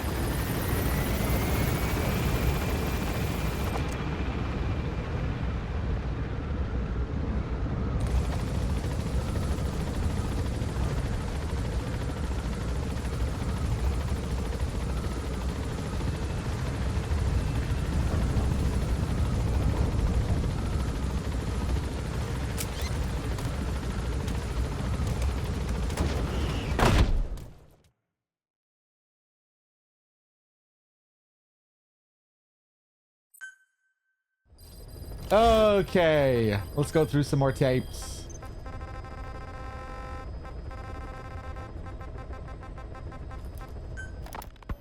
Volgan, the GRU colonel, was burned alive Shagohod during Operation Snake Eater 20 years ago. Despite suffering severe burns to his entire body, he still clung to life. After you left Seleniarsk, Volgan's body was taken to a research institute in the outskirts of Moscow, but modern medicine couldn't explain why he was still alive. Not that the Colonel was any ordinary man to begin with. That constant electric current he had running through his body that he could unleash at will. To be honest, I was always uncomfortable around him. Thought I might get electrocuted just by standing nearby. The institute studying him was tasked with investigating and developing human paranormal abilities. The comatose Volgan was used to further the Soviet Union's research into such abilities. But not long ago, the facility burned to the ground, and Volgan's body was never found among the rubble, even though the fire started in the room where they were keeping him. This occurred at around the same time you woke up. If Skullface was right, and a thirst for revenge can turn a man into a demon and keep the dead alive, then this man on fire who's been coming after us ever since you woke up, well, that just might be what's left of our old friend Volgan. It's not over yet. Back in '64, in Why don't you do a little more crack? you brought his plans for a utopia down in flames. That grudge is what's keeping him alive. You can use crack. The day the research facility holding Volgan burned down, a Soviet jumbo passenger jet happened to crash nearby, far away to the north of that hospital in Cyprus. On board the plane was a young boy who was being studied at the same facility. The plane fell to Earth from over 8,000 feet, but the boy's body was the only one not recovered. At almost exactly the same time as the crash, Volgan awoke in that facility. According to the Research Institute's documents, the gifts this boy demonstrated included psychokinesis and telepathy. To protect his mind from being inundated with other people's thoughts, he always wore a kind of gas mask. A rudimentary form of psychic insulation, apparently. We don't know where this boy is, but if Skullface is connected to him, we may cross paths with him yet. This boy is part of a new age where nothing we understand about the world makes sense anymore. Don't let your guard down. So what were they doing at Enzoya Badia, Baloo? That facility with all the people laid out in rows?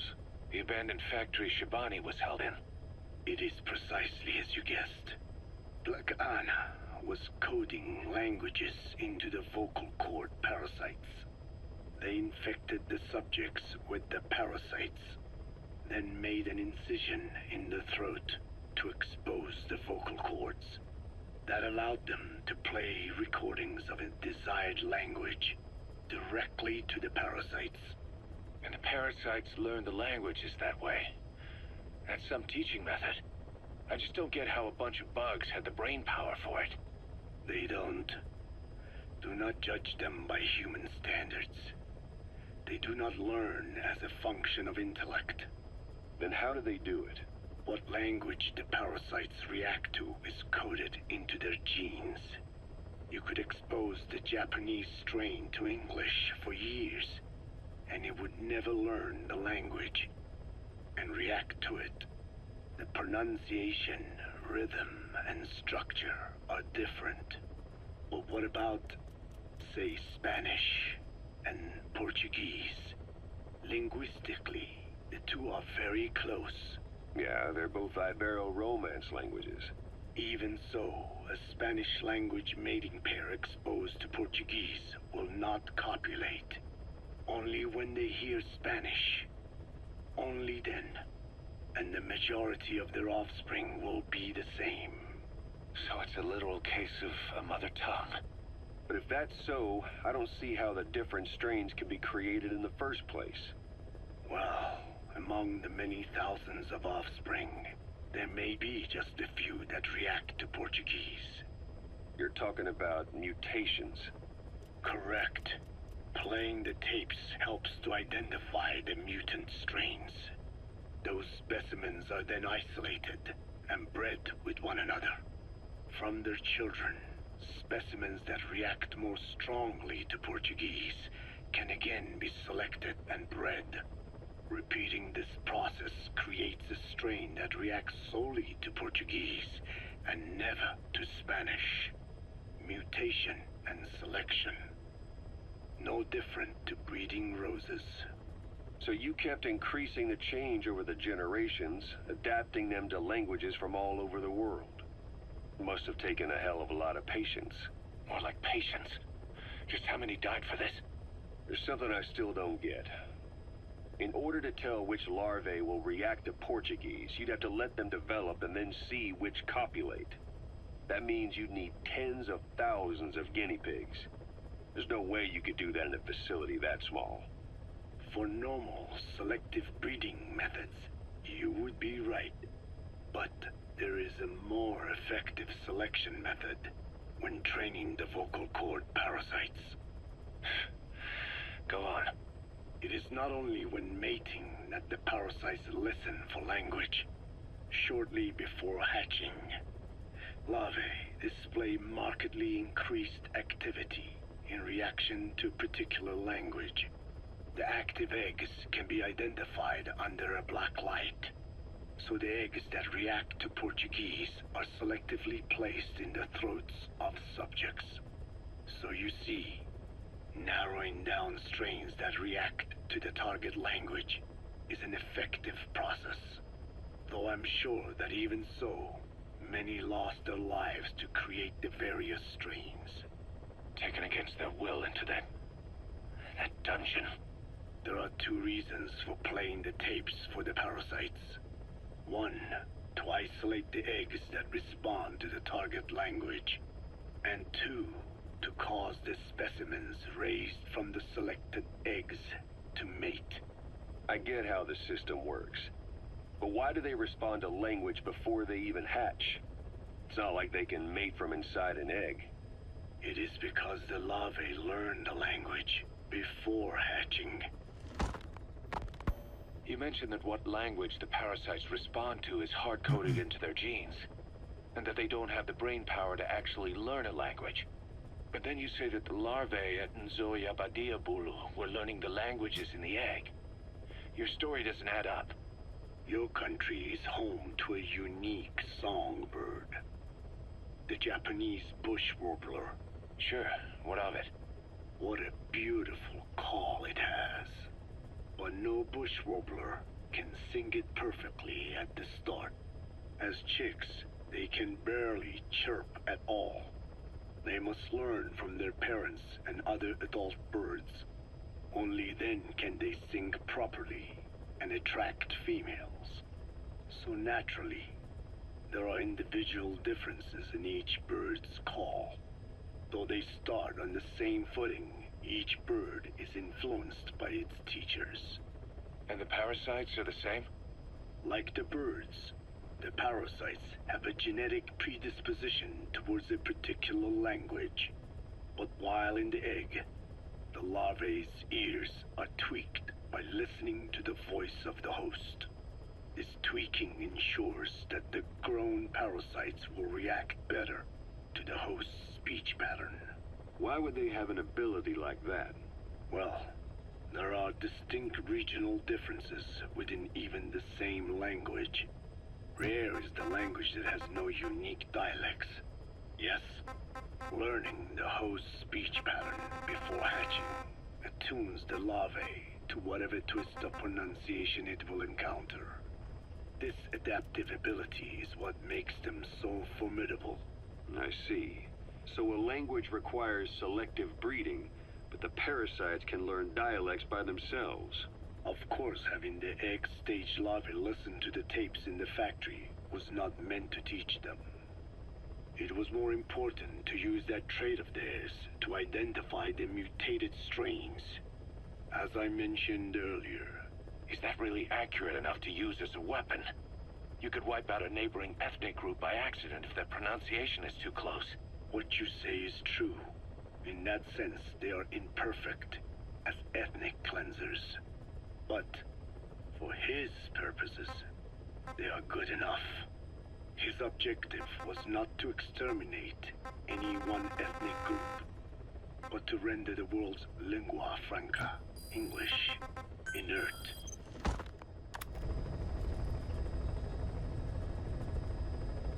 Oh no.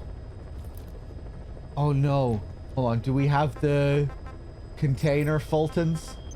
I forgot. DRK probably developed it early. Oh no. Oh no.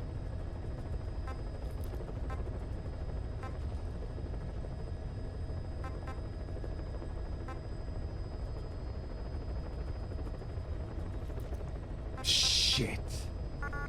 Oh.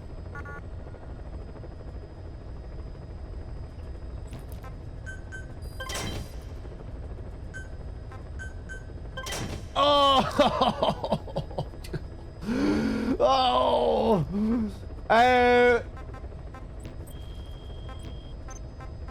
18 minutes.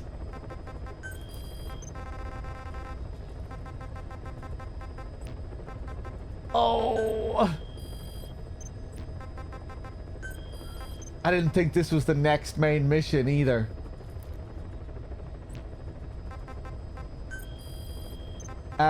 Anyway, we have another couple of tapes to do. We'll get through these and then one or two side ops and we'll be there. There's something I've been wondering. Why are you called Code Talker?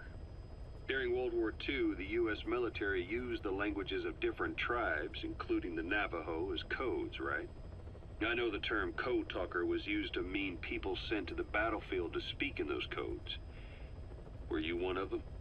Our mother tongue was indeed used for war. But I did not go. I was already over the conscription age. However, I was made to help craft the codes that were spoken. So in a wider sense, you could call me a code talker for that. Navajo is a complex language, and virtually no one outside the U.S. speaks it. They must have thought it was the perfect language to use as a code. Yeah, in the end, the Japanese never cracked it. The cipher is king in information warfare. Of course, they didn't simply speak in Navajo. They created substitutions for words according to a code book, and then translated those into our language. Young Diné was sent to the front lines of the Pacific Theater as code talkers. To fight is an honor for the Diné. They were the pride of our people. But I cannot say this history brings me joy. Words are alive. When they are spoken, life is breathed into them. They become a part of the listener. Our words were transformed into lifeless ciphers and used for war. This, after the Black Ana spent generations suppressing the language. Yeah, I'm sorry. So I guess we shouldn't be calling you Code Talker, huh? No, I do not mind. The reason Skullface called me Code Talker was because I also am responsible for coding language into the vocal cord parasites. I am the same as those young warriors, used for a cipher's sake. I must never forget that. The name, Code Talker, is a lesson carved into my being. You said Skullface ordered you to weaponize the vocal cord parasites. But you also said he wasn't the reason. And he wasn't. I was seduced by the parasites. That is a fact. How? You mean from your curiosity as a scientist? That I cannot deny. But there is more to it. The story goes back to the 19th century, to my earliest memory. One day, a man from the government visited our Hogan, our home.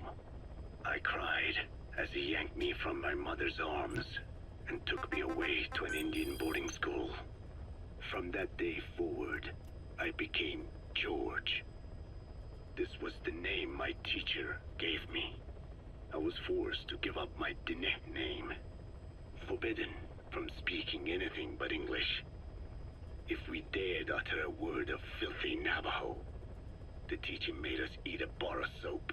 Yeah, that was the U.S. government's education policy for Native Americans. To erase our words was like erasing our people. Their education was tantamount to ethnic cleansing. Over time, the overt persecution of our language stopped. But to this day, it continues to be eaten away by the lingua franca, that is English. Many of the Diné outside the reservations can speak nothing else. And it isn't just our language. Across the world, minority languages are being destroyed by dominant languages. Many are on the verge of extinction. Enter the vocal cord parasites. Yes, I began thinking that minority languages needed some sort of deterrent against dominant languages. In order that their peoples and cultures would survive. It was then that I came across literature at the Foundation claiming that man acquired language thanks to a type of parasite, one that distinguishes between languages as a precursor to reproduction. If I could just resurrect it, make it more pathogenic, I would have my deterrent against English. But I failed to hide that aim from Skullface. He noticed.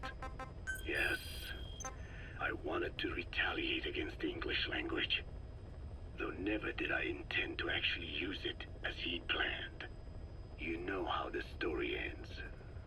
I was forced to study how to make the parasites compatible with all the world's languages. All but English. However, he in fact secretly isolated an English strain. I will not be held prisoner by the man's phantom. The English strain must not be allowed to exist either.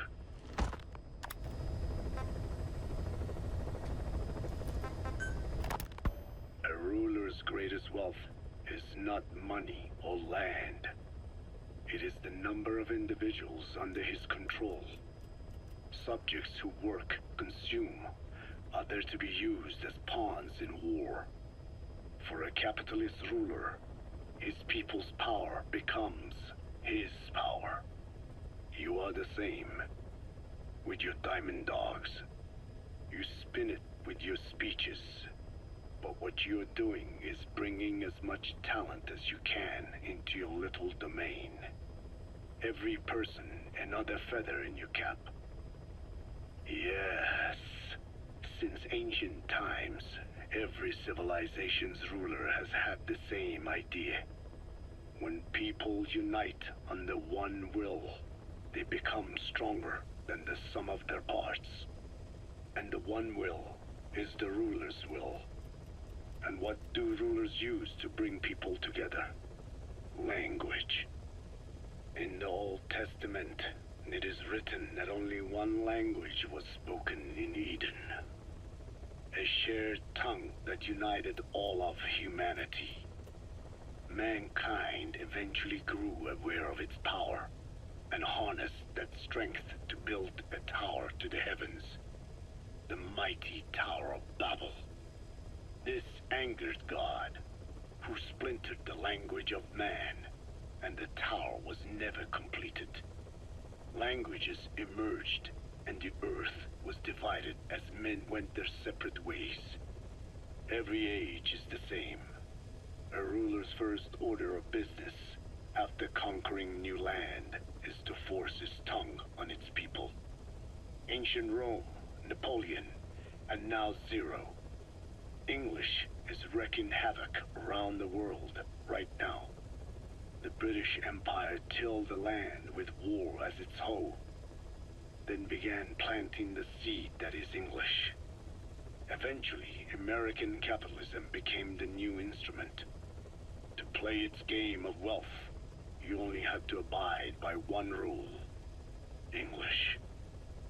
By exploiting people's desires, English has become a leash that people gladly wear around their necks, it would seem.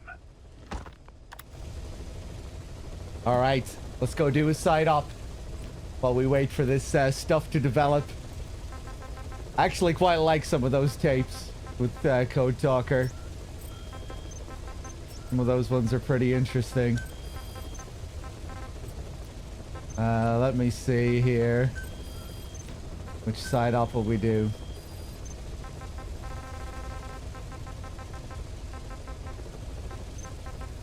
Mine clearing. Are we ready for mine clearing? Nah, I think we'll postpone that for a bit. Let's go get another wandering mother base asshole here.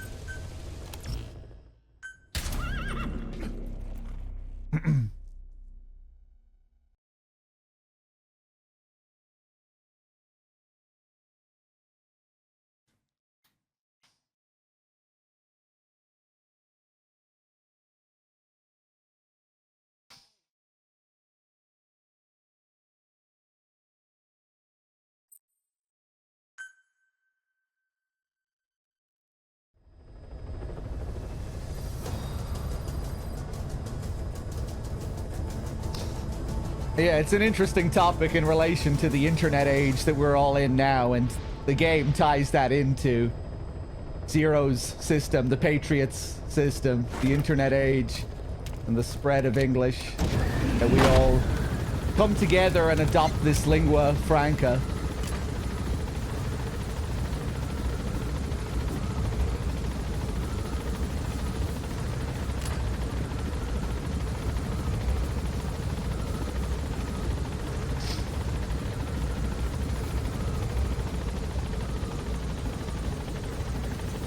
I often wonder how like Americanized I'm becoming by spending so much time online. Be careful down there, boss.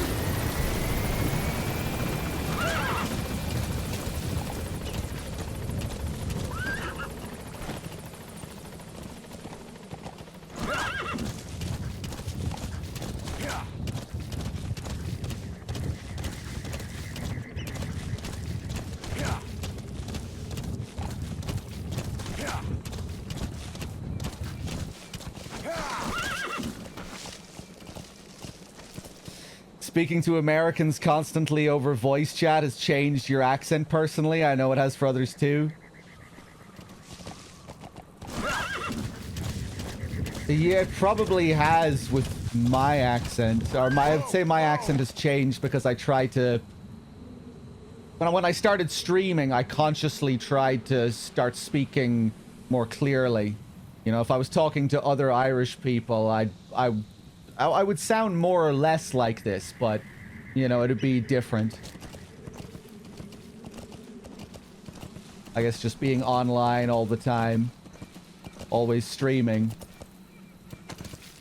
and, yeah, consciously trying to speak more clearly, I guess it'll have an effect when I'm not streaming as well.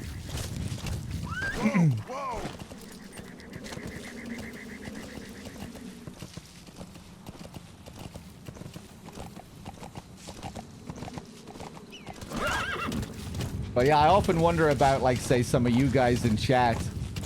You might not be from an English-speaking country, but with the amount of time you spend online, you might spend more time typing English in a chat than speaking your own native language out loud. That's another weird one to consider. Even if you're not speaking the language that you're typing, opposed to the language that you're speaking. And you're typing the language in like a certain culture. Whatever this Twitch culture is. And I would say it is primarily an American culture, I would say, Twitch. I guess it depends on the channel, but yeah. It's a strange world we live in.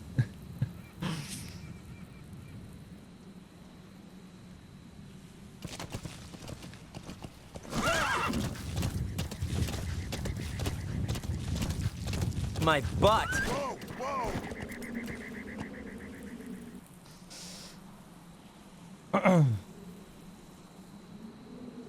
Biggest channels on the platform are Spanish? Yeah, I guess I'm just speaking from my experience and the channels that I go to.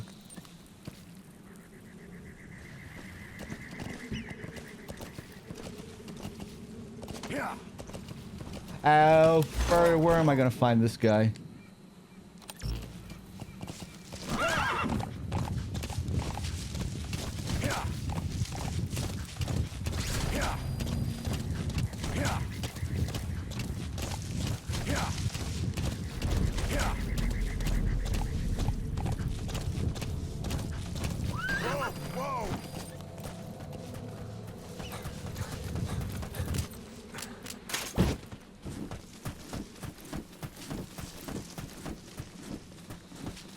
There we go.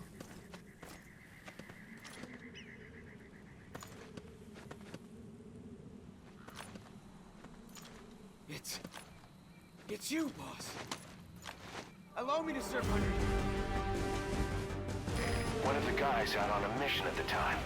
He's fallen a long way from the glory days. But will he come back to us? Bring him home, boss.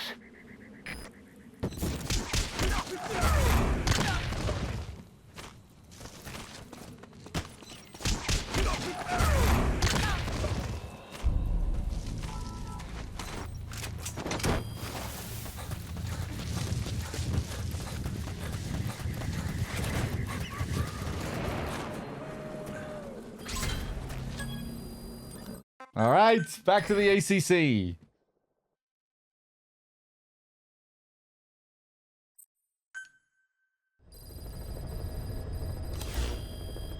Boss, about that AI pod you retrieved from Emmerich's research facility. Guess what we found inside? A corpse. Human. The pod maintained a low internal temperature the whole time, and very little outside air got in. That would have slowed down decomposition. Still, the remains were mostly skeletal. Estimated time of death is between 6 months and a year ago. We put the screws to Huey about it. Listen to the tape. Turns out it was the body of someone we knew very well. Fine. Yes, Strangelove was doing AI research in that lab. Why hide that until now? Why? Okay, so what? I wasn't working alone. You've got to understand. You do understand, right? I didn't want to drag her into this. It's my load to bear, alone. So you didn't create the AI intended to drive Sahelanthropus. It was Strangelove. Skullface was never in favor of AI control. So naturally they argued. Strangelove, she got him angry and he killed her. How? You didn't see it? So you found her inside that pod after the fact. And you just left her body to rot in there. Or perhaps you put her in there afterward. I asked him not to take her away from me. So she was killed by Skullface, but you asked nicely, and he put her body in the AI pod for you? That's right. Pathetic. You know, we have another idea. That you killed her. Me? I couldn't kill her. You killed her and locked her body in the pod. I wouldn't. Don't treat me like one of you. I can't just kill anyone whenever I feel like it. I'm a normal human being. Oh, I see. So you just shut her inside and waited for her to die. I would never do that. What, you mean she killed herself? Yes. She climbed inside that pod and shut the door. It can't be opened from the outside. It was suicide. Suicide, I said. She killed herself. She got in when I wasn't looking and suffocated. She'd often try to do things like that. By the time I realized and opened the door, she wasn't breathing.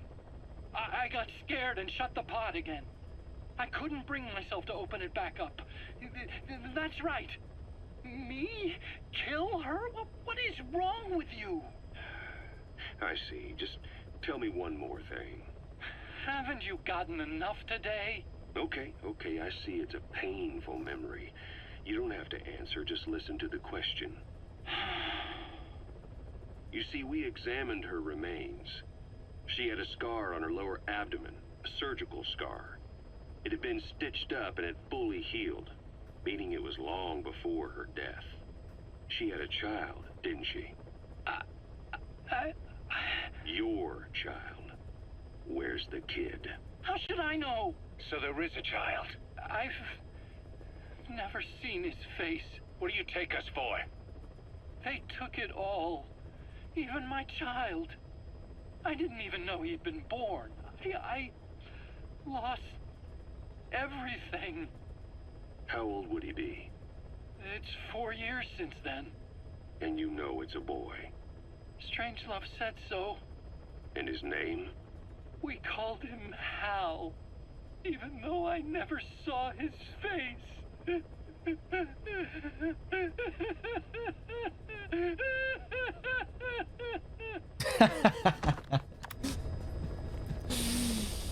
Randolph's crocodile tears are pretty good in this.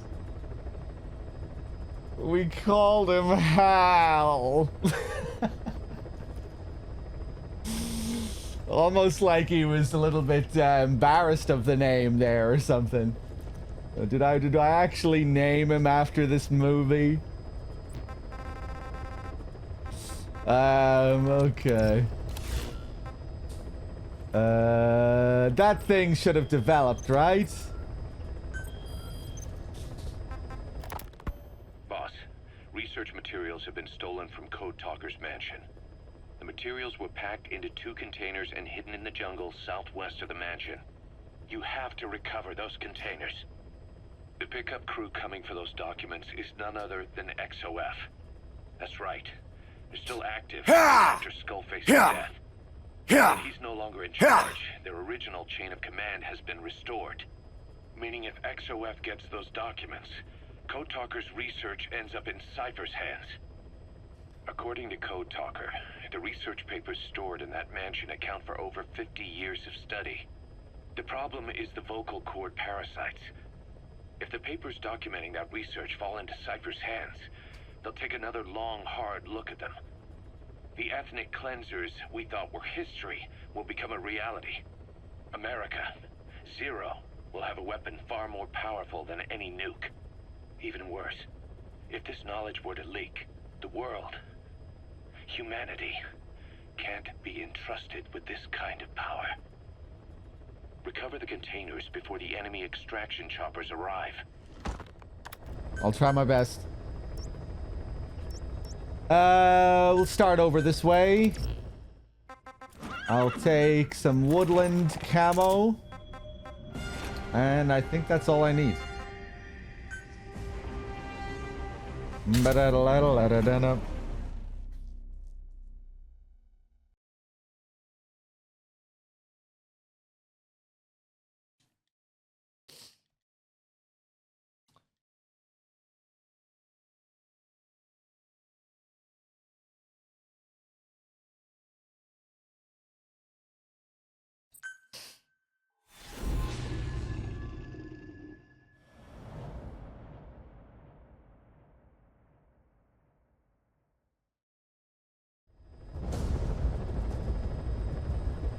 Boss, Code Talker's research has been stolen. The research materials have been packed into 2 containers and hidden in the jungle southwest of the mansion. Enemy extraction choppers will be there any minute. You have to find and retrieve those containers before they arrive. That area is being guarded by zero-risk security, and their client is XOF. If the choppers make off with the containers, that research will end up in Cypher's hands. That cannot be allowed to happen. One other thing, boss. We need a cargo-capable Fulton extraction device to recover the containers. Use your iDroid to order its development and have it dropped in. That's a target container. Looks like it's in a relatively open area. A target container. It's concealed by vegetation. Watch you don't miss it. Alright, Code Talker, tell me about these roots and the branches.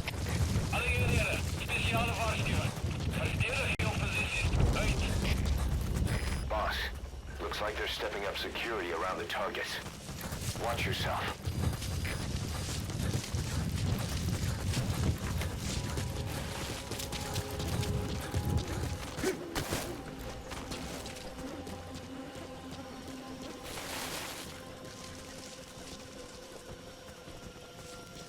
Where the fuck am I?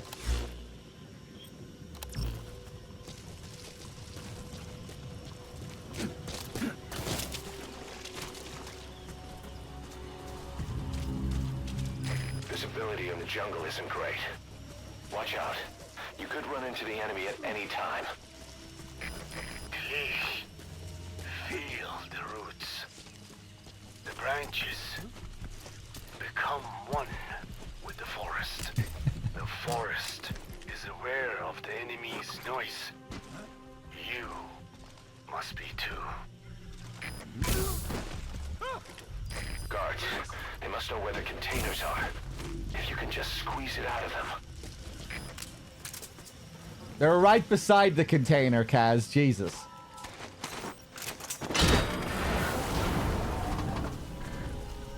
Target extraction confirmed. That leaves one target to go. Take care of the next one. Boss, our early morning radar just picked up the enemy choppers. We'll keep you informed of their ETA. Hurry up and extract the target. You can't go firing on the XOF choppers. If we attack XOF now, it'll be a declaration of war against Cypher itself. That time will come, but it's not now.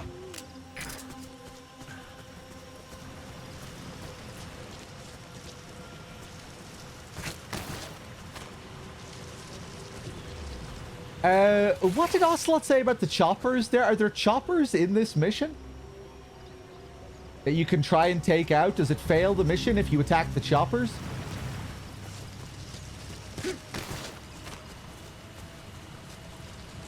Nothing happens, but there are choppers. Do you get scolded if you attack the choppers?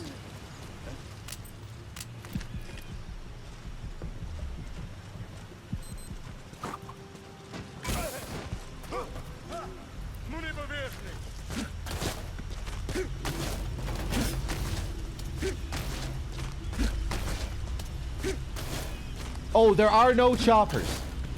I don't think I ever paid attention to that line before. It was just kind of washed over me, like a lot of the dialogue tends to do in this game. He just randomly brings up these XOF choppers that we shouldn't attack, even though there are no choppers in the area.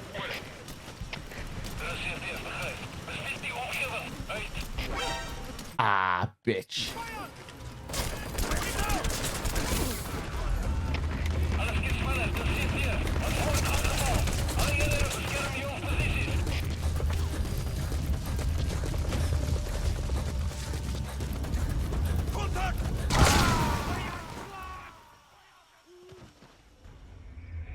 Snake, talk to me. That's okay. I wanted to restart anyway.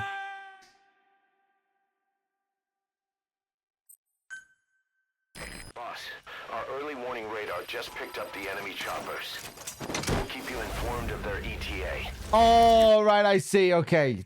The choppers aren't supposed to come until the timer runs out. Okay, well, Go firing on the XOF choppers. that makes a bit more sense at least. If we attack XOF now, it'll be a declaration of war against Cypher itself. That time will come, but it's not now. What happens when the timer runs out? Does it just cut to a black screen, a game over screen?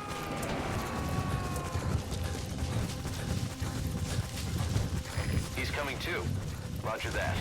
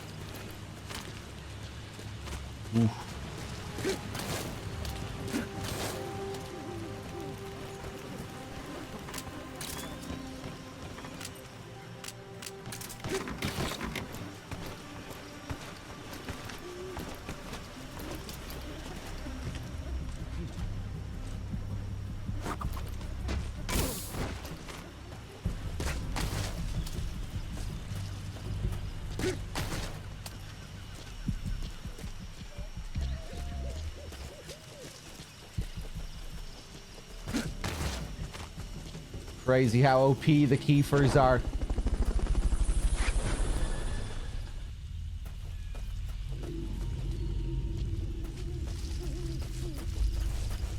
Like silent C4 stun grenades.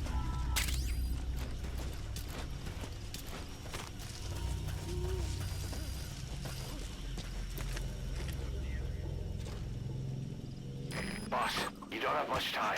Move it.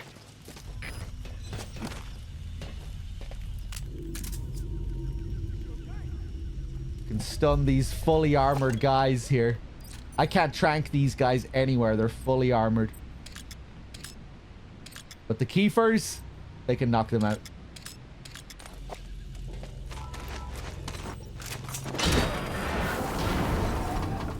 Peace. Target extraction confirmed. Time to go.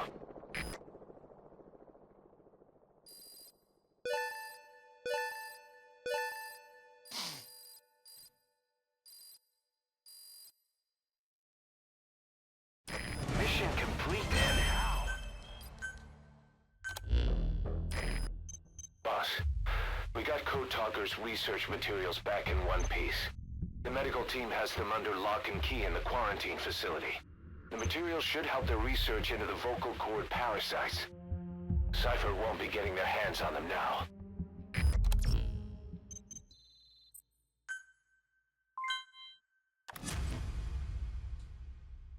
Code Talker examined everyone here, and one of us is infected. It's quiet. It was our cutting-edge MRI that finally revealed it. But we don't know what language strain it is. Get back to base. Time for her to talk. You know the room number. 101.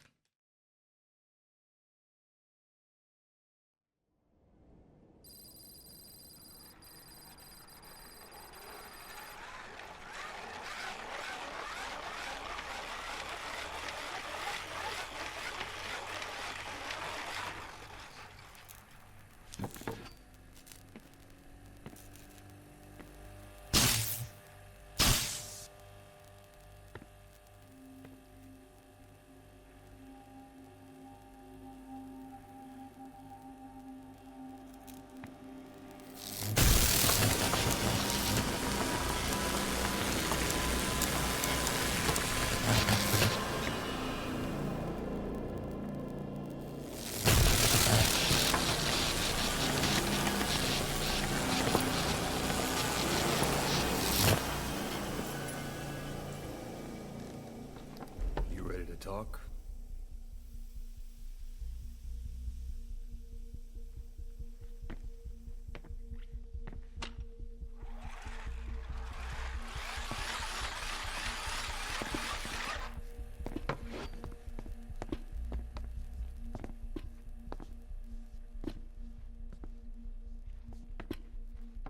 Anything? Still living up to her name. How about you drop the act?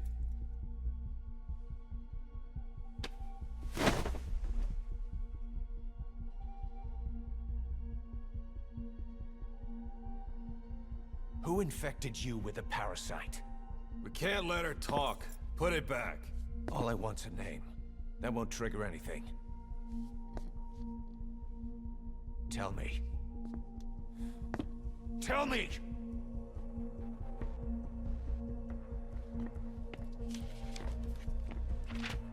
Your lungs have been barbecued. There's traces of rubbing alcohol in your alveoli.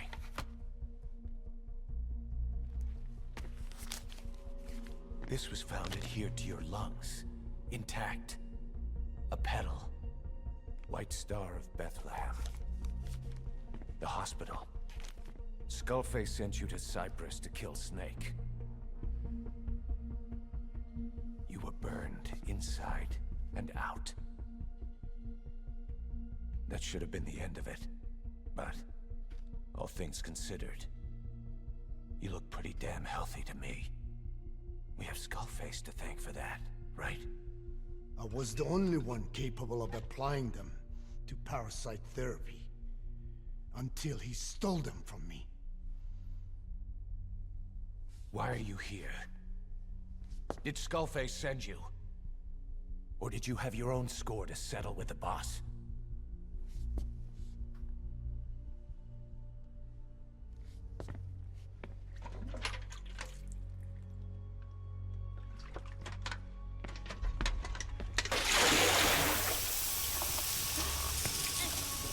Refreshing?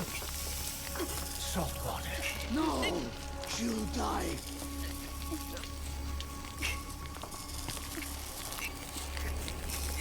His life isn't yours to take. Enough. That's enough.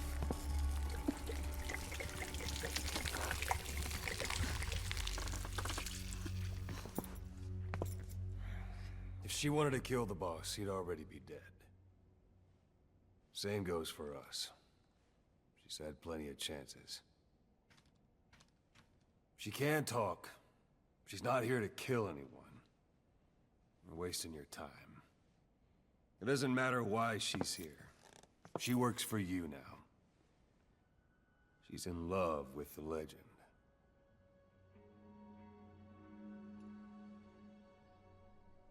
What makes you so sure? I was the same way once. What if she's a spy? What if I'm a spy? For you? Go on all day.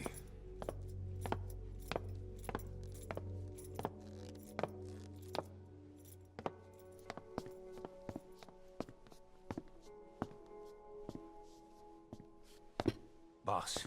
Let her go. She won't speak, so she can't spread the infection.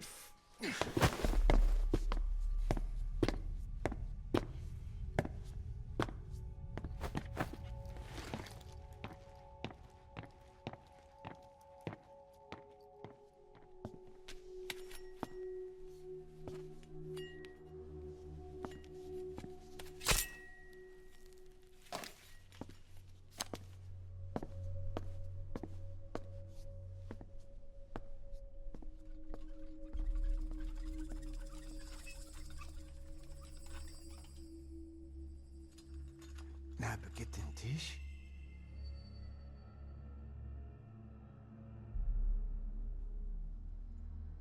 Nicht nagetten Tee. Oh.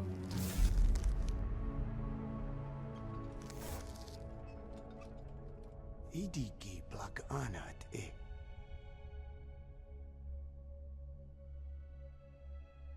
Oh.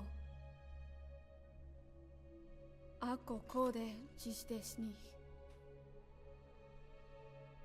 Dne bizad.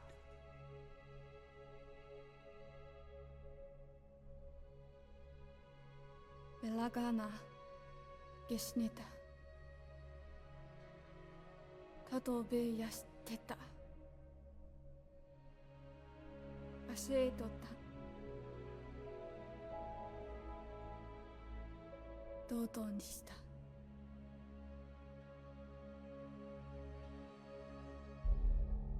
dodoにした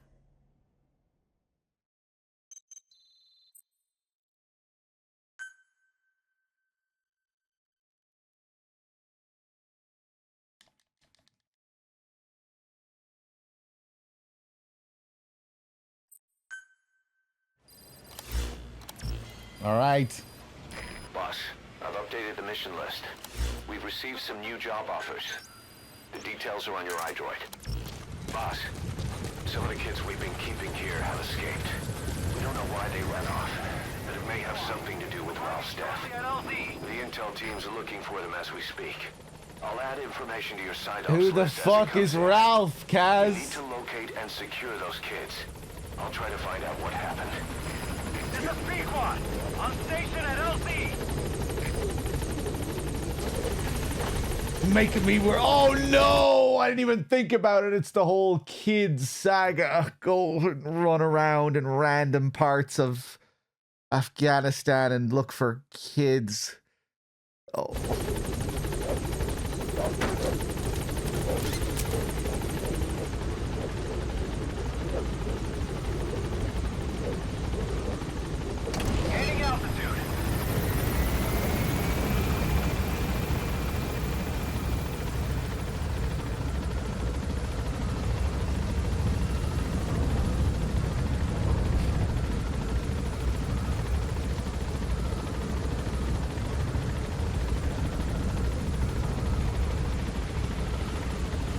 One kid finds himself in Finda oil field. Another one is up in a tower in some random part of the desert.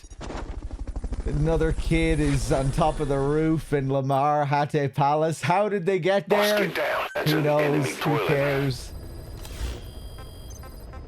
Boss, I've updated the mission list. We've received some new job offers. The details are on your iDroid. Oh, boy. Some of the kids we've been keeping here have escaped. We don't know why they ran off, but it may have something to do with Ralph's death. The intel team's looking for them as we speak. I'll add information to your side ops list as it comes in. You need to locate and secure those kids. I'll try to find out what happened. This is the worst part of chapter 2. I think it all feels so flimsy. All of this stuff with the kids happening off screen, and then go out and rescue them. They're all just dropped in random spots. There's no real, like, no design to any of it. Just stick the kid in this part of the map. Go find him. Like, there's no mission around surrounding it or anything. No, like, specific guard layouts that are protecting the kids. It's just, they took a kid, they put him on a random map, go get him. And do it again 4 or 5 times, one after another. While listening to Kaz and Ocelot ramble about them after every mission. And Ocelot's copy-pasted line after you rescue each of them. Making me worry like that. Oh, making me worry like that. Making me worry like that. Making me worry like that. Are you really worrying, Ocelot? Are you sure you're not just a fucking robot? Why are you saying this about every single one of them? Are you saying this exact same thing? Can you express anything else about your care for these kids? Apart from this one copy-pasted line that you say at the same time in every mission?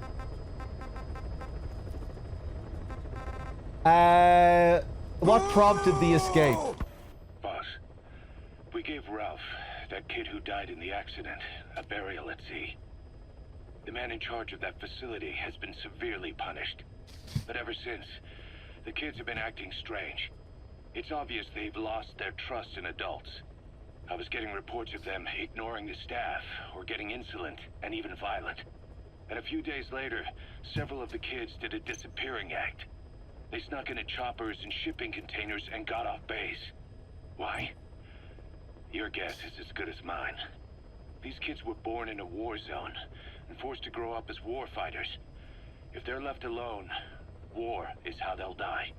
But I thought we showed them there are other reasons to live. I never liked having children on Mother Base. But the thought of them going back to the battlefield and picking up their old lifestyle is something I can't stomach. It makes me think of Chico, 9 years ago. We have to get those kids back. Hell, they know too much about our operation. I never expected even the kids to betray us.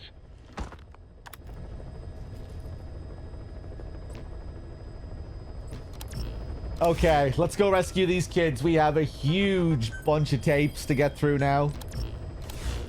Everyone's favorite here.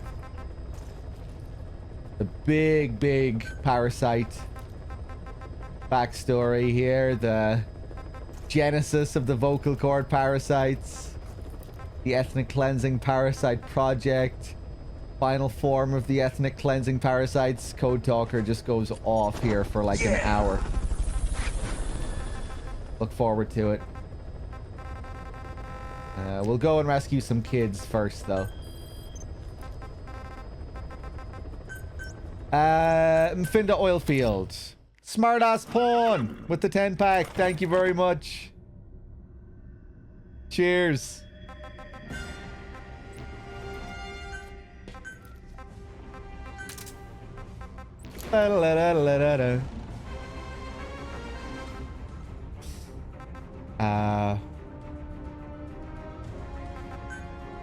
Yeah, I don't really need anything. Badu. No, I don't think he talks for an hour, but it might be half an hour. I think it's probably around half an hour. It might not even be half an hour. It feels like it, though. Feels like half an hour. Definitely Seb. Yeah. I'm not sure if it'll be my first stream after the marathon, but we'll be getting back to it.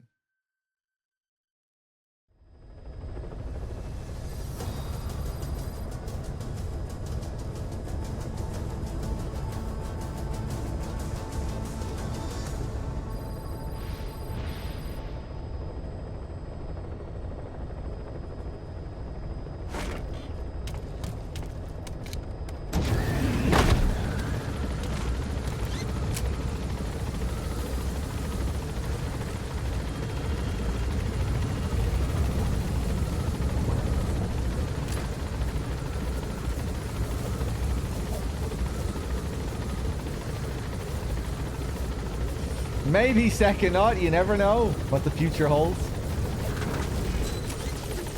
Be careful down there, boss.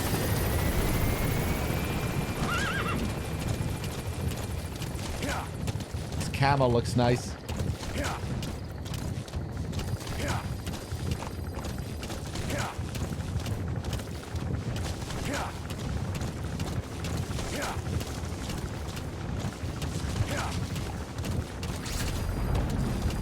Boss, you need to find those kids who escaped.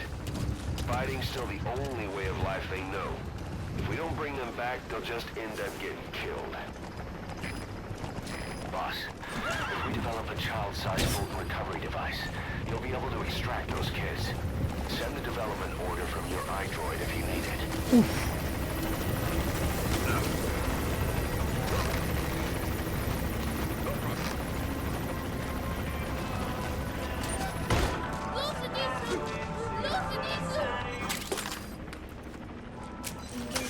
Whole lot of trouble they put us through. Making me worry like that. Shut the fuck up, Ocelot.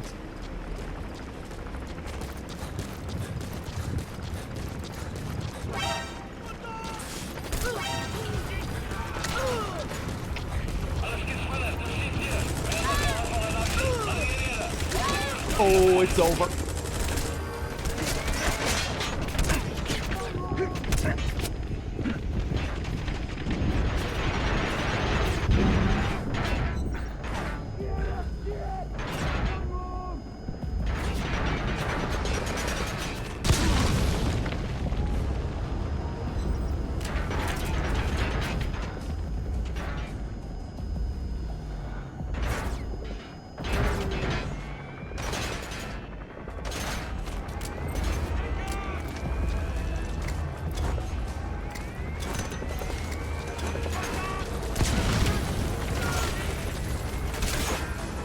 Go, go, go, go, go, go!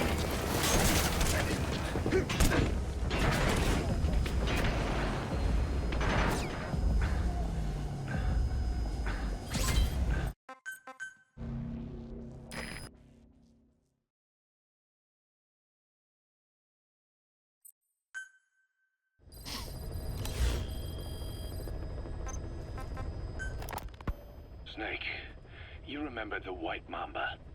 Of course, he's been going by Eli since we brought him on base. He was the leader of the child soldier unit we took out of that village and into our protection. Well, according to the kids you brought back here, all the escapees were especially close to Eli. There's reason to suspect he's behind all 6 escapes. We've already detained him. I'll be questioning him shortly. Wait. You'll be? Ocelot. You're incapable of taking an impartial stance with those kids. Question them all you want. It'll get you nowhere. Ocelot, you get too many kicks from your art of interrogation. It's not a matter of art. It's about quick, minimal strokes of psychological warfare. That's what gets the answers. And it's the best way to keep both questioner and subject safe. The risks only increase the more an interrogation drags on. At that point, it causes as much pain to the inflictor as the inflicted. Like I said, too many kicks. What I'm trying to tell you is we need quick results. Otherwise, it'll be too little, too late. I know that. And besides, I know the subject. I won't go overboard with a kid. Forget it. You're not needed. Snake, we'll want to question the other kids too. Be sure to bring them all back. All right, fuck it, let's do it. Here we go. And maybe we'll have a little exam after this. I'm not sure. I'm not sure about that yet, but pay attention, because you might be getting tested. And you might be getting banned. So, pay attention. I have no doubt Skullface's plan is almost complete. At that point, I will no longer be of use to him. I must leave behind this record at least. A record of how the ancient vocal cord parasites became these abominable ethnic cleansing parasites. I believe he has two purposes for the ethnic cleansing parasites. The first, as their name suggests, is ethnic cleansing. This conflict between East and West that envelops the world will not last much longer. Once the Cold War ends, and the weight of America and the Soviet Union is lifted away, the ethnic conflicts they kept suppressed will all rise to the surface. It is not difficult to imagine that the radical sides will begin cleansing their adversaries. But what if an ethnic cleansing parasite matching the language of the aggressors were to be unleashed? The aggressors would be washed off the earth. At the very least, the idea that retaliation could eradicate your people would prove a powerful deterrent. The second purpose is the Englishization of the world. To cipher the organization, this is probably their main use. Man thinks in words, or rather, words are man's very means of thinking. If you erase a word representing some concept, the concept itself disappears from the world. Nishone means beautiful in Navajo, but the image that comes to mind when we say Nishone differs from the Blagana's beautiful. An azure sky, a rolling landscape, lush greenery. The meaning we place in Nishone has its roots in Dene culture. If we lose the word Nishone, the images of our beautiful homeland would be washed away into oblivion along with it, just as Orwell indicated years ago. Cypher, being based in America, is pushing Englishization for this very reason. Suppose all 5 billion people on this planet come to read, speak, and think in English. Their wills could also be streamlined under English. Cypher's control would be all the easier. Economic governance would progress in leaps and bounds. The ethnic cleansing parasites would be a great aid in accomplishing this goal. There is no need to destroy every language besides English. All they need to do is weaken other dominant languages competing with it. Russian, Chinese, Arabic. If people know they risk their lives speaking such languages, they will flock to the lingua franca that is English. Cypher need not even focus attention on smaller languages. After all, they are already being eaten away by English. Business, education, film, commodities. English has permeated every area of global society. I can see this when I look at young Dene. Some of them have already lost their grasp of the Navajo language. It is said that over 2,000 languages of the world are facing extinction. This very moment, cultural concepts and forms of expression are disappearing forever. The spread of electronic networks gives greater meaning to Englishization. Networks have no national borders, but basing them on a single language They can penetrate deeper into and between people. That basic point of unity provides the ideal environment for someone who aims to control people's wills. But how does this differ from building the Tower of Babel? The ethnic cleansing parasites attempt to rob man of his words. Such irony. It was the vocal cord parasites that gave words to him in the first place. Ancient man had no language, unable to produce complex sounds due to the structure of the throat. He could communicate only through simple vocalizations and gestures. Then the vocal cord parasites infected his larynx. Man's transition to walking upright did not gift him solely with intelligence, but also with his voice. At the time, the vocal cord parasites never harmed man. They merely took a small measure of nourishment. In fact, you could call it a symbiotic relationship. Some animal species use particular vocalization patterns to attract a female and reproduce. Songbirds, certain insects, and also the vocal cord parasites. The difference is that the parasites themselves did not produce sounds. Rather, they had their hosts, man, do it for them. Once secure on the human host vocal cords, a male vocal cord parasite caused the host to produce a certain sound pattern, something like a warble of a bird. Meanwhile, females parasitizing other host pharynxes need only wait. Upon hearing the sound pattern of an attractive mate, they would manipulate their hosts into making contact with the person it came from. The female traveled through its host saliva to the other host vocal cords, where the male was waiting and the pair copulated. We can only imagine how the female manipulated his host, but it was probably through smell. Smells traveled directly to the limbic system via the olfactory cilia in the nasal cavity. Volatile compounds released by the female would stimulate the limbic system, which controls instincts, making the host feel amorous.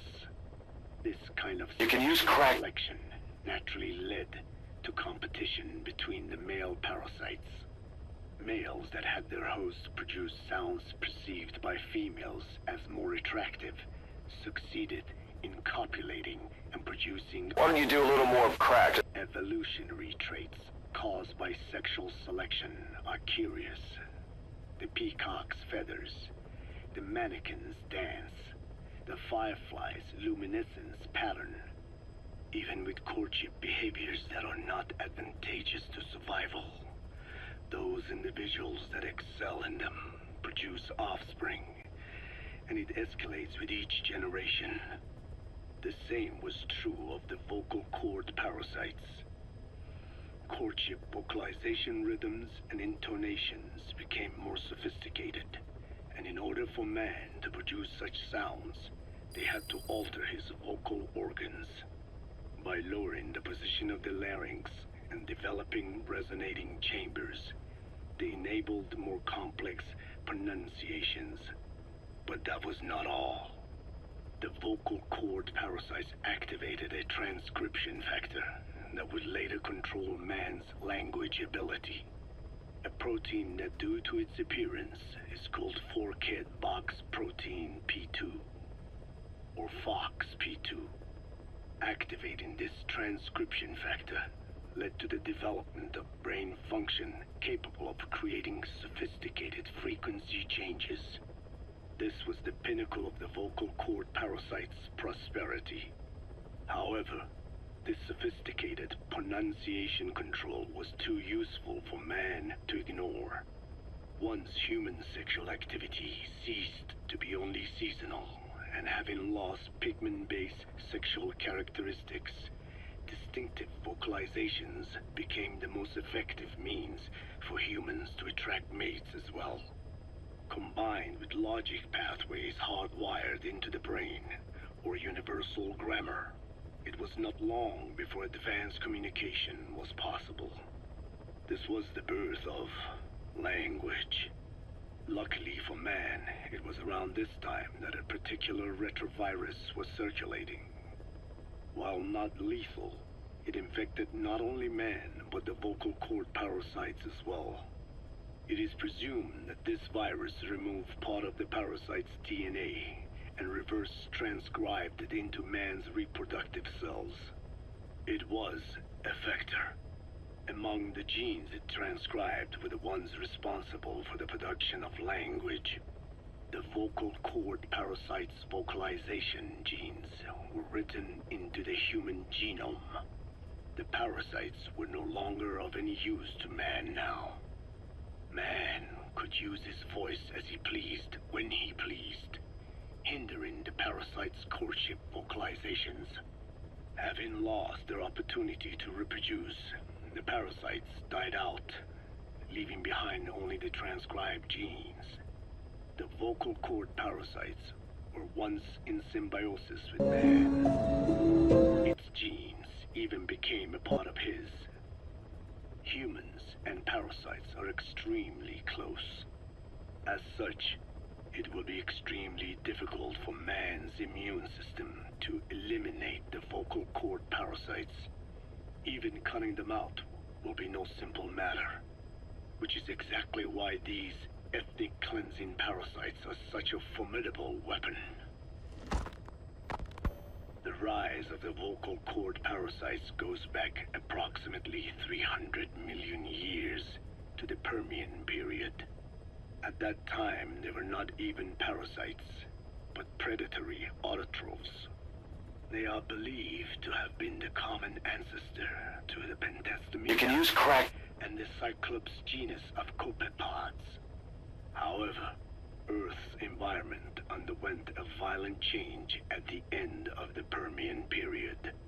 The cause is unclear, but evidence suggests that over 90% of organisms at that time died out. The most pronounced threat to the proto-parasites was the severe reduction in oxygen concentration. The result was cladogenesis, a splitting that gave birth to a new strain. Why don't you do a little more crack? Parasitize are the organism's respiratory apparatus. This survival tactic helped lower their oxygen consumption, and inhabiting the throat kept them securely in contact with inhaled air. The best survivors were those that parasitized the reptiles that flourished at the time. Entering the Triassic period, the reptiles evolved into dinosaurs, and the proto-parasites shared in their success.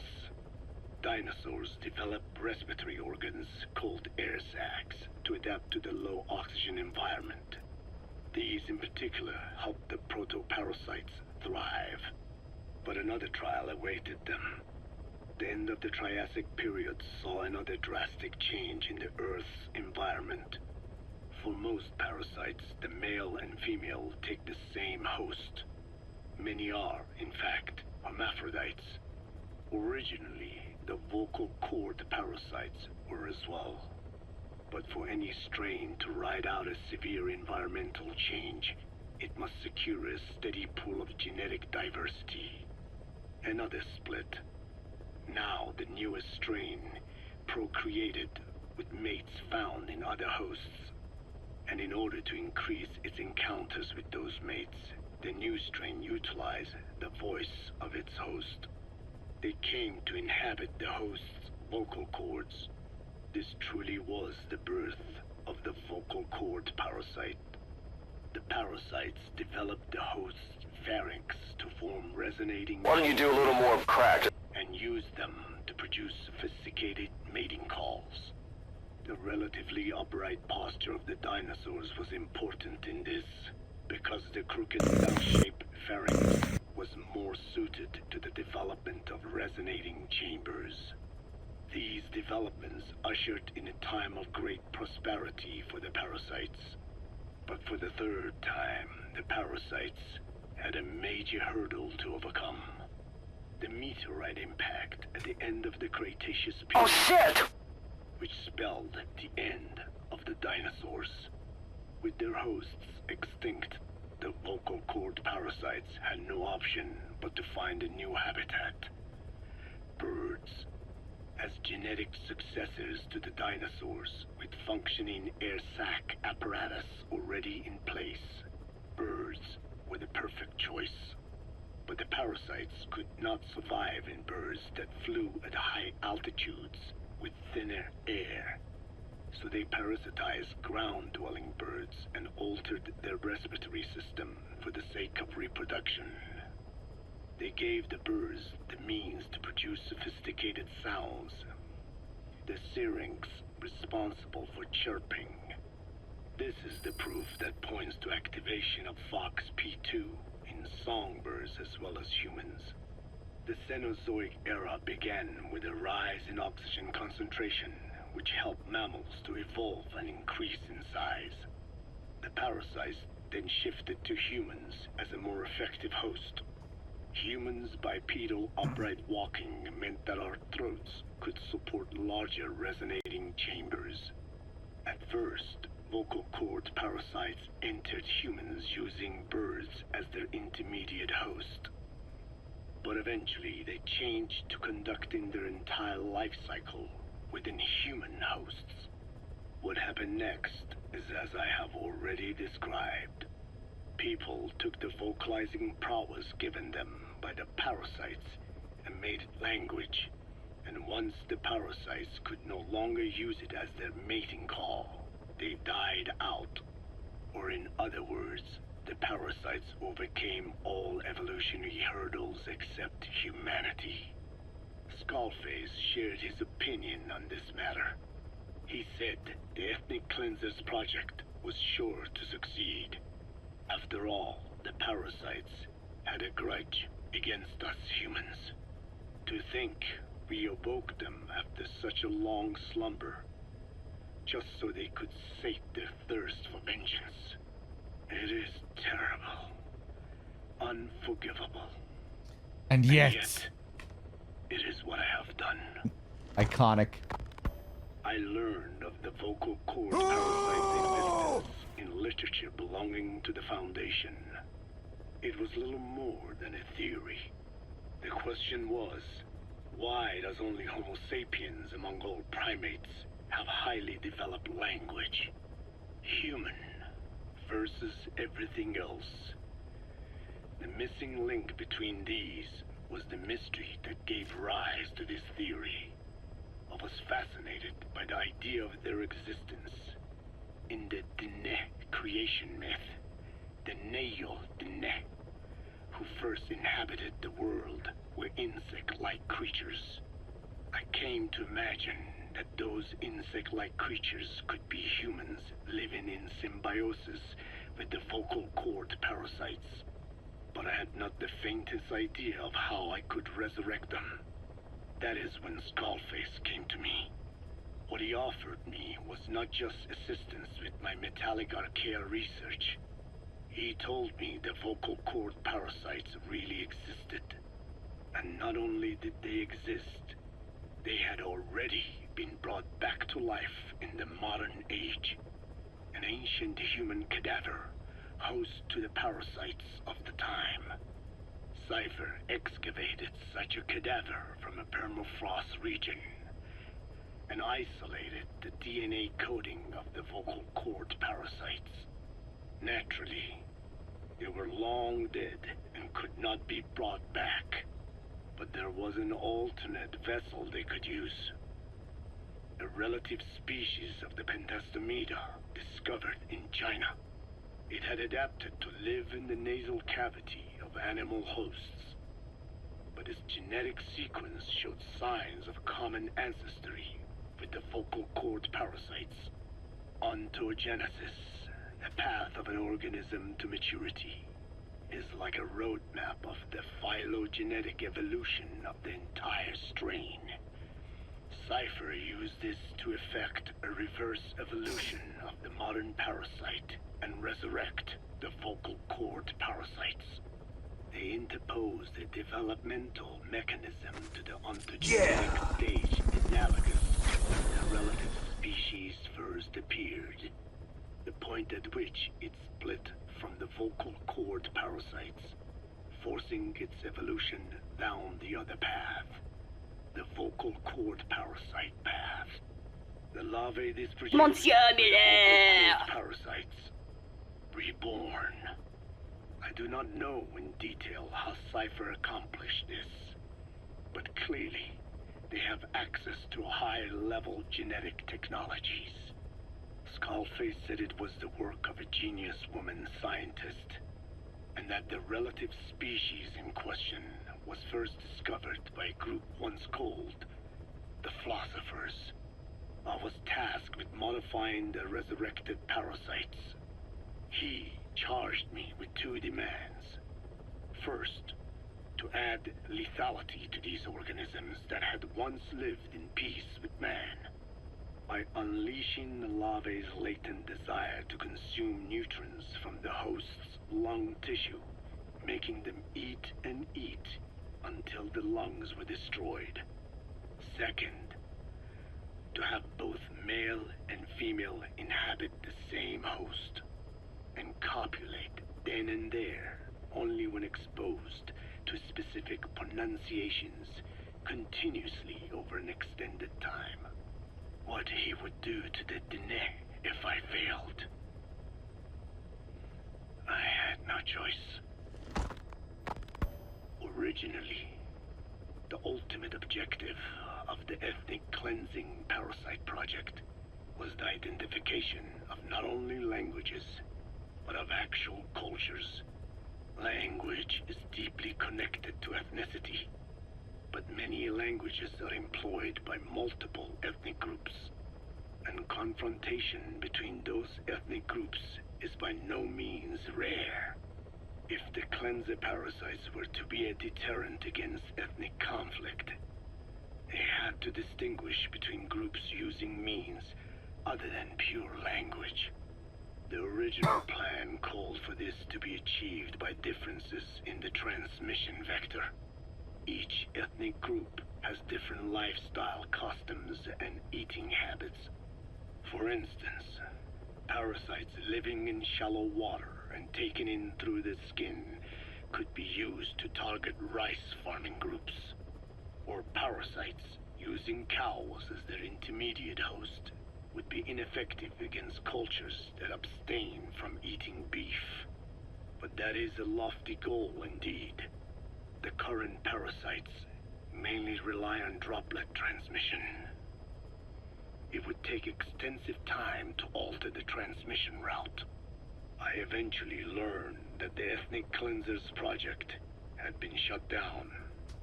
It was Skullface who put it back into operation. But despite that, he told me to forget about the transmission route and just focus on language identification. I do not know why.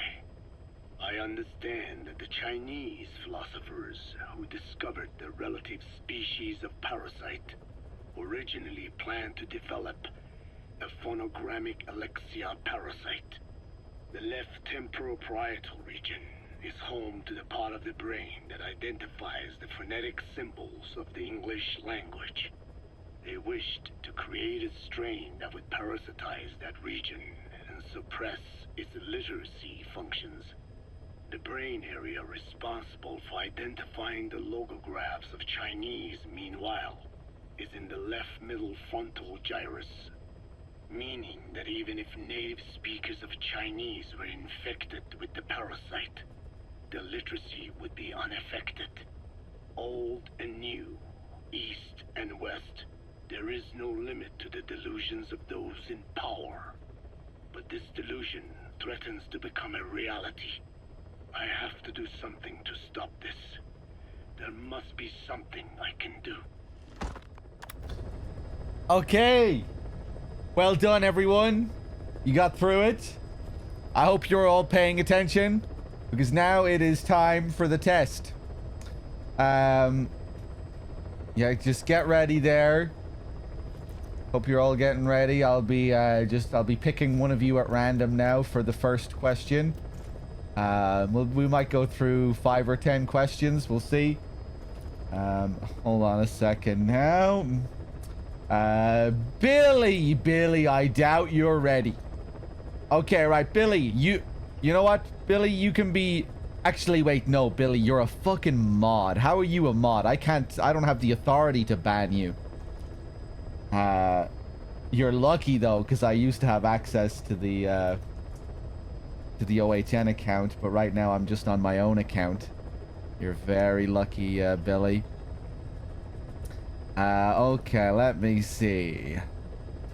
Sons of Liberty, 1996. You're up for the first question. Could you let me know if you're there in chat? Sons of Liberty, 1996. This is a message for Sons of Liberty, 1996. Could you come up to the desk, please, and take your first question? There he is. Sons of Liberty, 1996. I have your first question here for you. Don't worry, this is an easy one. He'll be thankful after this that he was the first person picked. The rise of the vocal cord parasites goes back approximately how many years? A, 100 million years. B, 300 million years. C, 500 million years. I'll give you 5 seconds to pick your answer. 1, 2, 3, 4. A! Oh, that was an easy one, man. No, it's not 100 million years. It's 300 million years. It was B. It was B. I guess it's still a tricky enough one, you know. They're... If you weren't paying attention, but... Yeah, I'm gonna have to give you a 10-minute timeout, Sons of Liberty. Now, maybe next time you'll pay more attention. Okay, who's up next? Let me see here.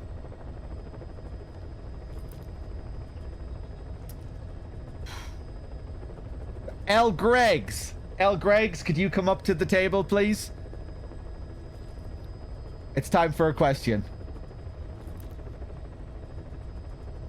And if you think I'm gonna go as easy on you as I did Sons of Liberty, oh boy. It's gonna be a harder question, and it's gonna be a harder timeout. Greggs, are you ready for your question? Greggs. So, as we were just saying, the rise of the vocal cord parasites goes back approximately 300 million years. At that time, they were not even considered parasites. But what? What were they considered? You don't get an A, B, and C for this, by the way. You just have to know the answer to this question. You don't have to be exactly on the money here. You know, as long as you're in and around the right area. I'll give you 5 seconds. 1, 2, 3, 4. Well, they were considered all right, Greggs. That's going to have to be a 10-minute timeout for you. You're lucky you're only getting 10 minutes, because what did I say just moments ago? That you might be getting a harder timeout, but no, 10 minutes will do. Okay, this isn't going very well so far. Okay, who's up next? Wexford! Wait, hold on. Yes, I just had to make sure Wexford wasn't a mod. Pure Wexford beef, could you step up to the table, please, for a second? Oh yeah, the answer to that question. The answer was predatory autotrophs. How did you not remember that? Come on. Okay, so... Wexford.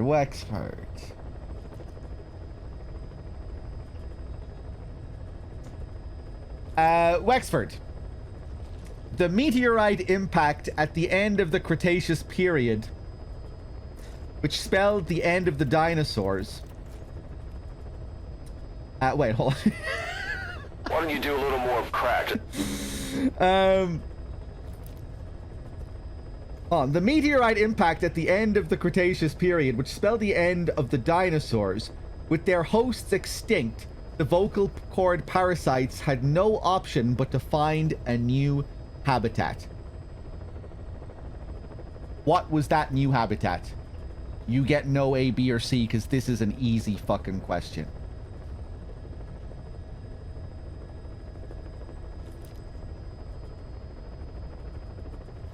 I'll give you 5 seconds. 1, 2, 3,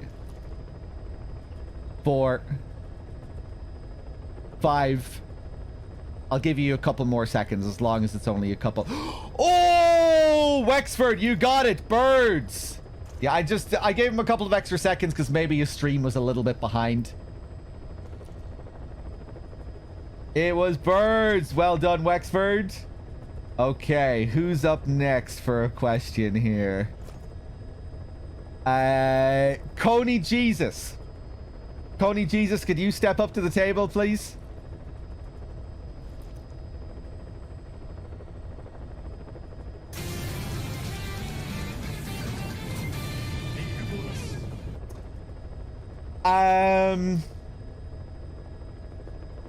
What am I gonna ask here?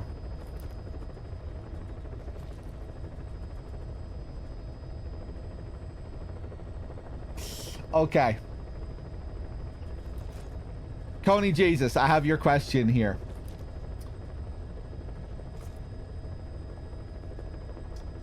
So, as genetic successors to the dinosaurs with functioning air sac apparatus already in place, birds were the perfect choice. But the parasites could not survive in birds that flew in high altitudes with thinner air. So they parasitized ground-dwelling birds and altered their respiratory system for the sake of reproduction. They gave the birds the means to create sophisticated sounds, the syrinx responsible for chirping. This is the proof that points to activation of the what gene in songbirds? The Fox P1, the Fox P2, or the Fox P3?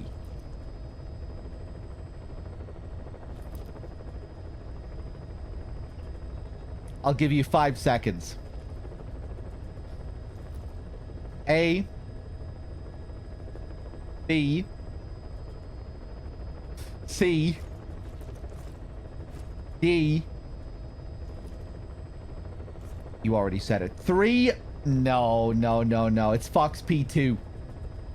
It's Fox P2. Cody, you're gonna have to learn your lesson now. You're gonna have to go sit in the corner for 10 minutes. It's Fox P2. Okay, one more question and then we'll continue. Damn, it's a bloodbath. Who's gonna get the last question here? Procedure, could you come up to the table, please, and take a question on the vocal cord parasites? Let's move away from the origins here.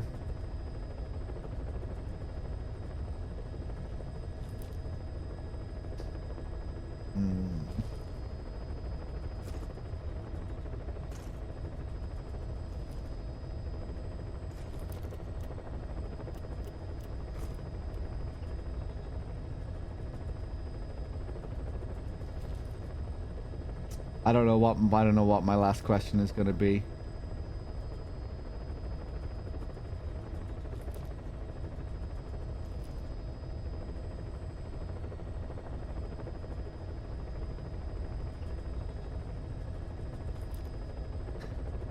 Okay, Procedure.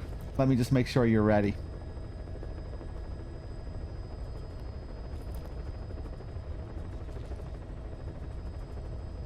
Okay, Procedure, are you ready for your question? Okay. All right.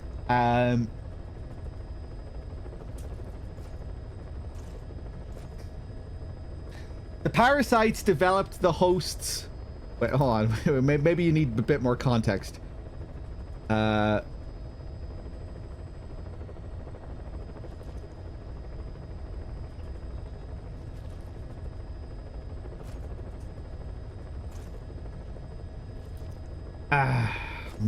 I can't give you that question.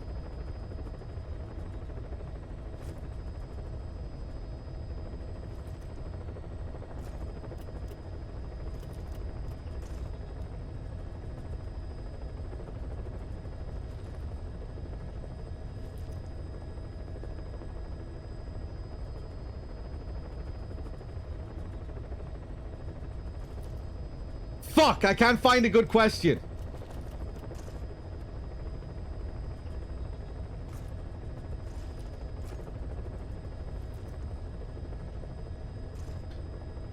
Okay, I think I have a question. We're going back to before the whole thing with the birds now, that we're going back to the dinosaurs, okay? This is a question about the dinosaurs and their relation to the vocal cord parasites.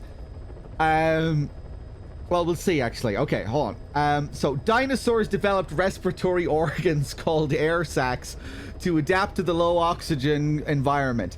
These, in particular, helped the proto-parasites thrive. But another trial awaited them. The end of the Triassic period saw another drastic change in the Earth's environment. For most parasites, the male and female take the same host. Many are, in fact, hermaphrodites. Originally, the vocal cord parasites were as well, but for any strain to ride out a severe environmental change, it must secure a steady pool of genetic diversity, another split. Now, the newest strain procreated with mates found in other hosts, and in order to increase its encounters with those mates, the new strain utilized the voice of its host. They came to inhabit the host's vocal cords. This truly was the birth of the vocal cord parasite. Now, your question is coming up. I just thought you needed this bit of context. The parasites developed the host's pharynx to form resonating chambers and used them to make sophisticated mating sounds. The relatively upright posture of the dinosaurs was important in this because the crooked Watt-shaped pharynx was more suited to the development of resonating chambers. Now, Proceeder, what was the shape of this pharynx? It was a crooked what? What was the shape? My butt. I'll give you 5 seconds. 1, 2, 3, 4. Crooked my butt. That is not the right answer. The right answer was L-shaped. Come on, everything is L-shaped. If there's something that's shaped, it's going to be L-shaped. All right, that's another 10-minute timeout. All right. You really need to study up on your vocal cord parasites, chat. The only person that got their question right was Wexford. He got one of the easier questions, I will admit, but it was tricky enough. You know? It still required some knowledge and some thought. Well done, Wexford. Full marks. Top of the class. But yeah, everyone else, you need to start studying up. Okay. Alright, will we move on? It's kind of hard to find... you kind of run out of questions. Some of the tapes just don't really suit the format.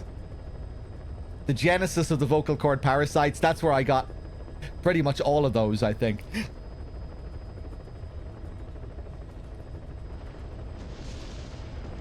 Hold on.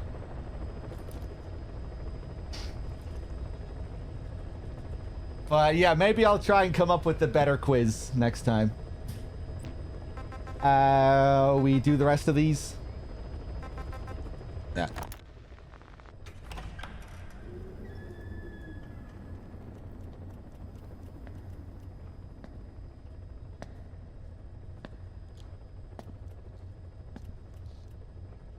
Ya at e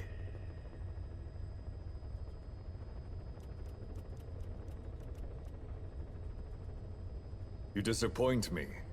Have you forgotten my face? Leave me be.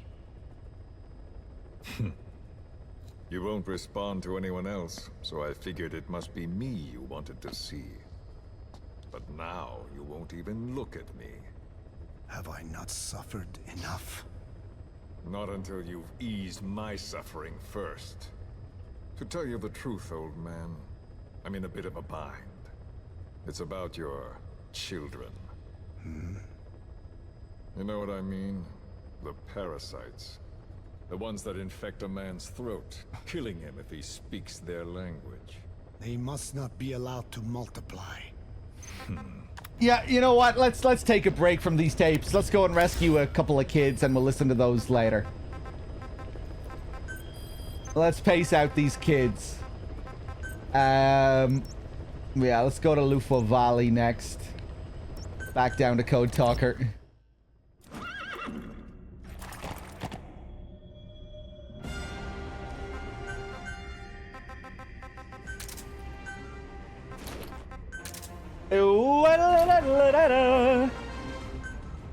Would you like to suck my ballsack?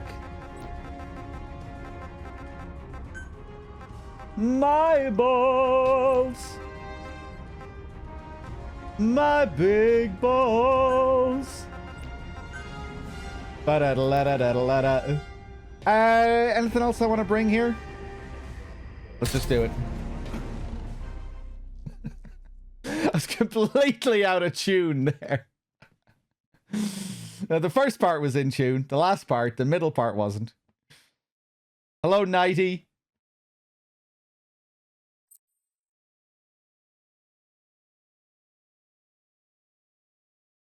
Ba-do-do. Ba-da-da-da-da-da-da-da. Ba-da-da-da-da-da-da.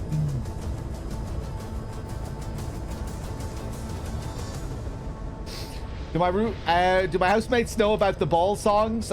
I don't know. They probably do. They're probably just too embarrassed to bring it up in conversation.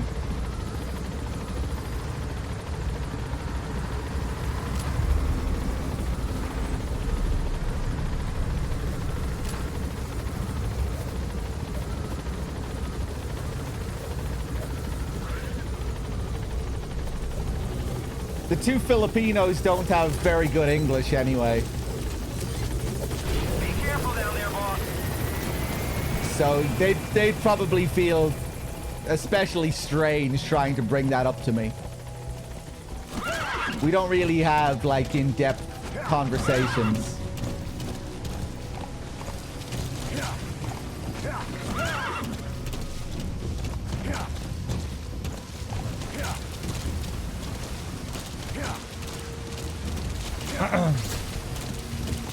Boss, you need to find those kids who escaped.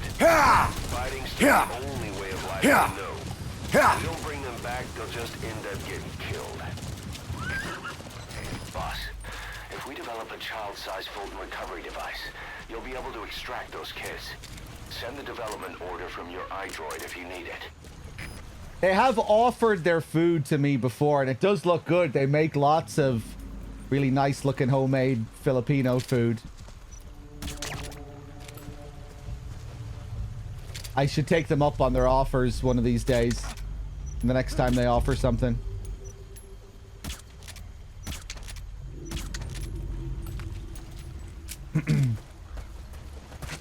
I get on really well with these housemates. You know, I've been living with them for like 10 years now. And we never argue over anything, really.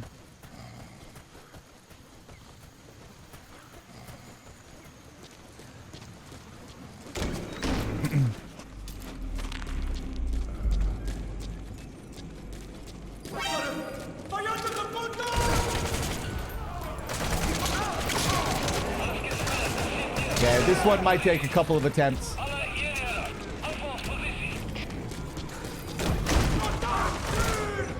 Yeah, they're very cool with me screaming and cawing away down here, which is great. You know, I'd imagine, You know, I got lucky in that regard.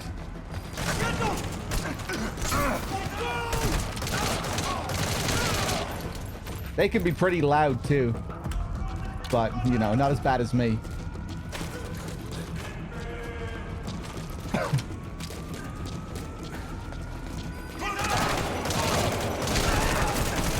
Wow.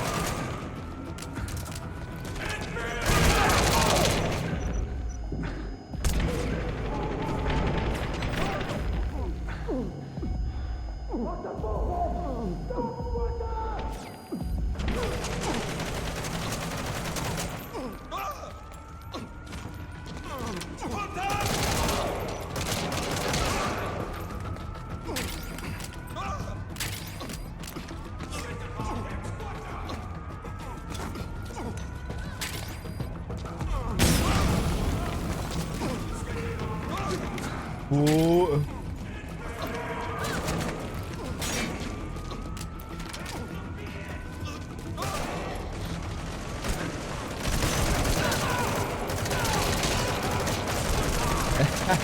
Well, I live in London, Hardcastle.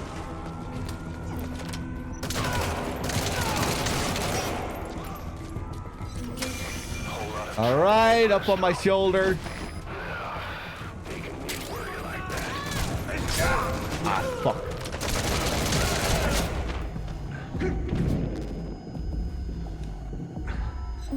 Pick him up.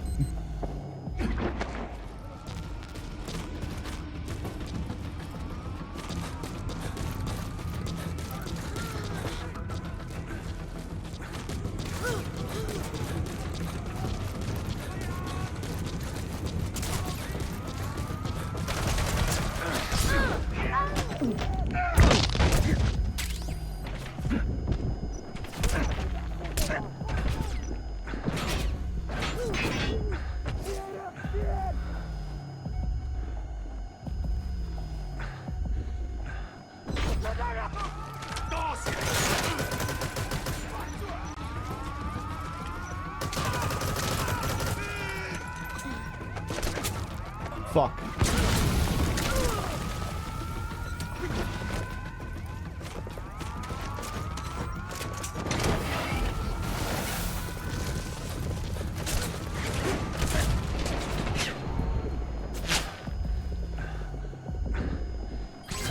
Oh, nice.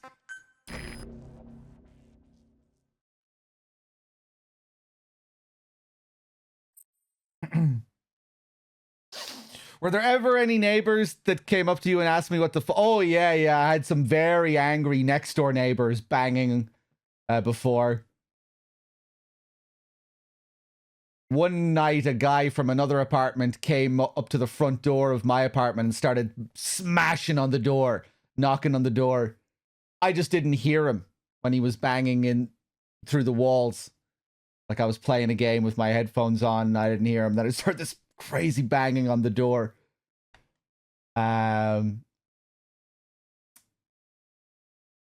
the old apartment that I was in during one summer, one of my next door neighbors started cawing back at me while I was cawing, playing a game. And then I went outside and I cawed back and we had a bit of a caw off.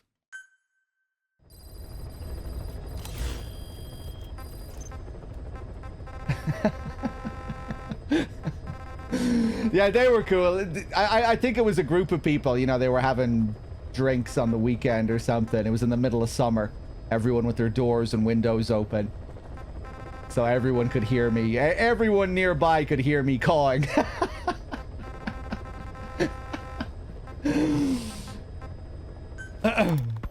Snake, about the escaped children. Eli confessed.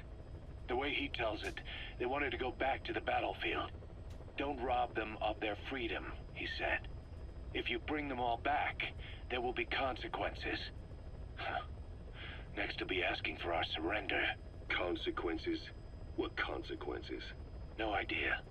That's all I have for now. You're too attached to those kids. Stop protecting Eli. Listen to yourself. Let me question him, and we'll get some real answers. Not necessary. I'll report as and when. Hey, Pew, how's it going? Can I get your best call, please? Absolutely not. It's too late for that. Mint donated $1,000 to me once to ask for my biggest call.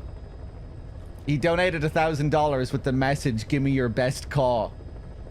Or your loudest. I think he specified that it had to be loud. Or maybe I just interpreted that it must be loud.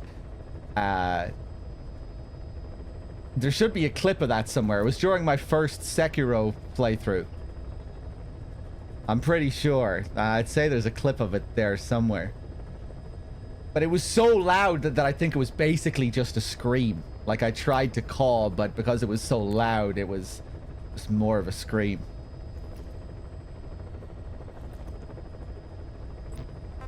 But, you know, I had to do what Mint asked for. Let's go do another one of these.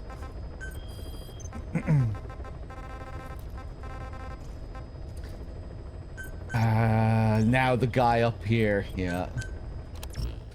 We'll bring in a vehicle to extract him.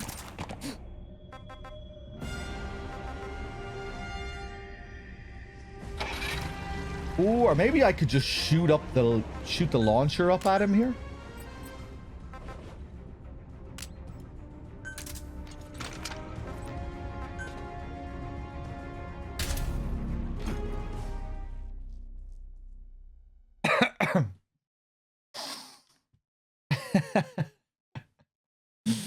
You better study up now, Proceeder. You might get picked again next time. Just because you got picked this time doesn't mean you're not going to get picked next time.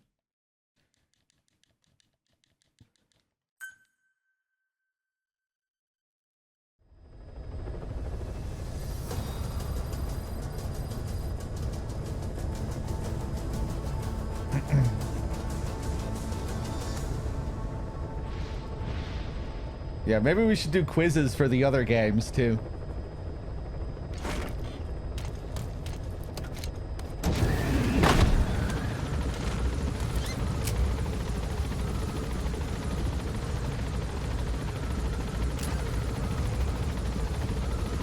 Or set up some kind of quiz bot in the chat and you can earn points. You know, people could race to answer the bot questions first. Whoever answers it first, they get the points if they get it right. Be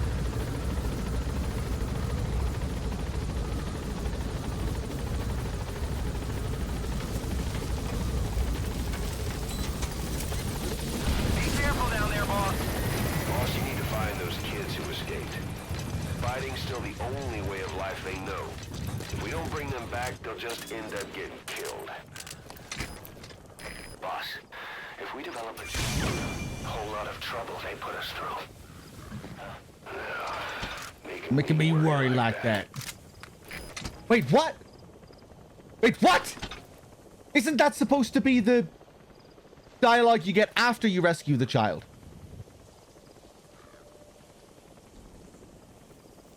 That's the dialogue you get after you rescue the child.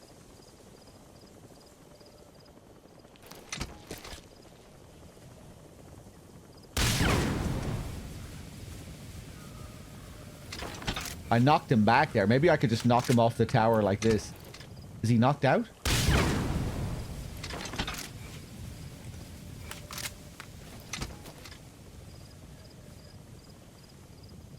He's in a strange position up there. Fuck it, we'll go up and get him.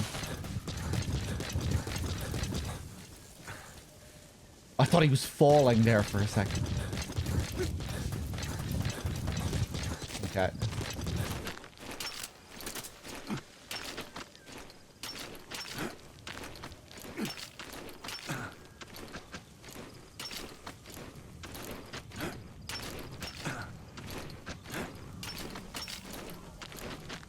Easy does it.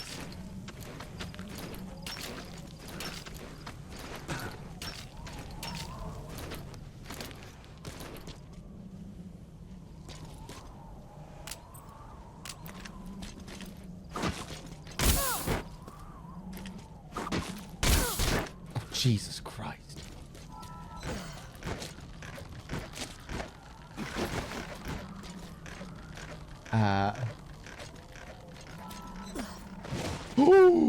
Ooh, okay.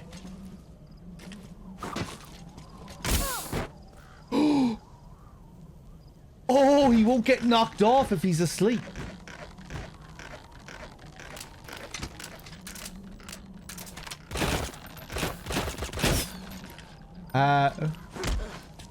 Wanna wake up? Weird that he didn't have the knockout symbol or anything above his head there.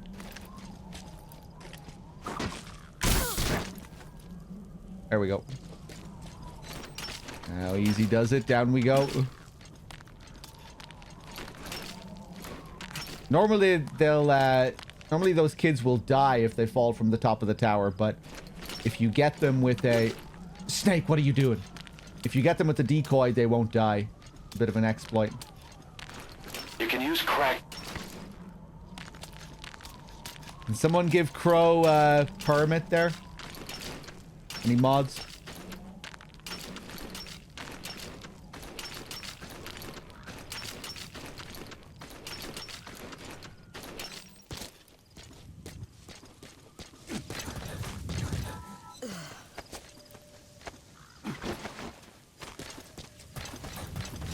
It has many uses, this decoy.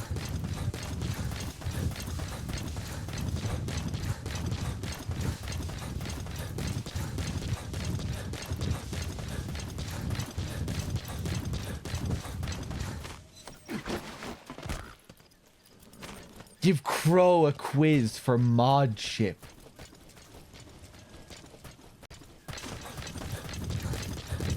Not a bad idea.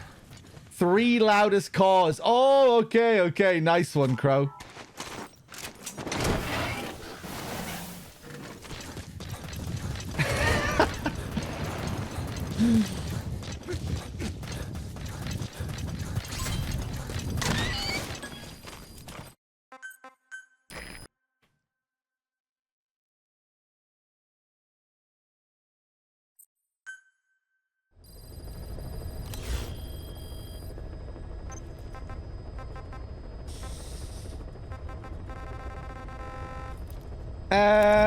Okay, let's... Oh, we still have 2 more of them to do. Oh, God. Right, Lamar Hate Palace. Let's do this one next. Jesus. Okay, Desert Fox.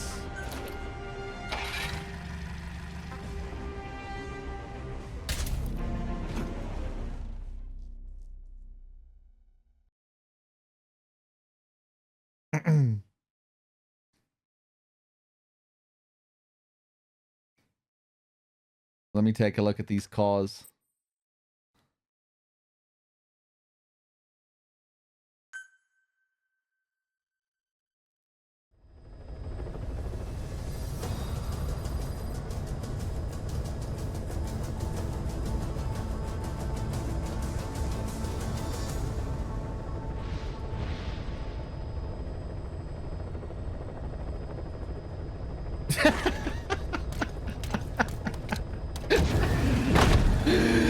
Okay, that loudest possible call is pretty good, actually. It does sound like a call. Mint really got his money's worth there. I did a good job with that one.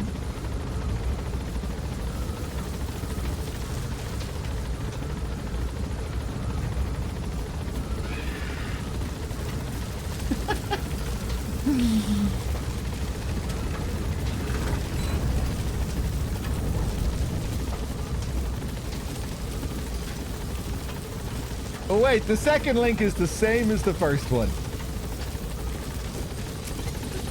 Be careful down there, boy. Or it sounds similar.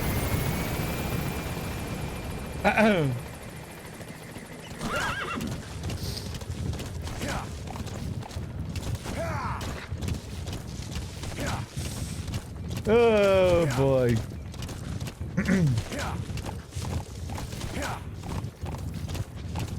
Yeah, I should set that as one of my alerts. Hold on, I want to go back and get that vehicle. Because we want to extract him with this. Oh, wait, no, I have this launcher, right? That should be okay, hopefully. Boss, you need to find those kids who escaped. Fighting's still the only way of life they know.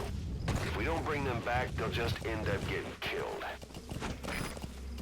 Boss, if we develop a child-sized Fulton recovery device, you'll be able to extract those kids. Send the development order from your iDroid if you need it.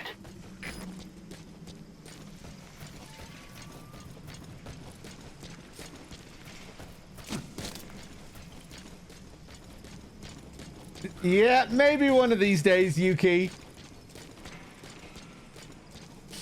I mean, what else can I say, you know?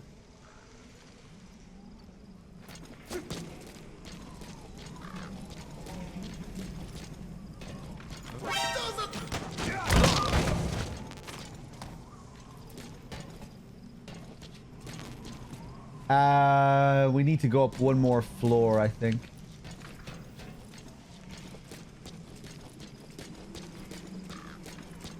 If I remember.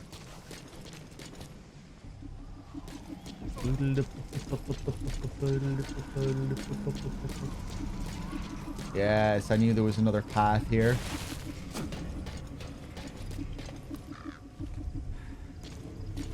Wait, is he all the way at the very top? He isn't.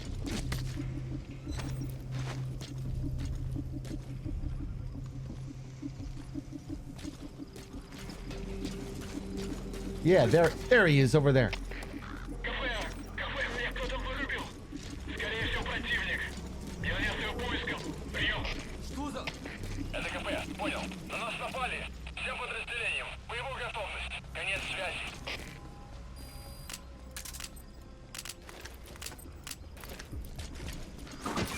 Whole lot of trouble they put us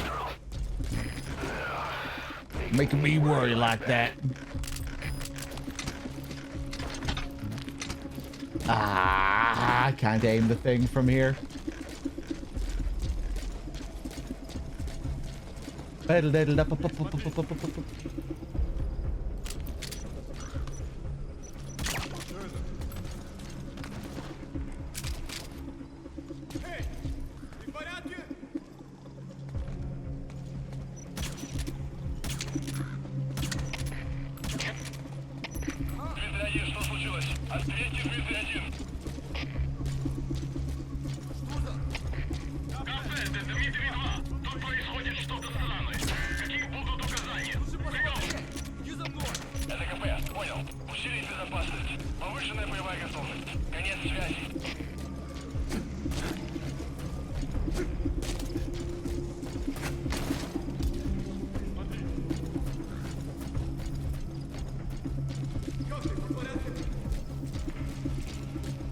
Okay, now let's see if we can Fulton him.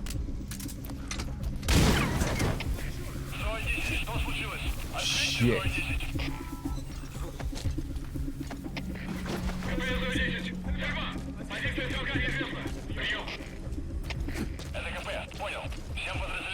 Jesus, they never shut up.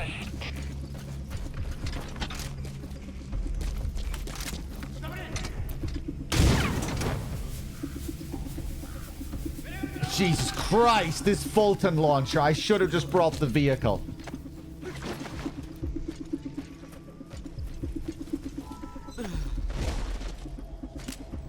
What about here?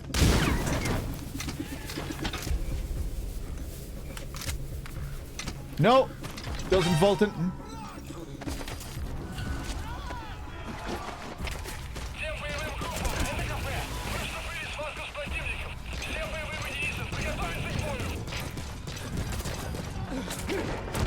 Right, what about here?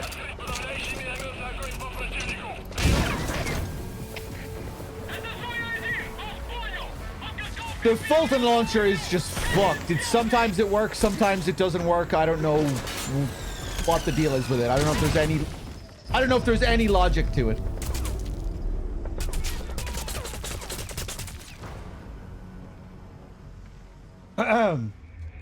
Boss, you killed a child.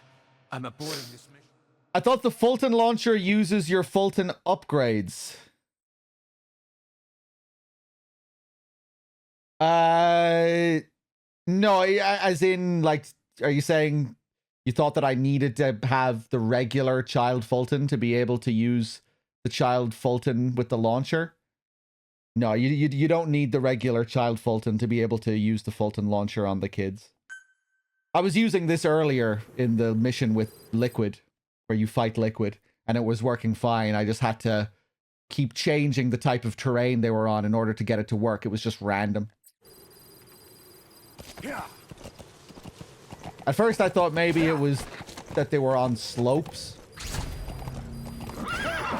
But then when I put a kid on really flat terrain, it didn't work either. And then I just put him on... Then I put the same kid on another part of the same flat terrain, and it worked. So, yeah, I don't know what the deal is. Maybe DRK knows. Maybe he's tested it enough to the point where he knows what the issue is.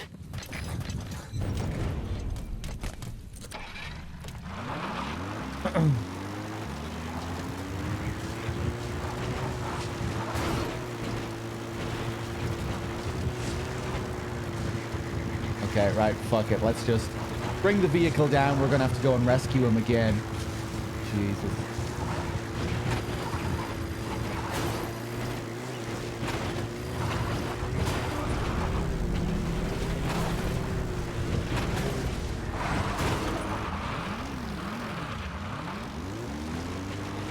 Liquid, Eli.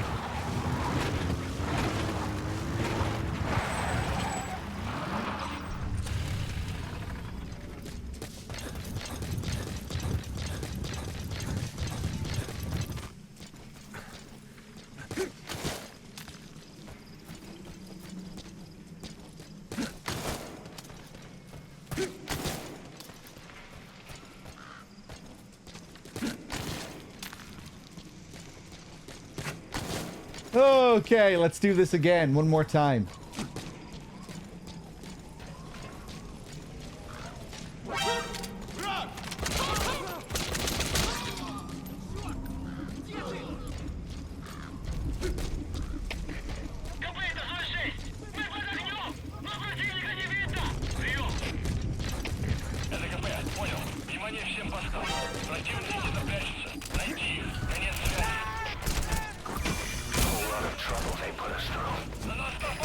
Yeah, I knew that was gonna happen. I'm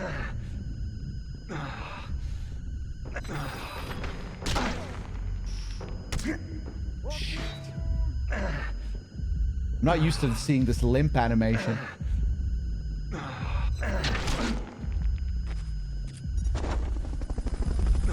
Oh my god. Oh my god.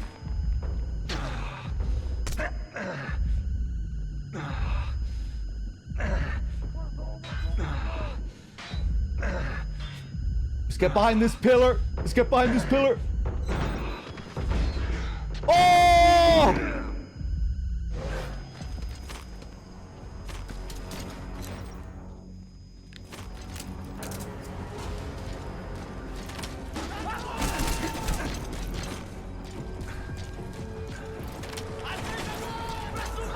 Grab him, grab him, grab him, grab him, grab him, run!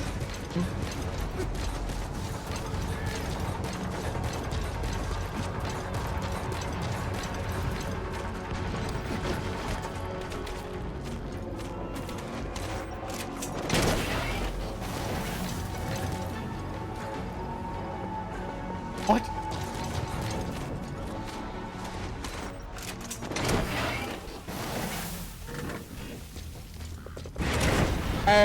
Thanked Gov with the 14 months. Thank you. Cheers. Oh, God. We're getting there. Jesus, these missions with the kids.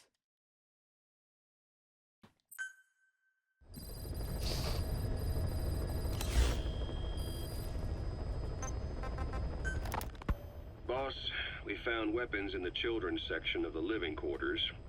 As you know, weapons are strictly off limits. We've got some rule breakers. The weapons we found were handmade. Blades ground out of knives and forks, a couple of bow guns built out of scrap, and explosives made using detergents. And get this, The explosives were tightly packed with nails.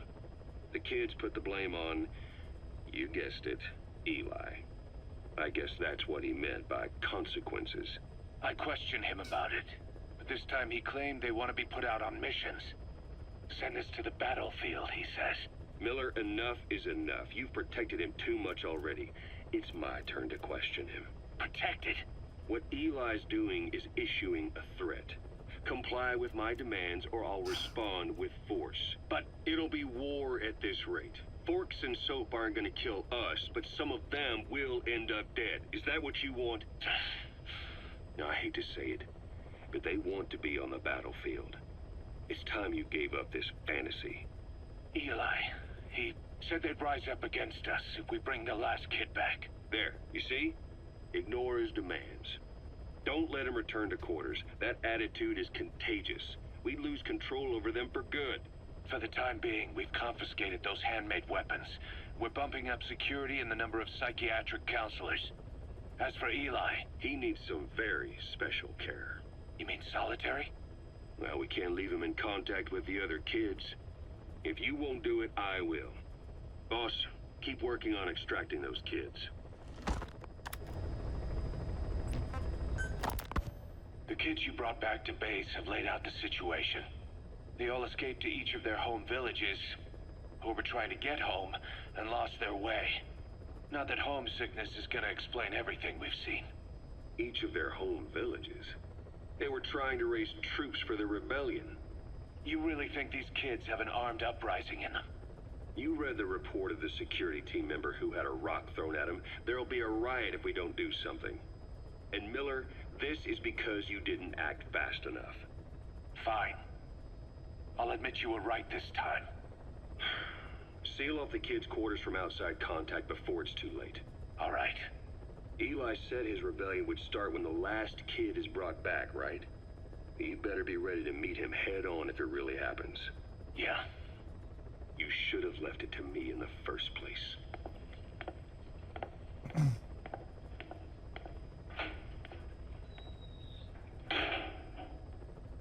Boss, they're just kids. We have a responsibility to see that those kids make it. It's not about feeling protective or the pros and cons. I hate kids. That's exactly what I heard from the people who raised me. People who abandoned me, more like. That's the spark that kept me going, you know? I wanted to show those adults what I was made of. Wanted to get back at them one day. But before I knew it, I was all grown up. Never saw it coming. All of a sudden, people treated me as an adult. Some adult I turned out to be. But I feel like if my life had been different, if the adults I knew had been different, I could have grown up better. Yeah, that's it, all right. I wanted to use those kids to test that theory. That's all this was.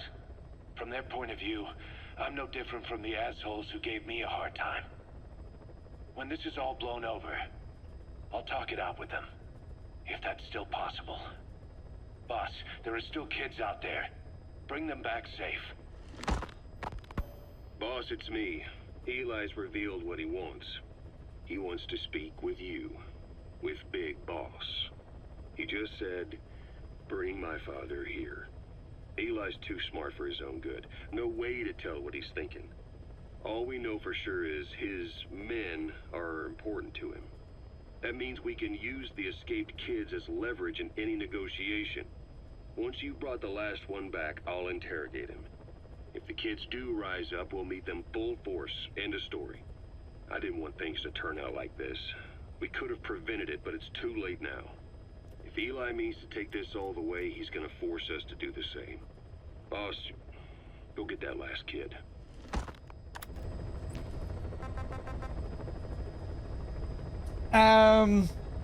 Okay, right, let's go get this last kid, then we'll do this batch of tapes that we've been meaning to do.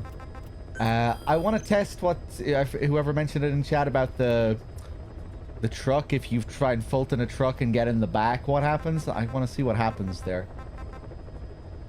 Oh, we have another main mission to do here too.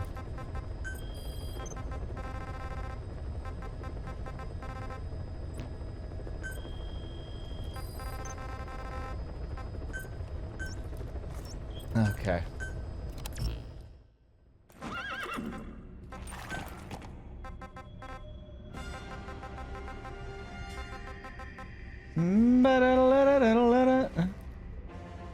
Oh, we have no trucks to bring in.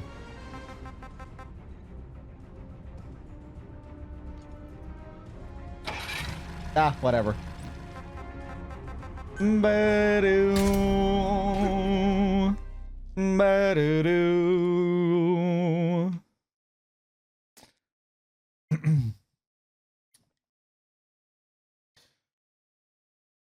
Oh boy, I'm getting tired.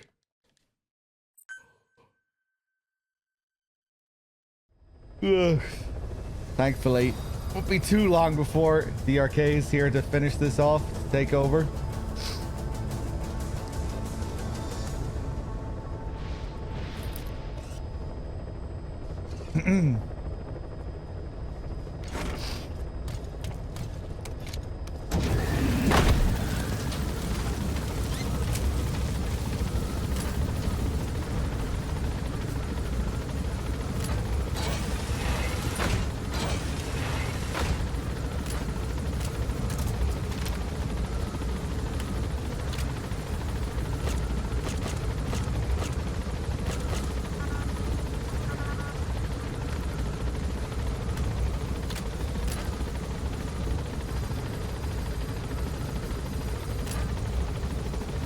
Take your time, Pequods. Always takes so much longer when you're going into a place where you've destroyed the AA emplacements, when you go into one of the unlocked landing points.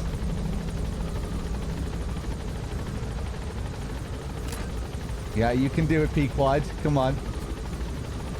There you go. There you go. He's very anxious. Let me drop. Thank you. Thank you. Thank you. Boss, you need to find those kids who escaped. Fighting's still the only way of life they know. If you don't bring them back, they'll just end up getting killed. Boss, if we develop a child-sized Fulton recovery device, you'll be able to extract those kids.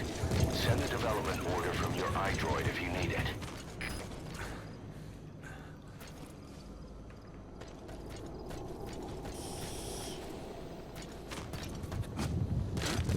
Right, that makes sense. Lunaris. Alright, yeah, at least there's a reason for it. I didn't think about that.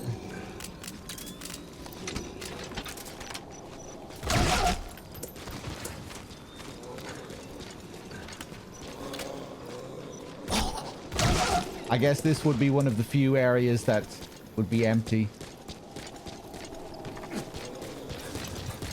Most of the other bases, you'd have guards waiting for you.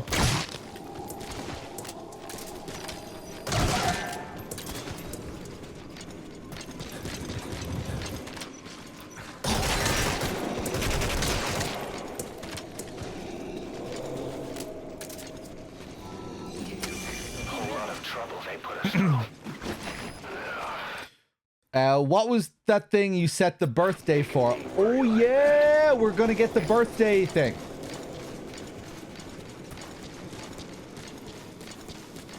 Yeah, we should get the quiet birthday scene now.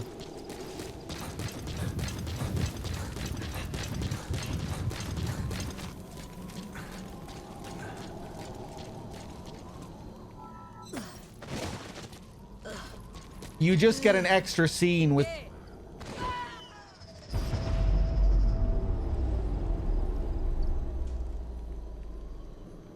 V for victory.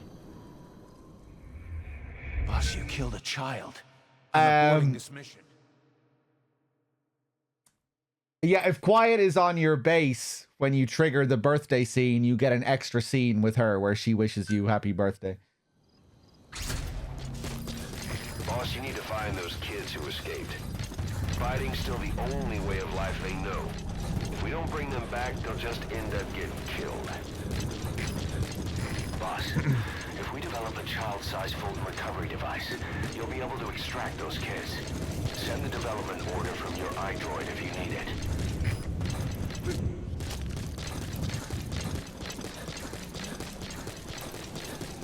Yeah, hopefully it'll trigger soon now when we go back.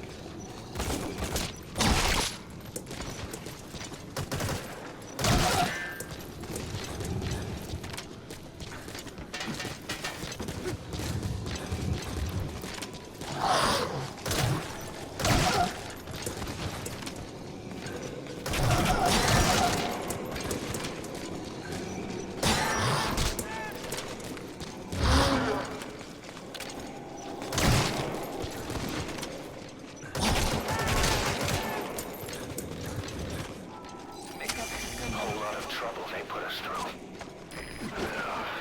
Making me worry like that. Ah.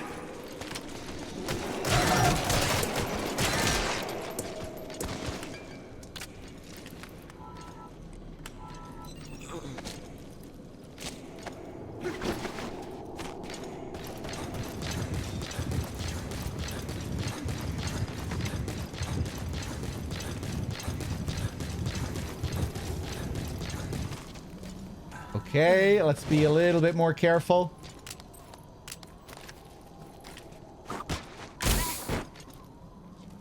Oh god. Okay. Still counted as a decoy.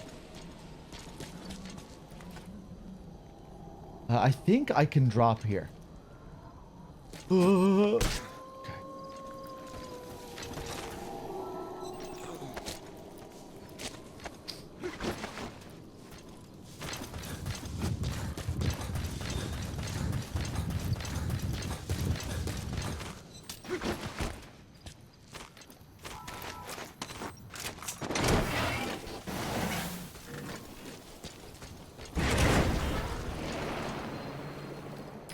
Captured an enemy vehicle.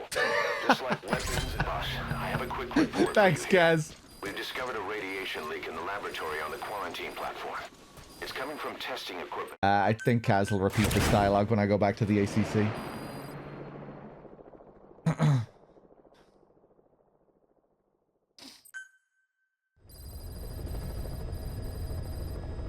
Boss, I have a quick report for you here. We've discovered a radiation leak in the laboratory on the quarantine platform. It's coming from testing equipment we installed the other day. Members of the medical team have been conducting research there, but we'll evacuate them all from the research block to the containment block next to it. Emmerich. There's no need to worry.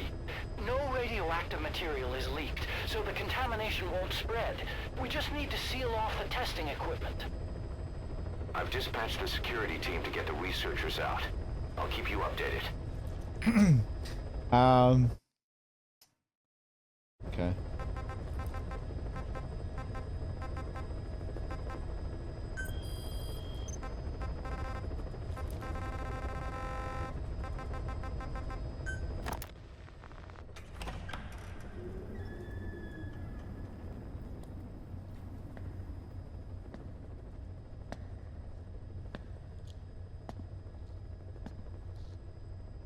Ya'at-e.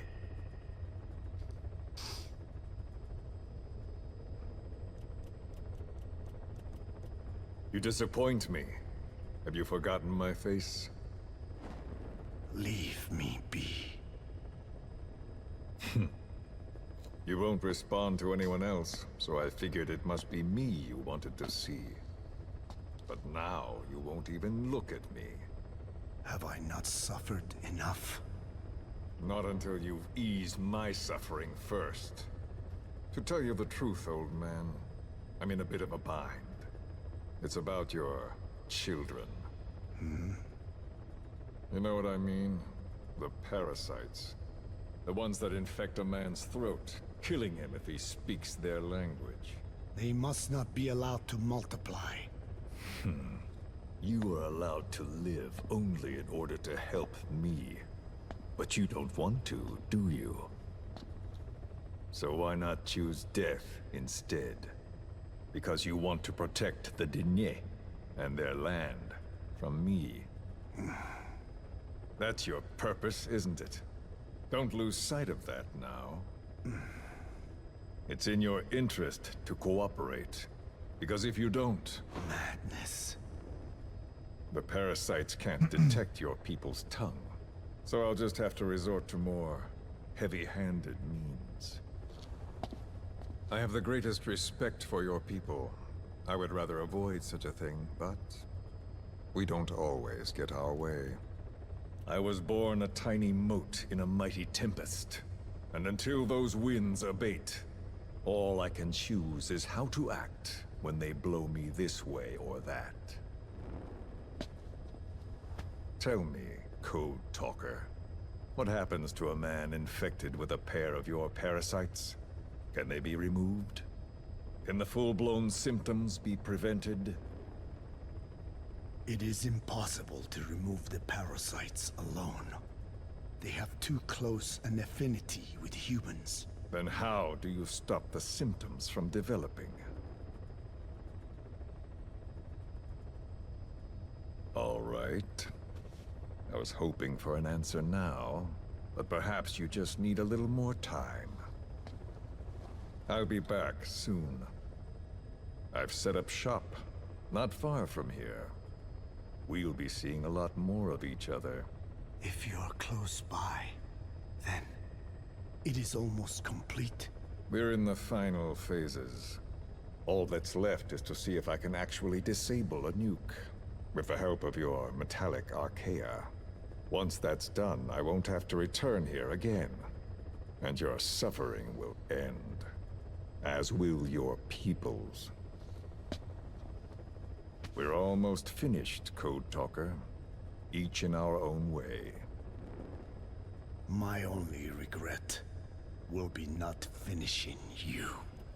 There's nothing stopping you. I'm only alive because you want me that way. Ridiculous. As you wish.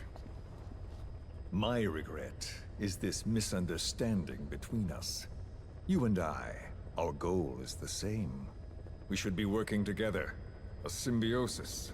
You do not know my mind. I simply want the Diné bloodline to endure. Really now? You're just another mote in the store. How you react to all the slings and arrows, that's what counts.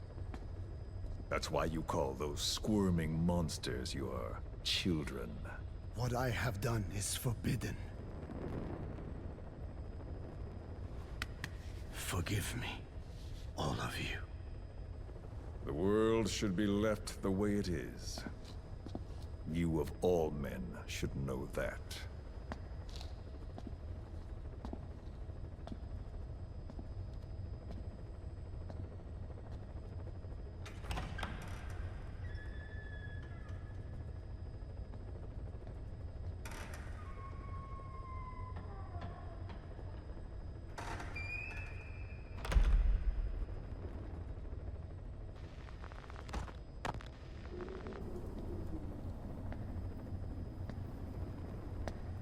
Forgive me, but my schedule has changed. The time for grace and good manners has now run out. Please. Torture will not work on me. Surely you know this. Oh, I have no intention of getting rough with you. You haven't been beaten. Your hands aren't even tied. Just like me, you live in symbiosis with countless parasites. What wounds I might inflict, they'll patch right up. You might feel considerable pain, but I've no doubt you can withstand it. Then what do you plan on doing? I have a soldier standing outside. Nothing special about him, except that he always obeys. I have given him one instruction. Whenever I ring this bell, he passes on a message for me. That message is simply, go. What is this?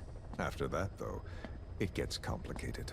The message will arrive at a room, a little bigger than this one, nothing special. Some of your people are in this room, surrounded by my men. Enough of this. They pick them at random. No regard for age, gender. In that, I suppose, they're different from you. Not as discriminating. They tied them up, one by one, blindfolded them. We had to maintain order, you understand? You bastard. Go. When they hear that, my men will pick one of your people and infect them with a parasite. Your parasite. It won't work on my people. True. The vocal cord parasite doesn't respond to your language. But what about English? An English strain. It exists. A ring of this bell, and they infect one person. If that person abandons the Navajo language, the English strain will trigger symptoms. You monster! So, it's quite simple. Every time I ring the bell, another of your people is infected. Don't do this! I don't want to do this. I'd rather not have to ring the bell. Which is why I'm hoping you will talk to me. What do you want? What else could you possibly want? You know the answer to that. How to prevent the symptoms caused by the parasite. You cannot control it like some slave. Forget the idea. Forget it? Unlikely. I will never tell you. What have you done? You made me do that. You black-hearted... Settle down. Don't use it again. Well, that is up to you. All you need to do is tell me what I want. How to prevent the vocal cord parasite symptoms. Why? Why do you need to know? The adult soldiers at Bwala ya Masa are all dead. What? The parasite traveled downstream. How? It would appear that he was involved. Another demon who woke up from 9 years of slumber. As a result, the vocal cord parasite spread through the village. I told you this would happen. It was an unfortunate accident. He is becoming an annoyance. He may stumble upon the truth sooner or later, but I suppose that is really of no consequence. One day, he too will pay for what he has done. Black Anna. The real demon is you. You know, this incident made me realize something. You are right. I should have acted with more humility. These creatures cannot be controlled. All the more reason I require a means to stop them. There is no such way. Oh, really? Wait! Don't ring it again. It is up to you. Out with it! I see now. There must be more to it than that. What?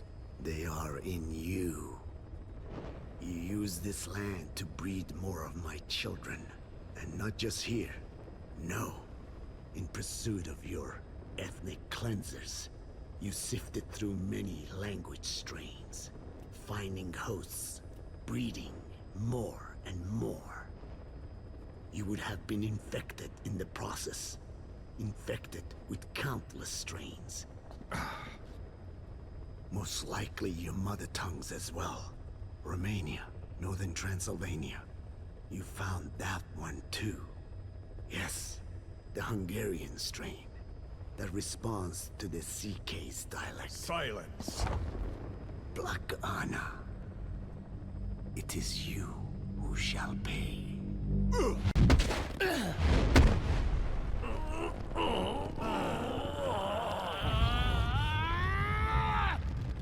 Is this your retaliation, old man? Let my people go, and never bother them again.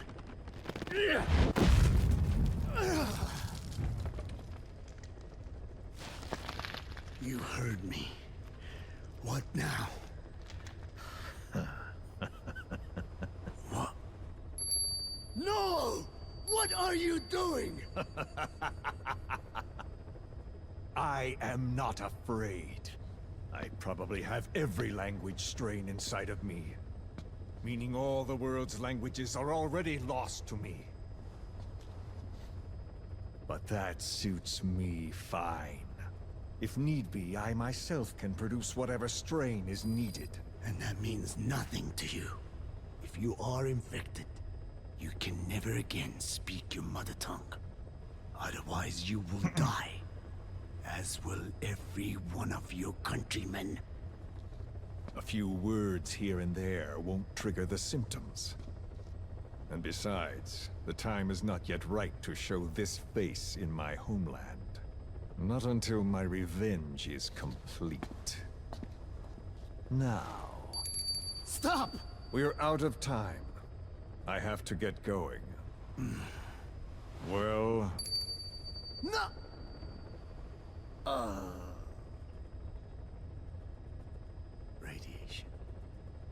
It's radiation. Radiation, of course. So it can be used. But how much? I do not know. Radiation denatures their reproductive cells, preventing them from mating. Same principle as the sterilization technique. The reproductive cells are more sensitive to radiation than the rest of the body. But I have not tested it. There is no telling what mutation could result, or how the host may be affected. Not to mention what could happen if this is done post-infection. I don't care. This plan goes into action now. As long as it works, the details can wait. You wouldn't be lying to me, of course, old man. I can guarantee nothing. I owe you my life. My body has been burned on countless occasions, but it survives, thanks to your children. That is why I trust you. Then do not repeat my mistake. What's that? In the West, it is said that the Word became flesh and dwelt among us. In the East, it is said the man of flesh brings spiritual power to words. The people knew back then that these creatures carry the gospel. They do not belong in our hands. They must not be touched. How enlightening. I'll remember that. Consider this my thanks. What are you? Catch. No!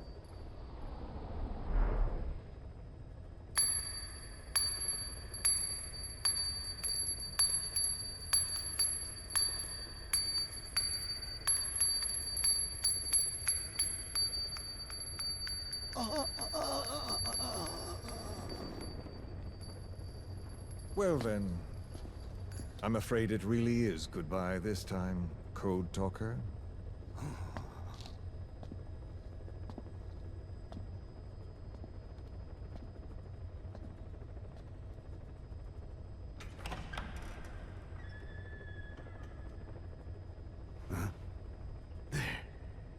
There is no soldier. Now where did he run off to? He fell for it.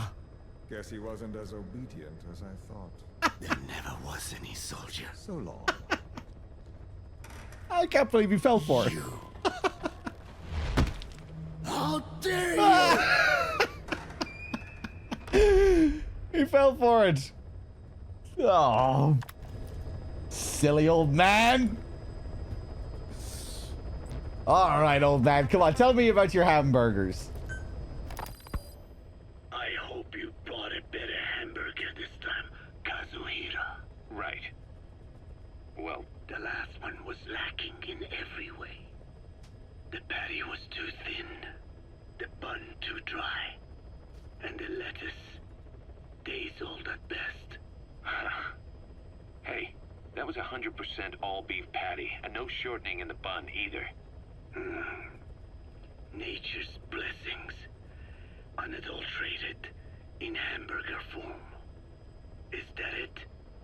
But when taste falls short, so does our gratitude to nature.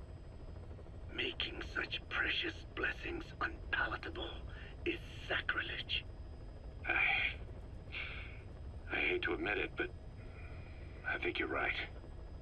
I should have known better than to settle for second best. That's why I had him run some more R&D, develop a new burger. In fact, one of our researchers just dropped by with the latest results. Here it is. See how you like this? We shall see indeed.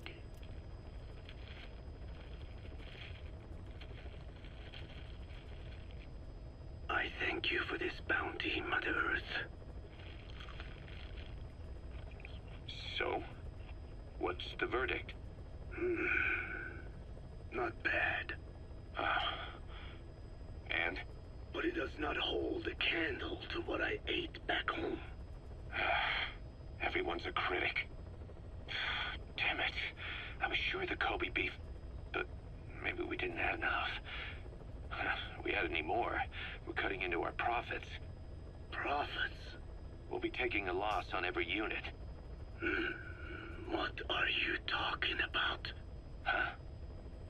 Oh, anyway, I'll be back with another round of product. I will be waiting. Did you say product? Okay. Let's get back to these missions, shall we? I really wish we had more tapes like one we just listened to with Skullface, like more radio drama type stuff. You know, like Peace and Kazuhira Blues, or some of the stuff in Ground Zeroes where we were actually listening to scenes play out that you can kind of imagine in your mind. I wish there was more to seek out in the environment as well. Like if you actually had to find certain tapes and story-related tapes in the environment, they could have hidden, would have, you know, give you more meaningful stuff to find in the environment other than the mother base grind, you know, the materials and the soldiers, the containers. Would have been cool to have more story-related stuff in the environment. Hidden things, like little stories that maybe you had to piece together, or like the context of where you found them might factor into it. Like, oh, you know, we found this tape in this base, and because we found it here, maybe it ties into something the characters are saying on the tape, and you know, like little mysteries to put together like that might have been cool, but yeah.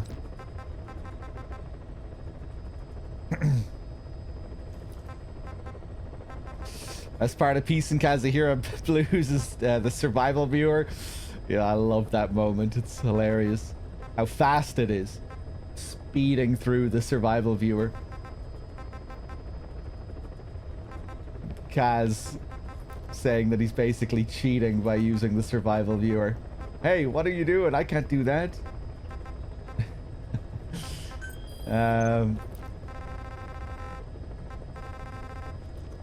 Right. So I guess we'll do the next main mission. Oh, my brain. I'm getting tired. Boss, we need you to get back a film canister one of our informants hid in the field. He was working under my orders to investigate the extraordinaries that showed up in Cyprus. The man on fire and the floating boy that keeps showing up where they're not welcome. Apparently they were the subjects of some top-secret research conducted by the Kremlin. Unfortunately, that meant our informant drew the attention of the KGB's Directorate S, and they took him out before we could make contact. The good news is he placed a report in a film canister and hid it somewhere in Spookmate Keep. Just before he died, he transmitted VI of the hiding place to us, but the data was cut off partway through. The image is far from clear, but it might provide the clue you need. We'll be analyzing the data further to try to clear it up, but for now, get to Spookmate Keep. The KGB have already dispatched a Spetsnaz squad to retrieve that film canister and cover the whole thing up. Boss, there's no time to waste. Head to Spookmate Keep and use the VI as a clue to find and retrieve that target. Why was Sahelanthropus mobile? How are the man on fire and that kid connected to Skullface's plan? If we can just get that report, we can blow it all wide open. Then we can shake off the last remnants of Skullface and the phantoms he left behind. Weird that they did that in Ground Zeroes, but not the Phantom Pain. Yeah, Ground Zeroes did some cool things, like with the Intel operative guy. You know, the guy that you hold up and he sends you to get a tape in the tower. And you think that you've completed the objective, you leave. You find out that it's a different kind of tape, and then you have an incentive to go back into the mission and see what the Intel operative was hiding, and he ends up having a meeting with another guy. So the mission has like this fake out ending with a fake reward. I thought that was kind of cool and interesting. something else that maybe Phantom Pain could have done.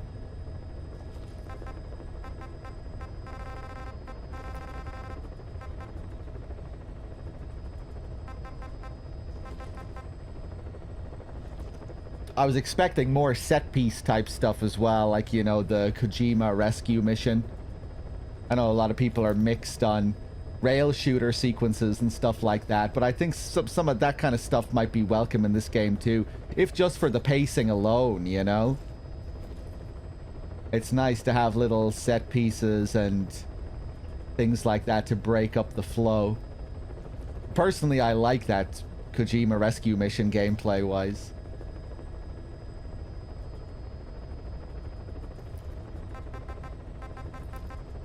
And it just kind of has a cool cinematic quality to it. Some nice little touches, like, you know, if you take out enough guards in the early part of the mission, you'll have to deal with less guards later on when you're actually getting off the chopper to grab Kojima and bring him back.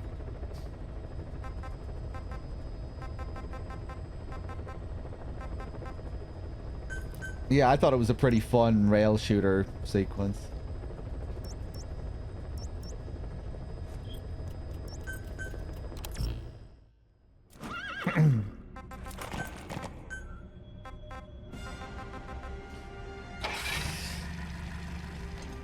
Yeah, I feel the same way, Scaralien. I think a lot of people do. Ideally, I wish the game was just, yeah, like an expanded Ground Zeroes where you just had fewer maps, but those maps were bigger, more specifically designed. Even if it just copying the same side op structure would have been great too. You know, you have a main mission on a map, and then you have all these like 4 or 5 side ops connected to that map that send you back there to do other things at other times, different types of objectives.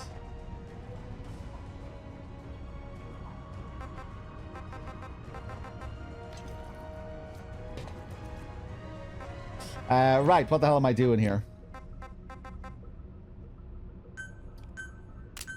Get rid of this.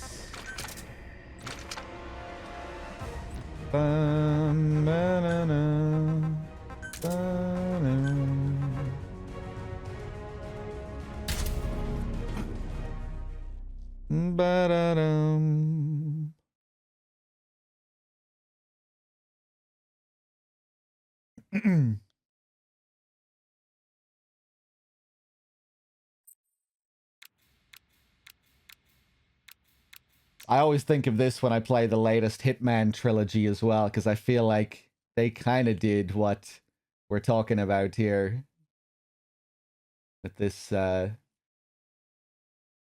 alternate vision for the Phantom Pain. You know, where their recent Hitman games, they have very few maps, but those maps are super, super dense with a lot of replayability.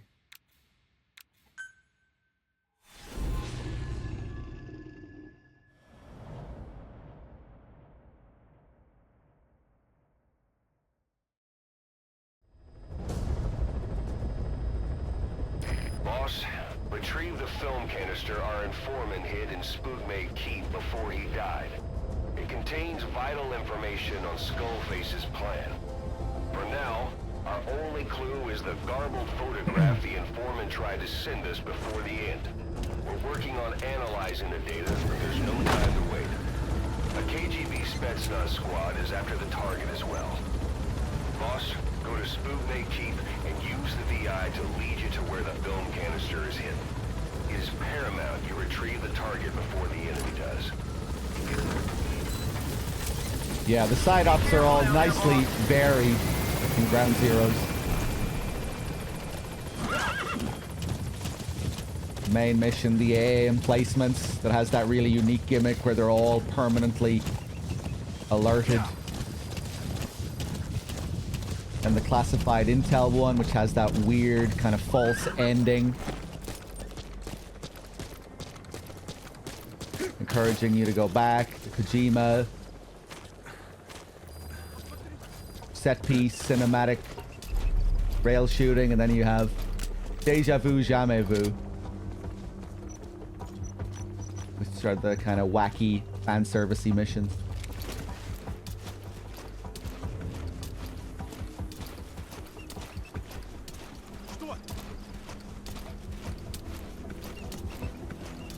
This thing can spawn in one of 3 areas.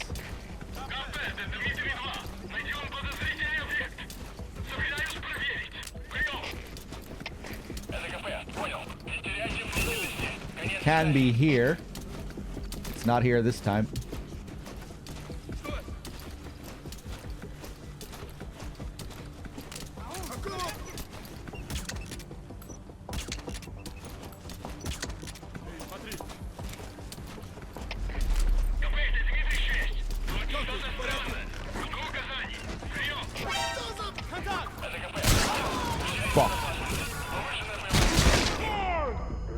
Boss, that's a serious injury. It won't heal on its own.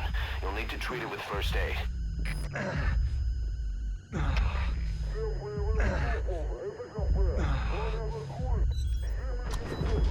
Ooh, I'm dead. Yeah. Boss, what happened? Boss!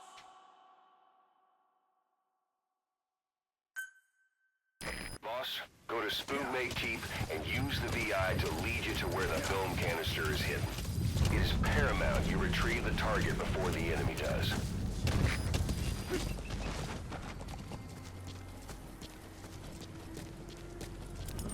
Ooh.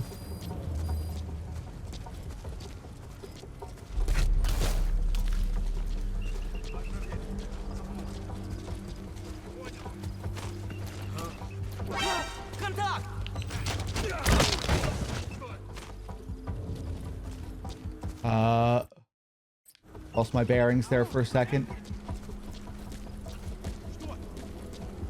It's not there either. I think sometimes it's there.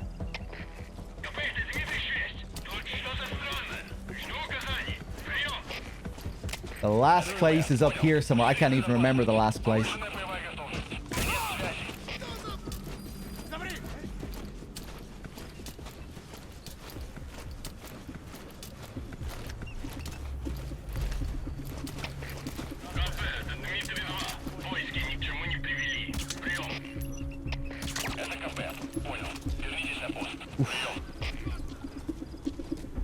Over here somewhere.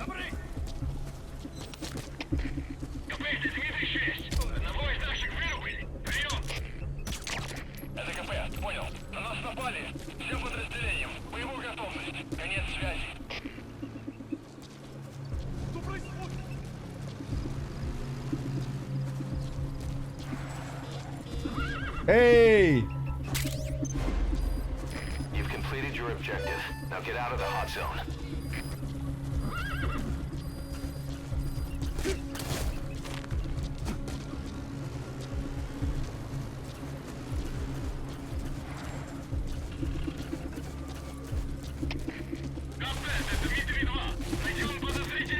Ole, good to see you.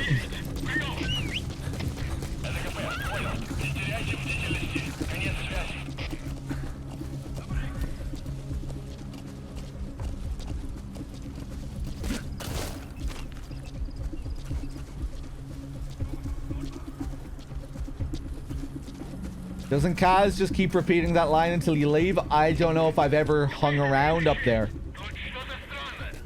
What was the line? You've completed your objective. Now get out of the hot zone. That was me calling him there.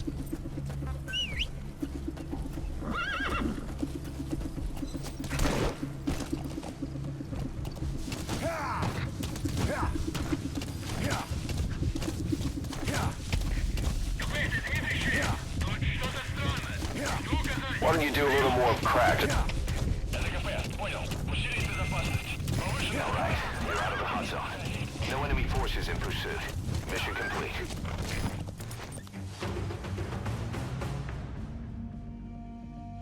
Oh boy!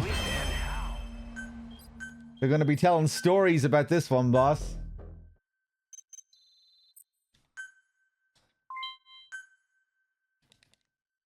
Boss, we have an emergency. Get back to Mother Base right now. I mean it. Hurry.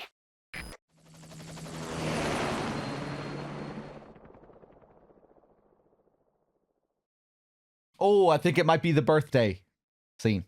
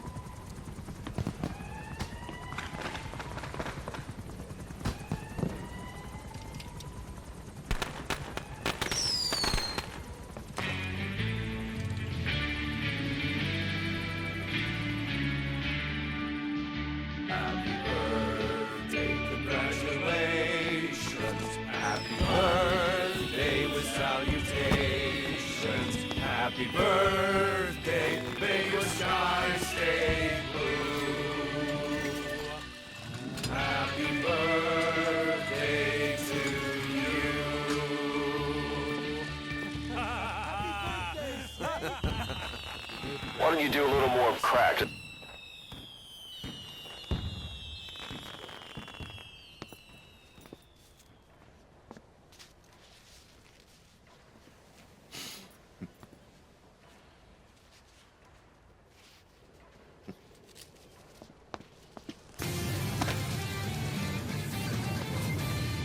Boss, get down. That's an enemy toilet.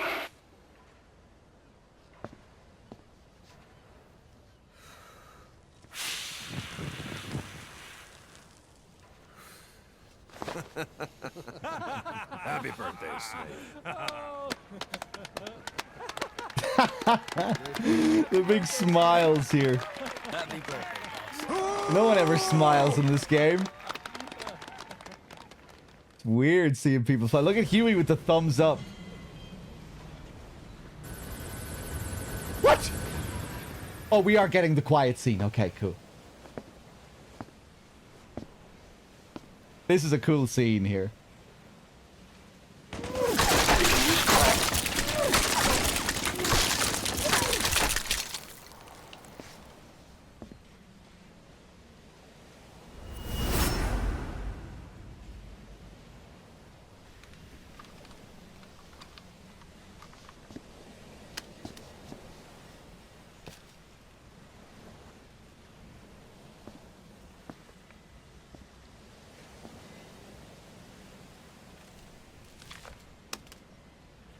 They've been hoarding all these cigars here.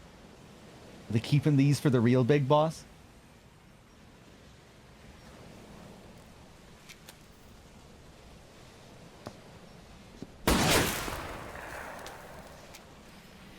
Fuck yeah.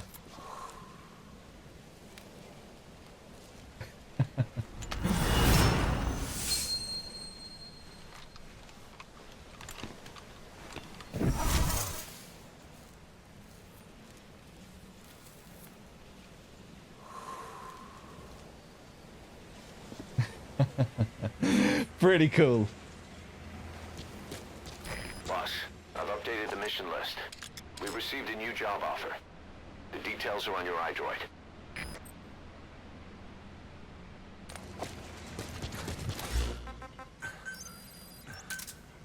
Roger.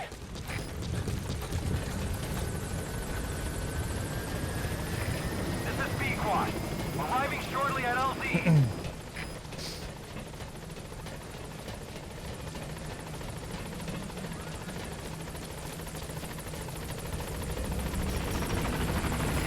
This is B-Quad. On station at LZ.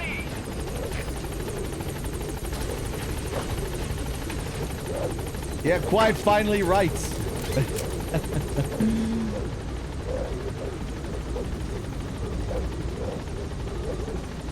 Gaining altitude.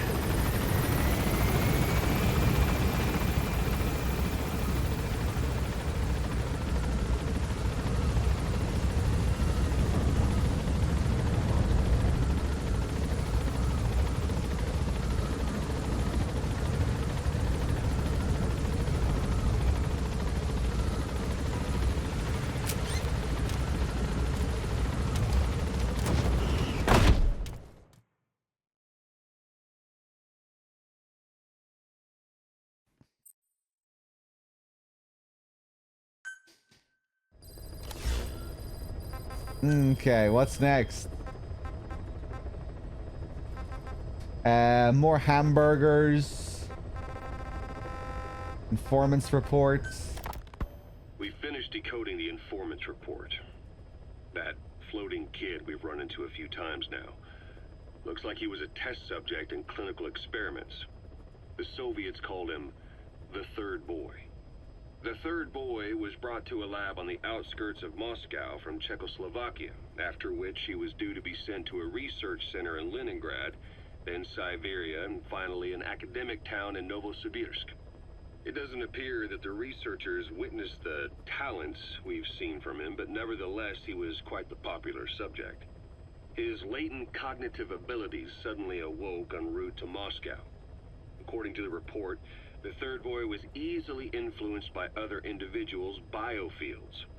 Evil thoughts, in particular. They affected his mind like a virus. Extreme anger or resentment, motives for revenge, in other words. Now, during the transport flight to Moscow, the boy was exposed to a powerful mental energy field coming from a certain individual. Ever since, being conscious of his powers, he's become a sort of energy generator. What's unique about him is the way his acute telepathic abilities get taken over by another person's will. The boy began to physically parasitize individuals experiencing extreme anger and codify the host's desires. This includes amplifying the host's natural strengths. Or, in accordance with the host's desires, he can also implant program code in another individual, making them a puppet, essentially. Human neural synapses transmit weak electrical currents between neurons.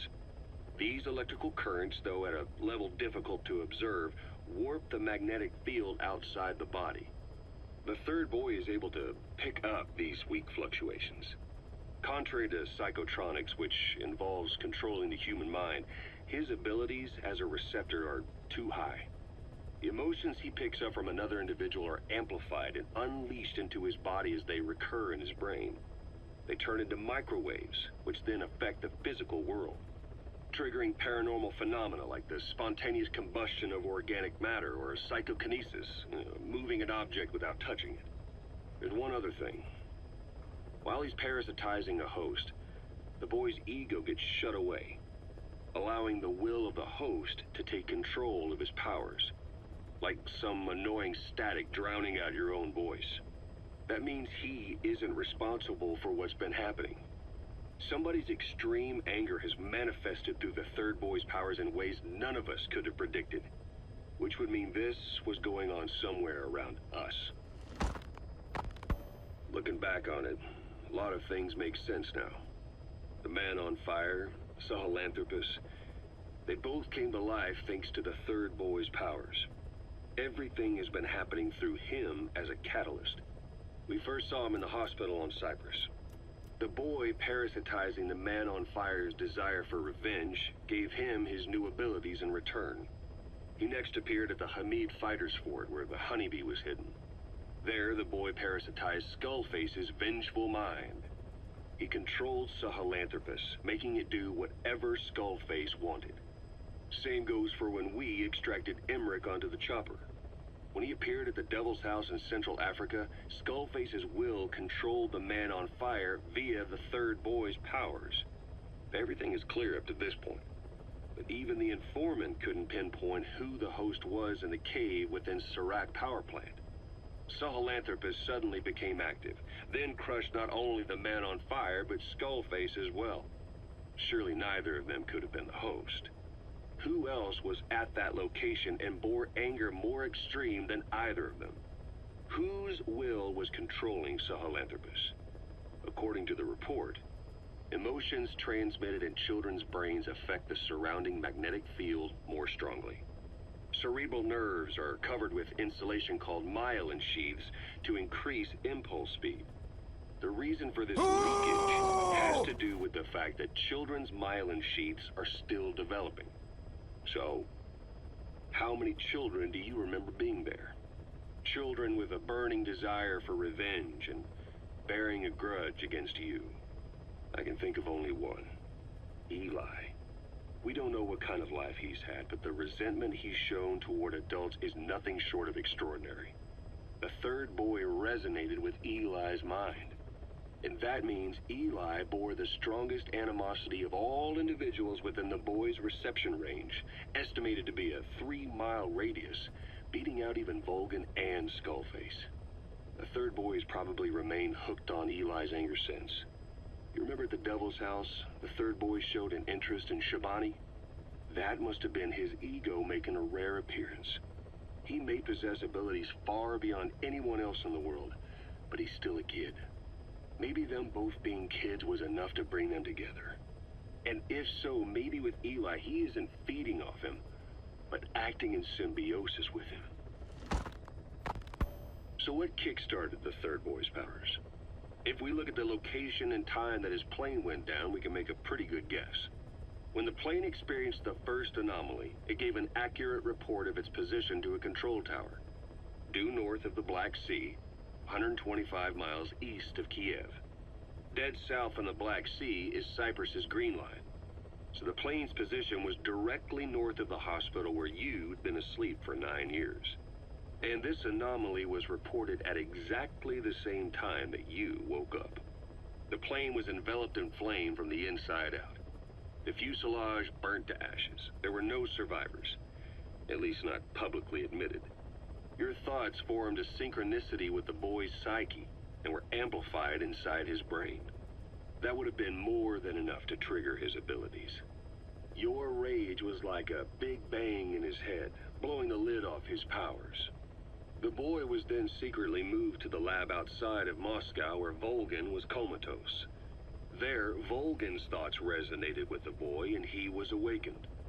Volgin became the man on fire, hell-bent on getting revenge on you. His instincts led him straight to you. Skullface knew Volgin from Operation Snake Eater, or perhaps from even before. Monitoring this pair of extraordinaries, he discovered the hospital and sent his assassin and XOF. Skullface was probably watching the situation from close by. Then, realizing how useful these two test subjects could be, he approached them. Reacting to Skullface's thirst for revenge, this time the boy let Skullface's will control Volgin. Volgin, at times driven by personal revenge, at times through Skullface's will, kept on moving, though his body was little more than dead meat. Perhaps there were moments where even your thoughts affected him as well. But without the boy's power, it was like the plug had been pulled from the socket. Everything was powered by anger, malice, revenge. This is how the end of the report sums things up. Both the third boy and the man on fire were originally test subjects of paranormal research for military applications, like telekinetically controlling the leader of an enemy nation and making him launch a nuke, or stopping the heart of someone on the wrong side of the Berlin Wall, experimenting with latent human abilities. They were used as tools of the Cold War. The boy's only crime was being born with unique gifts. But he was sacrificed on the altar of war. His life reduced to slavery under other people's wills. Turned into a living weapon with no will of his own. And eventually the only emotion he could feel must have been the desire to get revenge for the hand he'd been dealt. Boss, it's you that awakened the boy's powers. But there's more to it than that. I guess the anger emanating from you was something he could truly relate to. Feeling hungry, old timer? Old timer. I do not get hungry, no. But you have a new hamburger? You guessed it. And this time we used lamb. Lamb? You're not a lamb kind of guy? A hamburger is made of beef. Who ever heard of a hamburger without beef? Yeah, but we gotta stay fresh, stand out from our competition. You're what? Just give it a try. If you say so.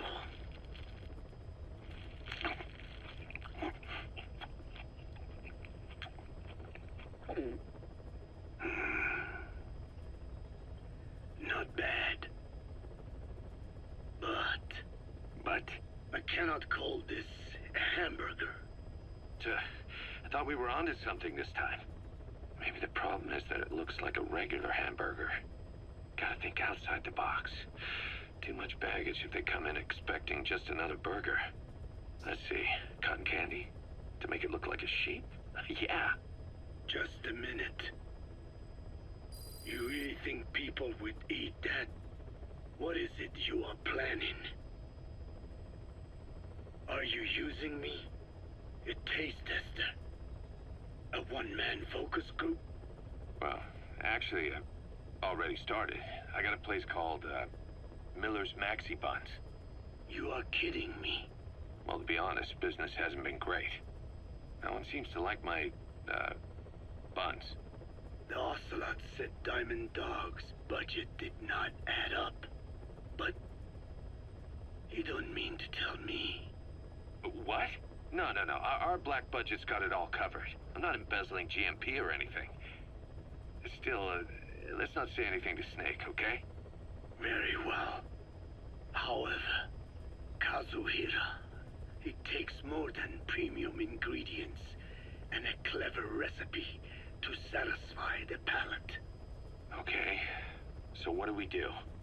The palate seeks one thing. Chemical additives. Chemical additives. There is nothing mysterious or spiritual about good flavor. The tongue simply identifies specific amino acids, which the brain then recognizes as appealing. Therefore, all that is needed is to chemically isolate those amino acids and incorporate them into your products. To be clear, I speak of flavor. The rest is irrelevant. That seems a little extreme. Do not forget that I am a scientist after all. And using science for the benefit of others is a joy. In seeking coexistence with nature's blessings, not everything can remain in its natural form. When we fall ill, we must be treated. Otherwise, that very nature could cost us our lives. Agriculture is one of nature's many blessings. But through that process, we damage the surrounding vegetation. Yeah. Whether it's a massive farm or a tiny field, we always leave our mark on the land. The same is true of parasites. And for food preparation. If tapeworms in the raw meat of another animal enter the human body, they roam around trying to find their usual habitat. Sometimes even eating away at the brain in their confusion. So in looking through a scientific point of view, you see the necessity for processing food. Yes, it is also sometimes necessary to eliminate certain parasites, or selectively use or even modify others. Alternatively, we could say that if a man is part of nature, the work he does is also part of it. What is important is the balance. Yeah, you're right. Thanks, old-timer. You really opened my eyes. I fooled myself into thinking people today wanted high-quality, all-natural goods. But my favorite burgers were never about that. What they want is something like the first burger I had in America when I went to meet my dad. A Frankenburger loaded with additives. That's the America I knew and loved. I'll be back in a jiffy, old-timer. My next burger's gonna knock your socks off. Kazuhira, wait. What is important is how we balance the... quick for a one-legged man. Frankenburger. What kind of a dive did your old man take you to? Is MGS5 another Frankenburger? Loaded with additives?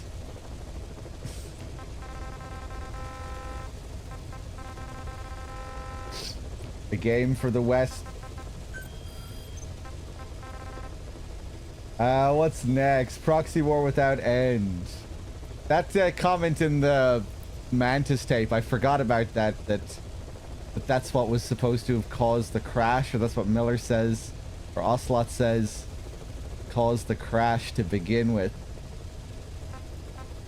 That Mantis started parasitizing Venom Snake right as he was waking up in the hospital. And the rage in his subconscious is what caused the crash. I forgot about that. I kind of wish they didn't explain so much in the Mantis tape, given that you have those cool little visual clues that imply what's happening anyway. You know how you can figure out what the deal is with Mantis just by looking at the visual changes? You can tell who he's parasitizing. Like with Eli, he has the red beret on his shoulder. At the start of the game, when he's parasitizing Venom Snake, he has the horn. They could have explained less there, I think, with Mantis. Let's see, what's next?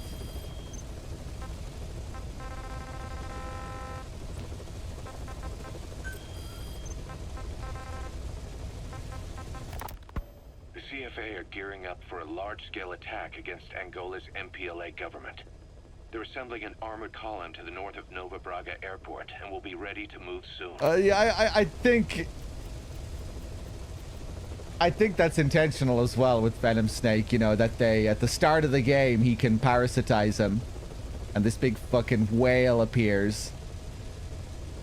But then that's it, you know? You see him try to parasitize him again at the end of the hospital sequence, and nothing happens.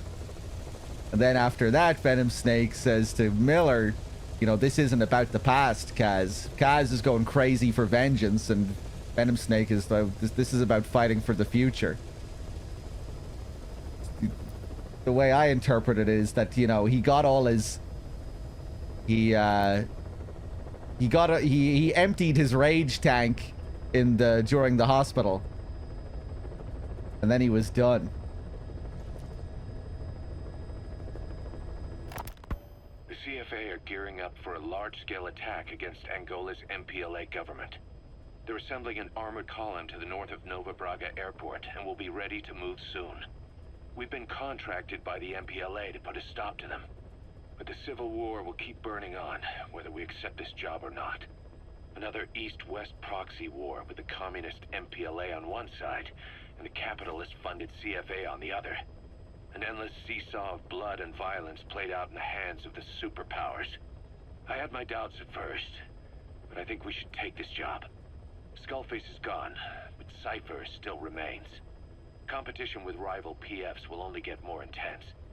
For us to survive, we need to expand our organization and get strong enough that no one can threaten us. So our only option is to fight and grow, and fight and grow. I think it's the meta coming through at the start of the game. I don't know. I mean, that could be one explanation. That it's just his buried subconscious somewhere that the rage is coming from. Is it supposed to be him? Is it supposed to be a part of Big Boss? I'm not sure.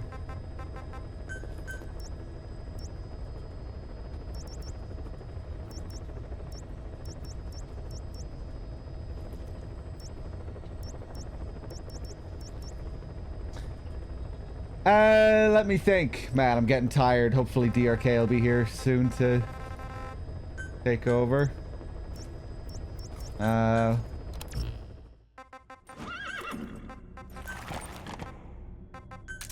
go for the woodland camo. If you want a bottle, give it a letter.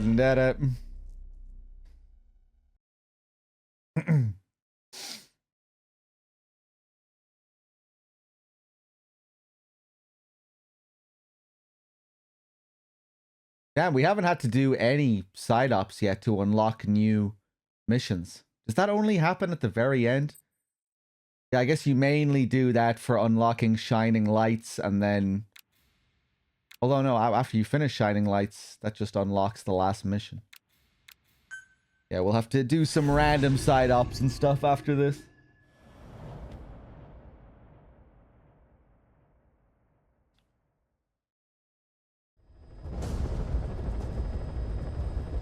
The CFA are assembling an armored column to the north of Nova Braga Airport. Your job is to wipe them out. Listen to the tape for the contract details. Just be aware that the column's commander served with 5 Commando and later made a name for himself in South Africa's 32 Battalion. He's a hardened veteran, so don't take He just looks confused in the hospital. Yeah, but we're talking we're talking about his unconscious here, right? Or his subconscious. Because they say that it's the rage inside him that causes the crash, right? And that's as he wakes up in the hospital. That's before he can even move or express anything, and that's before we see any expression on his face. Boss, I have a report from the intel team. The targets are now on the move. I've sent their predicted But yeah, Venom Snake never shows any conscious rage. Your iDroid. Check your map.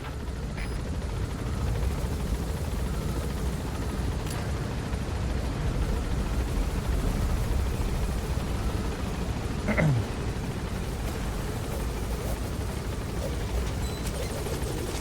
careful down there, boss.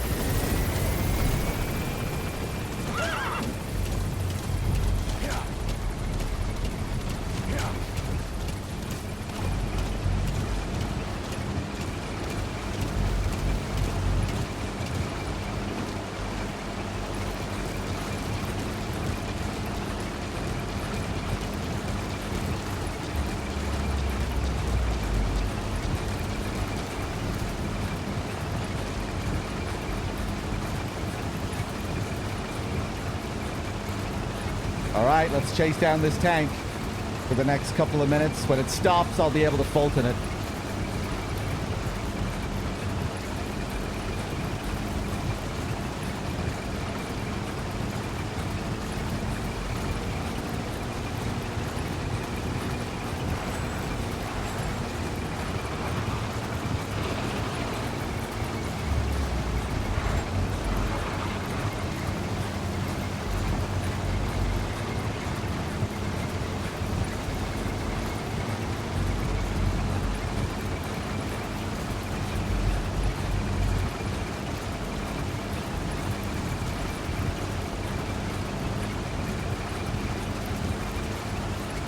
I guess at the very end of the game, right, when he punches the mirror. That's the only time we really see him angry.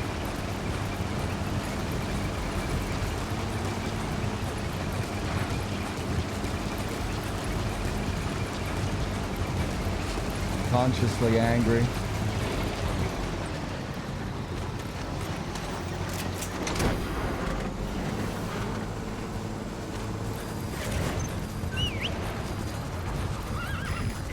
An enemy vehicle. Just like weapons and items, you can use your iDroid to have vehicles you've extracted airdropped in. You can also let members of the combat unit use them on dispatch missions. Boss, we have new targets. Check your iDroid for the details.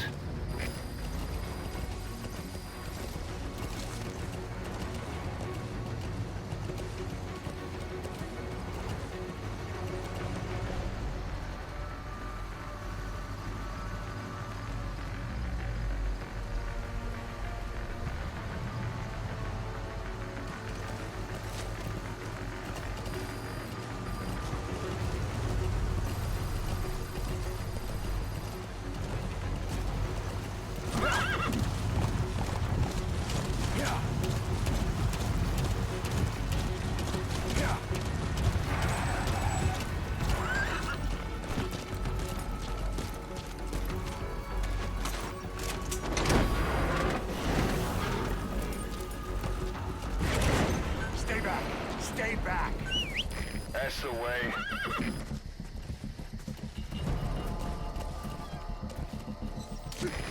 subject on board. Leave the rest to us.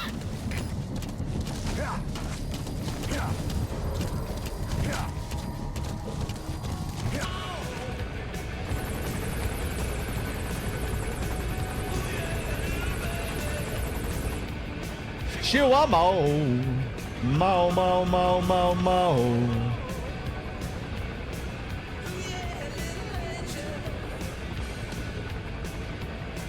Chewa mo.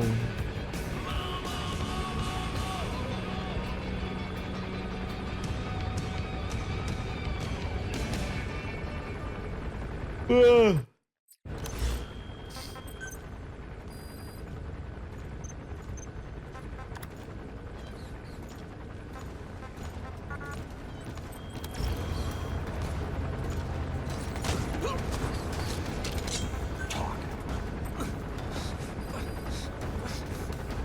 Spit it out. Speak. Look at this fanboy here. Spit it out. You want some diamonds too?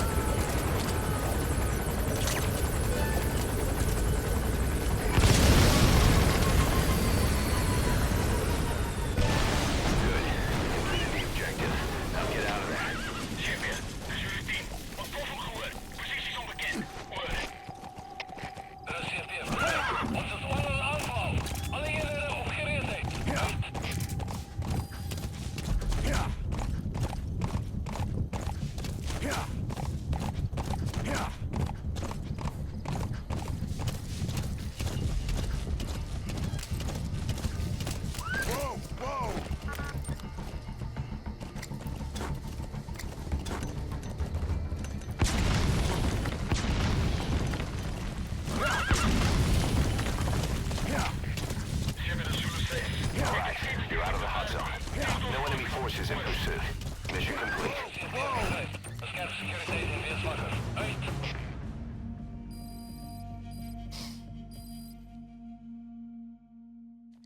Amazing. Mission complete. Good. Now what?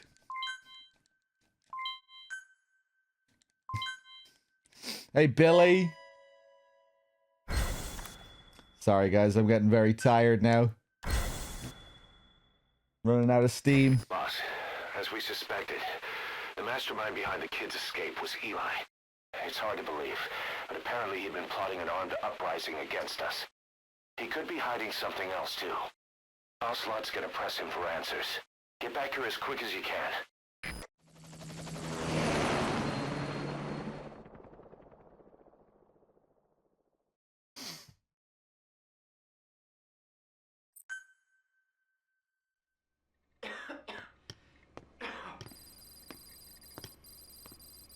Where is I told you. Your father's not here. they're back? Yes, they're back. But don't get any bright ideas. Your quarters are under full surveillance. Your weapons privileges have been suspended. No more uprisings for you. Did you really think it would be that easy, Commander?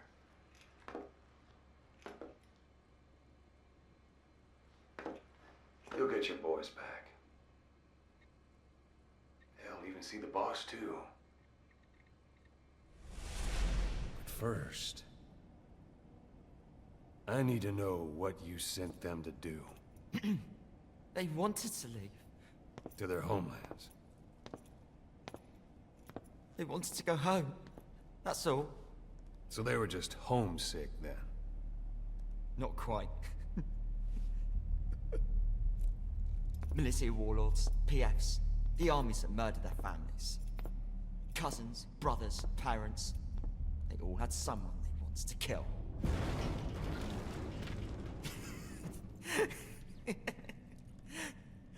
I told them, last chance to face the world with no regrets. Last chance? You better be ready for your drag back here. Ready to face the world as enemies.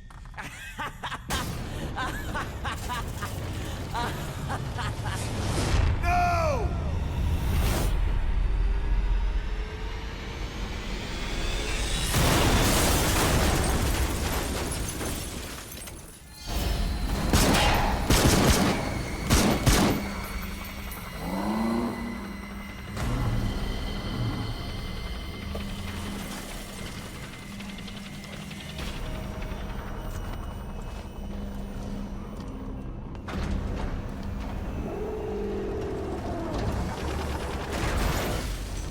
I'm not like you!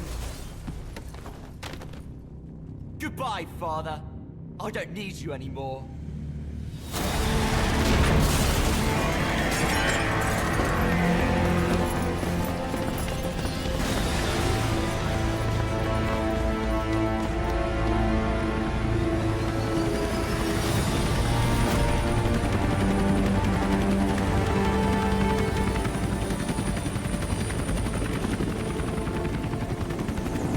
Hi.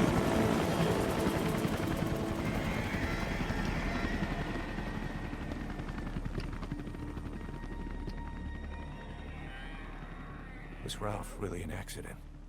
Or did Eli just rig it to stir up the boys?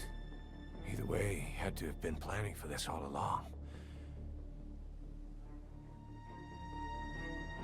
Bidding farewell to the world.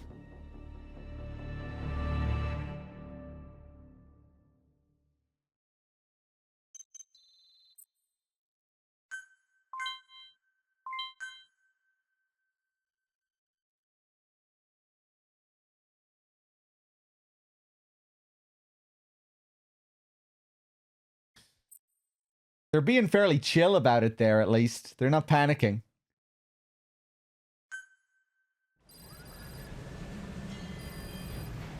Boss, we're looking for the kids in Sahelanthropus, but there's still no sign of them. We don't know if the chopper pilot is alive either. What have we gone and put in the hands of those kids? We don't know how bad this is until we find them. Also, regarding our concerns about Eli, I finished looking into whether or not he's a product of that project. I have an answer. I put it on tape. Give it a listen. Sahelanthropus goes to the land of cut content, Boss, never to be I've seen updated the again. mission list. We've received some new job offers. The details are on your iDroid.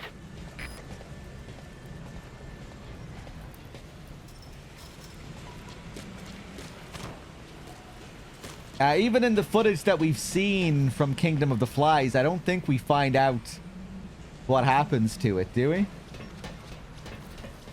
There was a new island that was cut from the game. Originally, we were going to go there, encounter Liquid again, Eli. I remember seeing Sahelanthropus in the footage. You know, just kind of collapsed in the forest there. But I don't think anything significant happens to it while in that scene, does it? Eli... Oh, yeah, no, it does. The place gets bombed. Yeah, Diamond Dogs bombs the island, and I guess that gets rid of Sahelanthropus. They nuke the island. Or someone nukes the island. Is it the remnants of XOF? Is it Diamond Dogs? Anyway, the place gets fucking obliterated right as Eli and Mantis are escaping. Napalm, maybe Sahelanthropus doesn't get completely destroyed. Yeah, either way, we don't really find out what happens. I'm going longer so DRK can wrap up. Well, DRK would be wrapping up anyway. I'm just doing another 11, 12-hour shift until DRK gets here, and then, yeah, he'll be taking over wherever I happen to be in the game. So, yeah, he'll be here to finish this up.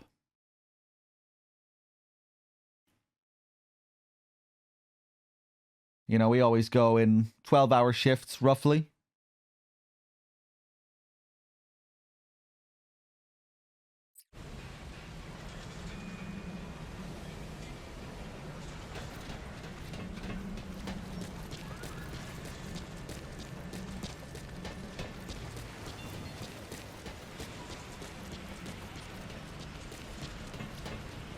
Yeah, we know from the files, the in-game files, that they had planned for Kingdom of the Flies to be DLC. And then I guess that got cancelled. I would imagine that had to do with Konami's, you know, whole shift in policy. The firing of Kojima and all of that ordeal, you know, it aligned with Konami's new vision for the company, that they were getting out of big budget games. They were moving towards patchy slot, mobile games as a service. So I reckon with that came the cancellation of Kingdom of the Flies and all this stuff that would have cost them money with Phantom Pain.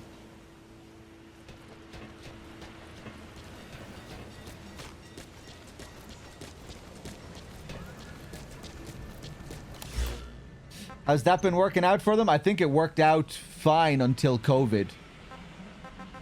And then COVID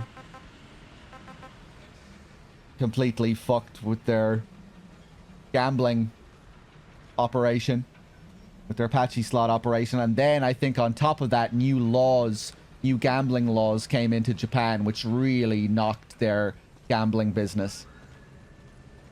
I think that's part of why they're now getting back into bigger budget games and focusing on games like they are again. Revamping Silent Hill, revamping MGS. This definitely would not have been a part of their vision back in 2015. You know, all they were talking about was gambling, patchy slot, mobile, games as a service. These guard shifts lately have been killers. Yeah. Whatever happened to R&R? I wouldn't mind getting out to Victoria to unwind every now and then. The security team isn't big enough for a base this size. If some PF attacked us, we'd be sitting ducks. Tell me about it. I should talk to CP sometime. Good idea. I'll go with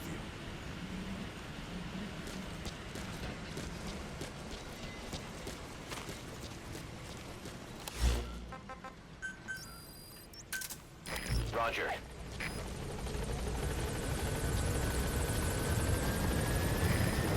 Pequod, arriving shortly at LZ.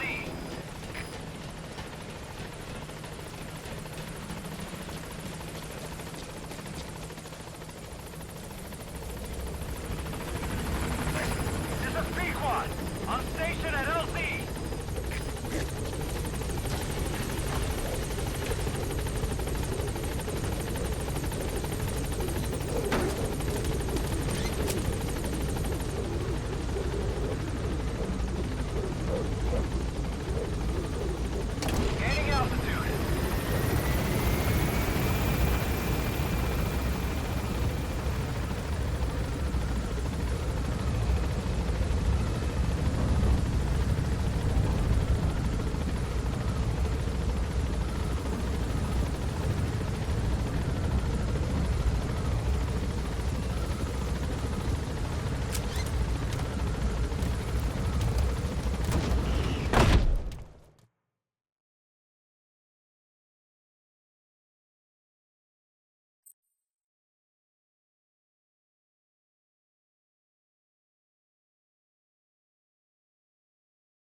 We don't even know if Delta is going to come out. I mean, are you serious, Salius?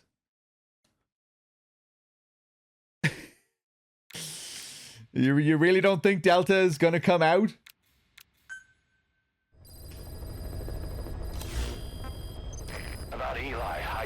Sahelanthropus. We know how he got it moving. It was Emmerich. He used the kids in the staff living quarters to carry out his repairs.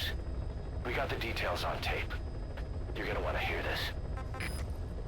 There's one thing you can count on. It'll be another version of MGS3 being made. There'll probably be another one in a few years' time too on some other random console. You can always count on another MGS3 around the corner somewhere.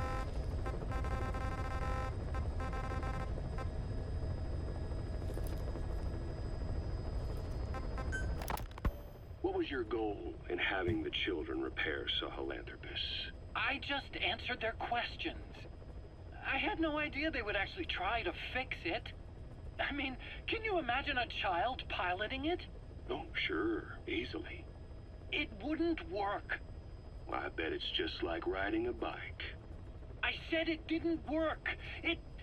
Who did you try? I didn't. Did you put your son in it? We never did that. His name was, Hal, wasn't it? I thought you said you never saw his face. But you made him pilot Sahelanthropus.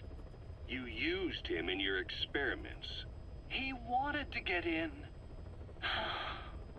It was such a short time we had.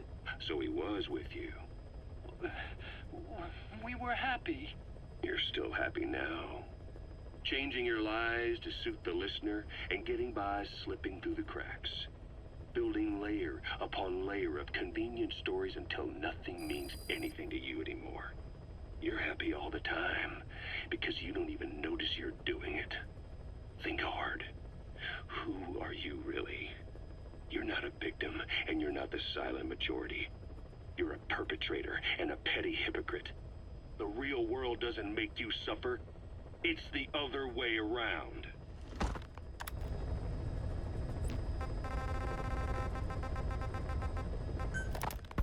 Boss, we've got the results of Eli's genetic tests. We can finally put this worry behind us. We used the PCR technique and conducted DNA fingerprinting of the copied DNA sequences. Neither is mainstream science yet, but the concepts and procedures are sound. Both tests say there is 0% chance that the two of you are blood relatives, meaning the results are negative. He's not your son, nor is he your clone. He's just another person. It was 12 years ago that Zero made plans to clone you. Eli's age and appearance certainly are a good fit. I admit the first time I saw him I did a double take, but it looks like we were worried for nothing. Eli isn't your clone, though you might still have one somewhere out there. But if Eli isn't the boss's clone, why does he seem so obsessed with him? Not to mention having one hell of an attitude for his age. I don't know.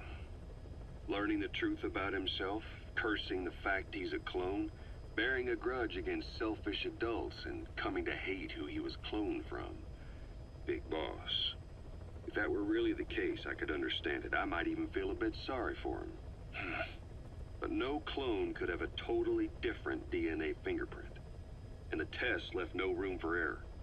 You yourself were there when we drew Eli's blood sample. Come to think of it, when we went to OKB-0, he'd snuck onto a chopper and was there. Yeah. He was acting strange even then.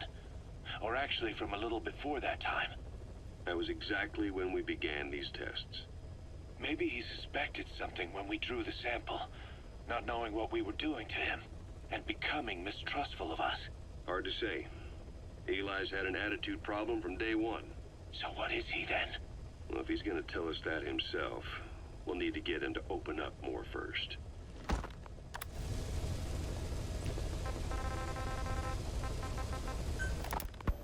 Skullface, real name unknown. Born in Hungary, more specifically northern Transylvania, after it reverted to Hungary from Romania.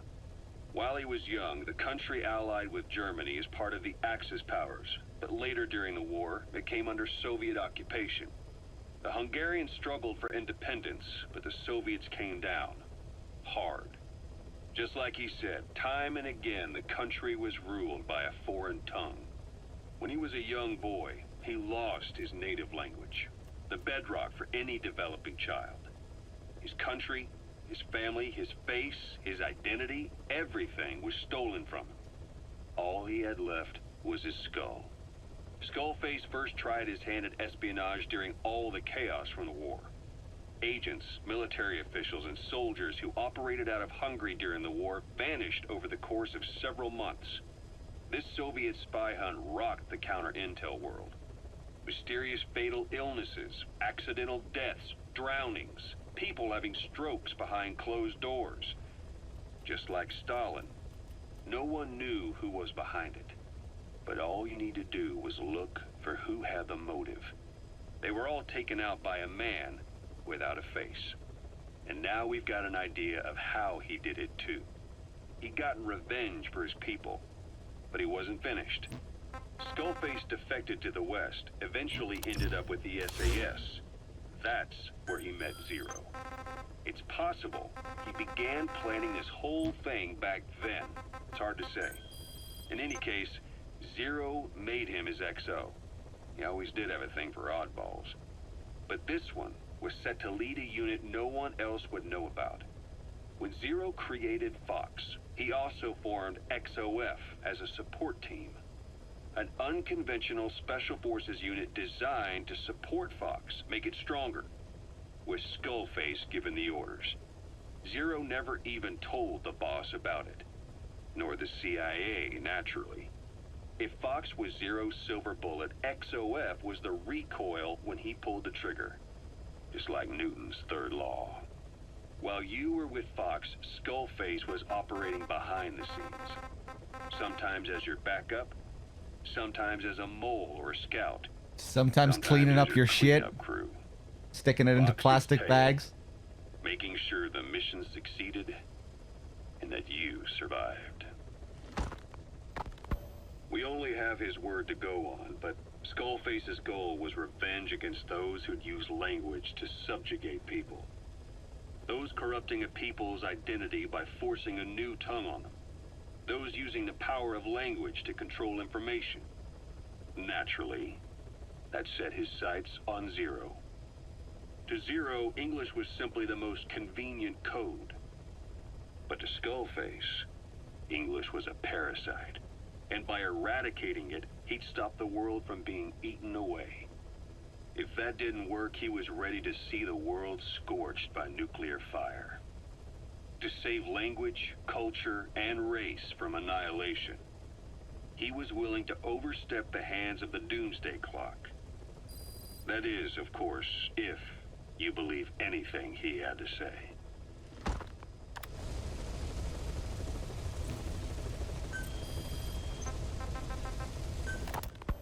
You know, when you brought back all the child soldiers who escaped, Eli knew they'd returned.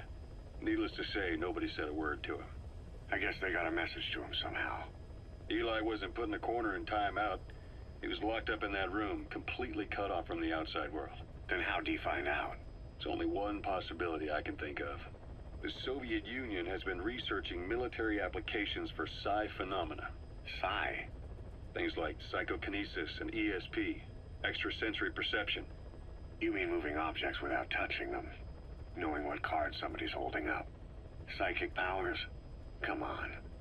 I thought that was just another bunch of disinformation aimed at the West. Just bear with me a second. One type of ESP is telepathy. It's the ability to know another person's thoughts through non-verbal means. You're saying Eli read our minds?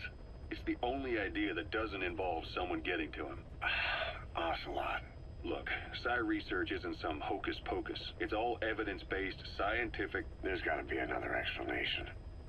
Maybe one of the kids stuck a note to your back. I hope that's the case. But I am convinced that they have, or Eli has, a connection to some force we have yet to identify. You better watch yourself, boss. How am I supposed to do that? If he is depending on something for help, well, that's his Achilles heel. If you can figure out what that something is, you might be able to use it against him. I'll keep that in mind. Oh, and the medical team is looking after the kids left on Mother Base. For the moment, they don't seem too panicked. But boss, get this. Eli got those kids to plot their armed uprising as a diversion. Also, he could steal Sahelanthropus and escape. That brat got us good. Set us up and knocked us down. And then there's that mystery kid who was with Eli. With those two working together, I'd say things won't be over for a long time yet.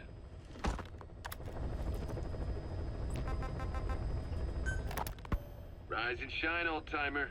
It is complete. I had our best and brightest working overtime, fine-tuning the greatest burger the world has ever known. I call it the Chemical Burger. What on earth is that color? Now, don't judge a burger by its color. Go on, try it. I am not very hungry. What? Oh, I get it. Now, sure, it's loaded with additives, but each one's been approved by the WHO for human consumption. Come on, one little bite's not gonna kill you. Are you sure of that? Fine.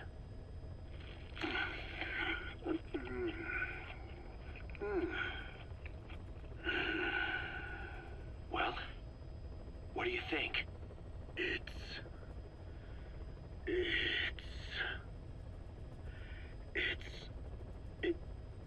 is perfect. Right? This takes me back to the taste of my youth. The neon signs on the Mother Road. Oh, I can see them now. So, what do you think of our signs now? Code Talker's a legend. Great. You won't believe how cheap it is to make. And because it's pumped up with preservatives, it won't spoil easily in regions lacking refrigerated storage or transportation infrastructure. This bad boy could even solve Africa's hunger problem. Excuse me? People will no longer fight over food or find reason to hate one another. Mankind will come together, reunited between these fluffy buns. Forget Pax Americana. Say hello to Pax Hamburgana. Pax Hamburgana. Skullface thought that destruction was the way to free the peoples of the world from American imperialism. But this is different. Tackling something head-on just makes for more conflict. Only by uniting the world can its various inhabitants truly become free. Having lived as an American parasite as long as I have, I know what I'm talking about. The Chemical Burger is poised to be the greatest liberating force the world has ever known. An ethnic liberator. Burger. Now all I need is a better brand image, starting with a name. I gotta run, old-timer. I'll catch you later.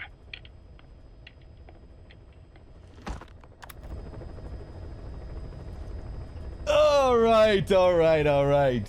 Hold on a second, guys. Thankfully, DRK should be here in a few minutes to take over. I can get some rest. Yeah, he doesn't even sound like MGS5 Kaz here. He goes back to his old voice. He doesn't sound like Batman anymore.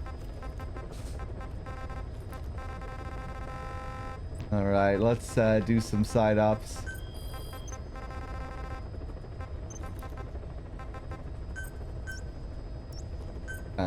Rescue another mother base guy.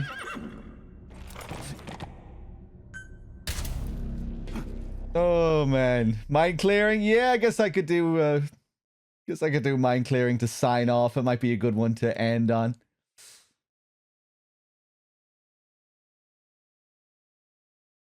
Thanks for being here, everyone. It was another fun marathon as usual.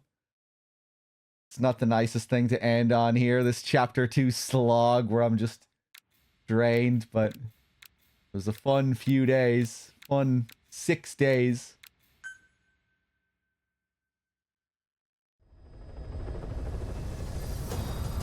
Boss, I've updated the mission list.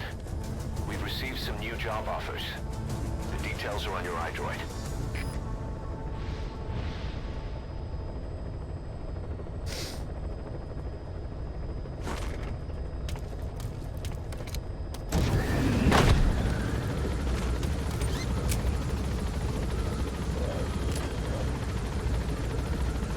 April 30th stream, maybe. You can ask DRK too, he might do it.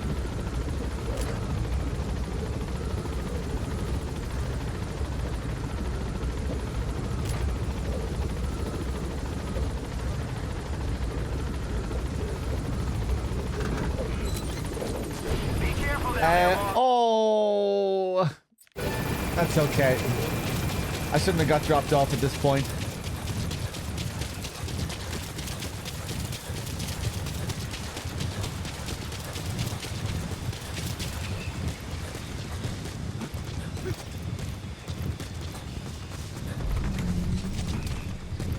It was good seeing you around, Billy. Glad you enjoyed it.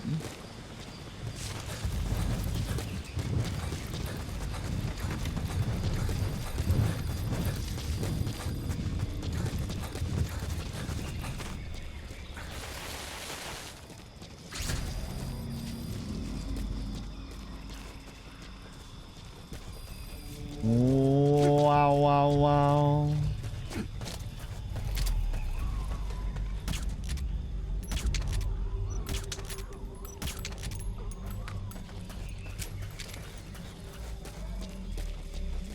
Billy, you gonna be watching WrestleMania this weekend? You gonna be watching Cody Rhodes take on John Cena live at Madison Square Garden? I don't know where it is, but let's say it's Madison Square Garden.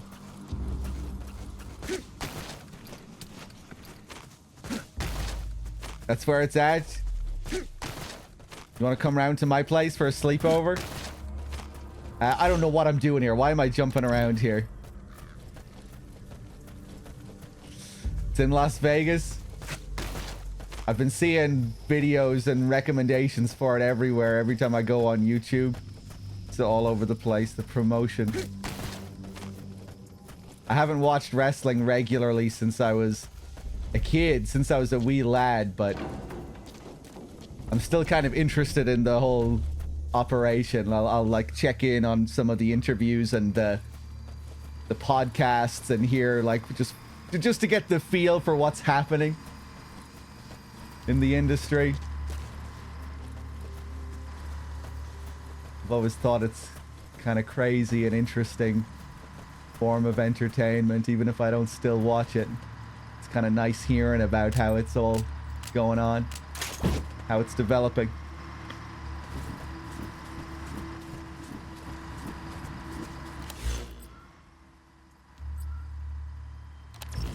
Alright, where is this guy?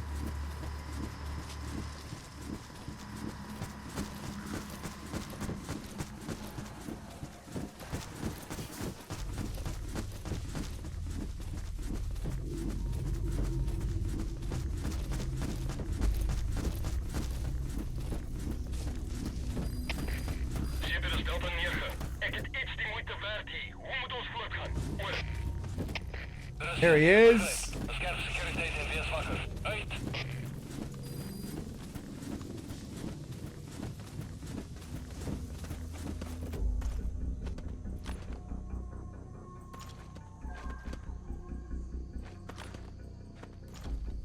Cheers, Mikazik. It's you, boss.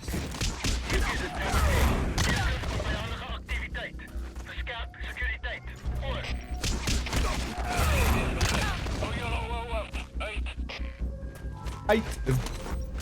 Secure it tight.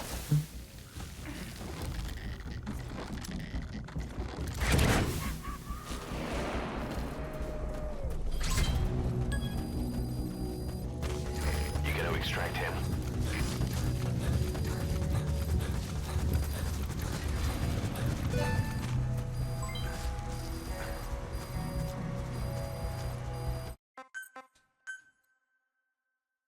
Bow down down down da la ba ba ba ba ba.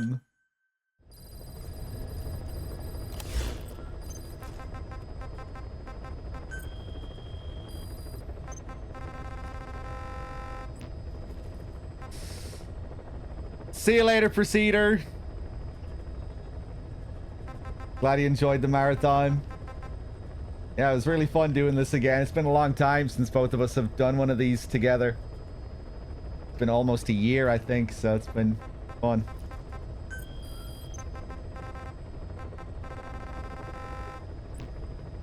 But exhausting at the same time. I'm glad it's coming to a close. It really is just like eat, sleep, MGS, repeat. Fucking no time to do anything else. Get a little bit of time to relax after a stream, but you need to be going to bed. Where I do, I think DRK sleeps less than I do, but I need 7 hours at least. Be feeling okay to do a stream the next day. And then a little bit of time before you start the stream to get set up and everything, but yeah, no time to really relax outside of the stream. You learn something new with every marathon. This time was the MGS2 Lally Lule Low call. Yeah, that's a good one. I think I learned some new stuff with this in this marathon. Usually I learn something new as well every time. That Arms Tech logo on the Peace Walker tapes, that was one thing I don't think I had ever paid attention to before. I thought that was a really interesting little detail. If it is supposed to be an Arms Tech logo, I think it is. I thought that was interesting. Kind of got my brain working. Well, Steve, yeah, you were the one who pointed that out. Yeah, I was wondering if I had maybe noticed that before and then I just forgot about it or stopped thinking about it, but I think you might be the first person to point that out to me.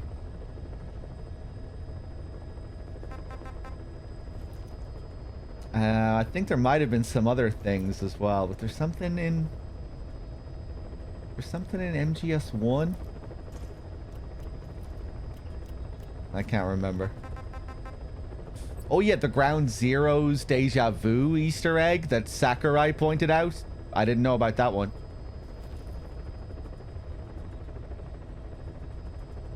The main menu Psycho Mantis fake out thing. I had no idea about that.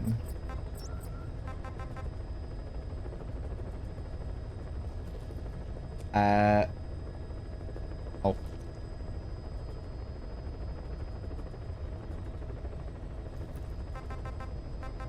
Had a backup controller here with full battery. Let's see.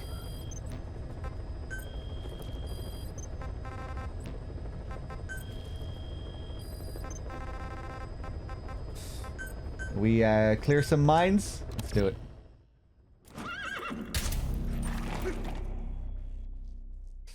Have we ever played the games in reverse order? No, I think we've only done chronological and release date. We used to do chronological fairly regularly, and we switched to release date.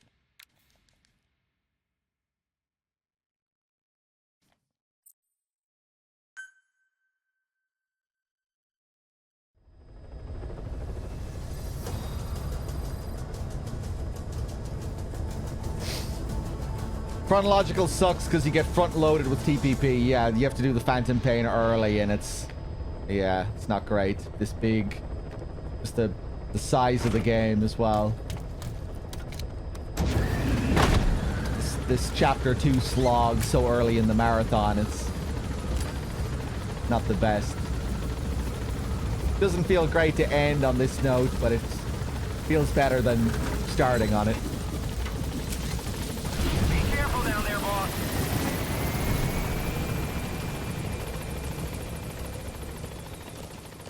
And while I really like Peace Walker, it's also not like the best streaming game.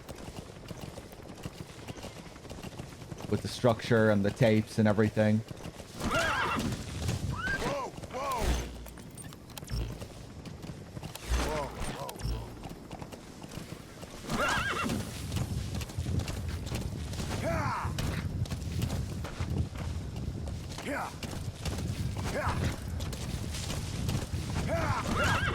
In general, I think release date is just a more interesting way to go through the games as well. Like you see the games as they evolved, as they released.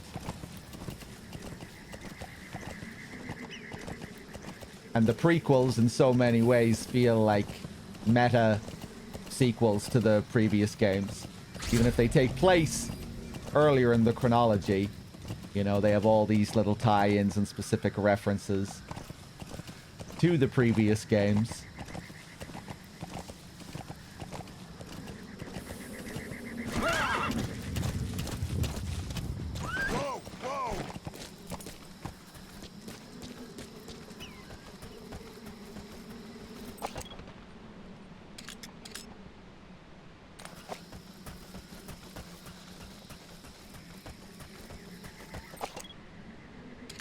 Beautiful.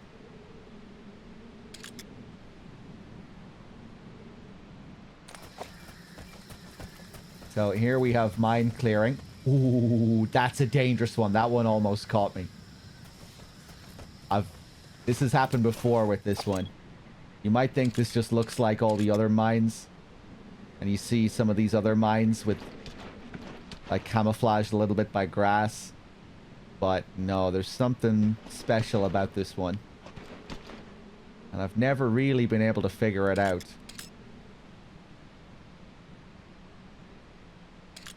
There's another one here as well. I think it's this one. Yeah, look at this one. You can tell. Ooh, that is some nice camouflage. This one has kept me up at night before. This one has given me nightmares.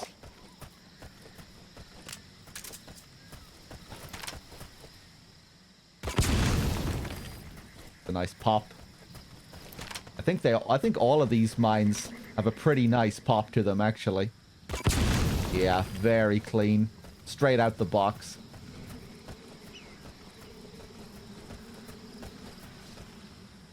Ooh. You know, I don't usually get this lucky, but see the way the light is? It's actually changing a bit now, but it really had a nice orange hue there, kind of mixed with the red light nicely. Ah, yeah, just the end of that sunset there really meshed beautifully with the red light.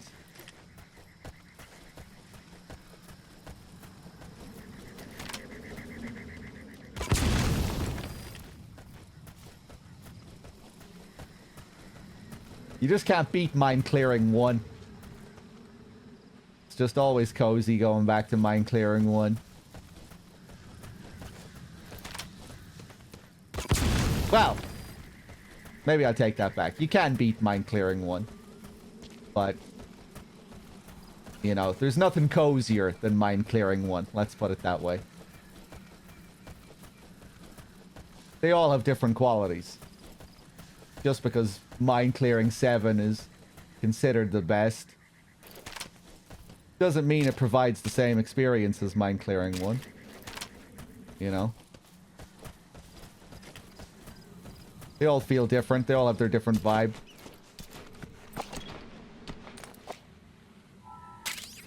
Ooh, very nice.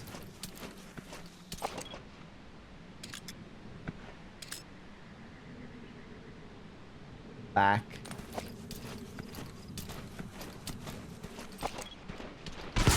Oh! Don't think I've ever been caught by that one before. That's a first. Is the last one up here? Front. It says front on the front and back on the back. Very nice.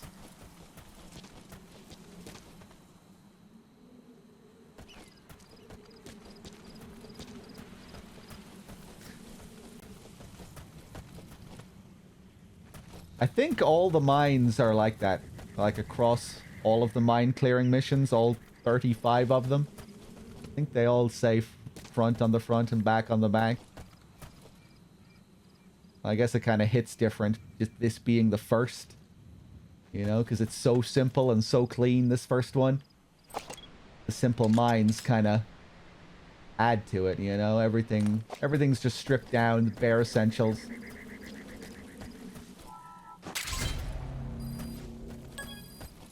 Mine clearing 1. Classic.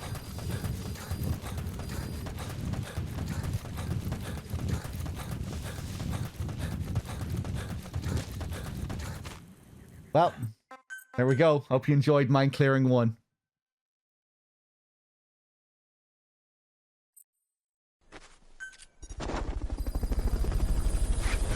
Usually I go into a bit more detail when I do that. You know, I talk about all the other mine clearings and, you know, kind of parallel the mine clearings, the differences between 1 and 2 and 3 and 4 and what have you. But there I thought I would just focus more on the simple pleasures of mine clearing.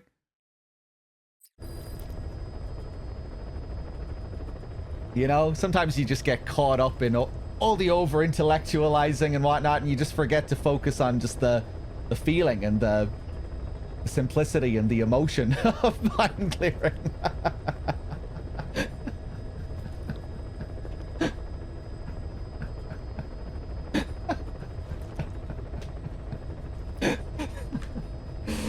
Oh, silly behavior. I'm sorry. Right, I'll send the save over to DRK. I'll play some tunes while you wait. I'm sorry. I'm sorry. I'm sorry for this foolish behavior. Yeah, I'm gonna stick this save on a USB and send it over to DRK. Enjoy the tunes, and I'll be back in a few minutes to sign off for good. I'll be right back.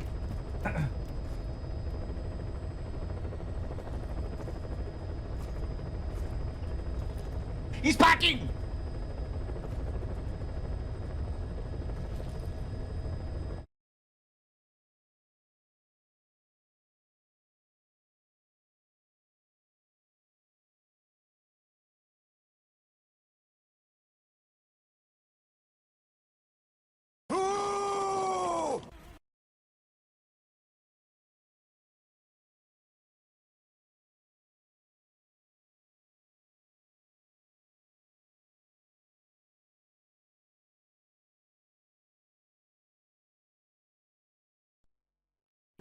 Everything in that turd's path turned into shit.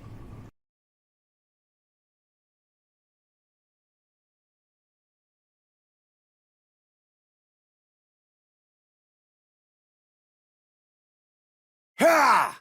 Ha! Ha! Ha! My butt.